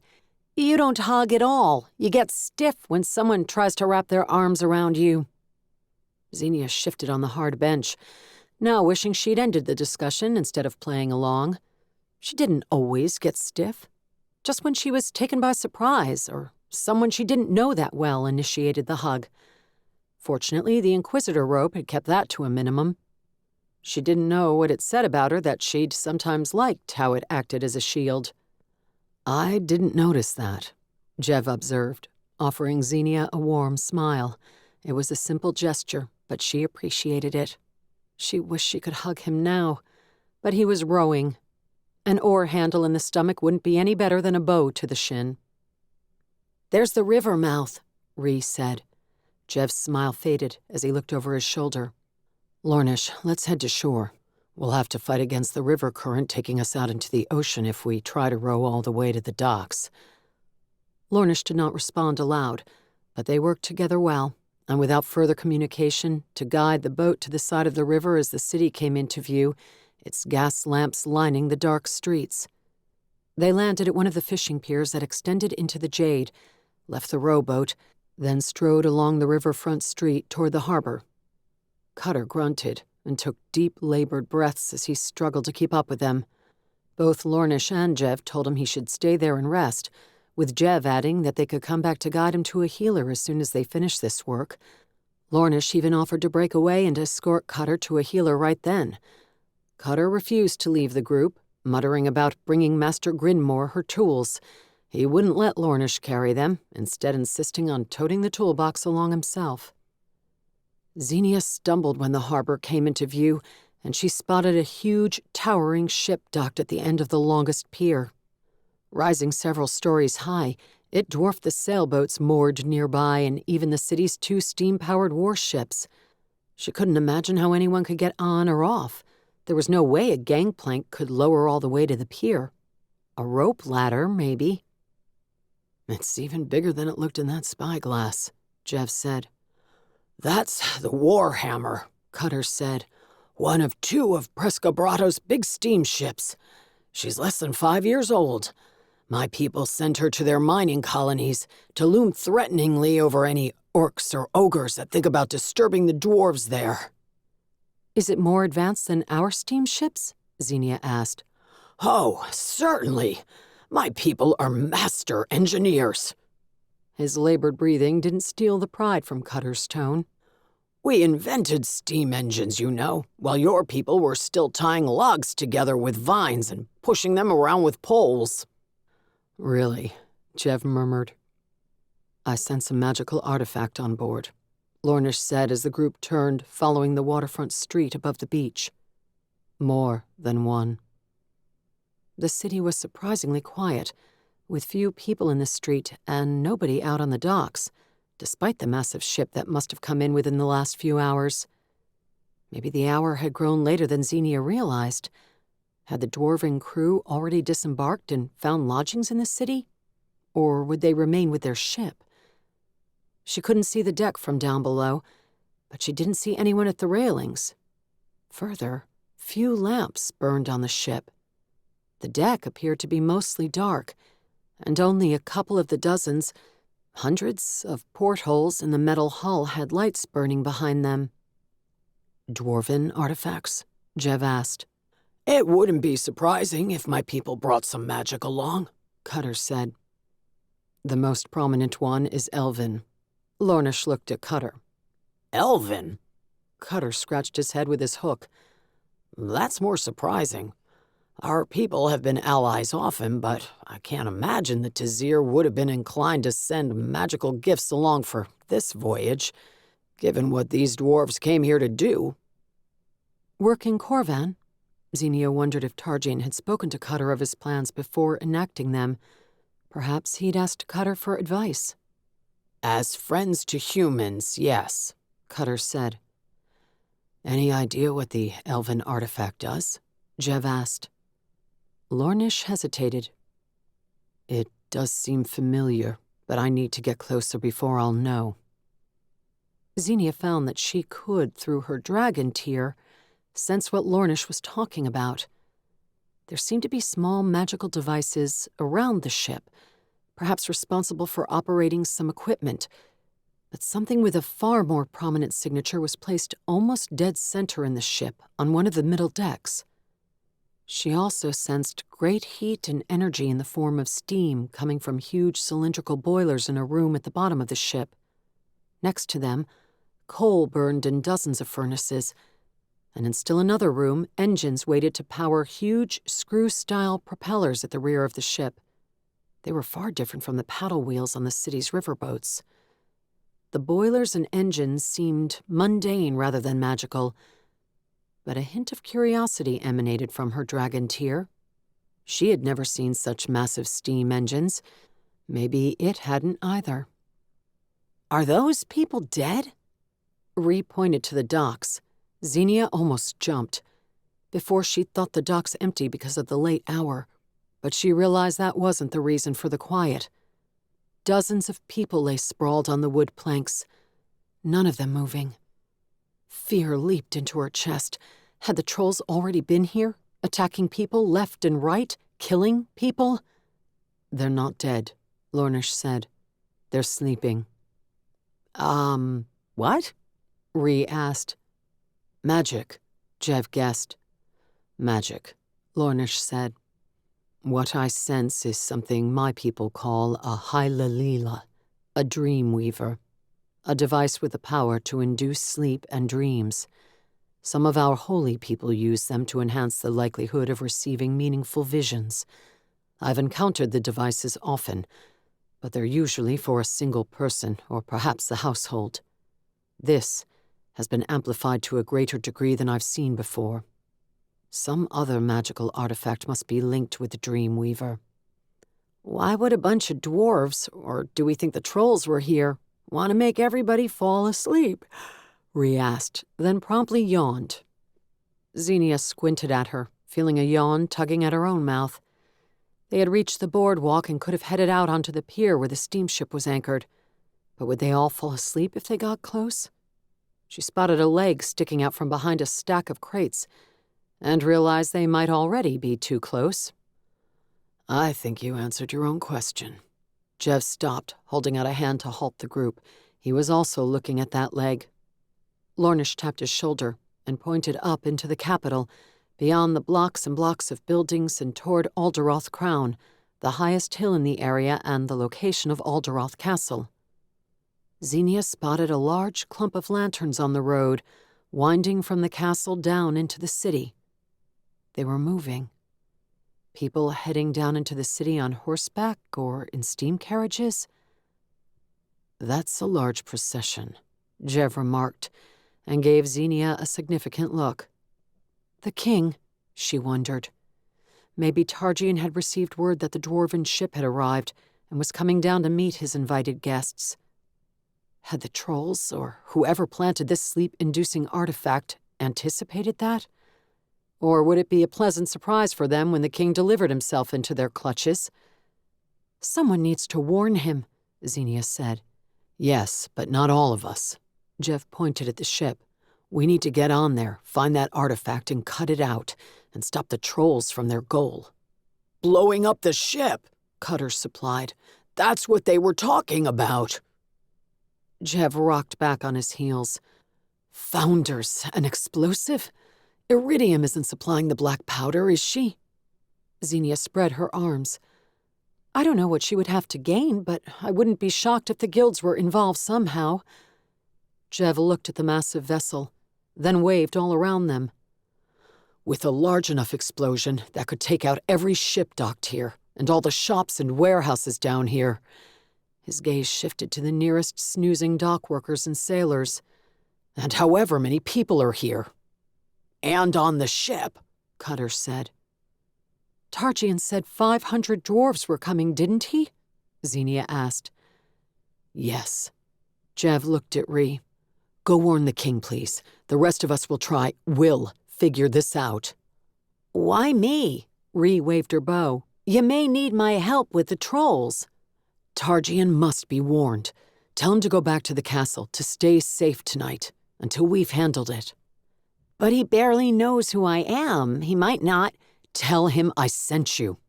Jev made his voice harder. "Go." Zenia imagined he'd use that voice during the war to command his troops. It had the desired effect. "Yes, Cinder," Rhys said. then jogged off the docks and into the city. "Lornish," Jev said. "How do we get on without falling asleep?" "I'm not certain. I may have enough innate magic to fight off the effects, though." A yawn interrupted his words. "I may not." Zenia clasped her hand around her dragon tear and groped for a way to formulate her thoughts. Could it protect her from the magic, shield her somehow, as it had done with physical attacks? The dragon tear flared with warmth and blue light that shone through Zenia's fingers. An image formed in her mind of her striding toward the ship with the others touching her, staying within the gem's sphere of influence. "I may be able to protect us," she said.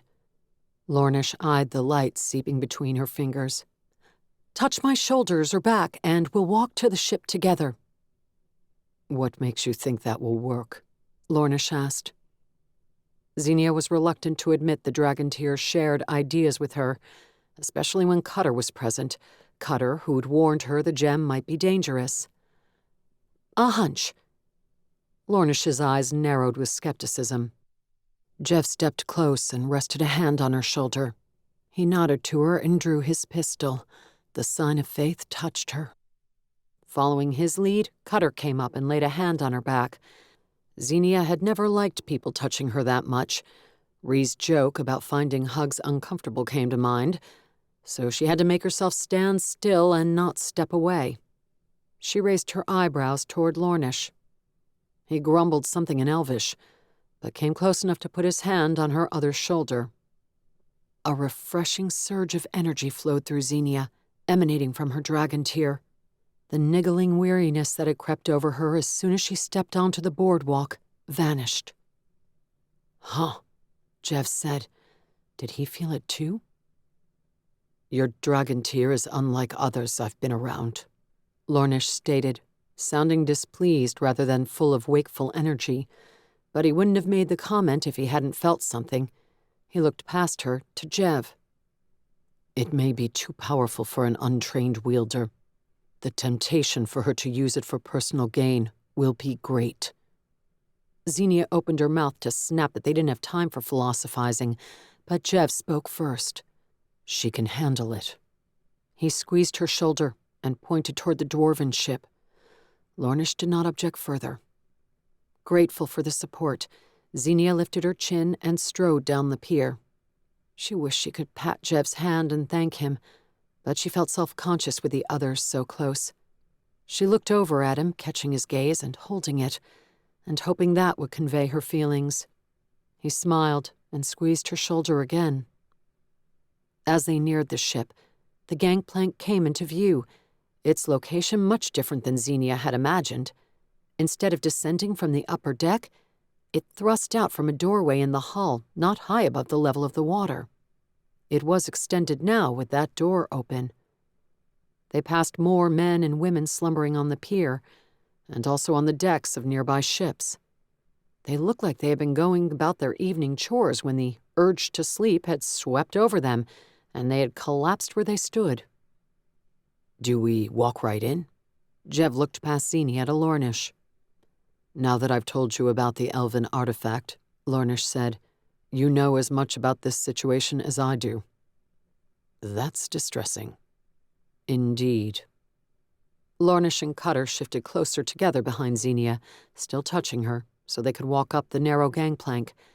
Jev frowned, then stepped in front of her, sliding his hand down to clasp hers. "Will this work?" he asked, leading her up the gangplank, unwilling to let her go into danger first. "I think so," Zenia said when the dragon tear didn't object. "If you start to look drowsy, I'll poke you in the butt." "I prefer squeezes to pokes. Maybe a little pat." "A pat would keep you awake." "If you did it, I assure you it would." Cutter sighed, and Zenia let the conversation die, but not her awareness of Jev. She noticed the warmth of his hand pressed against hers, the calluses of his palm, the gentleness of his grip.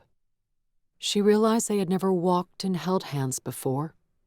She had the urge to thread her fingers between his. But they were stepping into the metal corridor of a ship full of danger. so she made herself focus on possible threats around them, rather than hand-holding. Almost immediately, Jev moved awkwardly around a sleeping dwarf with a beard so thick and bushy, Zenia had to jump to avoid stepping on it. "Up or down?" Jev asked when they reached an intersection with narrow stairs that led up and down, or turn down the corridor. "Up one level and toward the stern of the boat," Lornish said. Jev led the way toward the stairs. They were even narrower than the gangplank had been, and Zenia worried about finding enough room for all of them to remain touching. Another dwarf lay slumped at the base of the steps, snoring loudly and emphasizing the need to stay close to her dragon tier. A clang echoed down from a deck above them, and Jev paused. That was the first noise they had heard, except for snoring. "Someone's awake," Jev murmured, continuing up. Zenia felt sweat break out on her palm and hoped Jev wouldn't notice. "Whoever planted the artifact," Lornish said. "The trolls, most likely." "What did they need Master Grinmore for if they had such a device?" Jev whispered. "To get on board," Cutter growled. "My people never would have lowered the gangplank for trolls. But if they had her, a dwarf wouldn't risk seeing a master cutter hurt, especially not one as gifted as she is." Another clang sounded, and their group fell silent. Jev guided them out of the stairwell and down a dark corridor. Mostly dark. A faint green glow came from around a bend up ahead. Zenia glanced at open doors as they passed tiny cabins, crew quarters with bunks affixed to the walls. She spotted a couple more sleeping dwarves, but few had been in their cabins when the artifact had been turned on.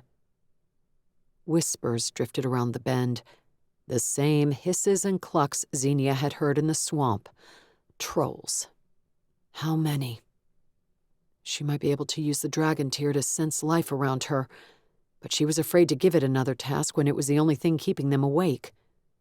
They were almost to the bend when a tug from behind made Zenia pause. Lornish let go of her. He whirled, jerking his bow from his shoulder and knocking an arrow in one swift gesture. "Down!" Cutter barked. Zenia crouched as a gunshot fired from behind them. Lornish loosed his arrow. A bullet clanged off the metal wall beside Zenia's head. "Look out!" she yelled, gripping Jev's hand, wanting to pull him down for safety. But he was facing the other way, and he released her hand and sprang forward as two trolls with axes burst around the bend. They wore headbands with glowing red gems embedded in them, and they leaped for Jev without any sign of lethargy. Zenia drew her pistol. Jev had given her dry ammunition back on the rowboat, so her firearm was loaded, but she struggled to find a clear shot as he engaged the two trolls. In the narrow corridor, his body blocked them from her view. Cutter also released Zenia, roaring as he headed in the other direction and tore a dagger out of a belt sheath. It looked far too large for his hand. He must have acquired it from a troll. He charged back to help Lornish with the two trolls that had tried to sneak up on them from behind. One of them already leaned against the wall with an arrow sticking out of his chest, but he was still alive, trying to pull out the shaft. When he saw Cutter, he snarled and hefted a sword. Cutter met that snarl with one of his own and lunged in. Zenia lifted her pistol. Since Cutter was shorter than the troll, she had no trouble aiming at his face. But the troll spotted her and crouched low, deliberately staying behind Cutter as the two squared off, blades coming together in screeches of metal. Farther down the corridor, Lornish battled the other troll. His sword flared with orange flames, their fiery reflection visible on the smooth metal walls as he stabbed and thrust. Again, Zenia had no opportunity for a clear shot. She almost reached for her dragon tier, but worried whatever magical attack she chose might also strike her friends as easily as her foes. Wondering if she could be of more help to Jev, she turned as he raised his knee and slammed a boot into one of his adversary's stomachs. The troll grunted and stumbled back, but the second one lunged around him and rushed in, swinging an axe. Jev ducked, and the axe whizzed over his head and clanged against the wall. With Jev squatting low, Zenia had her chance. She fired at the axe-wielding troll as he shifted his weapon, trying to slam it down into Jev. But Jev barreled into his attacker, tackling him and taking him to the deck. Zenia's bullet only grazed the side of the troll's head. As Jev and the troll wrestled, she had a clear shot of the one behind them, the one he'd kicked. The troll crouched and sprang to leap over the others to get her. She fired at his eye. The bullet landed true this time, and the troll lurched to the side, his head smashing against the wall. Another pistol fired. This time it was Jev, his weapon buried in his opponent's stomach. He leaped back, leaving the troll writhing on the deck, then fired again. His second bullet took his foe in the neck. The troll screamed, grabbing the wound and rolling into his buddy. Jev staggered, putting his hand against the wall for support. "Are you injured?" Zenia ran forward and gripped his shoulder, imagining an axe gash in his gut. What? He turned bleary eyes toward her. Sleepy, bleary eyes. Zenia willed the energy from her dragon tear to flow into him again. "Grab one of those headbands," she said. Souvenir? He smiled groggily. She reached down and firmly clasped his hand. They must be what's keeping the dream artifact from affecting them. Ah, good point. Zenia went with him, making sure to keep a grip on his hand as he bent to remove a headband. A pained cry came from the corridor behind them. She turned to find Cutter slumped to his knees, his head against the wall. Sleeping? Lornish was still on his feet, still moving with the grace of a professional dancer as he finished off a troll, one of 3 that lay crumpled at his feet. Damn, where had that third one in the rear come from? "Your friend is quite the amazing warrior," Zenia remarked as silence fell. I assume you mean Lornish and not Cutter. Jev reached for a second headband. "He's injured and snoring, so it wouldn't be fair to judge his martial competence." Zenia waited for Jev to remove the headbands, then led him back toward Cutter. She knelt and rested her free hand on his shoulder, again urging the dragon tear to send wakeful energy into his limbs. She wished she could also heal his wounds, but when she'd tried that with Luna's Drem a few weeks earlier, the dragon tear hadn't known what to do. There aren't any more trolls back there, Lornish said, walking up with his sword in hand and one of the headbands glowing at his forehead. Jev had also donned one, and he crouched to one-handedly maneuver the other band onto Cutter's head. Zenia still had Jev's other hand, not positive he'd fully recovered from almost falling asleep during that battle. I think they work, Jev told Zenia after a moment, touching his headband. She nodded as Cutter stirred. "Good." You can probably let go of my hand, Jev said. Though if you'll miss it terribly, you can grab something else that I don't need while fighting. Zenia snorted and released him. "Like what?" I'm sure Ree could make suggestions if she were here. Cutter, can you get up? Jev helped him to his feet. Cutter winced, a groan escaping his lips, but he stoically grabbed the toolbox as he stood. We need to find Master Grinmore. We need to cut off that artifact so she and the rest of the dwarves can find themselves. Jev waved his pistol and headed down the corridor again. Zenia stayed closer behind him, though she didn't grab anything else of his. She trusted his new headband would keep him awake. "Cutter," she said, "any idea where someone would go if they wanted to destroy this ship in a huge explosion?" All the way down, Cutter said. The boiler room. They could rig a catastrophic boiler failure and cause a real mess. There's a lot of coal stored down there to keep a fire burning long afterward, too. Artifact first, Jev said, leading them around the bend. If the dwarf crew wakes up, they can deal with it. They will be more likely to have the know-how, Cutter said. As they rounded the bend, the green light grew brighter, flowing out of an open hatchway. Jev led with his pistol as he stepped into the cabin, but there weren't any more trolls. The ones that had rushed out to attack them must have been in charge of the artifact. 2 artifacts, Zenia amended as she poked her head into the cabin. The source of the green glow, a sphere mounted on a small stone pedestal, sat on a wool blanket on the lower of 2 bunks. A glowing yellow cord linked it to a drab gray box. Her dragon tear shared with her the sense that both items emitted magic. Lornish, Jev said, Are they protected by magic, or can we walk up and flip a switch, or slam a sword into them?" Zenia shifted aside so Lornish could enter, but she didn't take her gaze from the artifacts. She could tell her dragon tear was focusing on them too. She sensed it, examining them with something akin to curiosity. "It's difficult to tell with the magical power they're emitting," Lornish said. "But I don't sense that any troll magic, a booby trap, if you will, has been added to them. I'll look for a switch." Zenia's dragon tear shared an image of the artifacts being incinerated by flame. It also shared an eagerness to handle the matter. Wait, she thought, her mind on explosions. What if destroying some powerful artifact could cause a backlash? We'll let Lornish see if they can simply be turned off.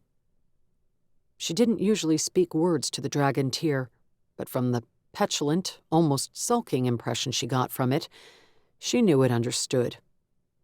Jev looked over at her, and she remembered the way he had come to her defense earlier, his belief that she could control the dragon tear. And she would. Wait, she thought again. The sensation of a long sigh floated through her mind. I think this will do it. Lornish carefully unlinked the cord between the two artifacts, then touched something on the back of the glowing sphere. The light faded until complete darkness filled the cabin. It's off, Lornish said, then whispered something in his language. His sword glowed with flames again, providing a soft orange illumination. How long until all the dwarves wake up? Jev asked. I don't know. It didn't take long to rouse Cutter, but he'd only been out for seconds. Not even that long, Cutter said. I just needed a moment to rest my eyelids. Sure you did, Jev said. There's a dwarven relaxation technique that involves placing warm stones over one's eyelids. For a moment, I thought I was doing that. Will you show us to the boiler room? Jev asked him. Yes, What's that? Lornish interrupted. Cutter frowned at him. I don't hear anything. Zenia listened hard, and a faint pulsing sound reached her ears. It seemed to be coming from all around her, from somewhere in the ship. I do now, Cutter said. Boiler room. Jev nodded to the corridor. Cutter led them out and back to the stairwell, passing the fallen trolls on the way. They also passed a couple of sleeping dwarves as they descended to the lower levels, none of them stirring yet. The pulsing noise gradually grew louder, and it made Zenia uneasy. She had never heard anything like it, but couldn't believe it signaled anything good. At the bottom of the stairs, the temperatures increased, as if they had walked into a steam hut. Cutter led them into a huge room lit by fires burning in dozens of fireboxes. Thick glass windows in their doors allowed them to see the writhing flames within. A single dwarf lay in the center of the chamber, a rifle and daggers on the deck next to him. Blood pooled underneath him. This one wasn't sleeping, he was dead. He's wearing the engineer's hat, Cutter said. If anyone would have known how to fix trouble down here, it's him. It was him. In there, Jev blurted, and ran through a wide doorway connecting the furnace room with another one. Lornish and Cutter followed him inside, but Zenia halted in the doorway, staring. This room wasn't lit as well as the other, but she could make out unfamiliar devices connected to cylindrical tanks, the boilers Cutter had mentioned, and cables draped between and around them. A couple of empty backpacks lay near the door, as well as 2 dead trolls. They wore headbands, but whatever had happened, a fight with the engineer, staying awake hadn't been enough to save them. Are those explosives? Jev turned a slow circle, taking in the cables linking devices affixed to the sides of the boilers. Because they look a lot more complicated than kegs of black powder. The strange pulsing noise was louder in here than it had been anywhere else.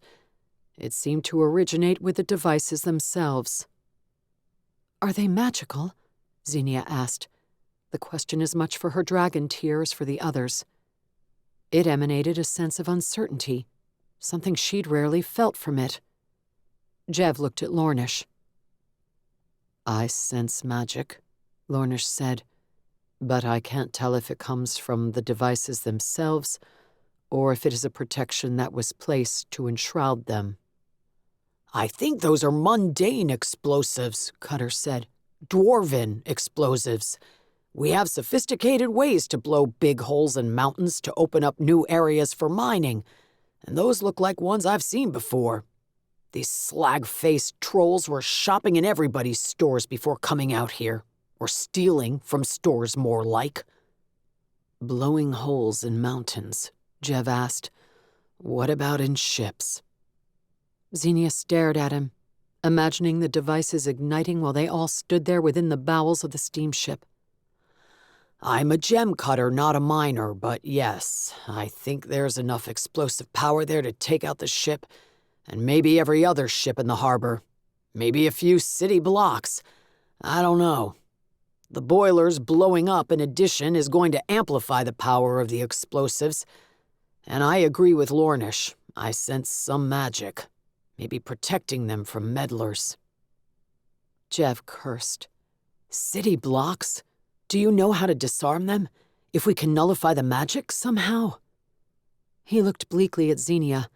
No, at her dragon tear. She didn't share with him the uncertainty she felt from it.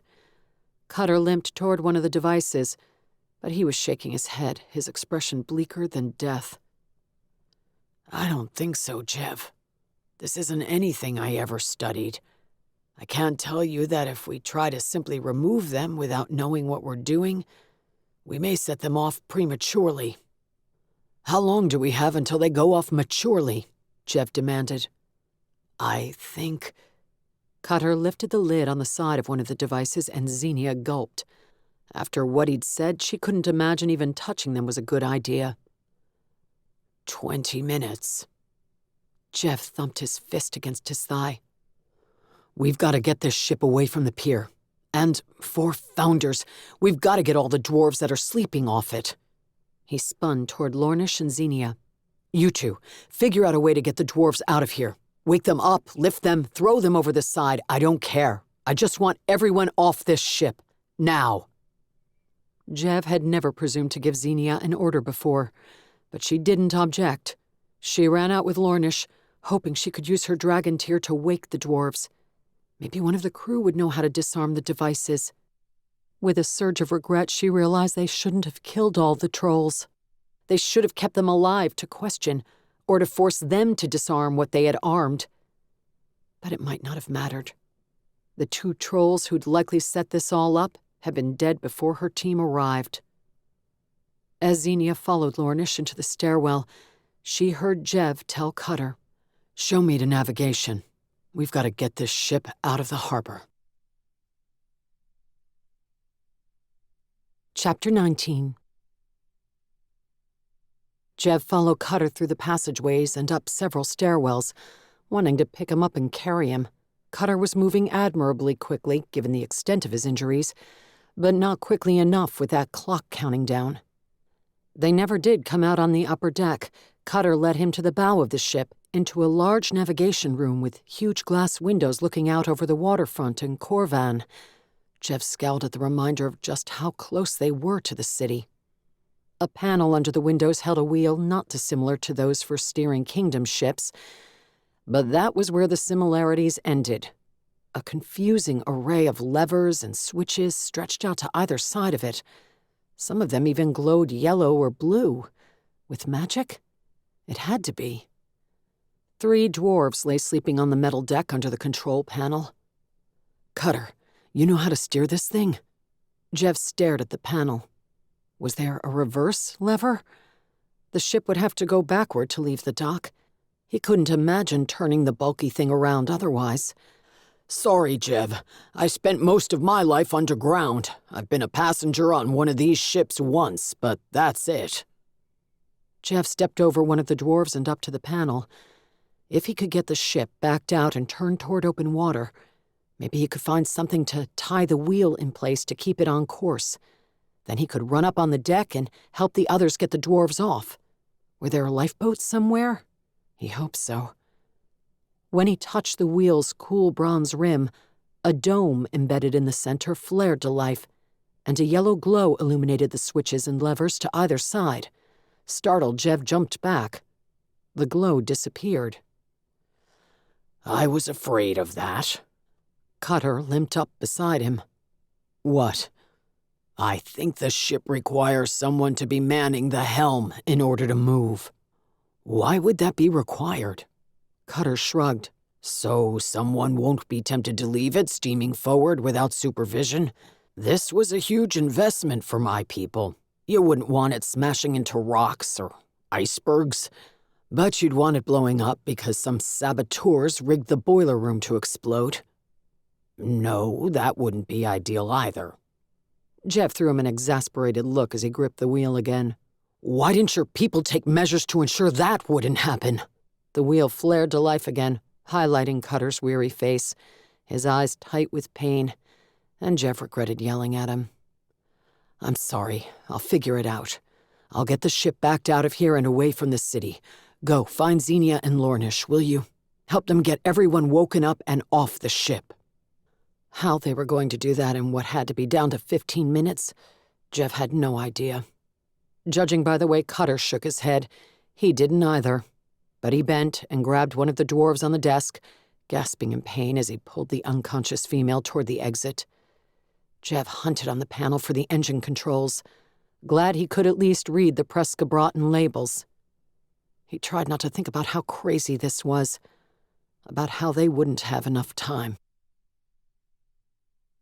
There's Grindmore, Lornish said as soon as he and Zenia reached the open upper deck, the salty night air a contrast to the hot, stuffy passageways below, and a lot of other dwarves. Still sleeping, Zenia cursed and ran to the familiar bearded form surrounded by a couple dozen other dwarves, all crumpled where they'd fallen unconscious. She spotted others up and down the deck, but not anywhere near the 500 that were supposed to be aboard. Any idea how to wake them, or how we get them all out before... Zenia tugged at her ponytail. Had she been right to follow Jev's order without questioning it? Was it possible the explosives could be disabled somehow? What if... Use the dragon tier, Lornish said. How? Find everyone living on this ship and levitate them down to the docks. He gazed at her intently and expectantly, as if that wasn't the most ridiculous thing Zenia had heard that week. Levitate, like float? Is that possible? A dragon could do it. I'm not a dragon. That is. Lornish stabbed a finger at her glowing gem, then ran to pick up Master Grindmore. At the least, it's linked to one and drawing upon its power. I don't understand how that could be possible. If you can't get them off that way, I'm going to start throwing dwarves overboard and hope the cold water wakes them up before they drown. He shook Grindmore, but she didn't stir. A nearby dwarf only snored like a foghorn when Lornish shoved him toward the railing. Zenia was skeptical that her dragon tier could lift people or dwarves, but it had done many things she wouldn't have guessed it could. She concentrated on Grindmore, imagining her rising off the deck, over the railing, and gently down to the pier below. A chipper image popped into Zenia's head of the world from above, far above. For a dizzying moment, she felt as if she were looking down at the land from a mountaintop, a moving mountaintop. Trees and bushes and trails passed below, and even cattle came into view for a moment. It was like she was a bird, or a dragon. She fought down the dizziness and urged the dragon tier to focus on the dwarves. But Grindmore was already hovering off the deck. As Zenia watched, gaped, the dwarf master floated over the railing. Terrified Grindmore would fall, Zenia focused on keeping her concentration and willing her to safety. She ran to the railing to keep her target in sight. Grindmore, arms and legs dangling limply, floated downward and landed on the pier near the boat. Zenia spotted someone sitting up near the boardwalk, one of the unconscious sailors they'd passed on the way out to the ship. 4 founders, she hoped that meant everyone would wake soon. She spun back toward the deck. Hundreds more dwarves needed to be floated off the ship. Her dragon tear vibrated with power and warmed in her hand.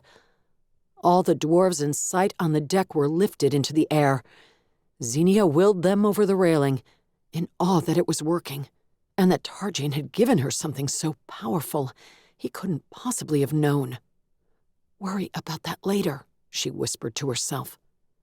She caught Lornish staring at her as the dwarves floated down to the pier, landing near Grindmore. His eyes were narrowed, his face hard to read, but he was definitely studying her.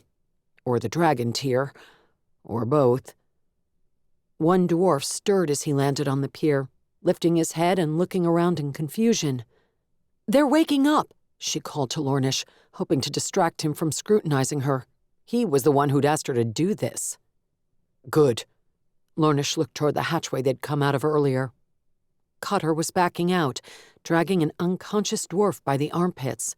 Lornish ran to help him with the load. Zenia, aware of the minutes ticking past, focused on getting the rest of the dwarves off the deck. How she would find all the ones below and get them off in time, she didn't know. She also didn't know if simply laying the dwarves on the pier down there would keep them safe. If Jev couldn't figure out how to move the ship, a thrum went through the deck, startling her. The group of dwarves that had been floating toward the railing faltered. She swallowed and concentrated, reminded that the power came from the dragon tear, but she was directing it. "Jev's got the propellers going," Cutter yelled. "Zenia, can you snap the ropes tying the ship to the pier?" Zenia lifted a hand to acknowledge the request, but she had to get her batch of dwarves to safety first. They floated downward with a few waking and lifting their heads while en route. A startled cry came from one airborne dwarf, and Zenia's concentration faltered again. The group of them plunged several feet. Before she regained her focus, she swore and gripped the railing with one hand, the other tightening around her dragon tear. The heat emanating from it had grown so intense it almost burned her palm. The dwarves landed safely, a couple of them springing to their feet and looking in all directions. "Run to safety!" she yelled down to them, assuming they would have no idea what was going on. "Into the city!" She didn't know if they heard her way down there. She shifted her focus to the two thick ropes attaching the steamship to the pier cleats. "I know you can do fire," she whispered, envisioning flames licking at the ropes. The dragon tear once again responded with a sensation of enthusiasm. Flames appeared on both ropes, burning them to ash within seconds. Zenia turned away from the railing to look for more dwarves to float away. But weakness stole over her, and her knees almost buckled. She lurched back and grabbed the railing again for support. Her role was minimal, but drawing upon the dragon tear and channeling its power affected her. Could she possibly get all the dwarves off the ship in time? How many minutes were left? The deck thrummed again, and a shout came from below. Zenia peered over the railing in time to see two dwarves running down the gangplank. They waved their arms and shouted, pointing back at the ship. Did they know about the explosives? If enough of them woke up, would someone know how to disarm them? A hand gripped her arm. Lornish. "Come." Cutter said most of the remaining dwarves are in a big passenger area down by the gangplank. We just missed them when we came in. He thinks they were being queued up to disembark when the trolls arrived with the artifacts, and Master Grindmore. He was running as he shared this, and Zenia had to force her wobbly legs to run after him. If most of the dwarves were in one place, maybe she could get them off, even if they didn't wake up in time. She still felt there ought to be a way to defeat the explosives down there, to keep the ship from blowing up.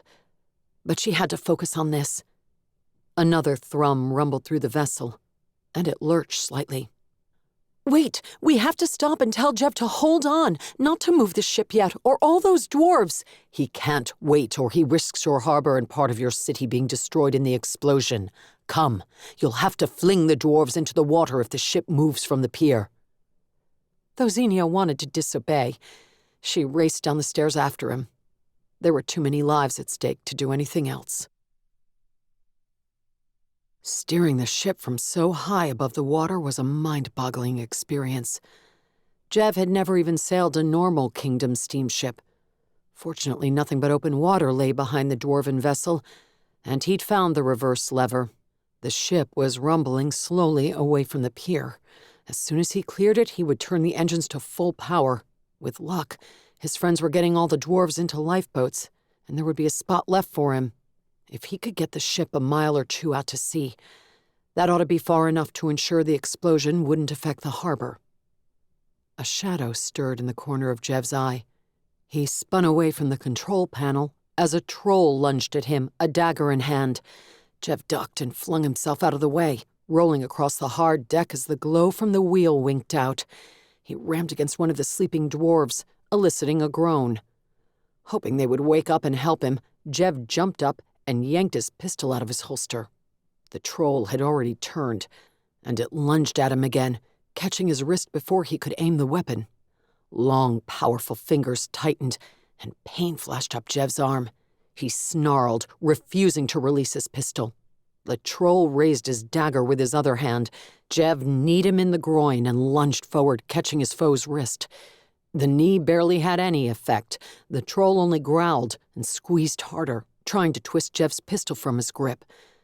Jev glimpsed a clock on the wall, and his heart almost stopped when he saw how few minutes were left.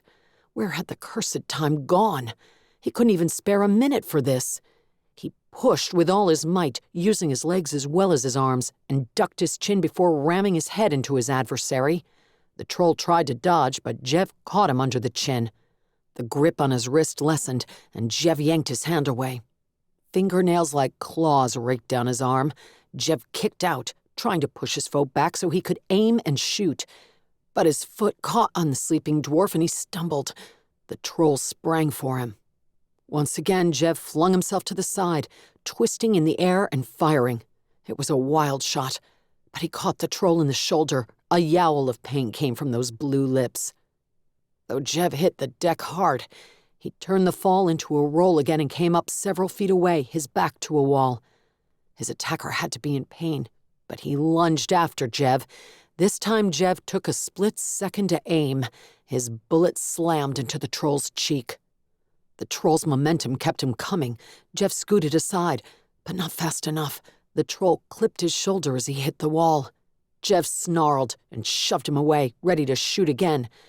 But his enemy pitched to the deck and didn't move again. Jev leaped over him, wincing as he glanced at the clock and returned to the wheel. The yellow glow flared, and the propeller started again. As Cutter had warned him, the ship had halted as soon as he let go of the wheel. Its momentum had been negligible, and it hadn't yet cleared the pier. Jev pushed levers, hoping the labels were as simple and direct as they seemed. They needed to move faster. If he broke the pier in his attempt to depart swiftly, he would pay Targene for it later. Footsteps rang on the deck outside the navigation room. Now what? Careful to keep his hand on the wheel, Jev pointed his pistol at the hatchway. Zenia and Lornish raced inside, and he jerked his weapon down. "We've got all the dwarves off the ship," Zenia panted, sweat streaming down her face. "Except these. Lornish?" "On it." Lornish waved at someone in the passageway outside. "Cutter, 3 more."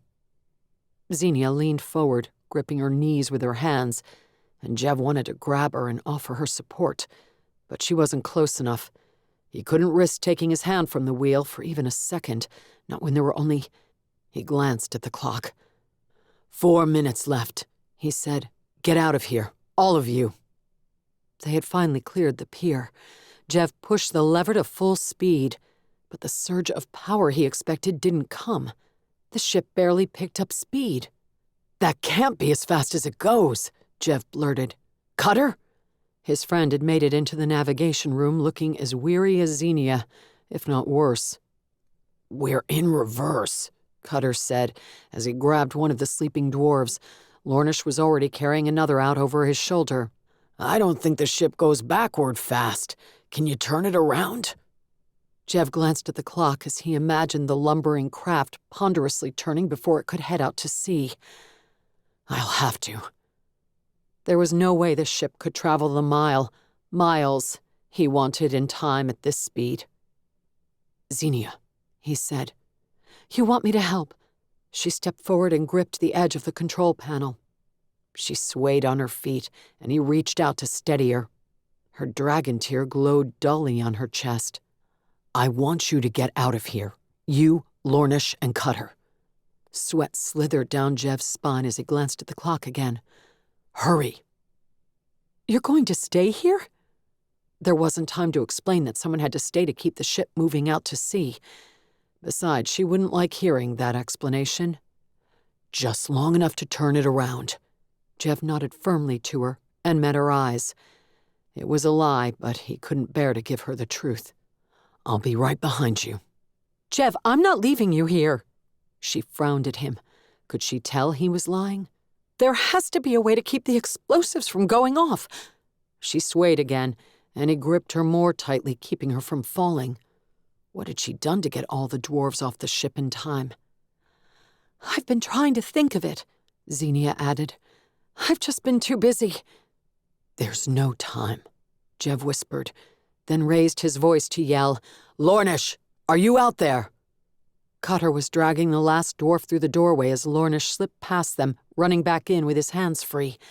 The dwarf opened his eyes and peered around. "Up, up," Cutter commanded. "We've got to get out of here before the ship blows up."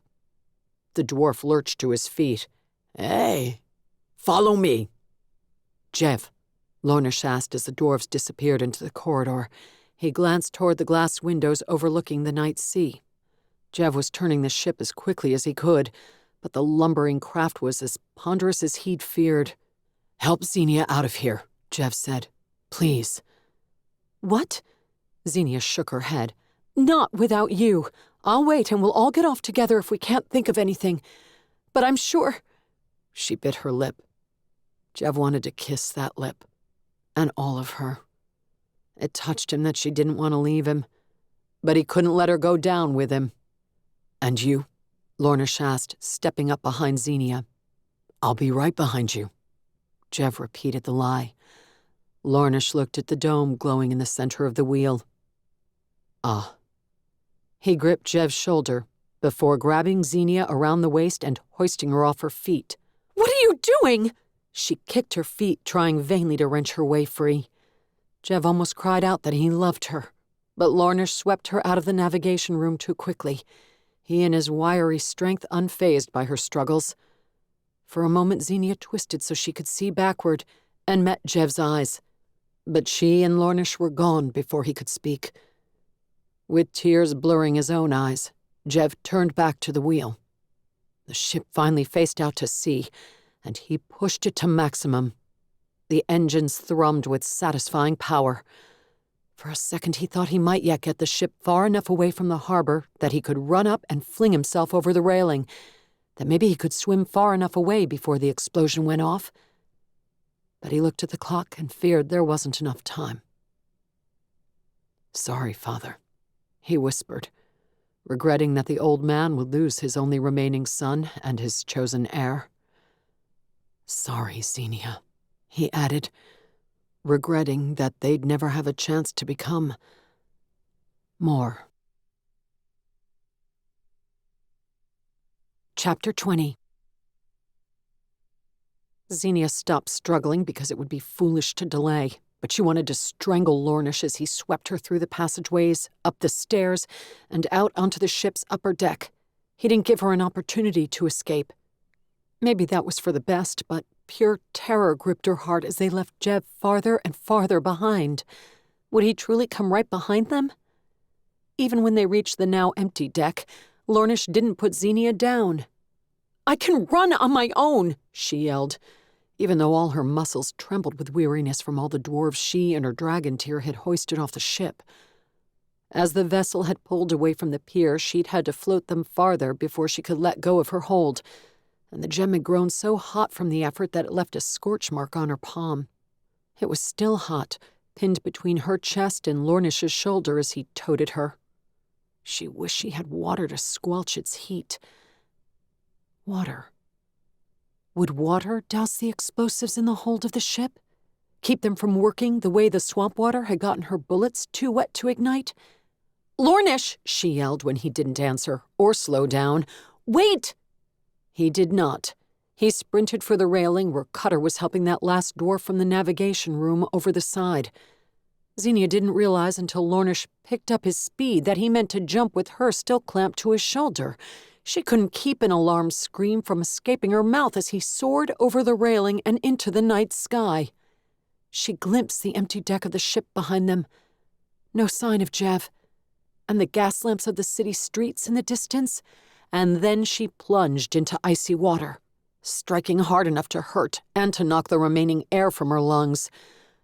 Finally, Lornish let her go, and she clawed her way to the surface. Shouts came from around them. Cutter and several other dwarves floating nearby.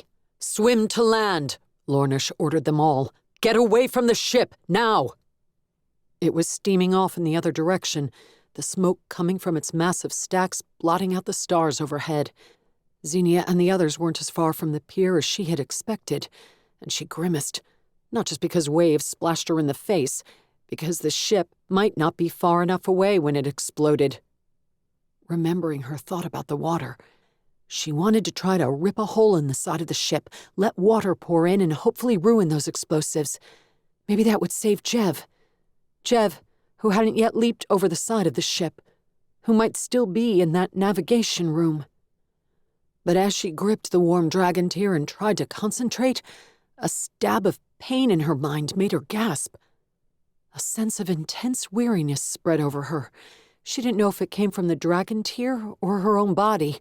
She tried to fight past it, but blackness edged her vision. If she passed out, she could drown out here. A hand gripped her under the armpit. Lornish. "I have an idea," Zenia blurted as he pulled her onto her back, kicking with his legs to steer both of them toward the pier. "If we could get—" A thunderous boom sounded, and fiery white light erupted from the ship. Zenia threw an arm up as the intensity of a sun assaulted her eyes. The explosion. Jev. Lornish pulled her harder and faster. She was so numb she barely felt the icy water streaming past, barely heard anything over the ringing in her ears. When her back bumped against something, she was confused. Lornish let go of her, but then hands gripped her from above.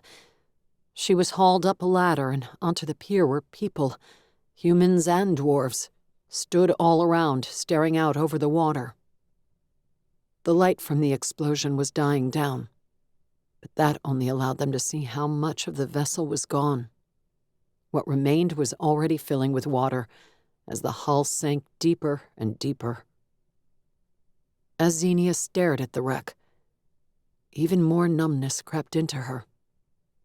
She dropped to her knees on the pier, barely noticing the hardness of the wood. Tears leaked from her eyes. Nobody could have survived that. Jev couldn't have survived it. Why hadn't she dragged him away? Why had she let him and his damn Zinder honor decide he should sacrifice himself? He'd known.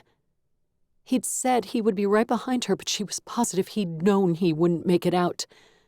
That look he'd given her, that sad smile, it hadn't been a promise that he'd see her again. It had been a goodbye. She hadn't understood, and she hadn't said it back. She hadn't said any of what she should have said. That she cared about him. That she loved the way he bumped shoulders with her and always tried to make her laugh. That he hadn't cared what a frigid inquisitor she'd been when they met. That he hadn't cared that she was a commoner. That he hadn't cared that she'd walked him into an interrogation session where he'd been tortured by her colleagues. He hadn't cared about any of that. He'd still wanted to get to know her, to have a relationship with her. But what had she done? She'd pushed him away.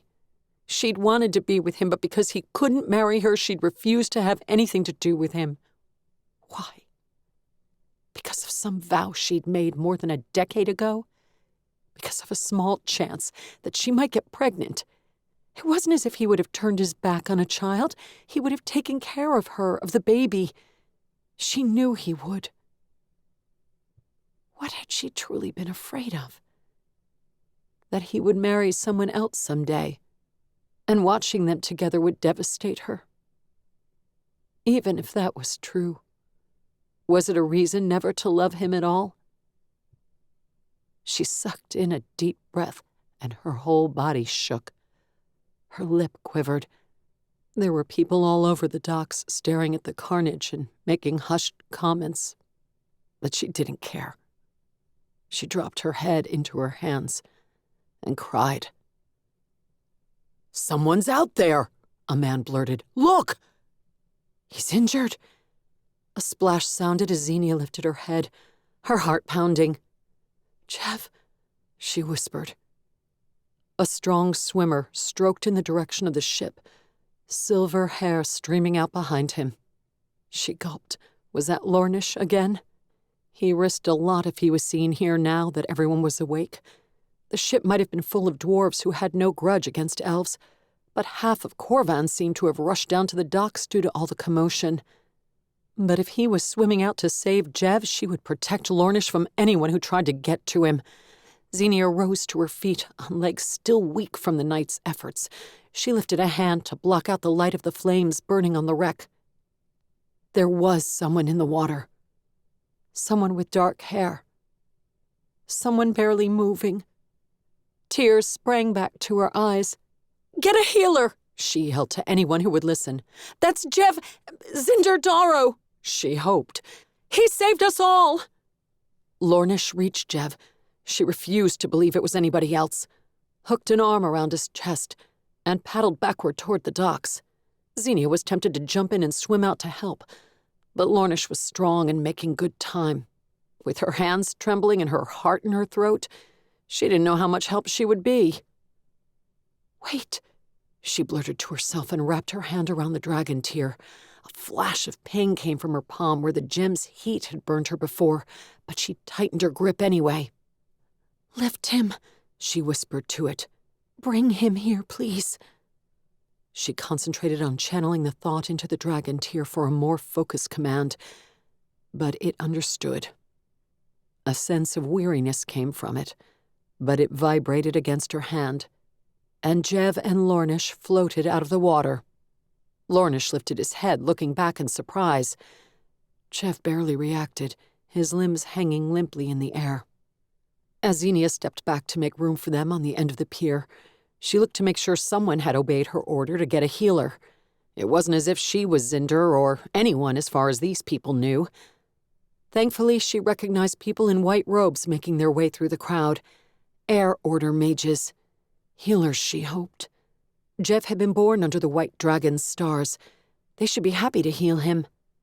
Jev and Lornish floated closer, and Zenia released the dragon tear. Now she could see their faces and could tell for certain that it was Jev. His eyes were closed and blood dripped from gashes all over his body. His clothing was so torn. His shoulder and torso were almost bare and bruised, with more severe cuts visible. "Jev," Zenia whispered, reaching out a hand distressed by his pain. Was he conscious? Maybe it would be better for him if he wasn't. The vibrations of her dragon tear faded as Jev settled onto his back on the dock. Lornish landed on his feet next to him. He took one look at her, then stepped back, pulling his wet hood over his head. Zenia hoped people were too transfixed on Jev to have seen his ears, but it was only a passing thought. She knelt beside Jev, her focus on him.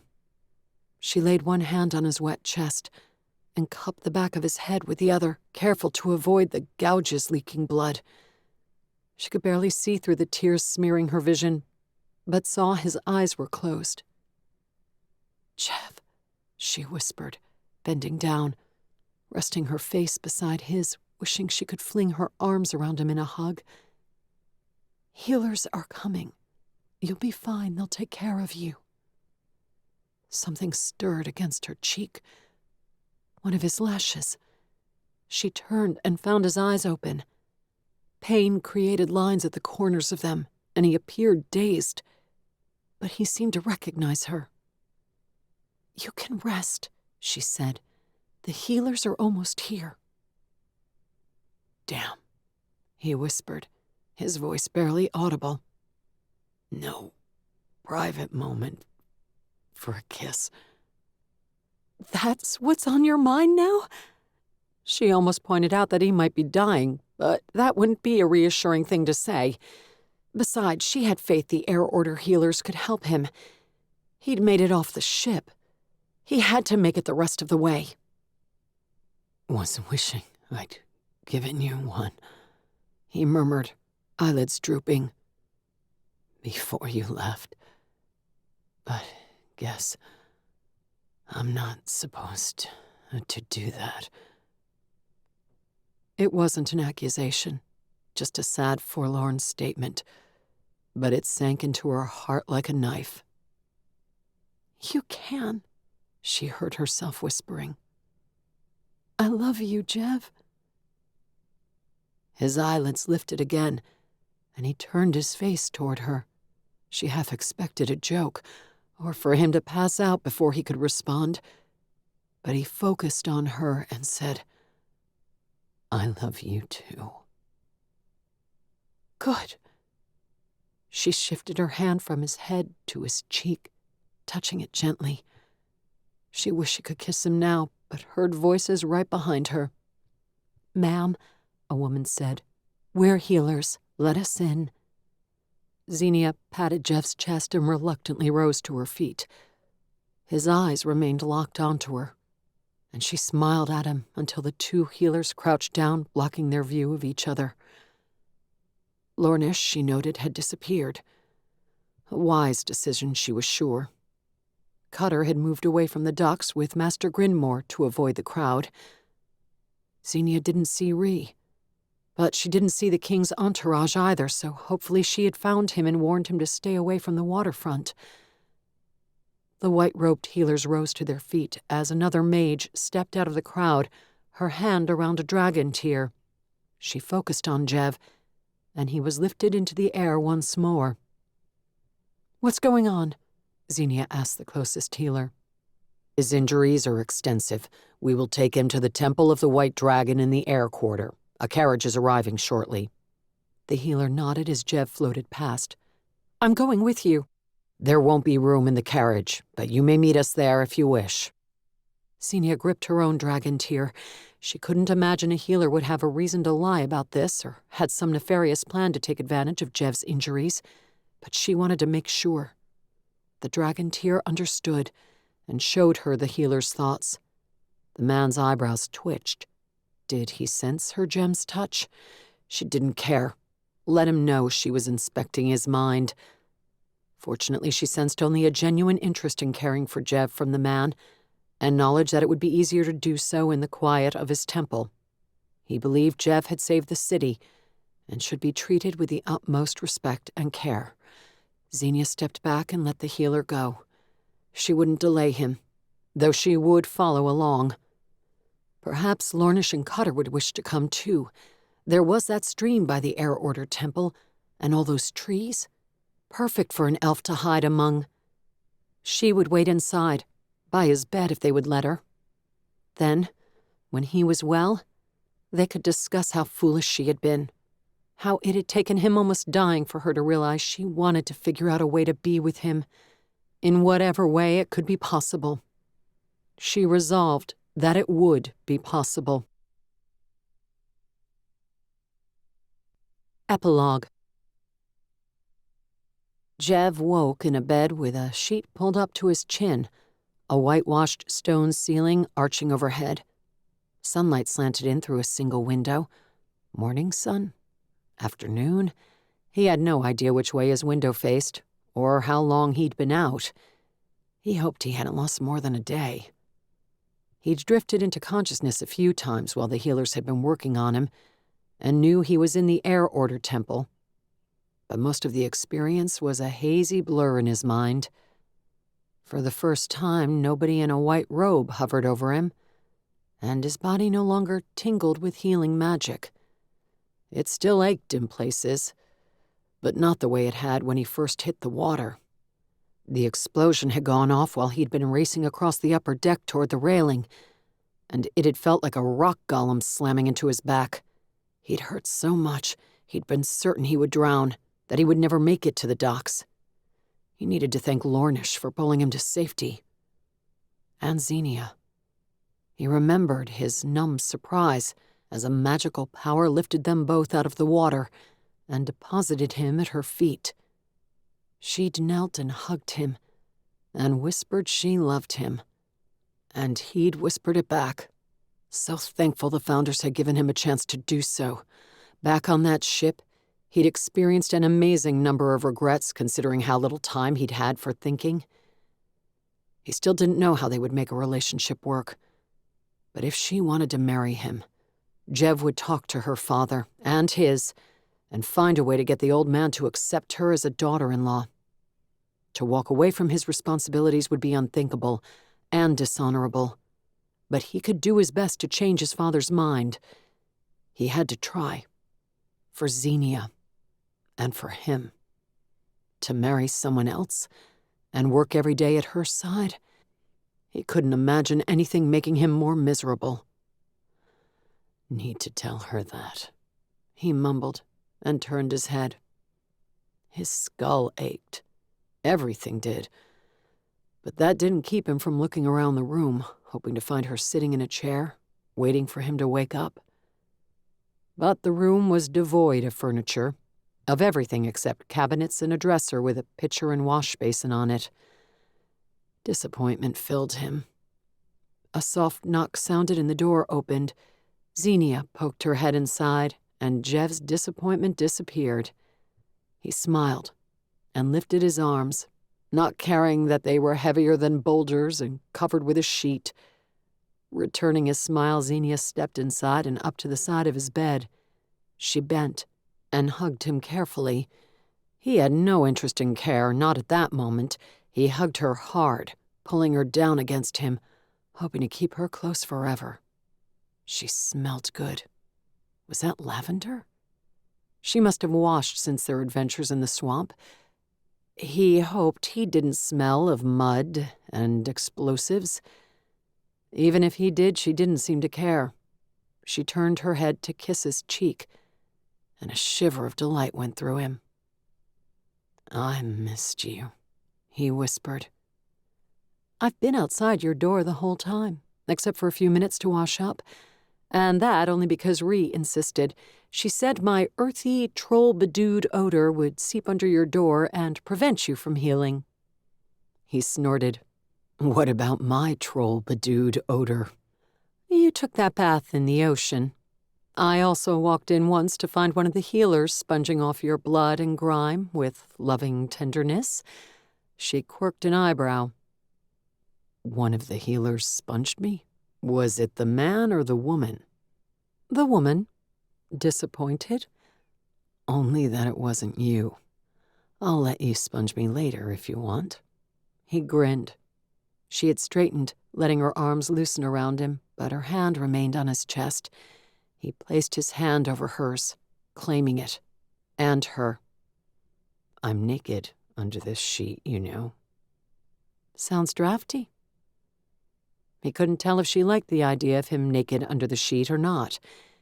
He supposed he shouldn't assume that because she'd said she loved him, she wanted to engage in any physical activities. There was still her vow to herself, after all. She also could have meant... He grimaced. What if she'd been talking about platonic love? "Are you still in pain?"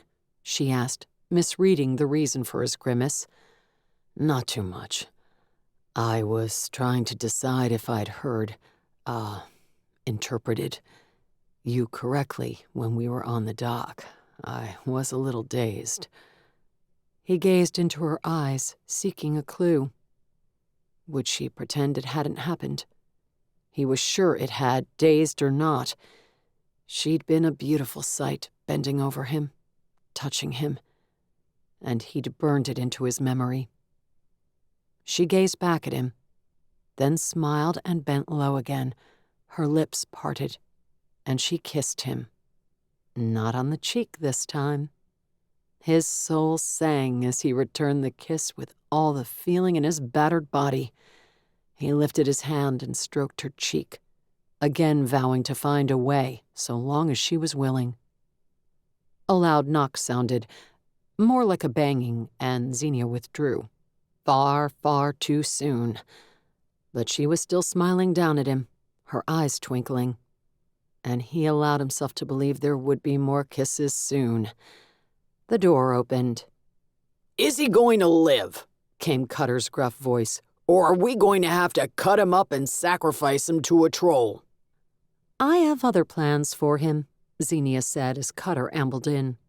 "Are they sexual plans?" Ree asked as she walked in behind Cutter. A third figure slipped in behind them, a green cloak wrapped around his body and his hood up over his silver hair. Lornish. "He's an injured man," Zenia said. "That would be inappropriate." "I bet he could rally himself." Ree winked at Jev. He didn't wink back, but the thought, yes, I could, passed through his mind. "Our desks have likely been filling up with paperwork while we've been off having adventures," Zenia said. "He'll need time to recover, so I thought I'd have him hold folders while I organize everything." "He's too injured for sex, but not for physical labor?" Ree asked. Jev lifted a finger. "I'm not too injured for sex." "Holding folders isn't physical labor," Zenia said, ignoring him. "They're lightweight."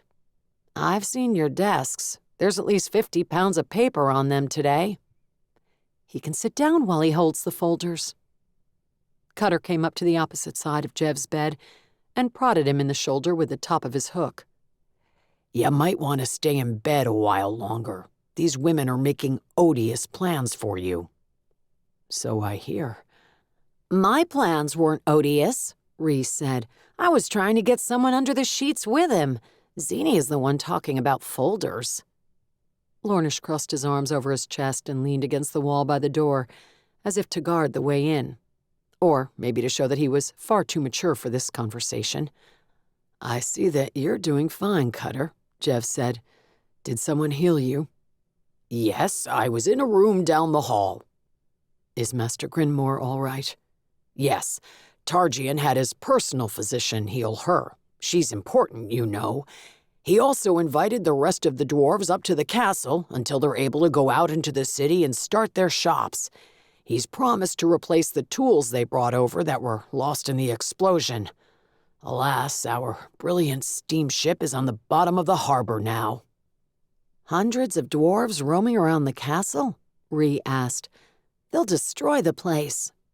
"More likely, remodel it," Jev said, thinking of the plumbing and fancy bathroom in Iridium's underground lair. He believed that had been one of the favors she'd wheedled out of Master Grinmore. "Think they can put some windows in our office?" Zenia asked. "It's very dark even when all the lamps are lit." "It's the basement office of a secret organization nobody's supposed to know about," Jev said. "It's supposed to be dark and easy to forget about." "If I could see better, I'd be more efficient at organizing the paperwork. You wouldn't have to hold folders for as long." "Cutter," Jev said, "how are your people at Windows?" Cutter scratched his jaw with the tip of his hook. "Dwarves don't have much need for windows. We live in underground cities." "How do you do paperwork down there in the dark?" Zenia asked. "Dwarves aren't much for paperwork. Most orders and agreements are verbal." "How can I visit this wondrous place?" Jev asked. Zenia shot him a dirty look. He smiled beatifically at her. "You'd need a dwarf to accompany you down, or the guards would send rock golems after you," Cutter said. "Then it's fortunate that I know a dwarf." "Ah, but I'm not going anywhere anytime soon. Did I tell you?" Cutter leaned forward, gripping the edge of the bed with his hand. "Master Grinmore decided that I might be worth training.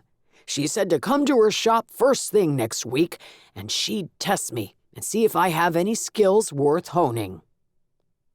"Might?" Zenia asked. Cutter's blissful expression suggested he believed he would be taken on, or maybe he was simply delighted to be given a chance. "The last I heard," Jev told Zenia, "our grumpy master was insulting Cutter's beard, so this seems to be an improvement in their relationship."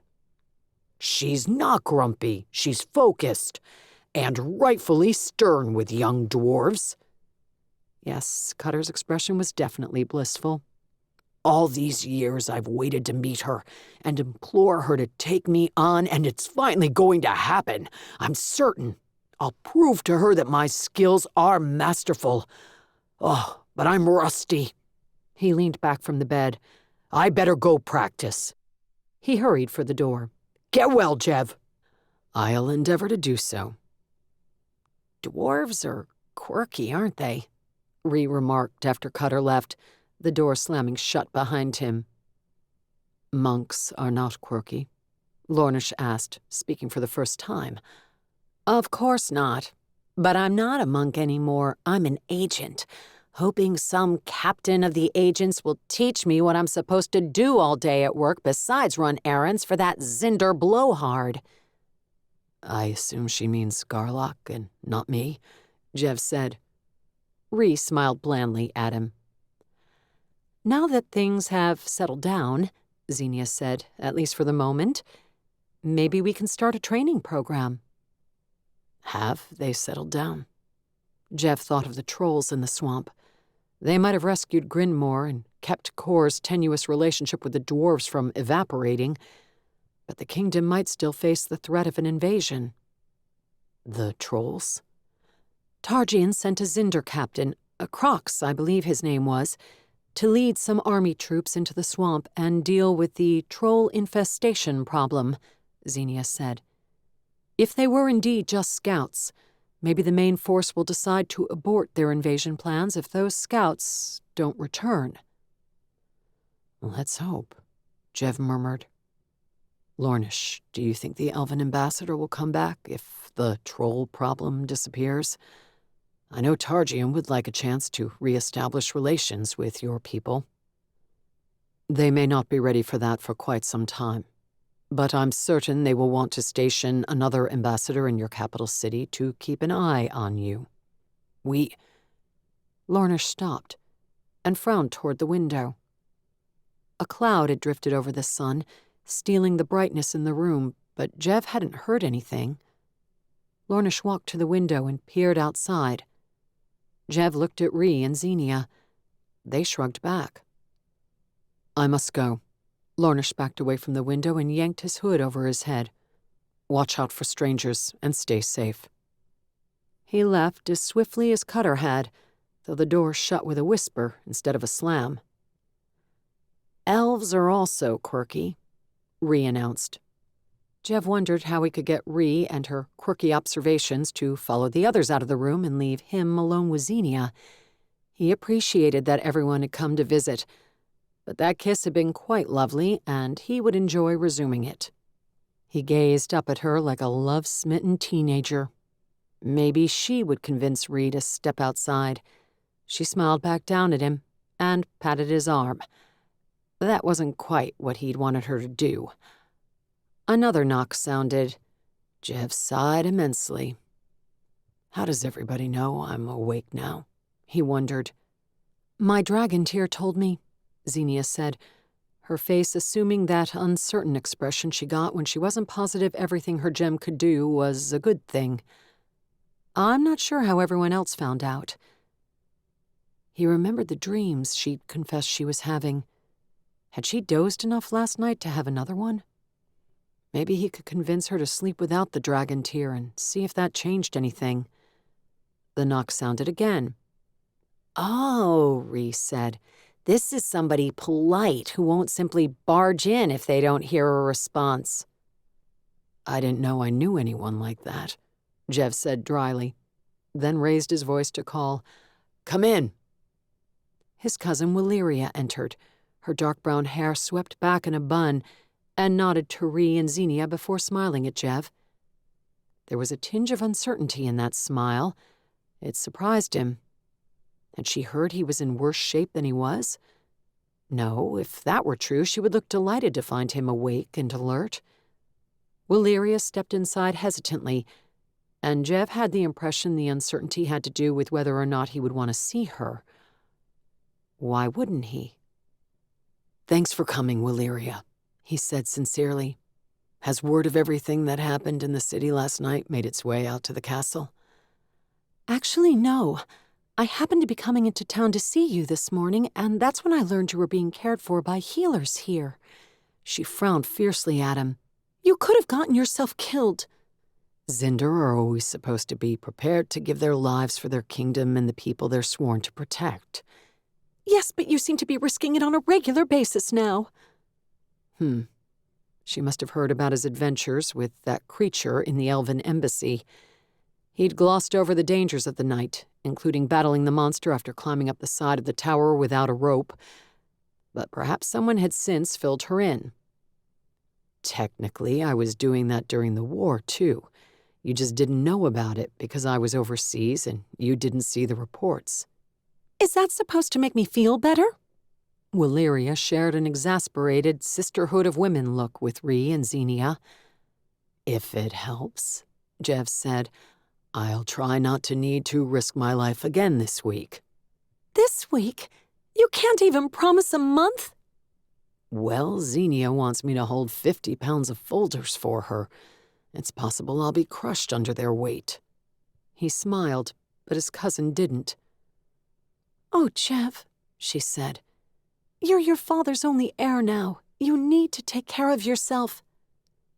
Jev closed his eyes, feeling smothered. He was glad someone cared, but he'd been without a mother for more than 20 years. He was used to taking care of himself and not having well-meaning but stifling feminine concern thrust upon him. He appreciated that Zenia wasn't the type to stifle or smother. She seemed to accept that their job was dangerous and they would both be in trouble from time to time. He turned his head toward her, his appreciation seeping out in a smile. Willyria noticed and frowned. Jev looked away and made his face more stern. He realized that just because he'd confessed his love for Zenia didn't mean anyone else in the family knew, or should know. He wanted to figure out how to deal with his father on his own terms, preferably before news of his plan to do so reached the old man and he had time to hunker down behind mental fortifications. "Jev," Willyria said, "I need to speak with you. Several of your cousins and your aunts are planning to visit you later today, but this is important." She glanced at Rhi and Zenia again. No hint of camaraderie and shared anything in her expression now. "In private, please." Rhi shrugged and walked out. Zenia touched his shoulder, then headed for the door, also without protest. Jev almost wished she had protested. He wanted to say that anything Willyria wanted to say to him could be said in front of her. But he shouldn't state that. Not yet. One day he hoped he could. "What is it?" As Jev sat up in the bed, arranging his sheets to fully cover his waist, he remembered what Willyria had said earlier, that she'd been coming to see him even before she heard about the explosion and his injury. Had his father sent her? Or was something going on at home that she needed to tell him about? Her expression had grown grave. He grimaced, suspecting he wasn't going to like this. "Some rumors were brought to your father's attention," Willyria said carefully, studying not him but the floor. "Is this about those Zendari sisters who were gossiping about me and Zenia?" Willyria lifted her gaze. "You've heard?" "I've heard there's a surprising amount of gossip related to me lately." "Are you having a relationship with her?" Willyria asked. Jev thought of their kiss and almost said, "Yes, so?" But he also thought of Zenia's modesty, or perhaps more accurately of that promise she'd made to herself. He wasn't positive she'd changed her mind on that yet, and he didn't want to disgruntle her by announcing they were a romantic couple. "We've become good friends," he said. "I don't know yet if it will become more than that." Willyria took a deep breath. "I suggest you break it off before it does." "And why is that?" Even though Willyria was one of his favorite cousins, and he rarely lost his temper with her, he couldn't keep the coldness out of his tone. "There hasn't been an official announcement yet since you haven't been told, but your father agreed to a proposal that came in." Jev's blood chilled in his veins and gripped his heart like an icy vise. A proposal? For what? He asked, though he knew full well. Marriage. To Zindari Freemia Bludnor. One of those teenage sisters trying to manipulate father into it? Jev curled his fingers around the edges of his mattress. Why would he agree to that? She's young, pretty, and her grandfather fought with your father in the border wars. He respects the man, says he's smart and brave, and believes his granddaughter will birth strong sons. Founders crack scales. He said he'd give me through the summer to find someone on my own. He didn't confide in me, of course, Willyria said. But I got the impression he believes the rumors about you and Zenia. He was also muttering about something you said the other day, asking him about marrying commoners. I gather he's afraid you'll make a foolish mistake if you're given the time.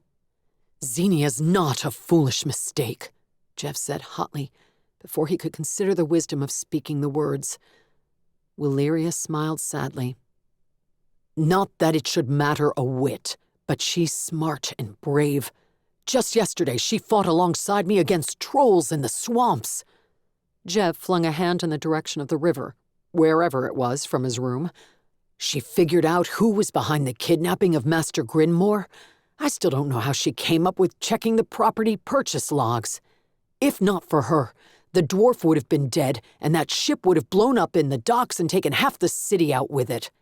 All that ought to matter a lot more than what someone's grandfather did 50 years ago. Willyria lifted her hands. Jev, I don't disagree with you, even if an ex-inquisitor wouldn't be my first choice for you. That Freemia can't be your first choice either. No, she's not. She's a manipulative teenager. You need... I don't know what you need. Time, I think. I'm sorry you won't get it. Your father agreed to a wedding date next month. Jev groaned and flopped back on his bed, feeling like a 13-year-old boy again, completely helpless in the face of his father's mandates. He'd just, as Willyria pointed out, risked his life for the city, and this was the reward he got. Am I too old to run away from home? He asked bleakly. Yes. Would it be selfish to wish for another war, and that I'd be sent away from home? Not that he truly wanted that. Not unless Zenia could be sent away with him. Besides, with trolls skulking around in the countryside, he shouldn't even joke about such things. Very much so. Damn. I'm sorry, Jev. I understand how you feel. He grunted in skepticism. Trust me, I do. My mother recently found out about a relationship I've been having, and she's riding around the countryside right now, visiting Zindari mothers with eligible sons, hoping to arrange a marriage for me. Ah, he guessed she did understand. I didn't think you'd been seeing anyone. I am, Willyria grimaced. I was. A commoner? No. She's the right social class. Ah. Jev stared up at the ceiling, his brain taking a while to figure out the ramifications of that pronoun. Just the wrong gender, Willyria added dryly. Did you change preferences in the years I was gone, or have I just been dense? She chuckled. You are dense, but I was only 15 when you left, and wasn't yet certain of my preferences. Huh. He didn't know what more to say. It was selfish, but he was far more concerned about his own future. Maybe later, when he figured out a way to be with Zenia, he could turn his mind toward helping his cousin, or at least properly commiserating with her. For now, he closed his eyes and willed meddling parents all over the world to disappear. What do you think they've been talking about in there for so long? Ree asked. Zenia, sitting on a bench beside her, could only shrug. She'd picked up on Waleria's words that she'd been on her way into the city to discuss something with Jev before she'd heard about his injury. News from home, from his castle, it had to be. A message from his father? She dreaded what that news might entail, but told herself not to worry until she learned what it was. If he told her. "I couldn't guess," she replied. "Jev's gift is still on his desk unopened," Rhys said. She'd gone into the office that morning and run into Zinder Garlock and the king. She'd mentioned Targian was waiting for a full report. Zenia would head up to the castle soon to deliver it. Fortunately, she had started preparing a written report while she'd been waiting for the healers to finish with Jev. "I'm sure he'll open it when he's healed," Zenia said. "He hasn't been up there." I once again resisted the urge to shake it. "Noble," Zenia said. I thought so. "Ma'ams?" A young acolyte in white trousers and a tunic walked up with an envelope. "Is one of you Captain Cham?" "Yes," Zenia said. The girl held up the envelope uncertainly. She was 11 or 12.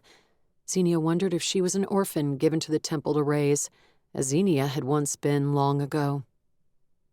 "That's the only clue we're giving you," Rhys said. Zenia snorted and held out her hand. "What is—" She trailed off as she recognized the style of the writing on the envelope, elegant letters written in blue ink. "Uh-oh," Rhys said, apparently recognizing it too. "Another message from your helper?" Helper. Was that the right word? She supposed so, since the last 2 clues she'd received had been warnings, apt warnings. But Zenia suspected this helper would ask for a favor one day, or expect something in return. When she had some free time, whenever that might be, she would try to figure out who was sending these messages, and how they were always a step ahead of her. "Thank you," she told the acolyte. "Where did you find it? Did you see who left it?" The girl shook her head. "One of our monks brought it in from outside. He said it was leaning against the wall by the door and there wasn't anyone around." "Of course not," Zenia sighed and opened it as the acolyte returned to her chores. "How did whoever is sending these know you were here?" Rhys waved toward the columns of the large prayer room. "Who knows how he or she knows anything?" Zenia drew out the single piece of paper inside and unfolded it. As with the others, it was a short, simple message. "Avoid the elf." "The elf? We only know one. Unless you count that princess that we briefly met at Dharrow Castle." "It may not refer to Lornish. Why would it? But to some elf we have yet to meet. Or it could be Lornish. Maybe he's going to start some trouble." "He hasn't yet. Why would he?" "I don't know, but what do we really know about him?" "He's Jev's friend," Zenia said. "That's enough." "How much does Jev know about him? Do you know?" "Enough to consider him a friend." Zenia returned the paper to the envelope. She wouldn't conjure up suspicions about someone because of a warning from a mystery person, especially when they had no idea which elf the message meant. Was all Rhys said. "It could refer to that scientist we already arrested," Zenia said, though she doubted it, not if this note had just been delivered. "I guess we'll have to keep our eyes out for pointy-eared suspicious types. And Lornish." Zenia frowned at her, recalling that Rhys had conversed with Lornish a few times while they'd been riding yesterday. And other times. Zenia had usually been talking with Jev at those times.